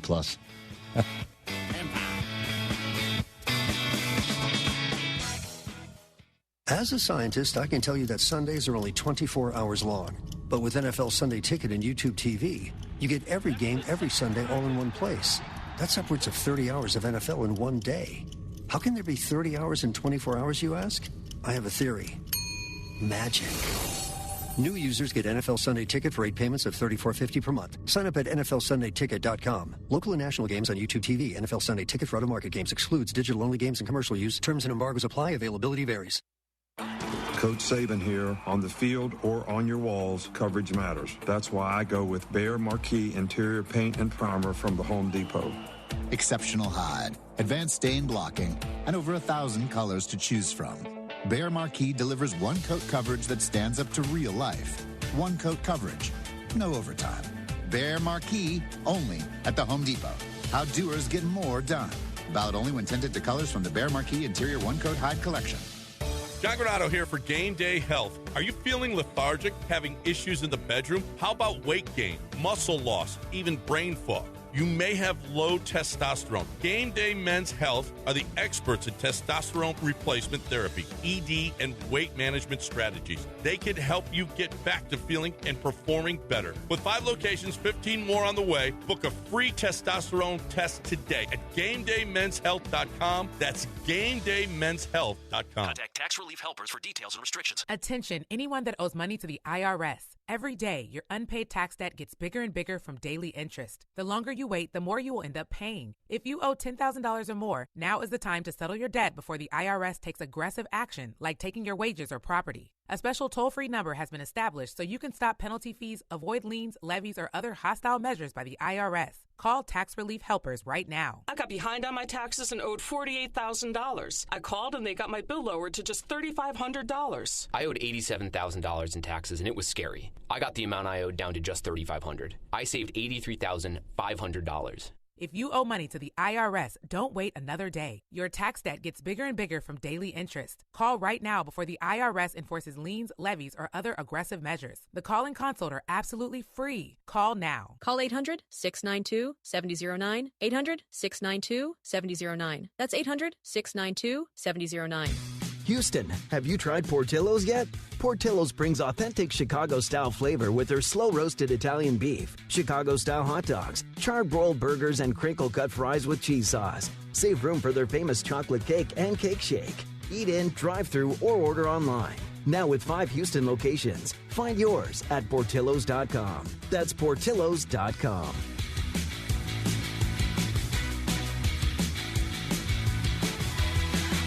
Hey Texans fans, Sean Mapes here. You know every game counts, so don't miss a moment of the action this season on Prize Picks. Make your picks on your favorite Houston Stars and Battle Red all season long. Prize Picks is the best way to win cash this football season.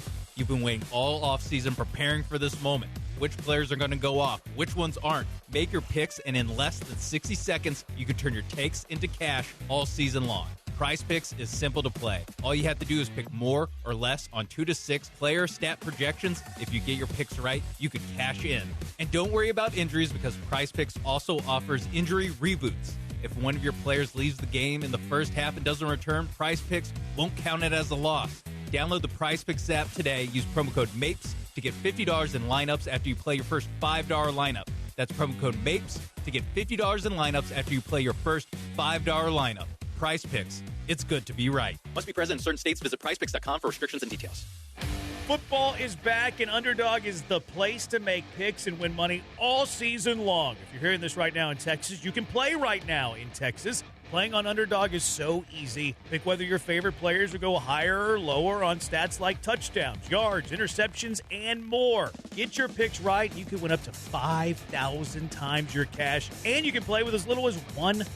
Also with Underdog, you have the originals, the drafts, ladders where you make 3 to 5 picks and progressively win more based on how well each pick performs. Streaks. Each streak starts by making 2 picks. If both are correct, the next pick for the streak becomes available. Download the app today and sign up with promo code KILLERB to score $50 in bonus funds when you play your first $5. Millions of fans have already won billions making picks on Underdog. Will you be next? Underdog. Make picks, win money. Must be 18 or older. Present in Texas. Terms apply. See website for details. Concerned with your play, call 1-800-GAMBLER or visit ncpgambling.org.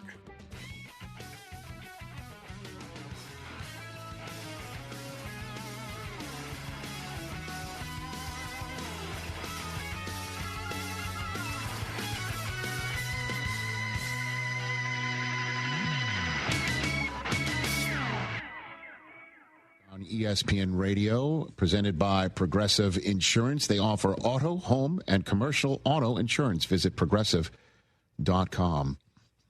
So, let's take this call real quick. Corey in Iowa has been hanging on for almost 3 hours. What's up, Corey?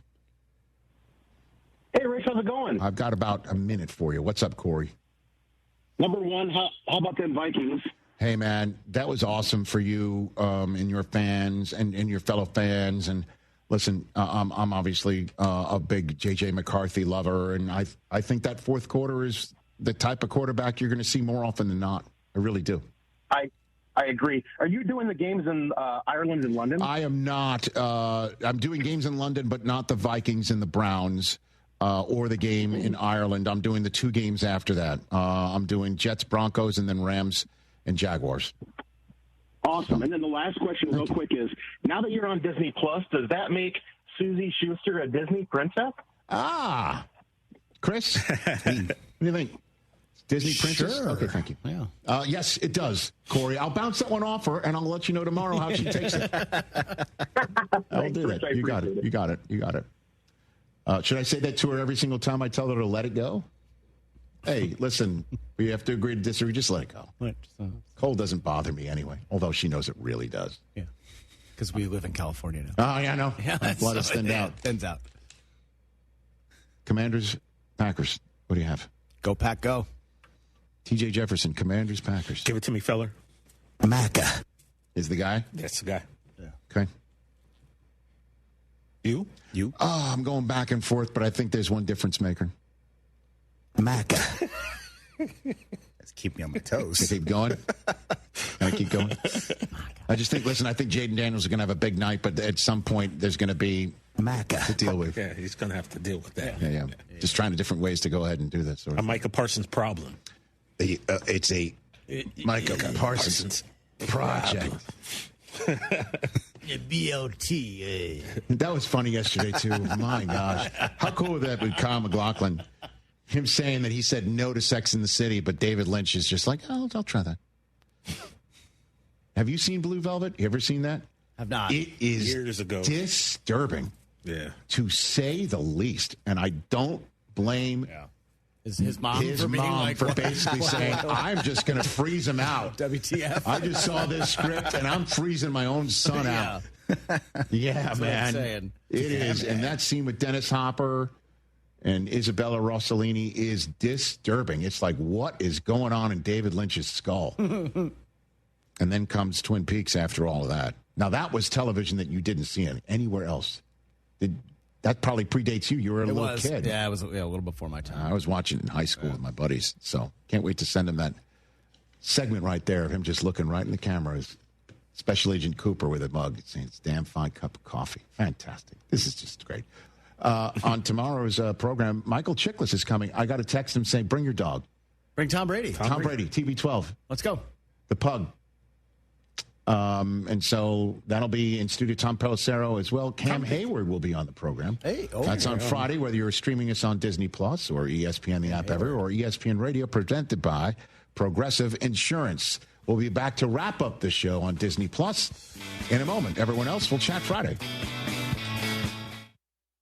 Empower Jen has ordered a decadent seafood tower, king crab legs, lobster tails, and a waterfall of caviar. Pricey? You bet. But Jen worked with Empower on her savings and investment strategy and planned for splurges like these. She got good at money, so she can be a little bad. Ooh, champagne. Empower. Invest well, live a little. Start today at empower.com. Past performance is not indicative of future returns. Investing involves risk. You may lose money. Advisory services are provided for a fee by Empower Advisory Group, LLC, EAG, a registered investment advisor with the Securities and Exchange Commission. OMG, those shrimps are really jumbo. From kickoff to cash out, ESPN Bet has the tools you need to score more on game days. Bet smarter with stats at your fingertips. Get personalized parlays built just for you. And with your fantasy team synced right in the app, you can back your squad. Right now, new customers get $100 in bonus bets when you bet $10. Sign up with promo code USL to get started. Must be 21 plus. Gambling problem? Call 1-800-GAMBLER. Terms and conditions apply. See app for details. Offer not available in New York. Attention taxpayers. If you owe $5,000 or more and have missed another tax deadline, you're officially on the IRS's radar. The IRS has resumed aggressive collections. That means wage garnishments, bank levies, even seizures of your home, car, or retirement accounts. If you owe $5,000 or more and miss the deadline, you're stacking new debt on top of what you already owe. Call Priority Tax Relief now. Their experts fight back fast and are saving their clients millions in tax debt every month. I owed over $50,000. And they settled it for pennies on the dollar. These guys are as legit as they come. After speaking on my behalf with the IRS, my entire debt of $25,000 will be eliminated. Whether you've received collection letters or you're already facing liens and garnishments, call for your free consultation. There are no upfront fees. Priority Tax Relief. Let's make your taxes our priority. Call 800-860-6195. 800-860-6195. 800-860-6195. Priority Tax Relief. John Granado here with Yanni Damaris, talking football season now. I got a few suggestions for you, Yanni. Why don't we do a Thursday night steak night? You know, that sounds great. How about Saturday, all-you-can-eat ribs? That also sounds awesome. We got 16 TVs where you can watch your games all day long and eat Yanni's ribs. What about on Sundays to watch the hometown team? How about a little happy hour? How about a football happy hour? It's all going on at 18th Street in the West Loop. I don't mind giving the business away. It ain't mine. It's great barbecue and a whole lot more. Damaris Barbecue. It's your guy, Sean, with Greenlight Offer, and guess what? We are still buying houses at fair prices. If you own a house and want to sell it fast in the most simplest way, I'm your guy. Call me today at 832-779-4000. We buy houses in any condition, any price range, in any location in the Texas area. Every single month, every single weekend, every single day, we are doing two things, Houston, and that's helping homeowners like yourself with their property problems and buying houses. In 2024, we bought 138 houses, and we want to buy more. We buy inherited houses, vacant houses, pretty houses, not so pretty houses, behind in payment houses. We even bought my tenant won't pay me the rent houses. We buy them all. We will buy your house in as-is condition. No repairs needed, no clean out, and we will pay for movers to help you move. Call me at 832-779-4000 for a same-day offer. That's 832-779-4000. Call for Sean with Greenlight Offer, and I'll get your Greenlight number on your house today. Woo!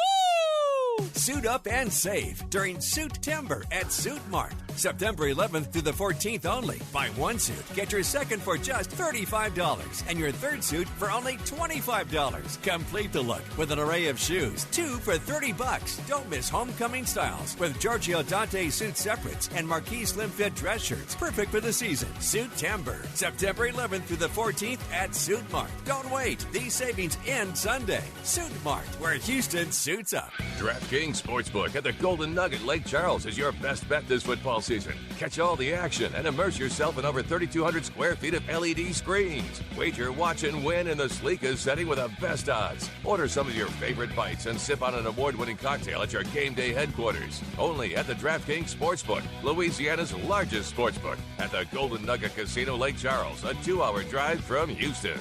Must be 21 years or older. Gambling problem? Please call 1-877-770-STOP. Okay, Texas, pop quiz. True or false? Walmart has more than 500 million items online. True. Find a huge selection online that you can't find in stores. True or false? Groceries always cost more when they're delivered. False. Walmart's grocery prices are the same for delivery as they are in store. Last one. Walmart can deliver in as fast as an hour. True, y'all. Use Express Delivery to get eligible items to your doorstep before the pool party starts. Walmart. Who knew? Subject to availability. Fees and restrictions apply. Sunday on Compass Media Network's coverage of the NFL. NFC East foes collide in Week 2 as the Dallas Cowboys host the New York Giants. Hi, this is Ted Emmerich. Join Super Bowl champion and Pro Bowl quarterback Steve Berline and me for all the action as the Cowboys and Giants look for their first win of the season. It's the Dallas Cowboys and the New York Giants. If it's the NFL, it's right here. Coverage begins Sunday morning at 11:30 on ESPN 97.5 and 92.5. Hey, Max, you look absolutely dashing in that purple tie. Ready to harness the world? You bet, Daisy. I'm ready as I'll ever be. And might I say, your purple tie really pops with your vest. Thanks. I almost went with a cape, but didn't want to come across as pretentious. Nonsense. Anyone in our line of work should rock a cape. You might be onto something, Max. Phew, so here we go. First day on the job. We've got this, right? Right. Don't forget, we both graduated from Dogs Inc. with honors. Which means I can guide my human around a busy city with ease. And I can give my human a restful night. I hope my human is kind and loving. And I hope mine likes wet kisses and zoomies. Ready to make a difference? Born ready. Let's go. Discover how extraordinary dogs like Daisy and Max change lives at no cost to the recipients. Visit dogsinc.org. Can you dig it? Hey, yo, Houston, it's Booker T. And you already know every Tuesday and Wednesday, we're bringing the heat on the Hall of Fame. That's right. It's me, the Boat Brad Gilmore, and we're talking all things wrestling, UFC, boxing, and the biggest stories in sports and entertainment. If it's making headlines, we're breaking it down. Hot takes, real talk, and behind-the-scenes stories you won't hear anywhere else. Don't miss the Hall of Fame with me and my man, Brad Gilmore, every Tuesday and Wednesday on ESPN 97.5 92.5. ESPN 97.5. KFNC 97.9 HD2 Mont Bellevue, Houston. Presented by SHUTOUT Jewelers. Houston standing by, over. Jeremy and Joe starts now. On ESPN 97.5 and 92.5. Live from the Fair.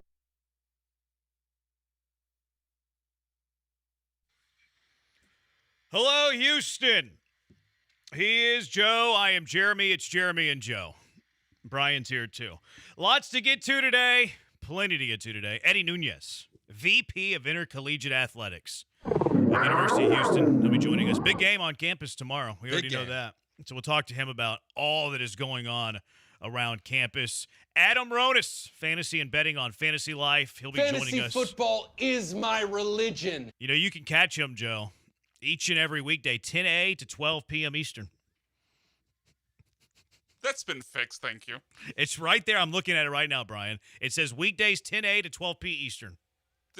I don't know how it reverted, because I know I fixed it. I know you saw that I fixed it. I'm not sure how it reverted. I nitpick things, Joe, as you know. Oh, really? What? No. Oh, really? No. You? I just like to point out things. It cracks me up how Brian puts in the notes that you can catch them weekdays, 10 a to 12 p. Eastern, as we talk to an audience in the Central Time Zone. You know what that was, though? It was a copy and paste from his bio. Okay. What do they teach in journalism school? I didn't go to journalism school. We're not journalists. Yeah, I did go to journalism school, but I am not a journalist. You sure? I am positive I'm not a journalist. I agree. This isn't a huge argument that I've had with people in the past. I know. No, I think you can say members of the media for sure. I think that's fine. Do I consider myself a journalist? Absolutely not. I don't write columns. I don't write articles. I'm not there at press conferences. I'm not asking questions. Now, I think you could do this job and put on that hat. Absolutely. Absolutely you can. I don't do that. I don't want to do that. I have no interest in living You don't do that. You're not a journalist. No. Brian's not a journalist. No. Yeah, I love how this is like an argument. Like, no, you don't do. I had other journalists too. Whenever I asked that on Twitter, say, yeah, you guys aren't journalists. So yeah, I know. Thank you. Well, they don't want us to be. They don't want us to be. Oh no, they don't like that. The journalists don't like when people act journalistic-y, however you want to say that. You know? Yeah, you got it about right though. They get kind of sour about that. Yeah, but they can do podcasts, but we can't be journalists. Yeah, which I mean. It is what it is. But Adam Ronis will be joining us later. Lee Sterling of Paramount Sports will be handing us winners. We'll have a doghouse, which Jose Altuve is getting into my doghouse more and more by the moment. That contract's not looking great. There, I said it. It's not. It's not looking good. But plenty to get to. We'll comment about Astros Game 3 in a little bit. But The game yesterday was great, but if you're staring down the bullet at a 3-0 deficit with a game that's already over, I'm not sure that, it feels as good. Good win yesterday in Toronto, leveling the series. Yay, that's exciting. Yeah, I mean, Yainer Diaz, big day for him. Jason Alexander was awesome. The summer of George! He keeps performing in every way you would want him to, but yeah, it all gets kind of ruined by what's currently. But look, it's early. It's not that early. There's a lot of time left. Yeah, but you're getting it shoved in you by Gausman. Javier's not doing well. Phrasing! We'll discuss later. But no, I thought that was Yainer's most complete game of the year. Homered, the big go-ahead home run in the 9th inning, that was massive. That was big. That was clutch. He had the near home run earlier in the game, which weird wall in right that has like a sliver of it that's like 3 feet taller than the rest of the wall. And it just so happened, like this is Astros baseball lately, it hits the 3-foot sliver of the wall that's a little bit taller as opposed to just like a foot further to the left. And it would have been a double dong game by Yainer. But, whatever. You won the game anyways. He called a good game. Mm-hmm. Like he was able to guide Costanza through 7 strong innings. And then he also threw a base runner out. Like that was his most complete game of the year. And we need more of that because we've had a lot of discussions about Yainer Diaz and his future as a member of the Astros because of what happens behind the plate and how the swing has looked this year. But you mentioned Jose Altuve. If he's been struggling, you need guys to step up and start playing better. And Yainer's one who's had a pretty down year. If you can get him going, it can change the dynamic of this lineup, quite a bit, honestly. They need it. They need him to go out there and put these complete games together to be good on a daily basis. No doubt about it. But that was his most complete game. You're right about Costanza. Costanza was fantastic yesterday. He's been very good. Like the analytics, like the nerds, they don't like him. Like his baseball savant page doesn't look good. And I believe in the baseball savant. I like baseball savant. But I think he does have some pitchability to him that a bunch of people don't. Like, he's really good at sequencing. That changeup is nasty. That changeup is really good. Keeps people off balance. Gave you 7 strong innings yesterday. I was wondering if they were going to leave him in for the 7th inning. And Espada said after the game that, hey, we would have done that even if the bullpen wasn't, as taxed as it has been. He said if everybody was up, he still would have left Alexander there in the 7th, which I'm good with. I mean, if you're pitching like that, the pitch count's still good. He finished with 89 pitches, even completing the 7th inning. Why wouldn't he be back out there for the 7th? I mean, 5 years ago, he probably would have gone out there for the 8th inning. Yeah. And tried to go even deeper into the game. He has been – I don't understand. They just find these guys who, the baseball savant stuff, it doesn't look great. And I do like it. I don't think it's the end-all, be-all because of when you see guys like this. Because I feel like the baseball savant numbers and things like that can get away from you, and then it takes a while to correct them over the course of a season. And everything that ever since he's basically been an Astro, he's looked nothing like what the nerdy numbers will tell you. He just goes out there, he pitches well, he pitches consistently. Mm-hmm. He doesn't have blow-ups. He never really looks frazzled, honestly. He's just kind of a guy who's out there on the mound. I like it. Do you follow Astros UK on Twitter? Yes. He's a good guy. I've never met him. He's just an internet friend. All my friends are internet friends these days. Then what are we? Can you say bloke on the air? Is that okay? Great question. I think bloke is just a guy, and I don't think that's a bad term. No, bloke's not. Bloke's just like a normal dude, right? Yeah, bloke just a common man, like an average Joe. My English ain't great. No pun intended. My King's English isn't wonderful. Neither is my dumbed down American English. But he's like he posted a picture of Alexander in this postgame press conference yesterday. He's like, this is the most normal bloke you'll see in all of baseball. Like, that's a great way to put it. Like only Astros UK can. We can't say bloke. I don't even know if it's a bad word, derogatory word, good word. Well, you've said it now 5 times. I feel like he's a normal bloke. We could work it into the show. That could be one of our bits. It's going to sound unnatural for us to say it, but you can say it. Yeah. I feel like you need an accent to say that word. You want to try a British accent? I can't do a British accent. Come on. I can't. Mexican speakers. What if instead of like and I'm Mexica. All-Star of the Week or Dude of the Week, we do a Bloke of the Week. Bloke of the Week? Yeah, let's do it. Is it good or is it bad? It's good. It's a good thing. Is it like he's a dude? Yeah. Yes. Well, not in the way I think you would say he's a dude, but I think he's our average guy who stepped up this week. I asked Google what does bloke mean. He says a man. Yeah. He's just a man. Like, is he the man or is he just a man? You know, That's he's a big difference. He's a man. He's not the man. So, like, that's not a very high, like, term to use to decorate somebody's performance or week. But if we did a bloke of the week, it could be like a guy, like your average player who has a great week out of nowhere. Yeah. If you called me a bloke, I'm not sure what I would have done with it prior to this conversation. I'd be like, okay. Like, well, you didn't know if you could say it on the radio. You said it anyways. Yeah. So you definitely didn't know how you would respond to it. You're a good bloke, Jeremy. Thank you. I wish I could say the same. Well, how'd that feel? We tried it.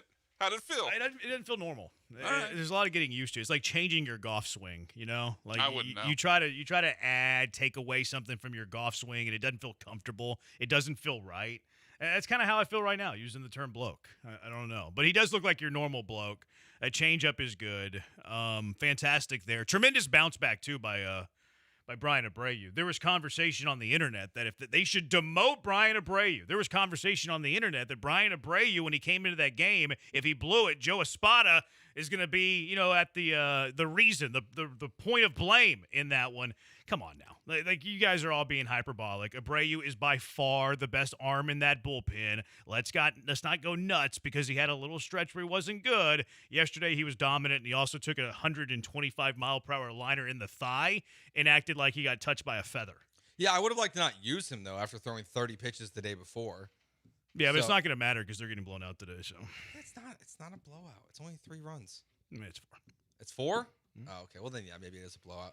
But, you know, you have to use him out there. He's your best, like you just said, he's the best guy in the bullpen. You have no other options. What else are you going to do? I don't love him in the closer role. I don't think it looks super comfortable for him, but he's the only guy you got. You're not going to use Kimbrel. You're not going to use Okert or anyone else. Like, he has to be the guy at this point. So, yeah, he goes out there and he gets the job done. That's what he's supposed to do.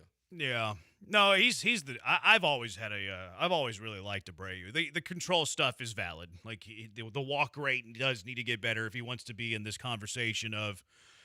Like, people were talking about him as an all-star, and people were talking about him as like a reliever of the year because, you know, not the save stuff, but, you know, dominant season, all that. If he does want to take that next step in his career to be this like elite reliever, whether he's the closer or not, he's not going to be if Hader's healthy. The walk rate does have to improve, but we saw yesterday like a dominant dude that can make quick work of some good hitters in a pretty good lineup. So that was nice.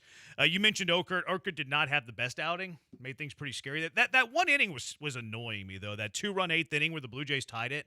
It's like everything found a hole. Like a 99 hopper finding its way up the middle. That little lefty that pulls the ball past Walker, like he pulls that a foot further to the line, you're out of the inning. Like that inning just drove me nuts. But again, it's Astro baseball. Everything is going wrong for this team right now. Yeah, it's one of those where you love it when it's happening for you, but when it's happening against you, baseball can be one of those painful sports to watch. When you're getting blooped in 88 miles an hour up the middle and it squeaks right by your second baseman, like you can live with it when it's good for you. But yeah, that's one where he's not a guy I feel highly confident, I would say, right now when he goes out on the mound. Yeah. No, he's one of the best you got, but I would agree. I mean, I guess really the entire bullpen, you could say that. Like, you don't feel really comfortable. Do you have confidence in any of them? No.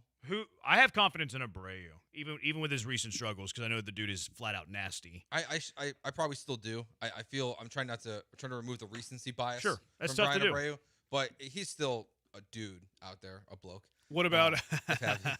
But you know, he's got to go. Yeah, no. The rest of the bullpen, no. I guess. Well, King. I like King. You trust him?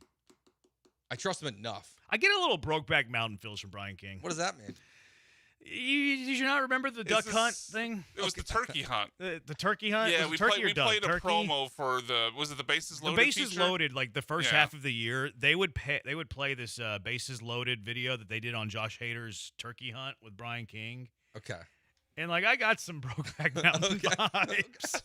I just want some clarification. And he's got like that mustache, which, you know, there's nothing wrong with that. I prefer to say bromance. I think you're assuming a lot here. There's nothing wrong with mustache. Joe has a mustache. I do have a mustache. Yeah. No, they have a bromance. There's no doubt. It was a bit, and then it became permanent. Brian King's okay. I don't know if I trust him. Okert, okay. Don't know if I trust him. Blue Ball, I kind of do trust. Like, he's graduated into my trust. What about Eniel de los Santos? Yeah, I think he's growing on me. He's still pretty new to have like the full circle of trust in him, but he's climbing the ranks. I like De Los Santos. That was a good find. And that goes back to the Alexander thing, the Brandon Walter thing, the De Los Santos thing, even King, even Oker, even Souza when he was healthy. Like this regime, whoever you want to give credit for, whether it's Dana, whether it's his scouts, whether it's the pitching staff that's looking at other pitchers around Major League Baseball, they do a really good job of identifying the bottom of the barrel and then bringing them here, and then they're pretty helpful. They're pretty useful.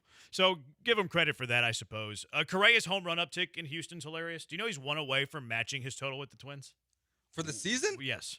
He is one home run away from matching his total. If he hits one more homer the rest of the season, he will be equal Astro homers and Twin homers in 2025. You know who that makes mad? Minnesota fans. There's no place like home, Jeremy. It's nuts. There's no place like home. It's funny. All of a sudden, he's back in Houston and he's rolling. I mean, he was really good last year in Minnesota. He was. He just didn't play a lot of games. And then this year, there was a stretch where it looked like he was going to be good again, but then he had his typical injury problems. I think he just wasn't fully healthy and really rolling there in Minnesota. Yeah, I'm sure their fans are pissed, but he got off to a slow start too, and like he had the he was starting to roll a little bit. Maybe not the power numbers, but it was rolling a little bit. It didn't really matter as much because you won the game, but you're in the ninth inning there. Yainer Diaz hits a bomb to give you a 1-run lead. You have Ramon Urias coming to the plate, and a spot a pinch hit with Jose Altuve for Urias in that spot, and it made no sense to me. Yeah, I don't really understand. I tried to find some logic in my brain, like what could the how hard was reasoning, that? Was it tough? I didn't find any, so I don't quite understand why that was the decision that you made. It was a strange one. My thought is that he already committed to the idea of using Altuve for Urias before Yainer hit the home run and didn't want to call him back. That's my counterpoint to my point. I don't agree with that. Where it's like, okay, you're starting the inning. Hey, Altuve, you're hitting for Urias in the third spot this inning. Grab a bat, get ready to go. Yainer hits the home run in the spot. I was like, it's Altuve. Go ahead. I mean, maybe Urias already had like his shoes off. No, he didn't have his shoes he was already ready to go home. I mean, I guess it's feasible, but I doubt it. I know. It's just trying to find a reason behind it. No, it didn't make any sense. He should have called Altuve back. I'm sorry. I know it's the franchise legend, all of that, but you play your better defender whenever you have a 1-run lead, and it was natural. Like you don't, and if what happens if the game goes into extras and you want a right-handed bat off the bench? Like it made no sense. You Joe. lost it. Made no sense what you're doing there. No, I mean, I know Jose Altuve is, and you're not a big fan. That's not true. I think he's the greatest Astro of all time. He's not. You're not a fan right now. He's performing poorly. Yeah, and it's rightfully so. It doesn't make sense why they did that. I agree with you. That's where Joe Espada's not going to get killed for it, but you play the what-if game of if the game would have gone longer and you wanted to use Altuve in a different situation later in the game, removing him, it's strange. I also don't like when managers decide to give a player the day off, right? Like that's what Joe Espada said before the game. It's just another day off as he's trying to get back into the groove of things. Full day off. Yeah, I see that. If you're going to do it, give him the whole game. Don't use him a pinch hitter role. It doesn't make any sense to me. Yeah, I hear you on that. I don't mind using him as a pinch hitter spot as much late game. Like I didn't like it in that specific spot, but like tie game, like let's say Yainer just hits a fly out to center. It's tied 2-2. Ninth inning, 2 outs, nobody. I don't mind using him there. I see your point though. Like I'm not gonna poo-poo it too much, but I don't mind it. I guess as much as you do. Yeah, I just think it's weird. If you're gonna give someone a day off, just give them the day off. Because then if they go out there and they have a terrible at bat and it's supposed to be a mental reset, they didn't reset. You kind of gave that away. Yes, you're giving that away. If that's the excuse you're going to give for a day off, and then they struggle, it just kind of negates all of that. That's not why he got a day off. He got a day off because his little behind got benched. I'm taking Joe Espada for his word. Okay. For today.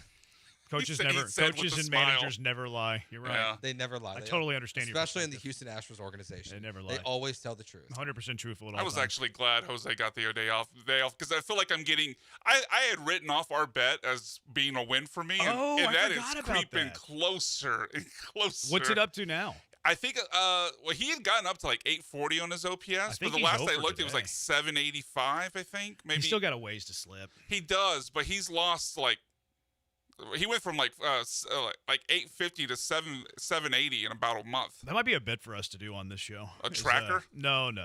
The is the coach lying? Oh, for sure. I mean, because Joe thinks they never lie. Well, I think we also have to include GMs because that's fine. Nick Caserio would be lying. Anybody? Like, are they lying right now? Yeah, but the odds on are they lying is going to be like minus 2,000 every time. Maybe we just catch them in lies. We play. I feel like we're gonna, I think they're lying here. Here's a bit of audio to support my case. What do you think? Yeah, because I feel like if we ask the question, are they lying, we're just going to say yes 95% of the time. Yeah, it would have to be, I think I caught him in a lie. What do you think? Altuve's OPS is down to 764. I don't like that. It's not good. No, I don't like that for my bet. I wish I had taken you up on the payoff. I did. I was trying to buy out of it. Yeah, I should have taken it. Buy out of the bet because I owe him a beer and a half if Altuve hits 750. Was it just down to a beer?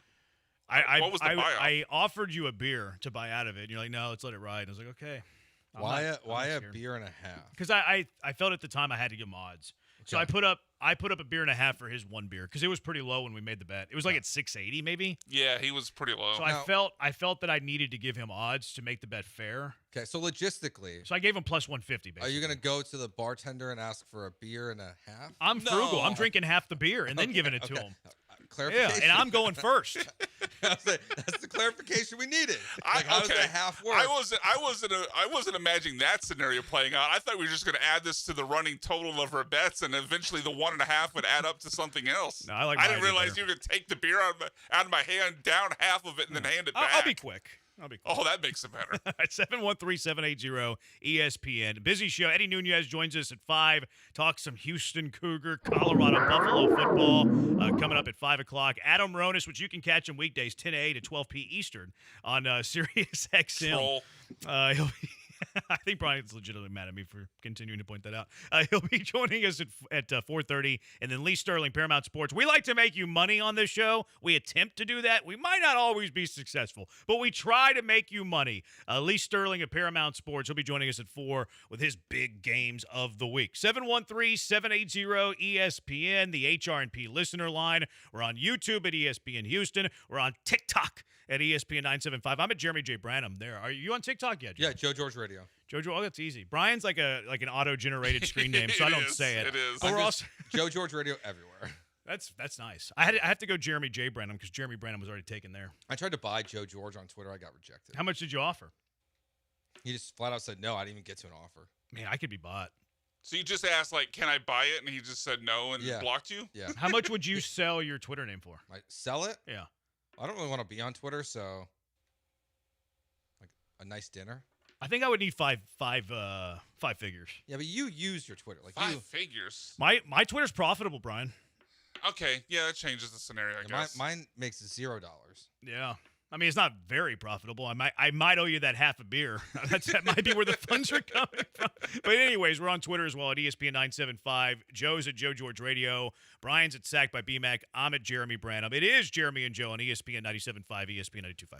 All right, before we go to break, though, let me talk to you about Old Humble Distilling Company, Houston's finest micro distillery, where no one there is going to take a nice Boomtown bourbon out of my hands. Jeremy tries to pull that off at one of our remotes coming up. We're going to have problems. But there are hundreds of reasons to stop by the distillery. I've been telling you guys about them for months. Mainly their fantastic whiskeys and cocktails. But let me add a few more things to the list with the many new things going on at Old Humble Distilling Company.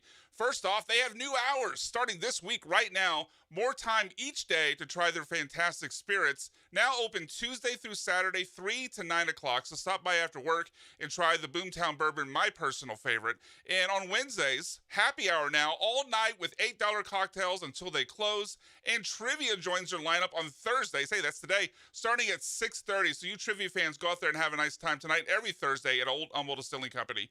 And many more new, exciting things coming to the tasting room in the coming weeks as well, including us, as I mentioned. We'll be going out there to Old Humble Distilling Company 3 times for live remotes before the end of the year. Old Humble Distilling Company, the official whiskey of campfires, cookouts, good stories, and great friends. Go visit their distillery and tasting room at 19103 Continental Parkway, just off FM 1960, and check out their selection of premium whiskeys at oldhumbledistilling.com. You can also grab a bottle at Specs, Total Wine, or finer retailers. Can't find it? Just ask for Old Humble Distilling Company by name. Try Old Humble Distilling Company because life's too short for factory whiskey.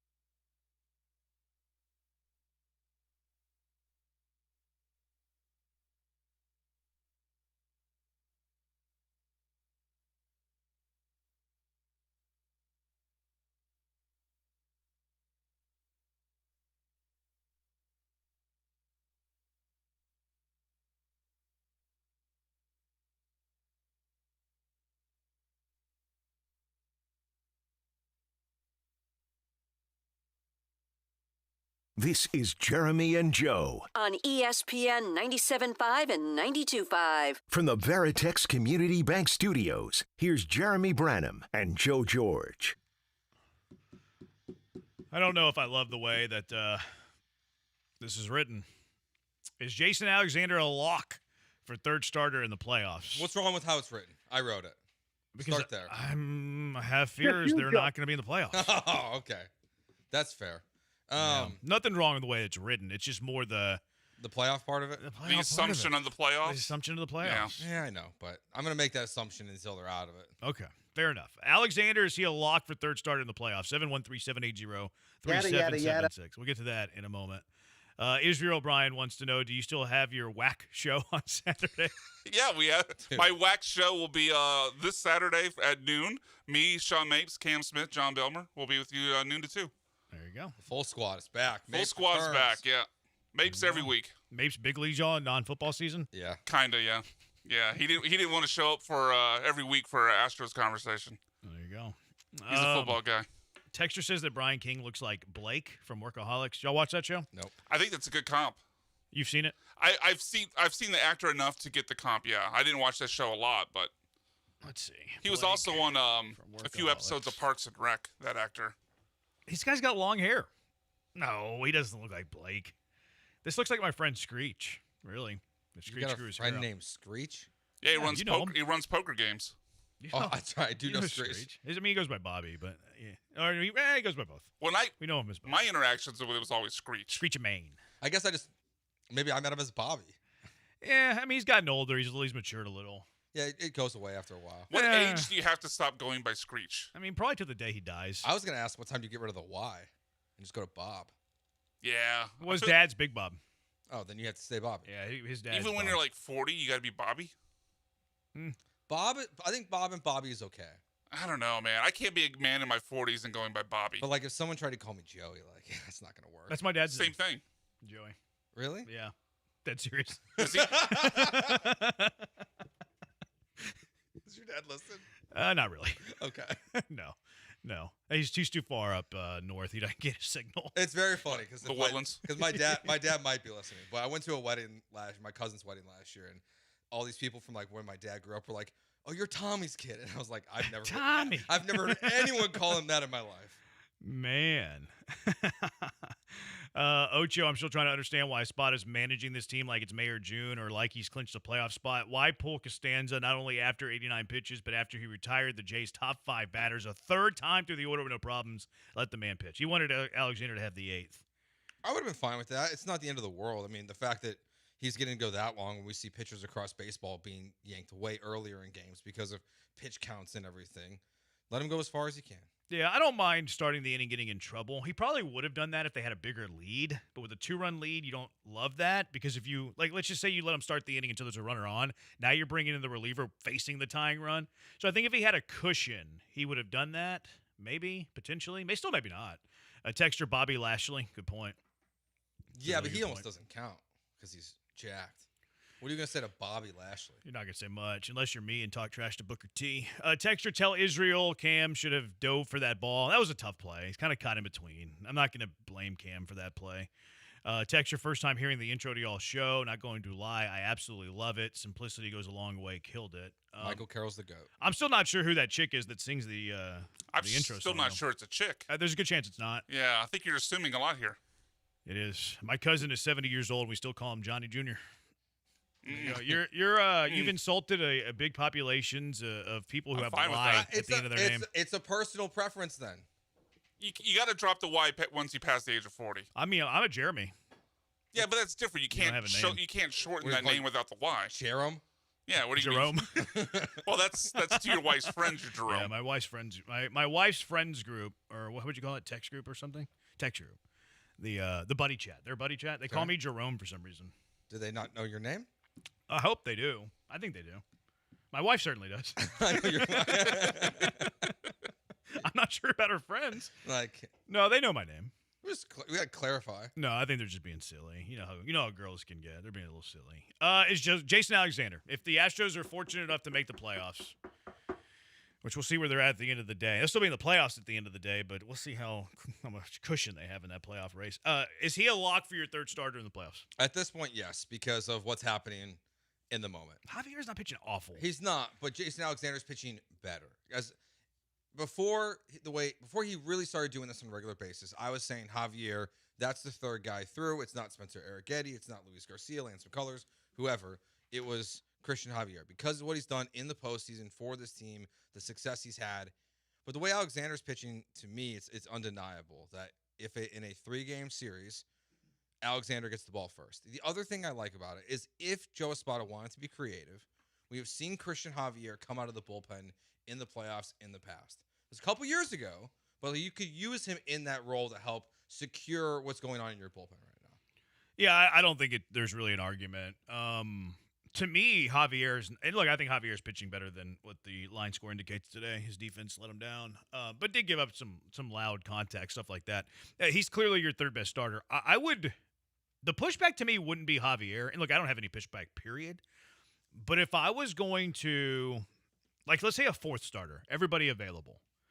Like, so if you're trying to, I guess, appoint your fourth starter in a playoff rotation, not that they ever do that, but if you were – I'm not so sure I wouldn't go blue ball ahead of Javier. Really? Yeah. Blue ball's been better. Blue ball has, like, I know he hasn't started many games in the big leagues, but he's been flat out more effective than Christian Javier. And, like, look, I'm not starting blue ball with the idea that he's going to go 7 innings, especially as your number 4 starter in the playoffs. But can he go 4? And then you turn it over to the bullpen, see where you're at? Like, I trust him more with a 3-4 inning outing than I do Javier. Yes, I understand where you're coming from. My counter would just be that it probably logically would make more sense to put Javier out there for 2 innings and then let blue ball come in. Why? And a piggyback. Why is that more logical? Because I don't think they're going to flip it the other way, even though I just said Javier took one out of the bullpen. I am with you. I don't predict that they will do this. Yeah. But what gives you a better chance to win that game? And again, we're assuming that everybody else is like rested and all of that. Ready to go. And your 3 is the 3 that we're talking. Like, I think there's more of a conversation about your 4th starter than your 3rd starter.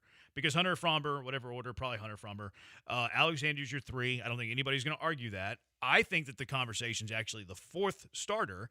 And for my money, if I'm managing to win the game for my life, like, hey, Branham, you win this game, you can live. You lose this game, we'll see you later. You want blue ball? I'd rather have blue ball start the game than Christian Javier. Yes, blue ball's been far more effective. Far more. And I like his stuff better at this point. Like, Javier's still, like, a little rusty to me, still finding himself a little bit, coming off the injury. I think Javier could be in a really good spot come next February when pitchers and catchers report. But tomorrow, my life on the line, I'm going blue ball over Javier. I'm sorry. No, I understand it. I haven't seen enough from blue ball to feel confident in wanting him to be out there in the playoffs, again, assuming they make it. So that's why I lean Javier, but there's they probably each got like 3 starts left this season. Well, there's 15 games after today or 14. I don't remember if today's the 15th to last or whatever. There's like 14, at least 15. 2 starts. So like at least 2 starts. 3 starts of the rotation, depending on how, like, if they go 5-6 man. But so maybe 3. But so blue ball will have a chance to make an argument. He's going to join the rotation. I know Dana Brown didn't say for sure. That's a good point. He's going to be in the rotation. So you're going to really get to see what it would look like this final chunk of the season. They'll have 2-3 starts to audition to be the 4th starter. And look, I don't think the 3 starter is cemented by any stretch of the imagination. But if we're making the decision today, it's a slam dunk guarantee.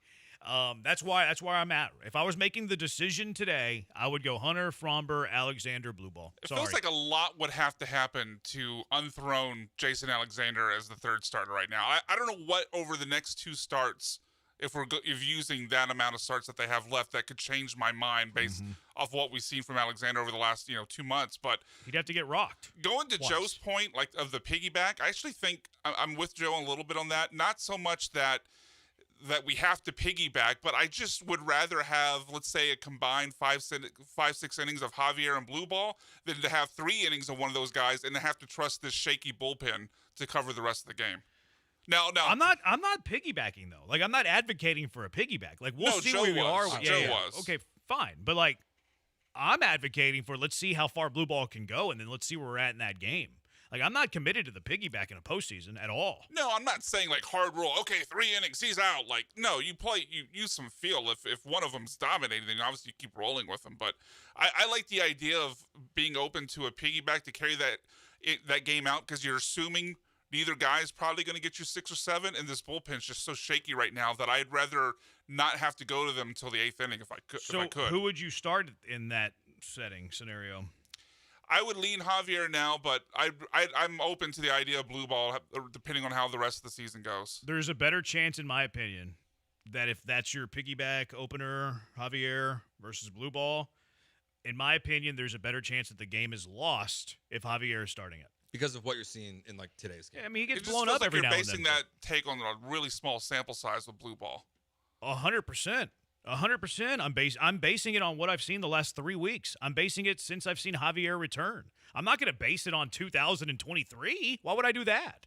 I mean, fair. I'm just saying, like, it feels like past conversations we've had about other guys like Colton Gordon and others, like, man, this guy looks like he's the guy, and then things fall off. Now, Colton Gordon's situation is different than obviously blue ball, but it just feels like such a small sample size to set in stone that, okay, blue ball's the opener, and then if we do piggyback, he goes until he's done. Like, I'd want to play it out over the course of the season before I make any sort of proclamation. But you don't have that luxury. Mm-hmm. Like, you don't have that luxury. You're a manager that's trying to win a playoff game. Who gives you the best chance to win? Like, you don't that's have the luxury question. of seeing how the rest of the season goes before you make the decision? Well, I mean, we're having the conversation as if they were pitching it tomorrow. Okay. Like, we're putting the immediacy in play here. Like, if you were playing in the playoffs tomorrow, and it's your Game 4 starter, who would you go blue ball? Would you go Javier? I'm going blue ball. And yes, we can revisit this conversation when the regular season's over, but we're having it now. We're having it now. Today's results don't help Javier's case. No, they don't. And look, I flat out said I think Javier's pitching better today than what the line score indicates. He should get out of the first inning with a run, but the Astros can't field a proper pop-up. And the other thing too about this, like with these two guys, with blue ball and with Javier, is that probably neither of them you want to see in the playoffs a third time through the order. So you're also not really expecting either of them to go deep into the game. So that's where I think you do have to look at a piggyback situation. If you get to a point in the playoffs where either of them factor in, if they're only going 4 innings, this bullpen can't get you to the 9th. Like, you're going to need someone to come in long relief and actually help you get there. So my guess is you see both of them. Honestly. I mean, it depends. Like, if blue ball gives you 4, you can go Okert for the 5th, De Los Santos for the 6th. Did I say Okert yet? Mm-hmm. Yeah, you said Okert first. De Los Santos for the 7th. You could throw Okert, De Los Santos, Okert again. I mean, you could use Abreu, King, Okert, De Los Santos. You could use those 4 guys to cover 5 innings easily. Easily? Yes, not off the last 3 weeks results. I'm not talking performance. I'm talking length. They can easily cover length, yes. 5 innings. Yes. Like, do I have faith that one of those guys is gonna that all of those guys are gonna pitch zeros and goose eggs and get scoreless to the 9th? No. But am I confident that Javier will? No. I think Joe and I's opinion though was not that they couldn't give us the length; it was that they wouldn't turn it into the performance you'd want over 5 innings. Yeah, I think I trust the. But again, I'll push back on that. Those guys for 5. Or let's eliminate Abreu from the conversation. Let's say he has the 9th regardless. Sure. So let's go let's go 4 innings of Okert, King, De Los Santos, and you can even throw Kimbrel in there if you want to go like 1 inning max. Will those 4 guys combine to have better results than Javier for 4 innings? I would argue yes. Yes. But you said like Javier was pitching good today. I said he's pitching better than the line score. Don't twist my words, dog. I got serious. He threw a dog there. I thought a bloke was coming there, honestly. Well, bloke's good, we've heard. I wasn't going to use a complimentary term. I think depending on your tone, I think bloke could be used either way. Oh, yeah, it could, I think. Yeah, try to give him bloke. just like dog. Dog can be used either direction you want. Don't put words in my mouth, bloke. Yeah, that didn't doesn't work. That didn't come off the right way. Switch back to dog. That doesn't work. Ocho, 100% with Branham. I've never been a fan of Javier or his stuff, even when healthy. Give me blue ball or I'm not reading that part, Ocho. Nice try there, Ocho. Small sample size, but do we have a sense of how Espada weighs experience? Like on the extreme example, Steve Kerr would play a 41-year-old Wash player over a 22-year-old Rookie of the Year in the playoffs. Some hyperbole here. I think Espada would favor the experience. I think so too. I agree with your prediction. Like if you're facing that quandary and that predicament, what would they do? They would go Javier. I agree with your prediction. I just think it's a wrong thing to do. It's the wrong approach. I think it decreases your chances of winning that game. Yeah, I do lean that that Espada is going to go with the vets as often as possible. That he's going to rely on guys that have been there before, done that. I mean, we've kind of seen him do that before. I mean, there's been times where Frommer's got the ball in game 1 of a playoff series, and it's like, does he deserve it? Or Justin Verlander has gotten game 1 that might have been dusty. But you always kind of lean veteran in the playoffs with these managers. So if that's the approach they're going to take, it'll kind of answer the question. But it doesn't mean it's the right one. No. So you might be right in this way, but if I'm right, I want to be right based on Javier's performance. I don't want to be right based on Joe Espada choosing the veteran over the better player. And there is no right. There's no way to define right here. Like it's all conjecture and opinion.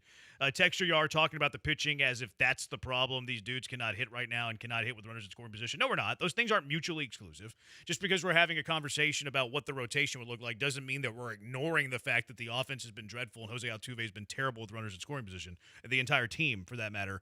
You can have separate conversations. They are separate entities. Big if, but if Javier goes 6 innings, 4 runs, that's not terrible. Problem is the offense. That's the problem, not the pitching. Sure, we're not. This conversation is about what is the problem with the Houston Astros right now. The conversation was born when Jason Alexander went 7 shutout innings against one of the best teams in baseball, and we're having the conversation. Is he your bona fide 3? We said yes, and then who would be the 4 after him? We're not ignoring that the offense is dreadful because that is 100% true. You guys are kicking around pigeon, and really we need to figure out a lineup. He meant pitching. And we need to figure out a lineup, and we can get some hits, and we can get some runs because the vision is he said, this guy can't spell. He's probably driving. He said, you guys are kicking around pigeon, and we really need to figure out a lineup, and we can get some hits, and we can get some runs because the vision is the least of our concern. This looks like a voice. This is what I have to deal with every day. Maybe he was talking about the wrestling faction, the Vision, headed by Seth Rollins. I doubt it. You don't think so? No. All right. No, this is what I have to deal with daily. These texters and then I look bad. All you texters are making me look bad because you're texting in these voice to correct and like, oh, Branham will figure out the words. He's always done that for us before. No, you know what? I'm going to start reading this stuff verbatim. I'm not your Siri. I'm not your autocorrect. Whenever you text in bad words, not profane words, although that does happen. Whenever you text in words that you didn't mean, I'm going to read it as it is written. And then whenever we make fun of you for being ignorant, we're going to make fun of you for being ignorant. And I'm going to give out the entire phone number. Just kidding. I won't do that. You're not going to do that? No, I think it's illegal. If it's not, it probably should be. Definitely. I would say. You probably don't want to be doxing people. No, it's not great. I do have some confirmation here. Have you ever been doxed before real quick? No, I know. You have. Right? Yeah, Mariners fans doxed me. Yeah. I don't fight. I trolled a little too hard. I don't fight with people enough. Yeah, I do. I do have some confirmation here. I need to chill out okay? on that. The band's name is The Warning. It is a female-led band. Knew it. The song is called Sick. They are from Mexico. Oh, is that why he did it? And I'm Mexican. Was Michael being racist? 713-780. You said it's the YouTube. It's the warning. Yeah, the warning. And what's the song name? Sick. And they're from Mexico, huh? Yep. Hit the Canelo drop. I wouldn't have thought that. And I'm Mexican. There you go. Think you'll walk out to that on Saturday? No. No. But he's going to do it out of respect to Jeremy and Joe on ESPN 97.5. He probably was gonna, and then he's like, "Oh, Jeremy and Joe." How much do you think we'd have to pay to get like our logo on his outfit walking out to the ring? $1 million. 6 figures at least. No, you think 7 figures? I think so. On his wardrobe. Maybe as like a secondary logo. What about the corner of the ring apron? I mean, that's probably 7 figures. Yeah. All right.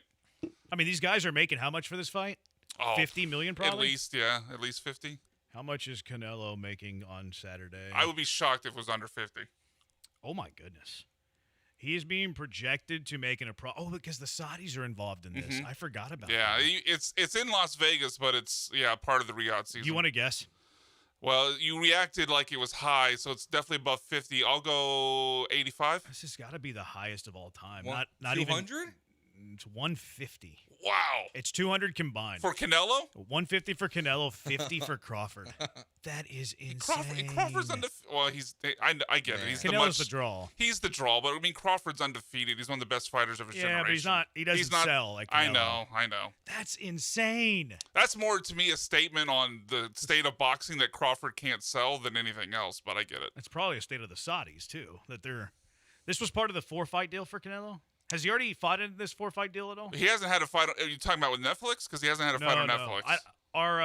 No, because he signed the 4-fight deal with the Saudis. Are they all on Netflix? I'm not sure. I don't know. This is his first fight on Netflix, though, so I don't know if Netflix is a part of the 4-fight deal or not. I'm not sure either. That's insane. What do y'all like in that fight? Canelo. I need to play some.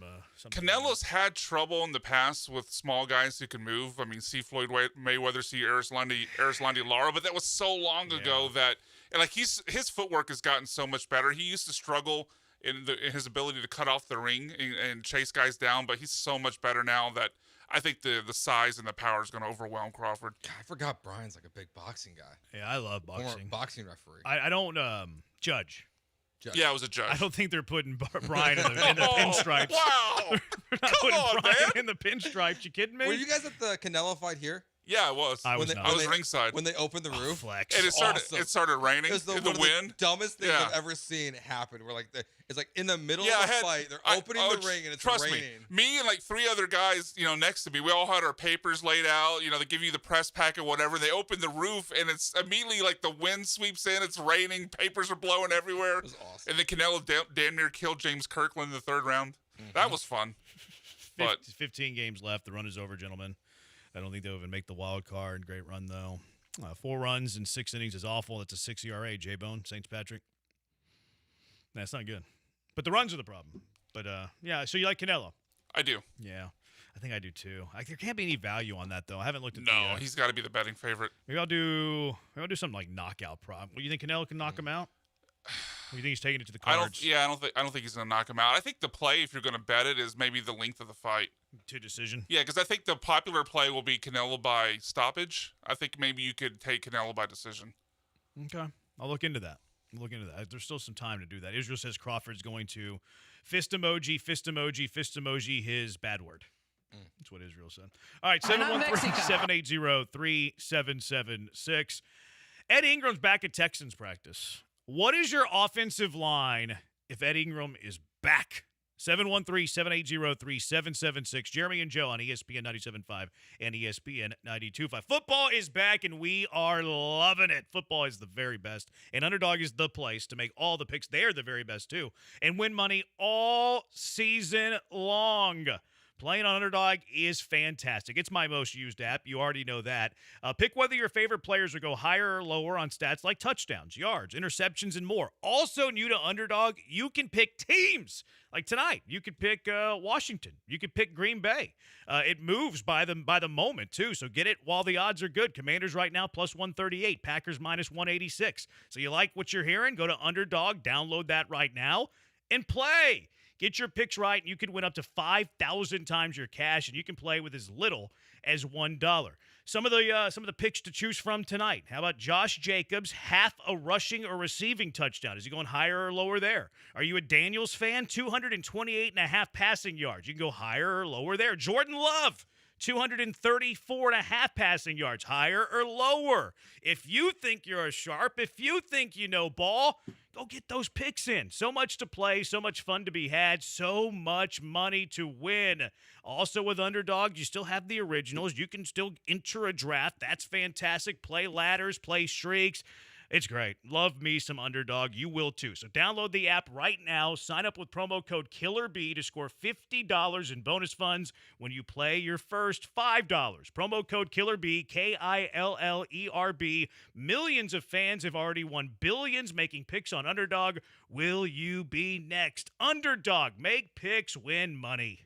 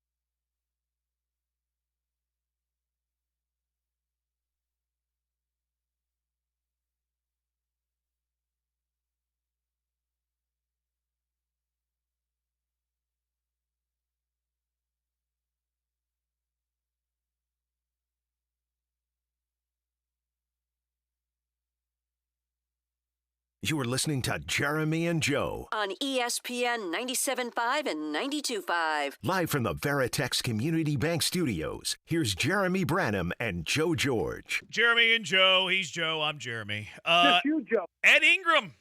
Back at practice. Is Ed Ingram going to fix the Texans' offensive line woes? 713-780-3776. Just keep asking good questions and don't ask dumb questions. Thank you, Nick. Appreciate it. How are your windows looking? What do you want the offensive line to be if Ed Ingram is good to go? Obviously, Andrews isn't playing. Yep, so Cam Robinson's your left tackle.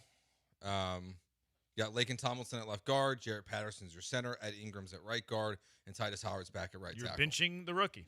Cam Robinson was good in this last game. He had the left tackle job for a majority of the season. If you want to play Ed Ingram, unless he could play left guard. I doubt it. Cam? I don't think he can play left guard. No, Ingram. Oh, Ingram. So you could, because if there was some way to put, I mean, Titus played left guard for like 3 practices.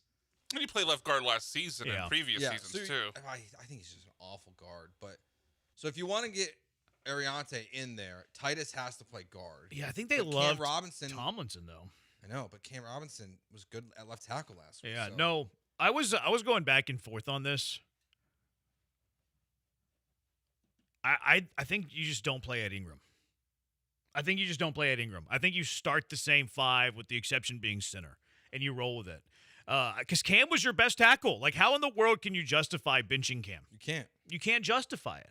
So Cam is your left tackle, Laken's your left guard, Patterson's your center. I just don't think you play Ed Ingram. It's Ed Ingram? Like, are we losing sleep over Ed Ingram? No, he was, like, by some of the pressure rate statistics, he was as bad as Kenyon Green last year. Yeah, I want to keep the second rounder in there because he has the highest ceiling, so I want him to get snaps. I don't want to bench Tay. I want Ursary to play. So I'll keep it the way that it was, with the exception of Patterson is now filling in at center because Andrews is hurt. You going with a different O-line? No, because one of the things that annoyed me about last week is one guy's out and they changed 3 different positions. So if Ingram's back, or I mean, if obviously with Jake Andrews still being out, I'd rather just sub out that guy missing and keep everyone else where they were at last week. So hopefully they could build some continuity and some chemistry. And it would be like the Rams front 7 is good. So Very it's good. like, okay, if they play well against the Buccaneers, like, okay, maybe this is our 5. And then if they play bad, you have your answer on that combination. Right. And then you make the change. So I'm actually in the boat of they weren't great in week 1, but I'm in the boat of let it ride week 2, see if you're onto something. But then also if you're not, you get your answer and you can kind of strike out this combination and then start kind of switching some things up. Yeah, I just don't know how even you start switching things up. If your tackles are both good and there are issues elsewhere. Well, Ursary wasn't good. Well, Ursary was actually really bad. Because I'm with you. Like he should be getting better, right? Now Nick Cassera, we know he struggles with evaluating offensive linemen, it appears. But if he can be a little bit better, then you want to have him out there. Blake Fisher, though, didn't allow a single sack. Blake Fisher was trash. Get out of here with that. Just pointing out the facts. It's a bad fact, Joe. It's a correct fact. If he didn't allow a sack, he allowed a bad TFL. Like a bad one where, like, the dude just ran right by him. And then there was another hands in the face. Like, the dude played 5 snaps, and I think 4 of them were negative. I think it's going to be the worst pick that Cassera makes besides Kenyon Green. It's going to be impossible to beat Kenyon, but I won't push back on that. Blake, I'm pretty comfortable saying Blake Fisher is a bust. If they cut him tomorrow, and I'm also pretty safe saying that with Drew Scruggs. And they traded up for Drew Scruggs, drafted him early third? I know. Early third? No, he was second. They drafted him late second? I can remember it was late second, early third. That's not good. Yeah, I mean, we're talking about Ed Ingram, and Drew Scruggs hasn't been brought up by anyone. He doesn't belong in the conversation even at this point. That's really bad. Like, if you waste a mid-first round pick on Kenyon, a second-round pick on Blake, and you trade up late second for Juice, I mean, Caserio deserves all the criticism he gets. He doesn't know offensive line. Dude doesn't know ball. Dude doesn't know trenches. Those are doesn't know windows. Doesn't know trenches. He needs to call Lance. Lance needs to advise him. Mm-hmm. Those are valuable picks. He keeps missing on them. Yeah, that's a huge draft capital. Yeah. First 2 seconds. You need, and that's why it's hard to give Ariante the benefit of the doubt. It's not his fault, but it's just like, how can you trust these offensive linemen that Nick Cassera is bringing in? Yeah, that's why Gary brought up a great point yesterday when he called that, Cassera deserves blame for that. Absolutely deserves blame for that. All right, Lee Sterling, Paramount Sports. He wants to get your weekend started with some winners. Lee Sterling, Paramount Sports next. Killer B. Jeremy and Joe, ESPN 97.5, ESPN 92.5. Last Friday, we had the ESPN 97.5 and 92.5 Listener Appreciation Party at the St. Arnold Beer Hall, and it was fantastic. We had over 250 people there. You know what? My favorite part about it was it didn't feel like it. There was so much space. You had the beer flowing. You've got wine. You've got the ciders, everything you could want. And if you don't want to drink alcohol, that's fine too. They've got the root beer that everyone apparently was dying to try. I had it. It was fantastic. Check them out at starnold.com. You can click on private events. That's starnold.com. Click on private events so you can get their brewery game day package for free. Just tell them you heard about it on ESPN and Joe George sent you by.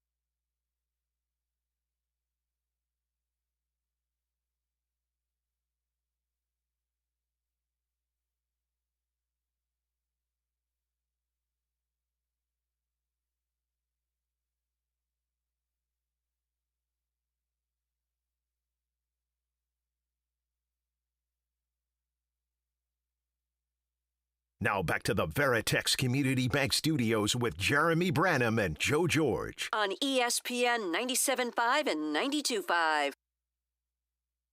Go straight out to the HRP listener line, being joined by our guy Lee Sterling, Paramount Sports. We've asked him enough. We've asked him enough how he's doing. Lee doesn't care about us asking him how he's doing. He cares about giving you winners. SEC, LSU off to a good start. Although, how good was that Clemson win? Florida coming off a loss against state rival USF.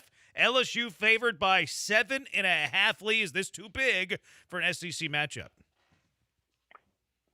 You know, this is one of those games here where I think everyone's been waiting for, and certainly I'm one of them. So I just think that when you look at this game, you're going to see probably the intensity is going to be off the charts. The crowd is going to be so into it. Why do I say that?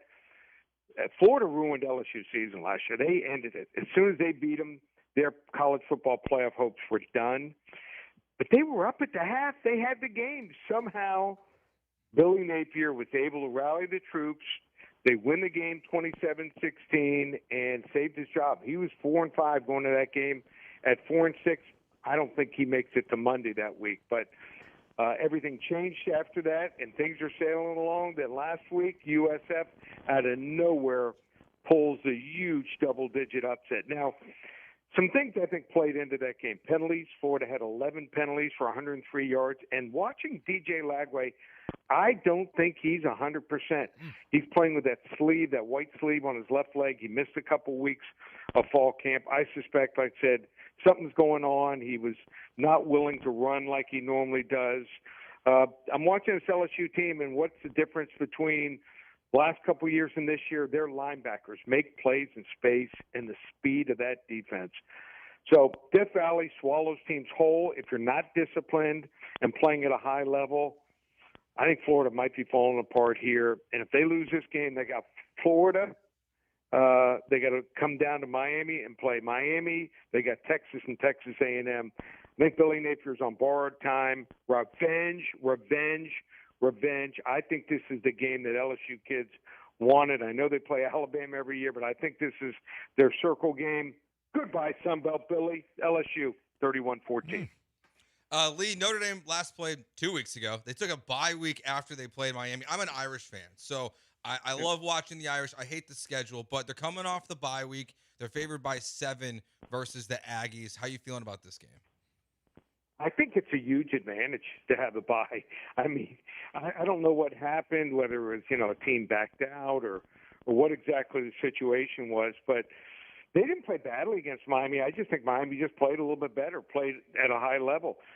They also slowed down Miami's running game as the game wore on. They faced a top 5 offensive line, in my opinion, and maybe top 10, top 15 trio backs, and held them to 3.5 yards per carry. There's a reason why they didn't go after a portal quarterback. They feel comfortable with C.J. Carr. The moment wasn't too big for him. And with that bye, they can game plan. And A&M's leading rusher is quarterback Marcel Reed here. So the running backs, Le'Veon Moss and Reuben Owens here, they have a combined 164 rushing yards versus inferior opponents. So unless Texas A&M is holding back, and I'm seeing something, they have totally got some trick plays and some plays. They haven't shown it all yet. I don't see it here. And Reed, also Marcel Reed, versus the 2 top defenses he faced last year, Texas and South Carolina, just wasn't very good. You're going to be happy here. Notre Dame 30-17. I hope that I'm going to be happy, Lee. Yep. Big 12, a home opener, TD ECU Stadium tomorrow. You can get your tickets, 713-GO-COUGS, uhcougars.com/tickets. Houston, 5.5-point favorite against prime time and the Colorado Buffaloes. How do you see this Big 12 opener in Houston playing out?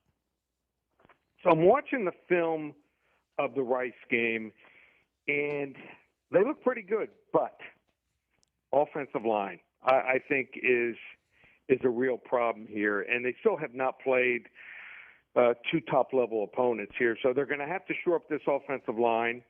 Colorado is a different animal than what they've played so far here. Houston getting no real practice here defending the pass after going against Rice's triple option last Saturday. So far, the Buffs have been running it better, much better than last year, and looks like they're going to go with their third-string quarterback for this game. I don't think it matters. They're all about the same here. Colorado played a very good Georgia Tech team down to the wire. I love their wide receivers here. I think this is one of those games that's going to be decided by the last drive, and let's say either team has a chance to win it, down 3 or tie it. I think you take the points here. I think Houston escapes 21-20, but I think you take Colorado on the 5 points. Lee, let's look over at the NFL. Joe Burrow and the Bengals favored by 3.5 against Trevor Lawrence and ETN, who looked pretty good last week, at least for week 1, and Liam Cohen, the new head coach for the Jags. How are you feeling about this one?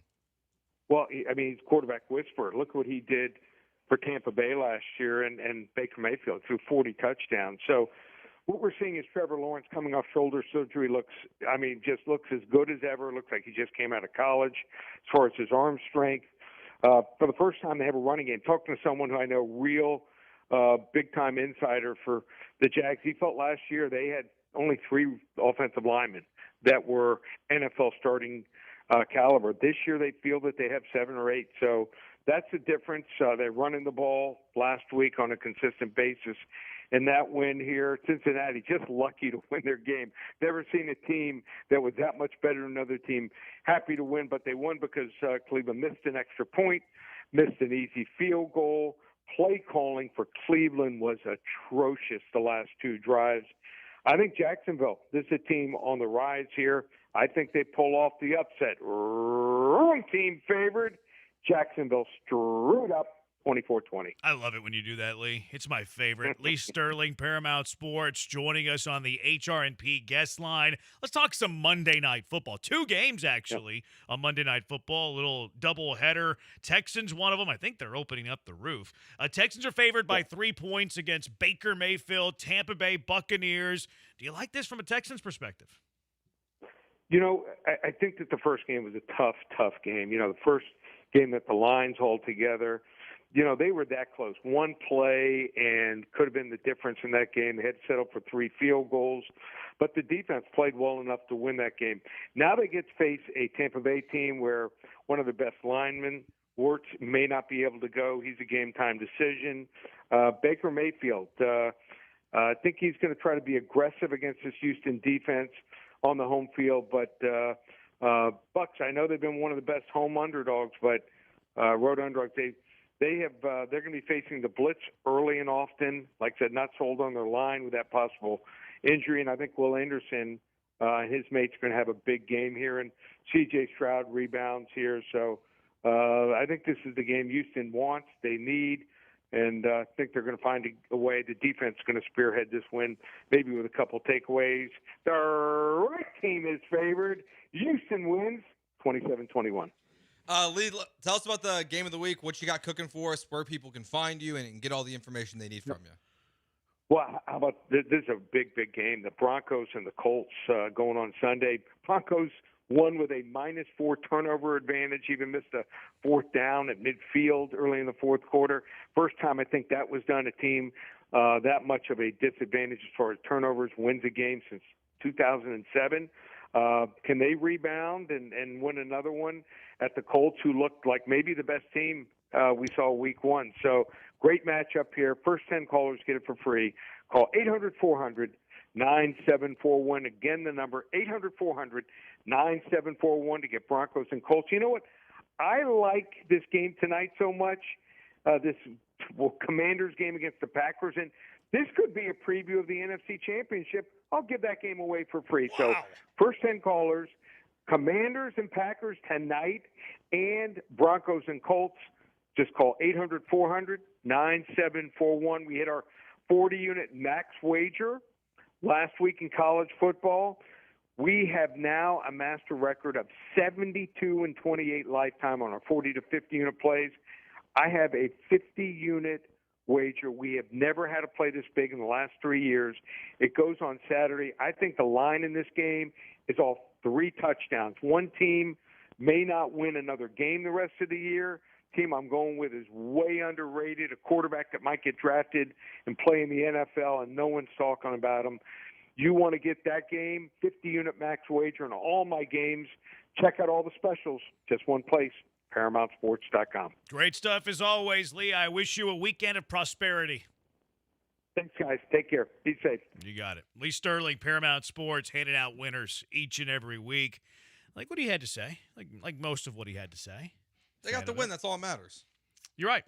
You're right. Hanging on the left. I like what he had to say. What was it, 30-17 Notre Dame? Yeah. Right here on That's pretty ESPN good. 97.5. Yeah, exactly. 5:30 pregame show. Fighting Irish. But a 1-point win for the Cougs? Hey, 1 point, 100 points. You hang it on the left, we're Yeah. all good. Go Cougs. It's a little nerve-wracking. All right, let's get to the doghouse.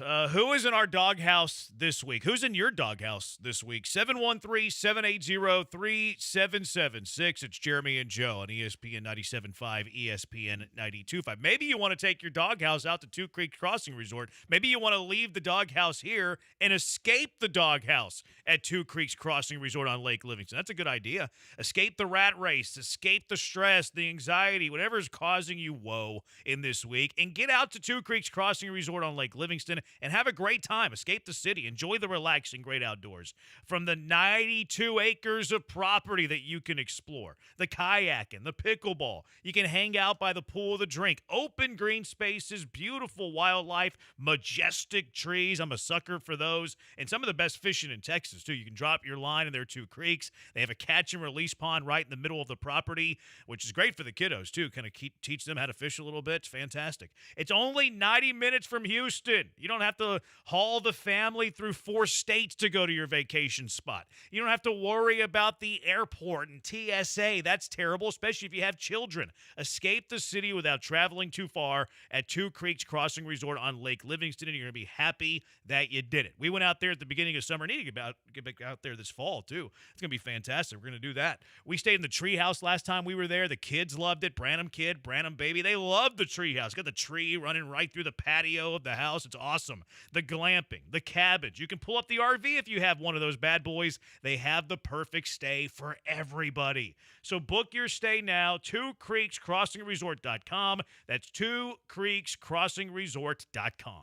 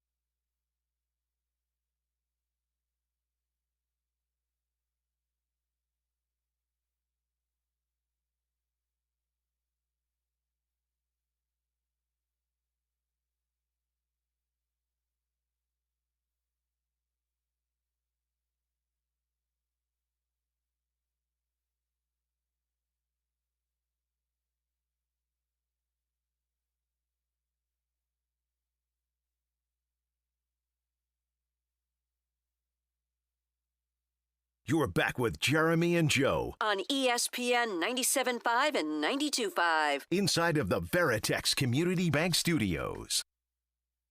He's Joe. I'm Jeremy. It's Jeremy and Joe. ESPN 97.5, ESPN 92.5. Time for our doghouse. Who's in your doghouse? 713-780-3776.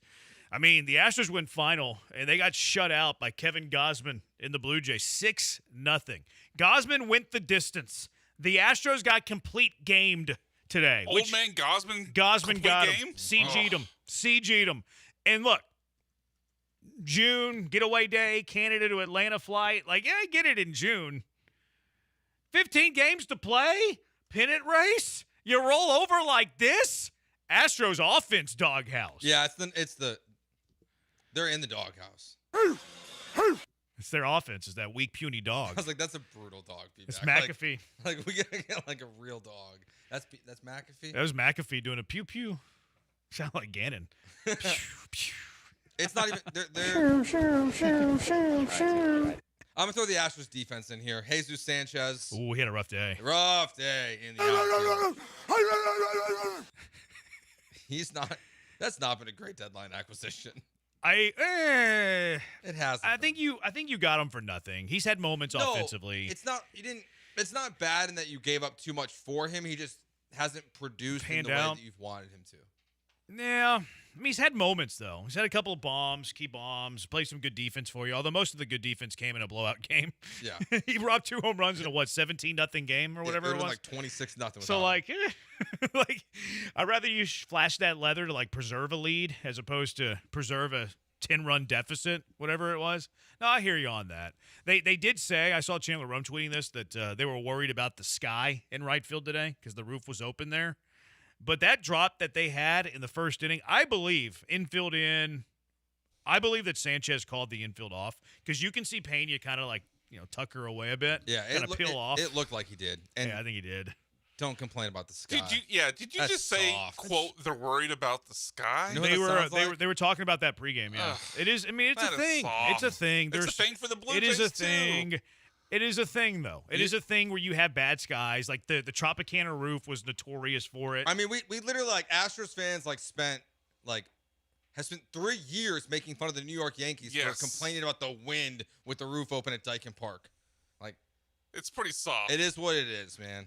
So it's soft. Don't complain about I'm not saying it's not soft. I'm just saying that it happened. They were talking about it pregame. I'm coming at you. I'm coming at the idea that they're worried about the sky. Worried about it. Who's in your doghouse, Brian? I'm putting this guy in the doghouse partly because he was terrible in week 1, and also partly because he embarrassed me with Jeremy because I was taking this guy's side against Jeremy, and Jeremy was right. Yeah, AJ Brown was a complete bust in week 1. 1 damn target the entire game. Are you kidding me? I know it's a run-first offense that was, I think, that had the lowest pass attempts in the league.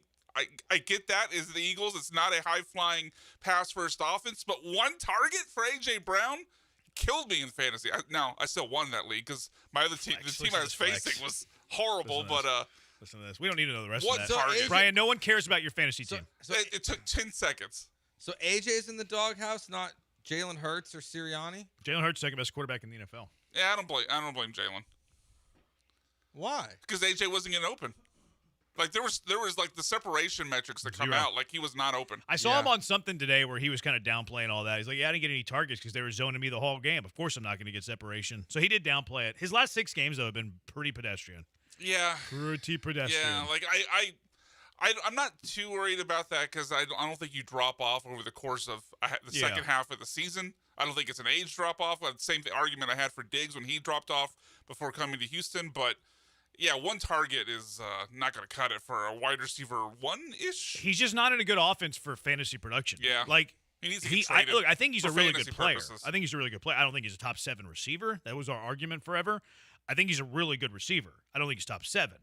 But in terms of stats, he's not going to get it because they're going to be winning games, which is going to lead to less throws. Jalen Hurts is a running quarterback at times, so that's going to lead to less targets. And then Saquon Barkley is the best running back in the NFL, and they're going to feed him. Mm-hmm. He's not in a great setting to get productions, to get stats. I still think he's very good. All of that, except for Saquon, though, has existed in the past where A.J. Brown had huge fantasy seasons. So, I mean, it could be as simple as Saquon in, A.J. Brown, less production. But, all those things with, hey, they run, they're up, because they're having leads, all those existed, and A.J. was still having great fantasy seasons. He's only had Saquon 1 year. I know, that's what I'm saying. The only difference in the equation is Saquon. I got you. Who else is in your doghouse, Joe? Travis Kelce. Run your routes, man. He said himself he's got to run his routes better than that. He took responsibility, saying it's his fault for crushing Xavier Worthy, who's back at practice. Yeah. Which, a little surprised because it looked pretty gnarly. But the vet can't be doing that, Travis. You got to, again, he said it himself. Do you think that there's any possibility that he's just wearing that because he has clout? A good teammate would do that. Like, I wonder how much of what he's saying is just, I'm just going to take ownership and take care of a second-year player. Yeah, I mean, Taylor's probably really upset about this. So she does love Xavier Worthy. True. So yeah, she likes Travis a little bit too. Yeah, but she might be really mad at Travis. I was wondering because I like good on Travis either way, whether A, he's owning up to him going too narrow on his route or whatever, or B, for taking one for the team. Like I don't know which one's true. And honestly, I don't know the route. I don't know what they're supposed to be doing. But if I had to bet on it, I would bet on Xavier Worthy being wrong and Travis Kelce just taking the heat for this. Look, because it's a mesh route. Like, they're supposed to run near each other. Yeah. So who was really in the wrong? I don't think there's really any way of knowing for us, outsiders. So either Kelce's doing right by owning it or Kelce's being a great teammate and taking one for his teammate. Either way is pretty cool, which, I mean, you just threw him in the doghouse, though, for being a great teammate. I threw him in the doghouse for running the wrong route. But I don't know if you know that for sure. Well, is it possible that Worthy I'm taking his word for it. Is it possible that Worthy is just so fast that he got upon where Travis was faster than Travis expected? Yeah, but it could be. Or it could be Worthy's out over his skis a bit. Yeah, it could be. Like, it could go, it's impossible to know. Like, both things are in play. Taking Kelce's word for it's probably the fairest thing to do. I would agree to that. Doghouse, Miami coaches, Mike McDaniel, and you know who their new passing game coordinator is, right? Bobby. Binary Bobby. So Mike McDaniel, Bobby Slowick, and my Doghouse for the weekend, over the weekend. That's fair. Brian? Oh, my bad. I thought Joe was next. Dare.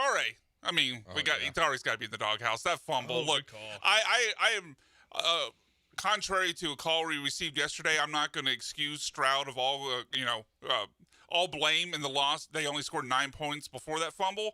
But that game, I really thought they were going in to score a touchdown to take the lead there. And Dare just didn't put the ball away, dove and got punched out by what was that linebacker's name? He had a fun last name. I forget what his last name. Landman. That's what it was. I remember NFC it was Defensive fun. Player of the Week. Yeah, I remember it was fun. Dare's making people famous. Yeah, Landman punched it out and ball game over. So Dare's got to be in the doghouse. What's your next one, Joe? Texans fans, I'm putting you in the doghouse. You can't it's connected to yours. All that trash they talked during the Miami game about Bobby Slowick.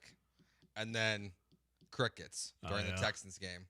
Don't talk that much trash until you see the new Texans offense. Like, make sure it's good first before you start running your mouth. What if Nick Caley's Charlie Weiss 2.0? I saw you tweet that earlier. Yeah, I saw that tweet. He comes from that system. Like, he comes from that tree. What it is. Like, I was listening to something that Brian Hoyer, he was on some podcast I listened to. Mm-hmm. I mean, I listened to it. I watched the 90-second clip they posted of it. He was talking about how all these offenses, he's played in all of them. And he's like, the Patriots tree is really the Weiss tree. He's had the Shanahan tree. And he's like, the Weiss tree is the hardest to master. Now, I do think that it can elevate your play if you master it. Like, I think it can raise your ceiling. It's easier to play in the West Coast offense, but maybe it limits your ceiling. What area is Stroud going to be? But can Stroud master that offense? Like what, of course, Brady had for years and all that. Yeah, but how good has the Weiss offense really ever been? It's been great with Brady. With Brady, and then 1 year with Brady Quinn and Jeff Samardzija. Did they have a good year? Jeff Samardzija was racist. Was he? Yeah, he did the whole. I thought that was something different. You sure you got the pretty right sure, guy? Pretty sure. I'm pretty sure Samardzija dropped the. Oh, okay. I thought was he the Eagles receiver because it was an Eagles receiver? No, yes. Okay. That's not Samardzija. Samardzija pitched for the Cubs. Yeah. You're thinking of the wrong guy, man. Oh, am I? Yeah. Samardzija was the wide receiver at Notre Dame who played baseball instead. That's my bad. Yeah, it was the Eagle. Whoever I know who you're talking about, but that guy was the Eagles wide receiver. Yeah. No. But Brady Quinn and Jeff Samardzija. Oh, Riley Cooper was the one thinking of. What's the difference?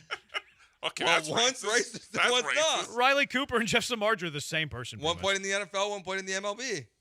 Yeah, it was Riley Cooper. That's my bad. I apologize to Samardzija and his family. Probably well deserved there. Car wreck of the day. I apologize, Jeff Brandon was Samardzija. calling people out for being racist. Definitely Riley Cooper. What were you saying, Joe? Oh, they were good at Notre Dame under Charlie Weiss, but then it was bad after that. It's always the Charlie Weiss offense never works. It didn't work in college, it didn't work in the NFL. It never worked. Worked with Brady. That's about it. Dan Campbell, last one for me, loses his coordinators and gets clobbered 27-13. Dan Campbell, doghouse. Brian, wrap it up for us. People who can't correctly merge with lanes. Oh, yeah. This is a pet peeve of mine. But the one came up. I usually come down 59 and take the Newcastle exit and then merge over to the 610 feeder, if you know what I'm talking about there. And what drove me crazy was not that the person didn't let me over. Like if you jump in front, whatever, I'll wait and go behind you. That's fine. But what drives me crazy is when people, when you're trying to merge and get over, will pull up right up next to you, basically even with you, and then stop like they're letting you over when you've got no room to get over. Like either you got to stop short so I have room to get over, or just go all the way through so I can pull in behind you. But they'll come up like dead even and leave you no room on either side, and then just sit there and freeze like they're doing you a favor and letting you in. Yeah, it's a zipper. Yes. You got to have the zipper mindset when you're trying to merge two lanes into one. Text line, Astros offense is in the doghouse. Pete's doghouse. Fromber, Altuve, the bullpen. Not Joe Cool, Espada. Wonder if he's lost this team. Dana Brown, doghouse. Question mark. Remember there was the conversation that he nearly lost it last year. Remember that? Early. Yeah, there was that conversation people didn't buy him as a motivator. I can't remember the exact verbiage. But they weren't buying into him, and then that kind of faded away when they started playing well. But maybe there's more truth in that than we've given credit to. Yeah, and then Pete, Astros about to join the Oilers and Rockets in choke history. Going to squander the division. Would squandering the division qualify for choke history? No. 7 Probably games not. in July, right? That's as high as it got. 7 games in late July. No, I think it was double digits. Oh man, I didn't think it got as high as double digits. I thought it was 7 games like right after the All-Star break. Did they not get it to double digits? I didn't think so. Maybe I'm thinking of last year when they overcame a 10-game deficit. Yeah, it definitely is a choke. I wouldn't call it an all-time choke. You're right. The highest they got was up 7. Yeah, they were up 7 by as late on the calendar as July 6th. Yeah, it's not an all-time choke. No. It's a choke, but not an all-timer. Definitely not to Oilers, Bills. Definitely not to Rockets. Although the Rockets won that series when they were labeled choke artists. That was the Phoenix Sun series. Right. Whenever they dropped the first 2 at home and they said Choke City, and then they won both games in Phoenix, and it was Clutch City. They actually won the Choke City series, which is interesting.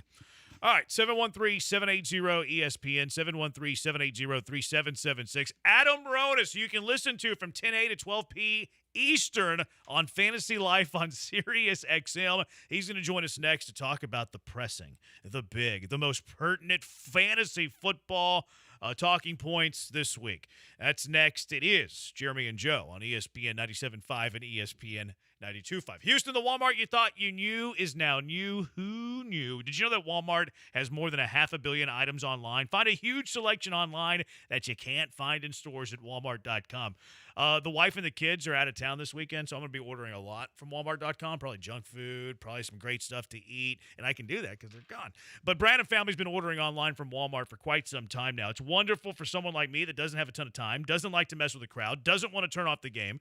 So we order online with Walmart, and we get all of the things we need without leaving the house. It's awesome. Oh, that's expensive. Online grocery shopping costs more. That's what you're saying. I know it's what you're saying, but that's not true. You're wrong. Grocery prices are the same for delivery as they are in store, and of course, because it's Walmart, you know that the prices are low. What I love about it, they're fast. Walmart can deliver in as fast as an hour. Going online at walmart.com, so quick, they're going to save you time. Use express delivery to get all of the eligible things you need from Walmart, like the groceries. You don't want to run to the store, pick up some groceries. You forgot something. Order online, walmart.com. Home goods. I could buy Brian a new shirt. Walmart.com right now. Prescriptions too. Walmart is simply changing the game. So when it comes to feeding your family, hosting a tailgate, throwing a party, flex, think Walmart for all of those grocery needs. Start an order right now at walmart.com.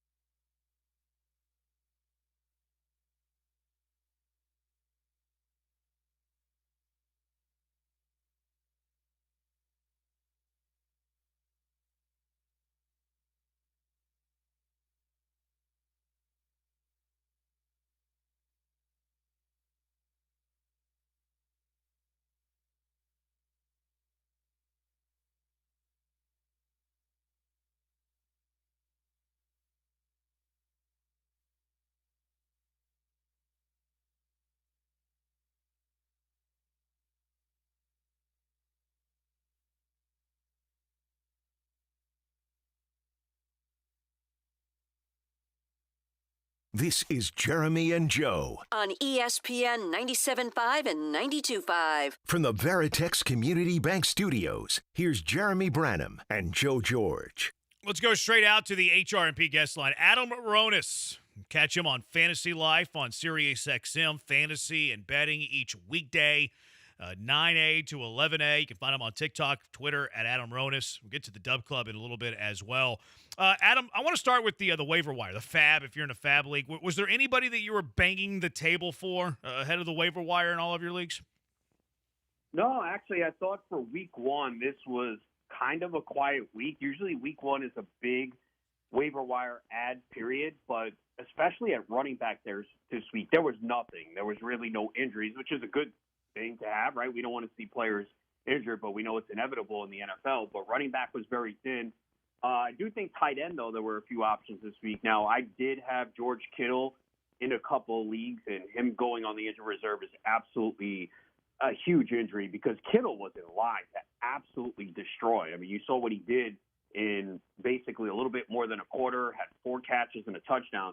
So Harold Fannin from Cleveland was definitely one, and this was talked about in the preseason. A lot of if you follow the Cleveland beat writers, they said they're going to run a lot of 2 tight end sets, and Fannin was going to play a big role right away, and that was the case in week one.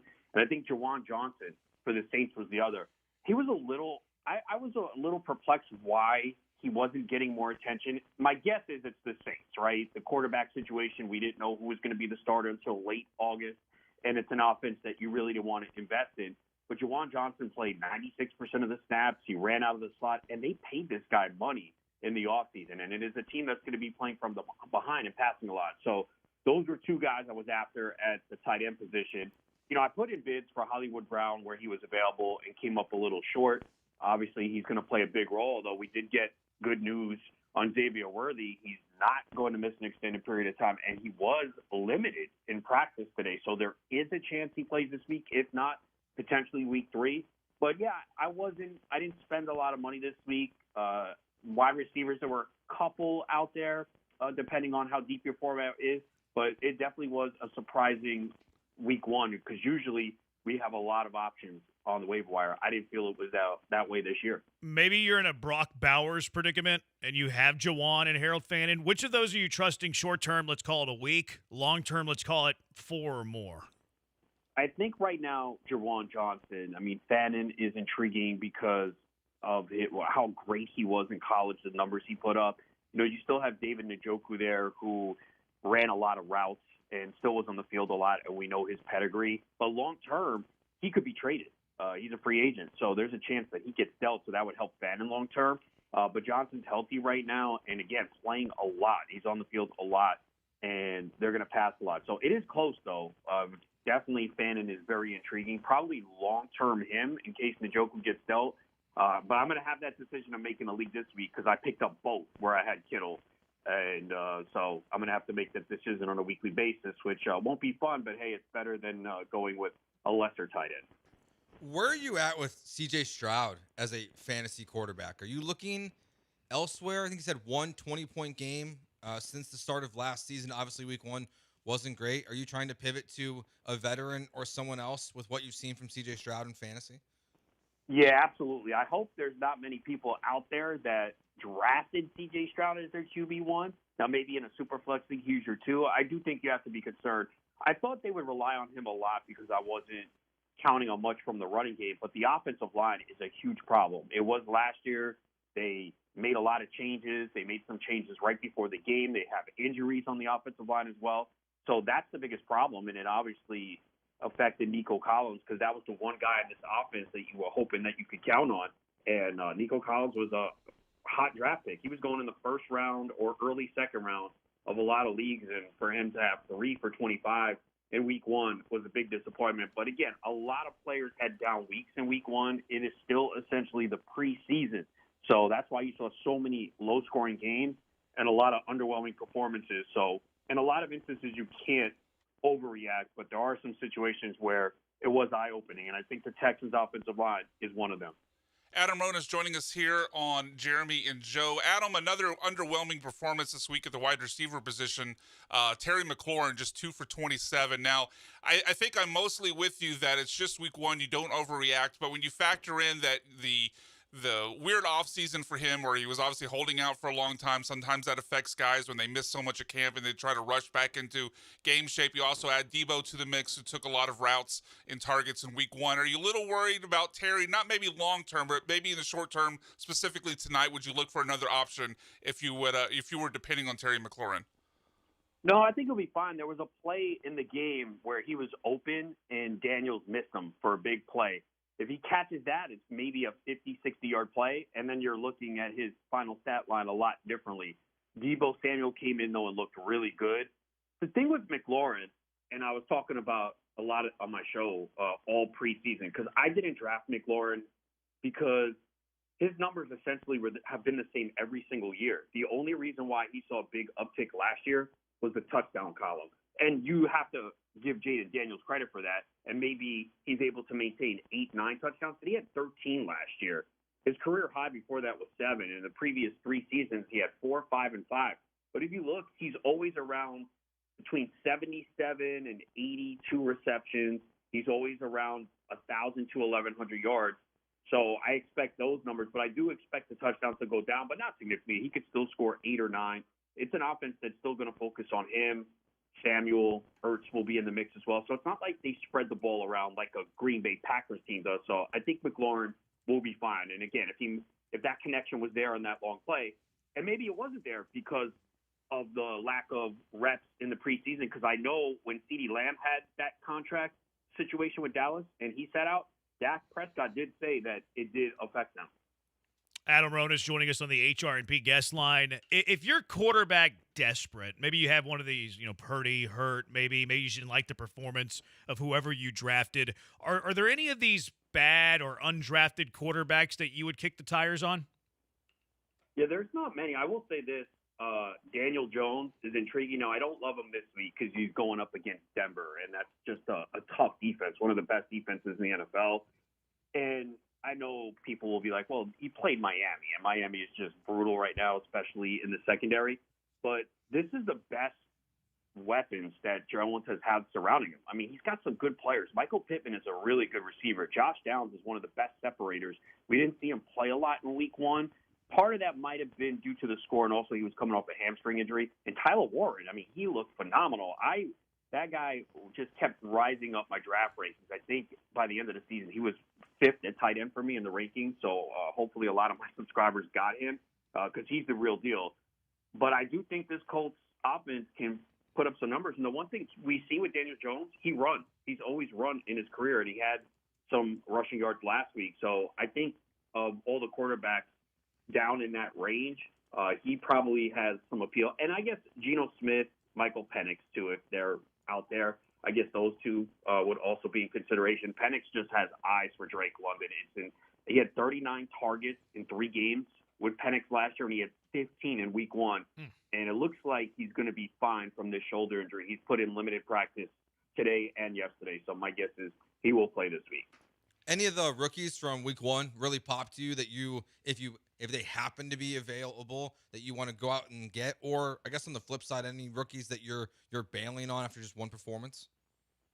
I think so many of the rookies were drafted. There was a lot of excitement this year, especially at the running back position. I will say, I think you need to stay patient on R.J. Harvey. Tyler Bidet played way too much. I don't know what Sean Payton's doing, but we saw Harvey have that explosive play, but the snap counts were down. So I think you need to be patient with him. Same thing with Travion Henderson. He was a guy that was rising up draft boards, and we didn't see him play a good amount of snaps. But the one to really be worried about is Caleb Johnson from the Steelers because, he barely played at all. I mean, Kenneth Gainwell was ahead of him. So that was a guy that was going, 5th, 6th round at one point, and now he's someone that you can't even put in your lineup at this point.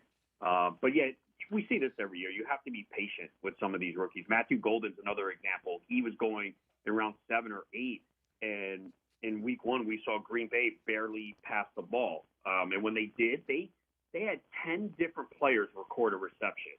That's just insane. It's a nightmare for fantasy.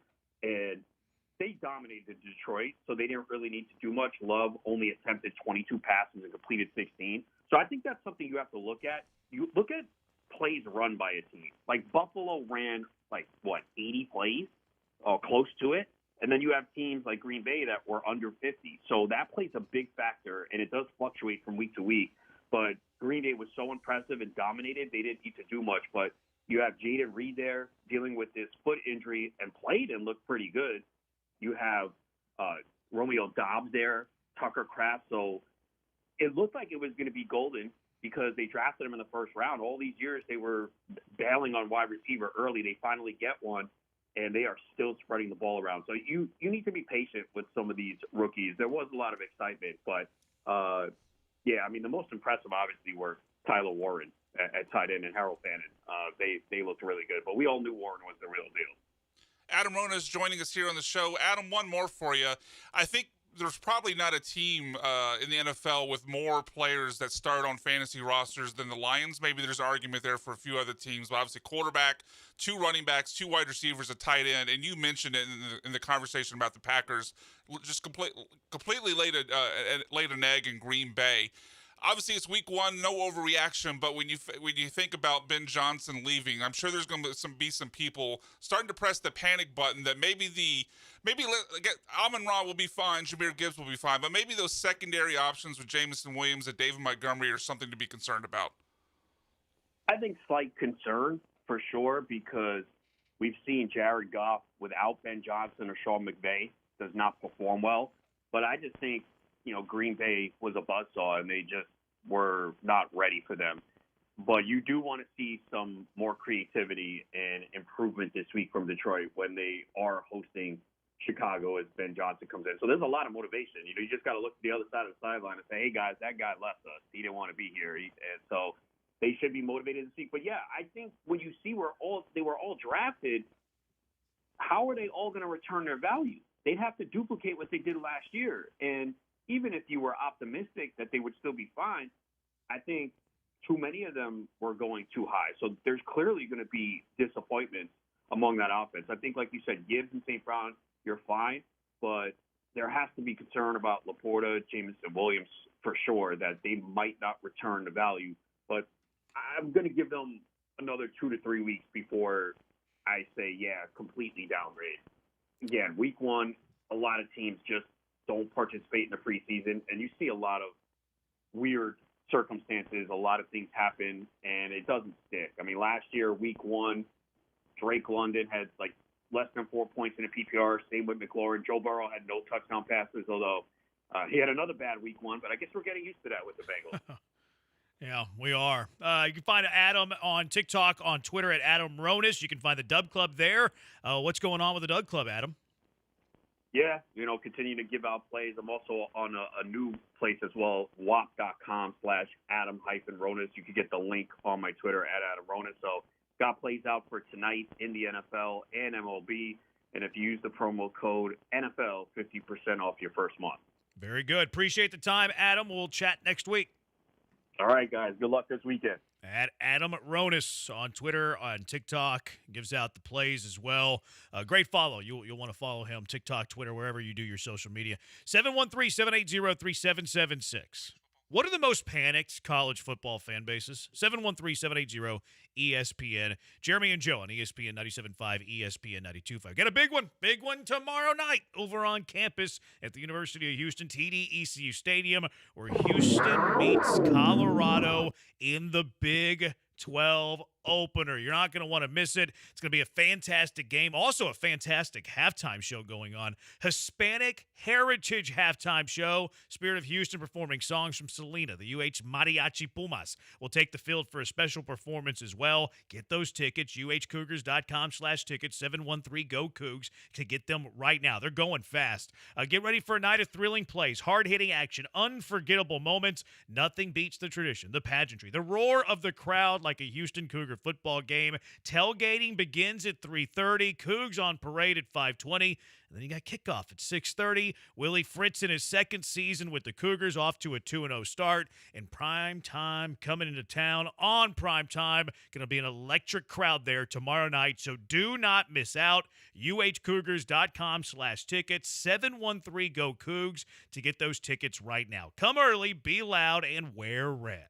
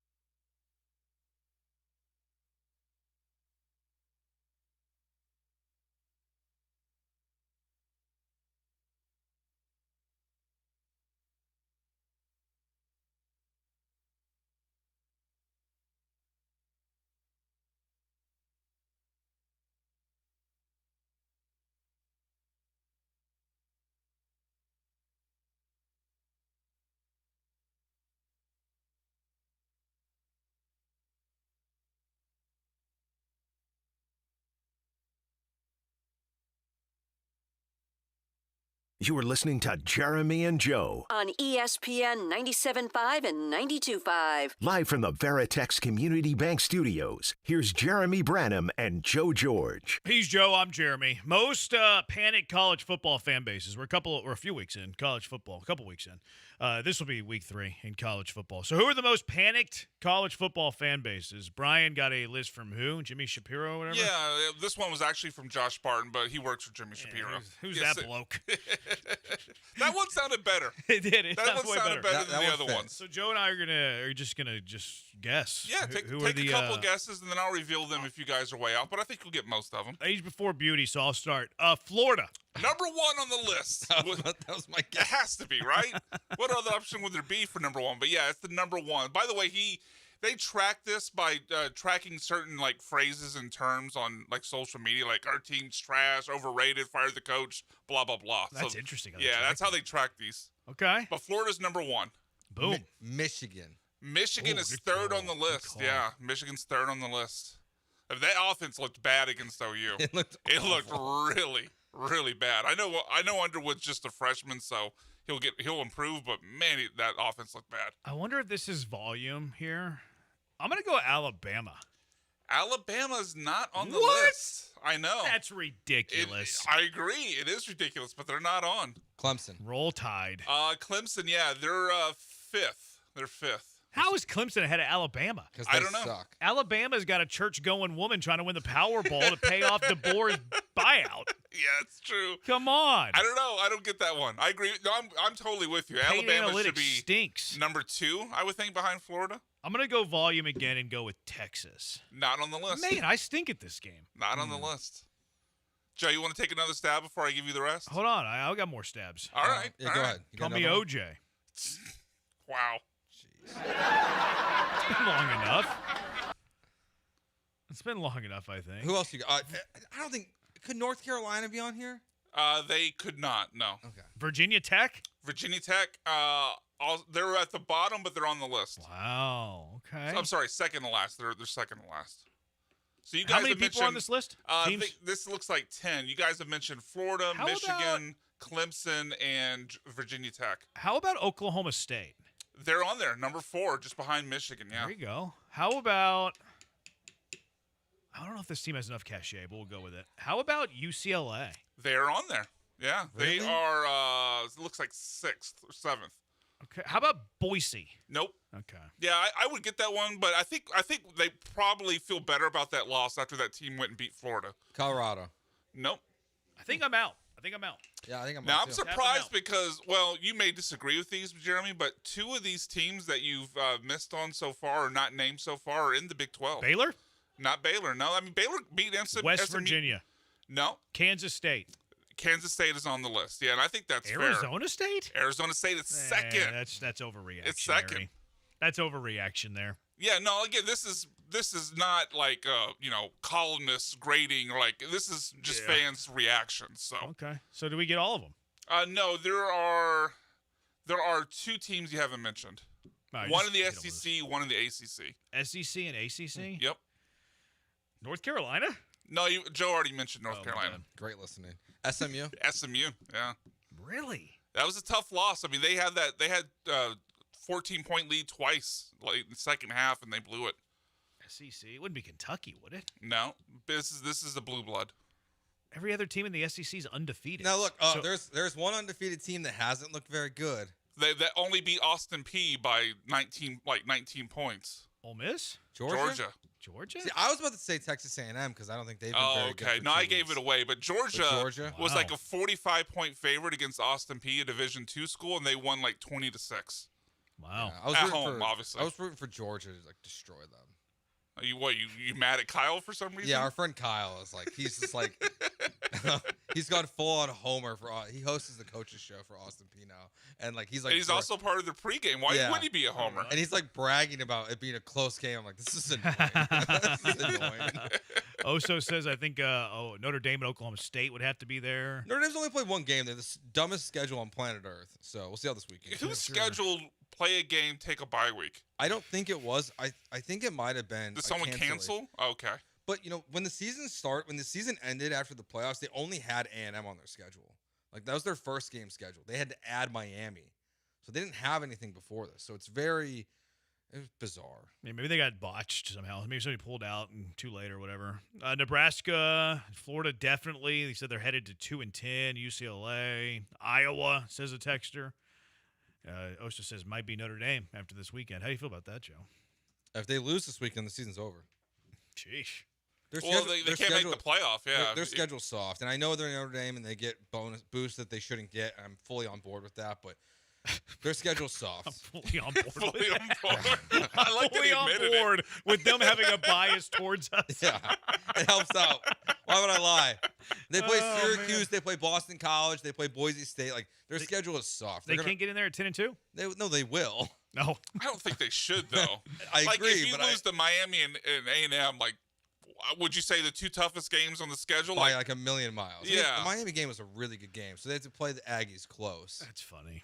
But yeah, they won't. No one will be happy that. they're Don't in the worry. playoff. I mean, Lee said 30-17, so you're fine. yeah. Eddie Nunees, Vice President for Intercollegiate Athletics at the University of Houston. Colorado and Houston coming up tomorrow. We'll catch up with Eddie when we return. Jeremy and Joe on ESPN 97.5, ESPN 92.5.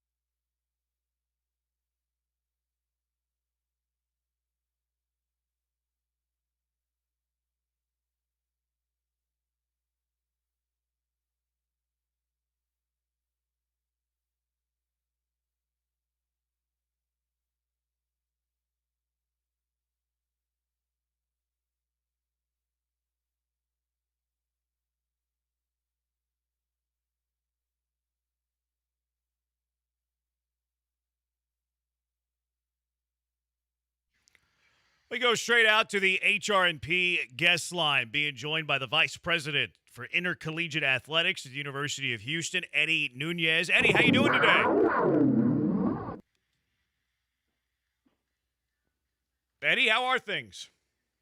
Everything is great. How we doing, guys? Doing well. Ticket sales for tomorrow. Huge game, Big 12 opener, prime time. Weather's looking good. Where are the ticket sales at as we are about 26 hours away from kickoff tomorrow night? We are over 30,000, and that's still with probably another several thousand that we're going to be pushing more towards our students. So we anticipate having again, getting in the 35, 36, 37 range, and who knows what continues to happen tonight and tomorrow into the game. So it is trending to be a great night. Ticket sales are continuing to go really well. And hopefully we set another record for students in the venue. I'd imagine that this is when, the Cougs joined the Big 12, that this is what you're thinking of. It's Colorado and Deion Sanders. It's Texas Tech in a couple weeks. It's TCU later in the season. Is this just been everything you guys have kind of hoped for so far, being in the Big 12 and being able to have games like this? Yeah, it's we've seen it with basketball. We saw it last year with football. I think the one piece of the puzzle is because now that those are typical games that we will be playing in conference, we have to make sure that we're ready to respond, and that's in everything we do, not just on the field, of course. And Coach Fritz is doing that part, and he's making it happen. But more than anything else, everything else that comes along with the game, traffic, parking, concessions, making sure that the experience meets the level that we want to make sure that our fans have. So it's an all-encompassing. Yes, it is what we expect, but we got things that we can continue to improve to get better every day. 37,000, a lot of people to come to one place, especially on a Friday night, especially during school being in session. Not as much on a Friday night as a Thursday night, but still some classes, I'm sure. And there's no perfect answer to this, but what's being implemented for everything to go right on Friday? I'm sure everybody get there early would help. But what are some things that you're doing to try to make that fan experience better? Yeah, and I think you hit the nail on the head. There's limitations that we have. At the end of the day, the infrastructure around the stadium isn't – it's not like we're adding an interstate tomorrow to kind of offload people in and out of here quickly. But what we are doing is we're working with Metro, everything from the train, the rail that comes through here, working with the city, with the police, with everybody to try to see how we can expedite, how we can do more expedited entry into the stadium, exit. Yes, it is a Friday. Yes, traffic already is more challenging on a Friday than it is on a weekend. We understand that. That's why we're asking people to please come early. The campus will be much different than last Thursday, or our first game that was on Thursday. That we knew would be challenging, but that also had a lot of other factors involved. Classes are a lot more prominent on a Thursday than a Friday, so there were other factors, but I can guarantee you this. This has been something everybody's been working on for traffic, parking, to try to get everybody in and out of here. Is it going to be perfect? No. Are there things that we're going to continue to learn to get better from? Yes, but we're going to definitely be better than where we were last week for the first game. I'm curious. Talk about getting early just for people going to the games. How early can they get there? Parking, into the stadium, all that stuff. Well, parking will tell you, and the campus will tell you, at 3:30 is when the lots open. I will tell you, come when you want to come and find a place that you can park. And if we need to move you over to where your parking lot is, so be it. But actually, the parking lot's open at 3:30 for parking and everything else. We will hopefully have some people come earlier and tailgate, and we'll accommodate them and do what we need to do. So more than anything else is we have to have some of the lots still reserved for some of the early classes that morning. And then once we can those classes conclude and everything else, more availability will come. We'll start opening up parking. But as a whole, 3:30 is probably going to be the time where they officially open for the game. Eddie Nunees joining us with Jeremy and Joe on ESPN 97.5 on the HR&P guest line. Eddie, you mentioned the student section, trying to set a record for the amount of people, the amount of students that you can get into TD-ECU Stadium tomorrow night. What is that number? What's the number that you're chasing? So the fun part is that it was 50-something hundred when I got here a year ago, and last year we actually eclipsed that a couple times. It I think ultimately ended around 7,000. Last year's 6,800 roughly. in one of the games. This year already in the first game, we were over 8,500. Yeah. And so it's my goal is to not just have that, but have more, because their impact in the stadium can be heard. It's felt. Our students see it. So what we're going to do is we're going to continue to push where we can. And, we've got spaces. I've told everybody, it's always good to sell tickets and make money, and that's going to be part of it. But that's also making sure that we can get our students in there. So if we can get over 8,500, we'll set another record. Like I said, I'm all about continuing to make this opportunity grow for us. What are you guys doing to make that happen? Because I've seen the video. It's from a long time ago, obviously at this point, of Kelvin Sampson walking around campus, personally inviting students to basketball games. I think it was like when he first got to U of H. So what are you guys doing to invite, to get these students there to the game and make that push? Well, the great part is, first, we have students, we have marketing. Our departments are almost on a daily basis walking through campus, making sure that we're communicating messages. Coaches and all, of course, at this time of year, our football staff is really focusing on preparing for the game. But earlier in the year, before we got into the actual start of the season, they did some of that as well. They also went to orientation. They met with student leaders.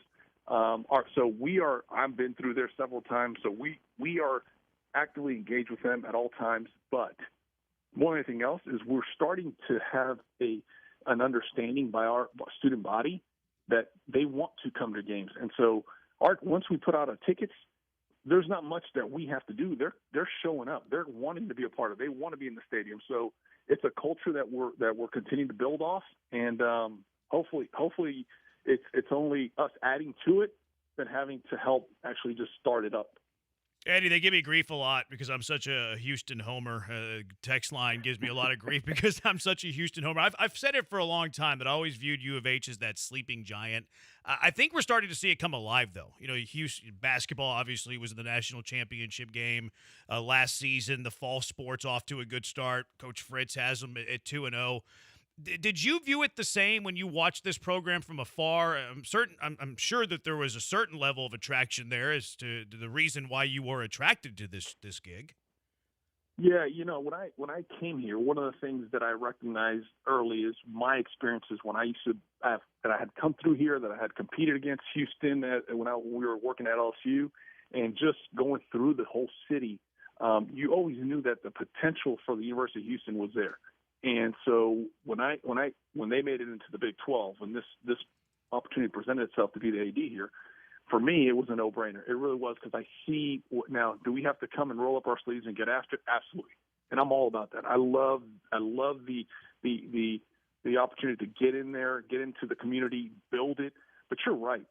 The more and more you go around the city, the more you see Cougar flags, Cougar signs, UH. And part of it is a testament to what our president chancellor has done. She has elevated the standard on this campus. What Coach Sampson has done on the basketball program, what they've done here in the past, in the history, the tradition. So everything is there, and for us, we are building it every day. You've heard me say it. I am not here just to compete. I'm here to win and do it at a high level. So that means everything we do, it's continuing to raise that standard everywhere we go. What's your job like now? We've never talked. I've never had a chance to speak with you before, but your job now of NIL, expansion, all the different things that are happening around college athletics. I mean, how much of that does that consume you on a daily basis? Quite a bit. I would tell you that our jobs have, that we were always athletic directors. We were always a president or vice president or something connected with the university. The reality is we're becoming more CEOs, and I don't want to say that just in an arrogant way. The reality is our business is becoming more of a revenue generator. We were always a business. At the same time, though, as I tell people, our student athletes have said that last year we set 2 of the highest GPAs ever in the program history, and I'm proud of them. Because even during this era where money and everybody talks about NIL and rev share and everything else, they're still doing their part academically. But my role every day now is fundraising. It's still trying to connect to our student athletes, our coaches, and doing what I can. But it's also building the brand bigger and being able to get in front of businesses and showing them what the vision is for this department and how much they can resonate with our support and vice versa. Yeah, it's been fun to watch it too, Eddie. Tomorrow night's going to be electric. Going to be a great crowd. Big 12 opener, 713-GO-COUGS, uhcougars.com/tickets. You're not going to want to miss it. Eddie, we're appreciative of the time, and I'll see you out there tomorrow. Guys, thank you so much. And please come get your tickets. Look forward to seeing everybody there, and have a wonderful weekend. There you go. It's Eddie Nunees, Vice President for Intercollegiate Athletics. Waking up the Cougars. You let them play with the big boys. All of a sudden, here they are. I like the Willie Fritz hire a lot. I'm not just saying that because I have to work with you every day now, but I like the hire a lot when they made it. So, I love Coach Fritz. I've gotten to know him a little bit. I do the coaches shows, obviously. He's salt of the earth. Great ball coach too. I want them to make the playoffs before it goes to 16. I don't know if that'll be possible because it might be next year, but I want the Cougs in the 12-team playoff first before it expands and gets diluted. Okay. I'll take any playoff appearances we can get. How much on like Friday nights are you looking at Twitter for this 5-star kid? The highlights that he's putting out there. I've paid attention. It looks awesome. I don't lose my mind about recruiting, especially like this day and age. Like I trust the coaches to put a good product on the field, and like when they're there and it's like time to prep for them, I'll prep for them. So I really don't, but that one's been hard to ignore. I mean, look, when you go to rivals.com, you look at anything. I rarely do that. I occasionally look at it, and it's the Cougs they have the number 2 player in the country. It's hard to look at it now because the way things are with NIL is like it's only final when it's final. Exactly. I mean, look at Bryce Underwood with LSU and Michigan. So, yeah, I really don't pay attention much to recruiting. Now, when a player commits, I like look into him, be like, okay, what is he about? And then, of course, whenever it's season time, it's like, all right, let's get to know the newcomers. But I really don't. I really don't.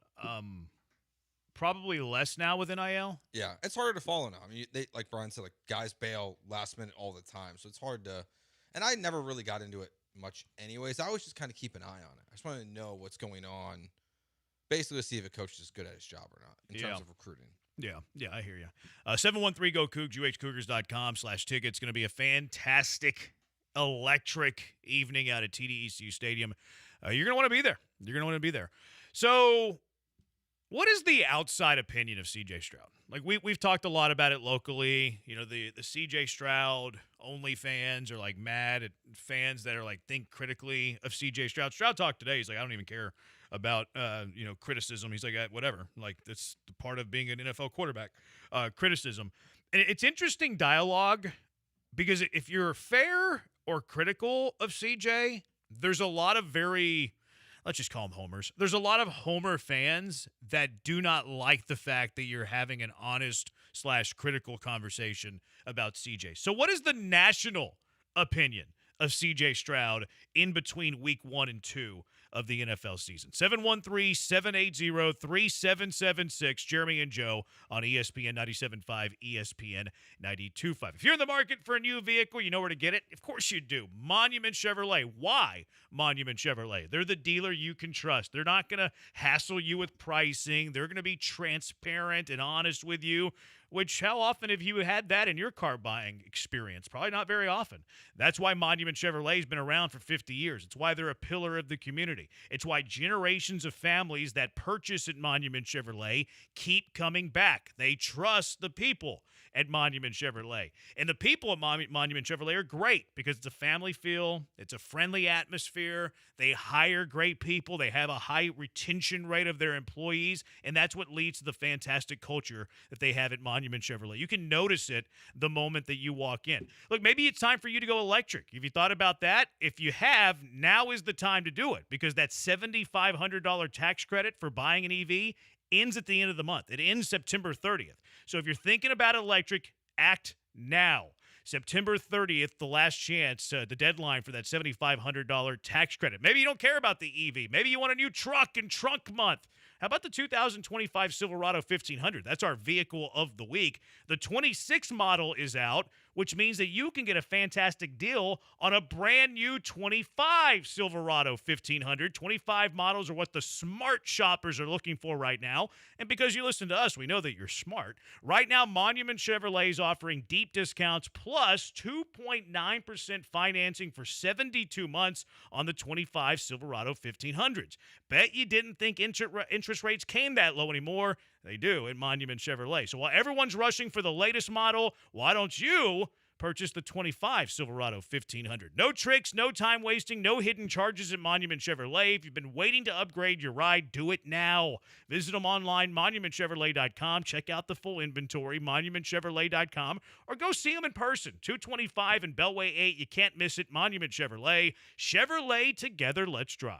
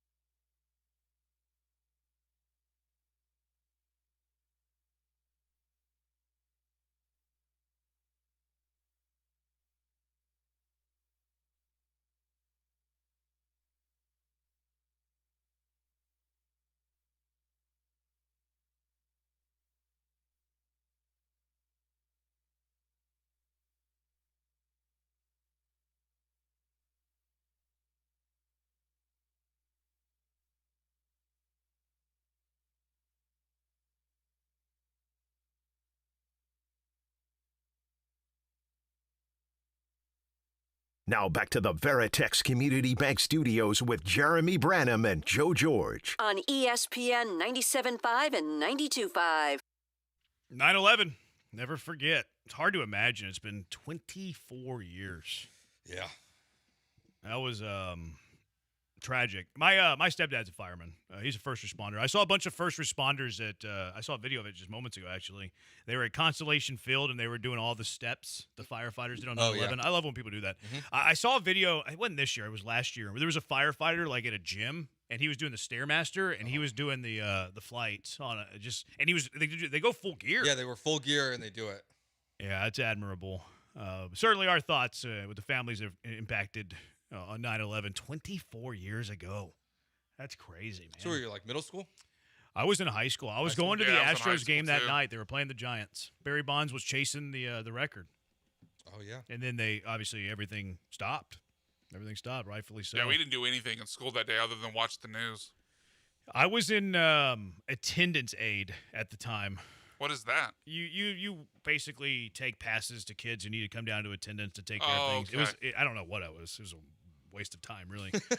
But I think I didn't need credits. I don't know. I was in the same thing because they let us that was my senior year, and so they let us if you didn't need the credits either come in late or leave early. So I didn't come in till I don't know, right as one of the planes was hitting. I was driving in, hearing it on the radio, and then when I got to school, we just sat there and watched the news all day. We didn't do anything in class. Senior in high school? Yeah, I was a senior in high school. I was I know, Joe.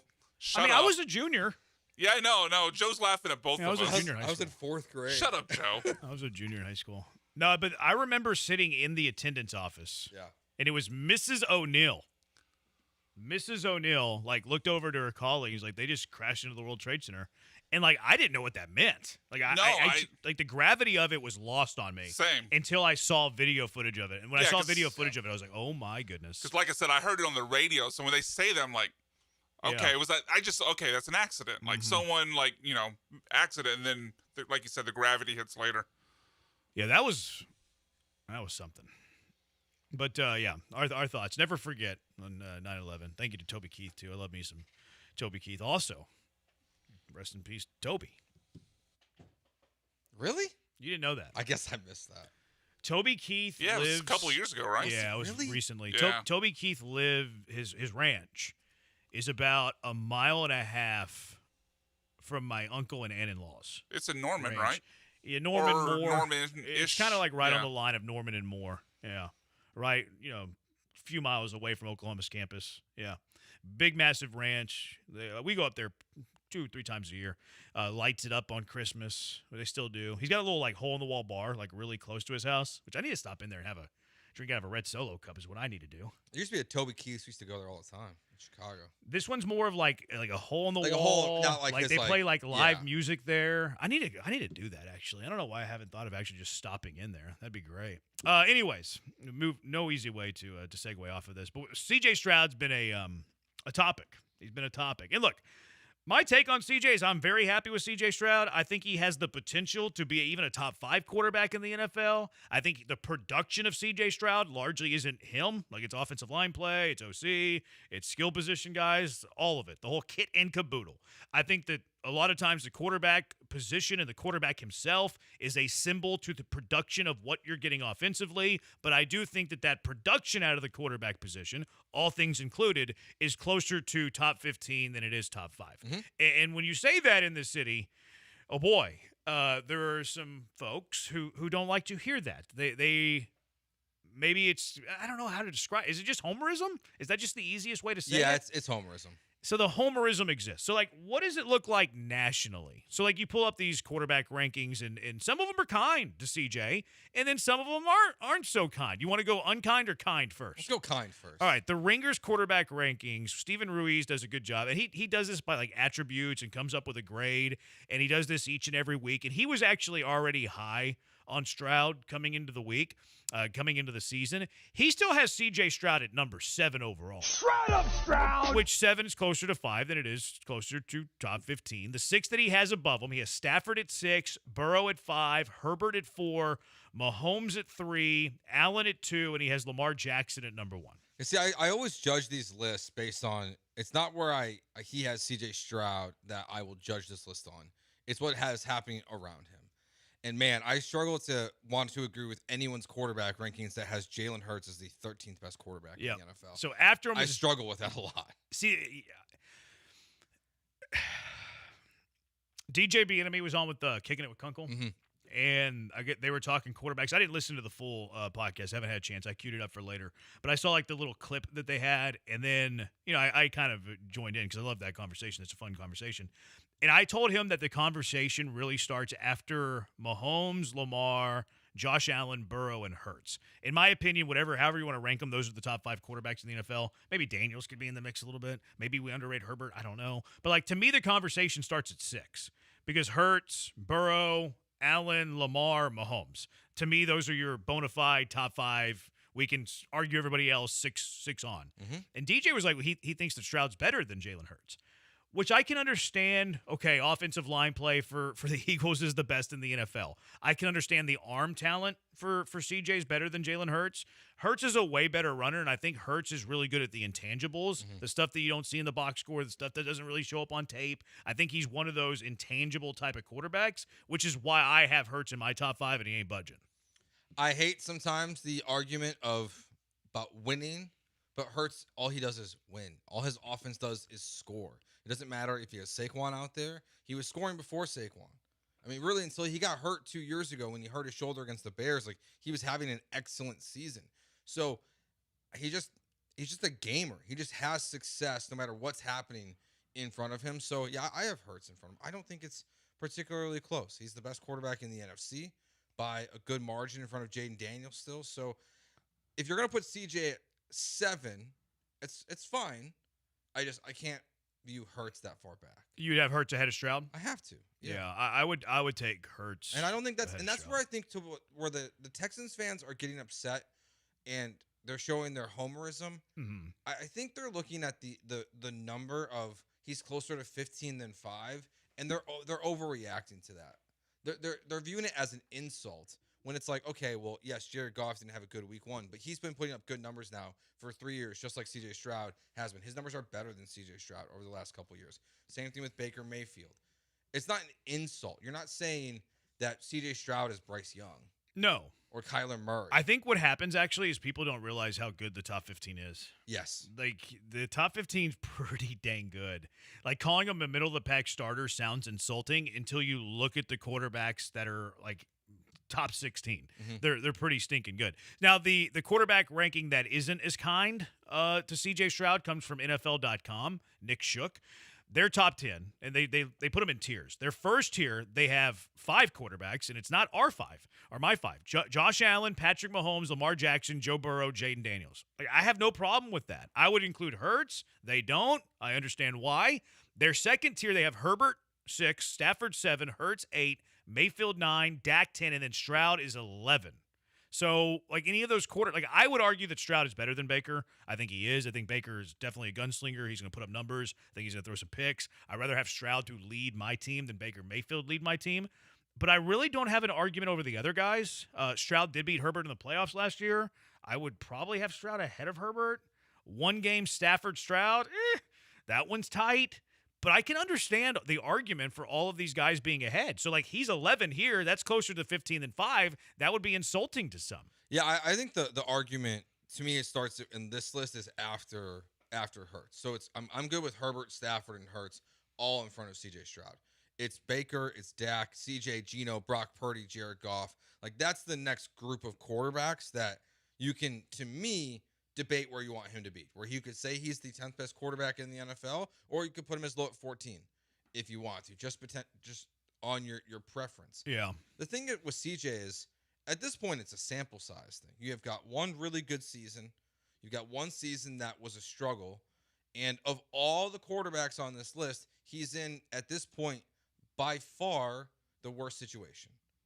Like, maybe Dak is similar in a way, but even Geno Smith, through 1 game, it looks like a better situation than C.J. Stroud here in Houston. He went nuts in that game. He was awesome. 713-780-ESPN. Let's go out to the HRMP listener line. Eddie, you're in with the Jays. What's up? Hey, guys. What's going on?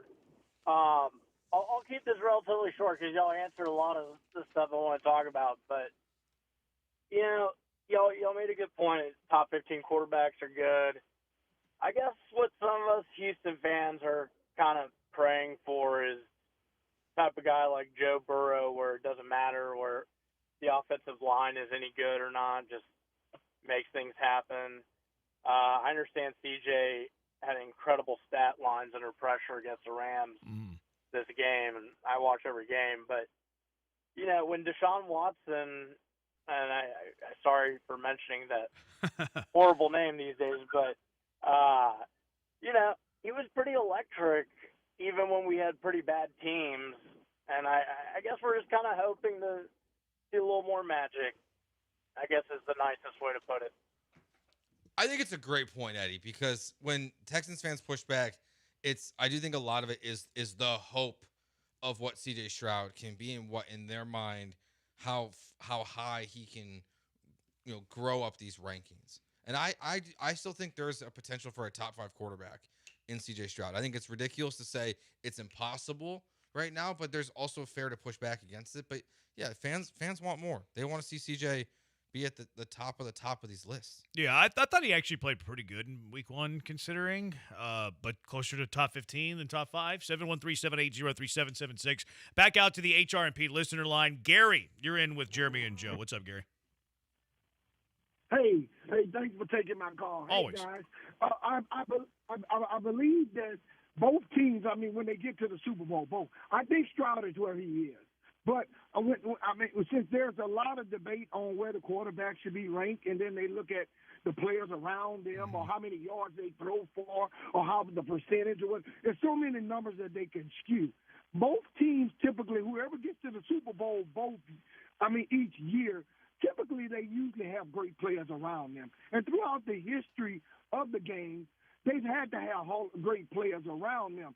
But yet, when Hurts, so when we can't determine, give me one game with my life on the line, I'm taking the winner.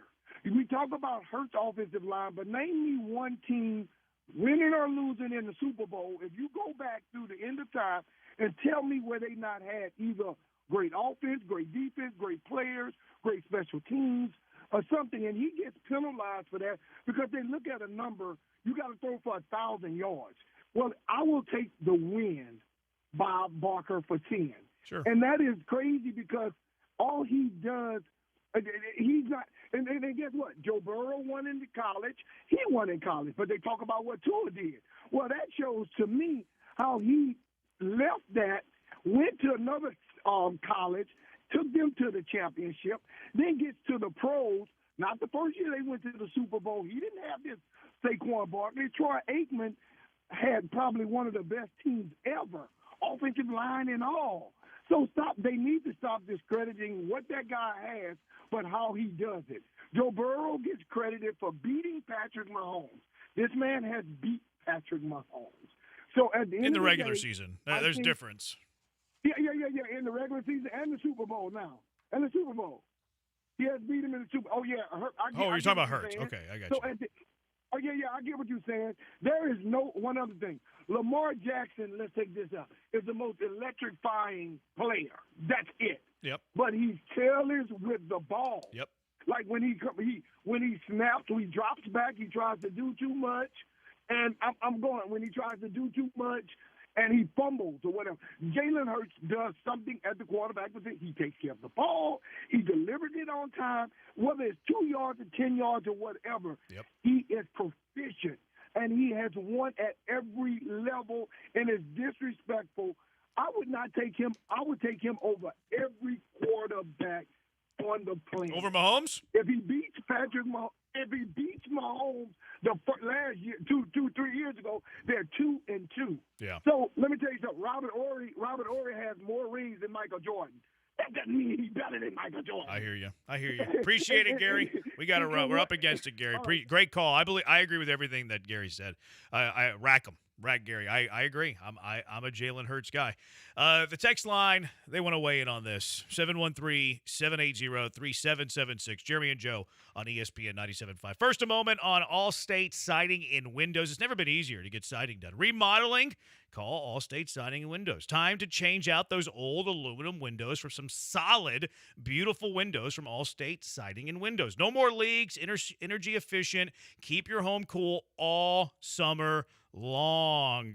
Siding of today, it's more durable. That wind, the weather, all of that, the sun, the impact. Nope, the siding with Allstate Siding and Windows, fantastic. Energy efficient siding too, so you're going to save on your electric bills. You're going to save money with Allstate Siding and Windows. Also a great time to upgrade your windows. Invest in beautiful quality windows. Windows are Texas tough, made in Texas to sustain the weather elements here, and you can save up to 40% on your energy bills with vinyl windows. Senior and cash discounts available, discounts for military first responders as well, and right now 30% off all windows. Family owned and operated for over 4 generations. For the best rate, give them a call right now. Allstate Siding Siding and Windows, 832-204-1936. Allstate Siding and Windows, 832-204-1936. Or visit them online, allstatesidingandwindows.com. That's allstatesidingandwindows.com.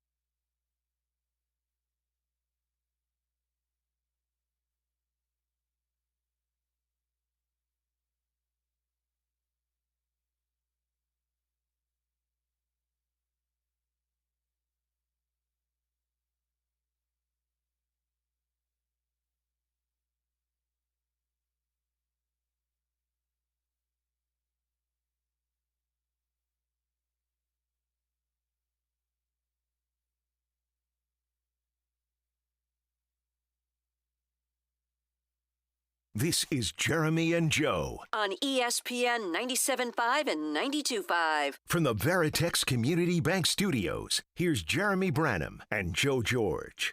He's Joe. I am Jeremy. Lamont on Twitter asking, did you just say that you think Stroud is better than Mayfield? I do. I would take C.J. Stroud over Baker Mayfield. I'm also saying he's closer to top 15 than top 5, but I think he's better than Baker. I'm on the pro Stroud over Baker conversation. I'm on the Baker over Stroud. You taking Baker over Stroud? For now. Yeah, we had this conversation, I think, yesterday, but I'm with Joe on this one. Y'all love stats. Y'all overrate stats. I like 41 touchdowns. You overrate numbers. I like 41 touchdowns. I like talent. I think he's got the talent. Talent? I mean, it didn't take talent to throw 41 touchdowns? Sure. You don't think Stroud would throw 41 touchdowns in that offense? No. I think so. In that offense? Yes. Okay. That offense. Yeah. Okay, yes. sure. Yeah. That's why stats are kind of irrelevant to me in football. No, but he's like doing 41 touchdowns in that offense versus 41 touchdowns like when they wore leather helmets aren't the same. Like 41 touchdowns in this offense, that hadn't happened, would be way different than 41 touchdowns in that offense. That's a quarterback-friendly offense. Liam Cohen was doing great things there. They promoted from within. He's doing the same thing that Liam Cohen's done. He had Mike Evans. He had Chris Godwin. He had I was blanking on the running back's name. Oh, Bucky Irving. Yeah. Kate Otton's okay. But that was a very offensive-friendly offense. The Texans have not been offensive-friendly for CJ. Maybe his rookie year, but then they fired the guy that gave him a good rookie year. Like, they're not offensive-friendly. Yeah. And they have a defensive-minded head coach. So do the Bucs. But it feels like he gave more freedom and leeway to Liam Cohen. Yeah, but Baker's on his third offensive coordinator, and so far through 1 week, it's not slowing down in any way, shape, or form. He was not that good in this last game. He had touchdowns, but to Jeremy's point, like his yardage was it was under 200. And he also threw like 5 near interceptions. Well, he does in that that a lot. game. He does do exactly. That a lot. I value not giving the ball away. I value that more than passing touchdowns. Like, give me if you 17 games played, I care way more about my quarterback not giving the football to the other team than passing touchdowns. Like, yes, you need to get into the end zone to score, but there are other ways to do that. Let me reframe this, because you asked would Stroud throw 41 touchdowns if you plucked him into the Buccaneers offense? If you put Baker, you switch places, you put Baker here, can he do, what was CJ last year, 20 touchdowns? I don't really care about touchdowns. Okay. Like, that's my bait. Like, let's just say, would he do better than CJ? Yeah. Would the offense be more efficient would the offense look with better Baker? with Baker if you flip him? I do not think so. Joe? I think it could be. I mean, look, he had success in Cleveland at the beginning before he hurt his shoulder without having to he was great as a rookie. It'd be great. I mean, he went out there and played well, pretty consistently, honestly. I mean, when he wasn't hurt, he was good in Cleveland. So I think he could succeed here without a lot of talent, with a bad coaching staff. I mean, just agree to disagree. Yeah. I mean, it's kind of the impasse. Like, we were just going to go in circles. I would take Stroud over Baker. Y'all would take Baker over Stroud. All right. Branham, if a frog had wings, it wouldn't drag its behind. Sounds like the Baytown Patty That was pretty close. That was pretty close. Just give Stroud even a decent O-line, and his career is completely different. Agree with that. Baker over Stroud 100%, says a texter. Baker throws touchdowns. I'm taking him over Stroud as well, says a texter. Oso, all the top quarterbacks, Lamar, Mahomes, Allen's, Hurts, have improved since their first season. Stroud has yet to do that so far. I think that's fair. See, on one hand, I think he's the same quarterback with lesser around him. On the other hand, I do have fear that the hits and the sacks are changing him a bit. Yes, but I think you can overcome that once you have David Carr would like a word. Yeah, but the Texans never really gave him the chance to overcome it. They never really put the offensive line. He had Andre Johnson. Yes, but he's still being. He had Dominic Davis. I mean, he had some weapons. I mean, CJ's got the weapons. The guys, he doesn't have the running game right now without Mixon, but like he has the skill position players. I disagree. This year, right now, I disagree. Because of Kirk being hurt? Yeah, they're playing Justin Watson over half the snaps. Yeah. That's not a good skill position group. Like, it has the potential. It was supposed to be. It has and I think it has the potential to be. Like, you get Christian Kirk on the field, that's much different. You get Higgins, a second rounder, Noel, a third rounder, like mid-season form once they've kind of, learned the NFL, much different. But I don't think currently, right now, today, with no Kirk, with Higgins in the first game of his NFL career, with Noel in the first game of his NFL career, I don't like their skill, actually. Dalton Schultz, I think, is a mediocre tight end. They have no one behind Dalton Schultz anymore. Kate Stover, yes, week one. He's not a great pass catcher. No, they called up Harrison Bryant. I don't like their skill. It's because of the injuries and everything that's happened. It seems like it's gotten much worse very quickly. Because you could talk yourself into it in the offseason, and I did. And you had it looked good last offseason. But then the injuries just piled on and piled on and piled on. Uh-huh. They've had some bad luck there. They did have good skill last year. Like, I agree to that for the most part. Now, Mixon had injuries. Tank had injuries. Nico had injuries, and Diggs went out early. Yeah. So, like, there was a brief moment where they had some good skill. The other problem, though, is the offensive line was the worst in the NFL. Like, I'm not sure about Tampa Bay's offensive line. I have no idea how good they are. But I have a little bit of confidence that Tampa Bay's offensive line probably better than the Texans' offensive line last year. By default, they have to be. It's not hard. Yeah. CJ holds the ball so much and misses throws. See, he didn't do that in his rookie year. That's where I wonder if the hits are starting to take its toll. I agree with that. Yeah, like the anticipation throws that he makes last year, week one this year, so whatever body of work that is. He didn't miss a game last year, right? So 18 games. Much different than his rookie season. I still feel like, though, that there's – to defend CJ a little bit from that, I don't feel like guys are open. Like all last year, it didn't feel like guys were ever just open. You watch other offenses in the NFL, and there's at least one open guy on the field. And yes, you can throw with anticipation to make them open at times. I totally get that, but the layups seem to have disappeared for CJ Stroud, and that makes it even harder when you have a bad offensive line. Yeah, that's what Nick Haley's got to fix. He's got to find some layups for this kid. Yeah, you would like to see him scheme up some easy plays for sure. Gone to your head. I mean, this is what I was talking about earlier. I'm going to start reading verbatim what the text say. Gone to your head. Are you worried about C.J. Stroud being another David Carr? Clearly he means gone to your head. But gone to your head, are you worried about Stroud being another David Carr? I'm not anywhere near that yet. I think that there's a fraction of it where perhaps Stroud is starting to get conditioned in a negative way, because he's taking a lot of hits, because the pressure's there quick, because he's being sacked a lot. I do think that there is a small fraction of influence in his play, but I'm never go full David Carr. I'm nowhere near full David Carr. I mean, it would have to get – I don't even know how you get to that point. To get that bad, to feel like you have a David Carr in your hand. He looks nervous in the pocket, yes, but it doesn't look like a disaster. Look, and he still makes good plays, man. Like, even that Rams game, he's making some really good plays, but it's not consistent enough. I think that's like a testament to the offense as a whole. Stroud is way more talented than Baker, but Baker has more competitiveness to become better. Okay, interesting. Do you think Baker has more agile than Stroud? Yeah. He's pretty shifty in the I think pocket. he is. But CJ has it. He just doesn't use it. I disagree. We're talking about two different things, though. I think Stroud does use it more now. I'm talking about like the shiftiness and elusiveness in the pocket. Yeah. Baker, I think, has more of that. I completely agree. I think Baker is shiftier, more agile. Yeah. I think he is. It does look a little more athletic when he runs.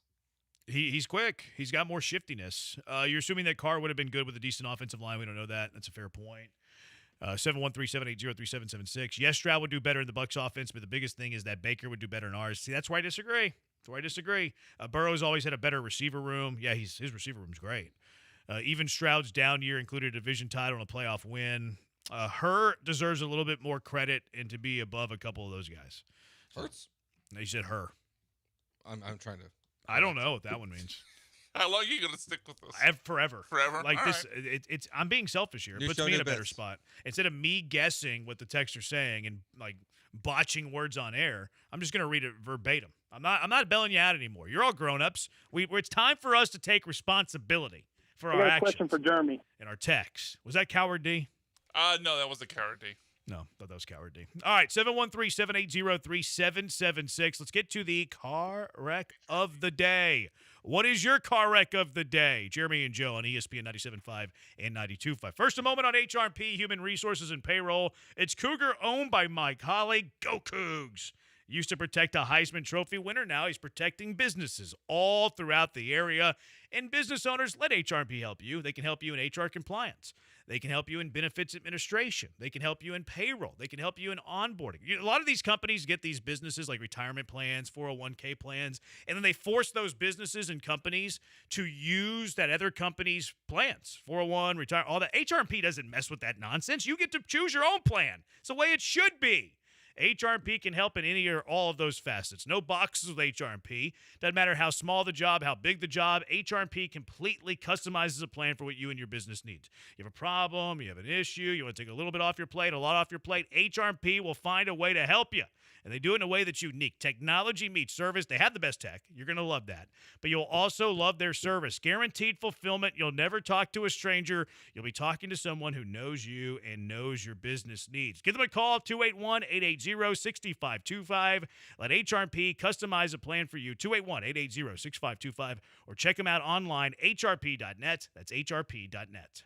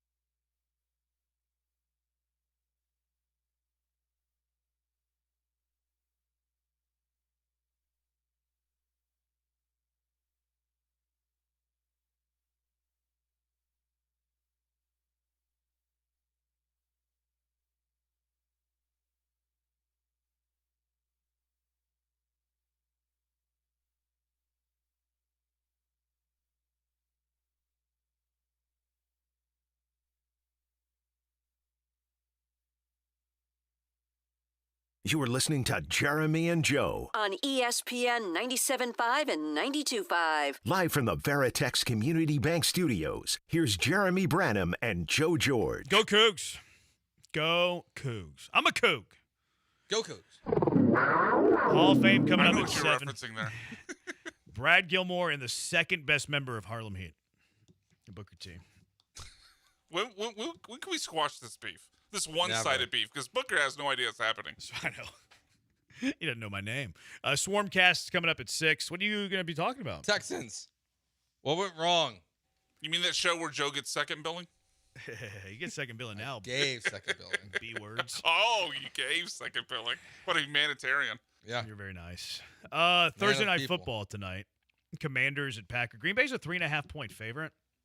The total is 48.5, which you already know what I'm playing here. I'm playing the under. 12-4 last week, playing the under, boys. Good start. It's pretty profitable. I was 5-4 against the spread last week, though. That was I'm down 60% of a unit there. What do you like? Green Bay minus 3.5. Micah's playing. Officially, they just said he's active. I didn't realize that was still in question. I saw some stuff about Jaden Daniels and his wrist. Oh, really? He's got a limp wrist like Burrow. He's not on the injury report, but I'll take the Commanders. All right. Because I'll never pick the Packers. I didn't play it. I'll be honest with you. I didn't play the spread. I took the under because I'm still doing my beat Vegas with my unders. You have a play here, Brian? I didn't make a play, but if I did, it'd either be Packers money line or the under.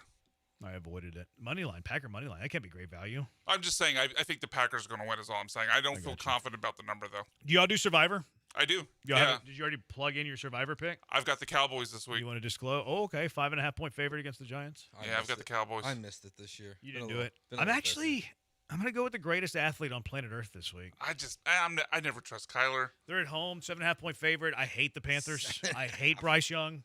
Hate them. To your credit, this might be the only week you could pick the Cardinals. Sure. Yeah, so if you're going to use them, then this is a good week. I'm also in a 2-strike one, which gives me a little bit more courage. Soft. It wasn't my league. I joined soft. some other. Well, he's an Aggie, so. Oh. That's probably why. Soft. He's like the 12th man. Love. We get 2. I think it's 12 strikes. You can lose every week except for one. Yeah. Well, you have a car wreck? We don't have the imaging for car wrecks. We'll just say our car wrecks. You thought bloke was a cuss word. I was unsure.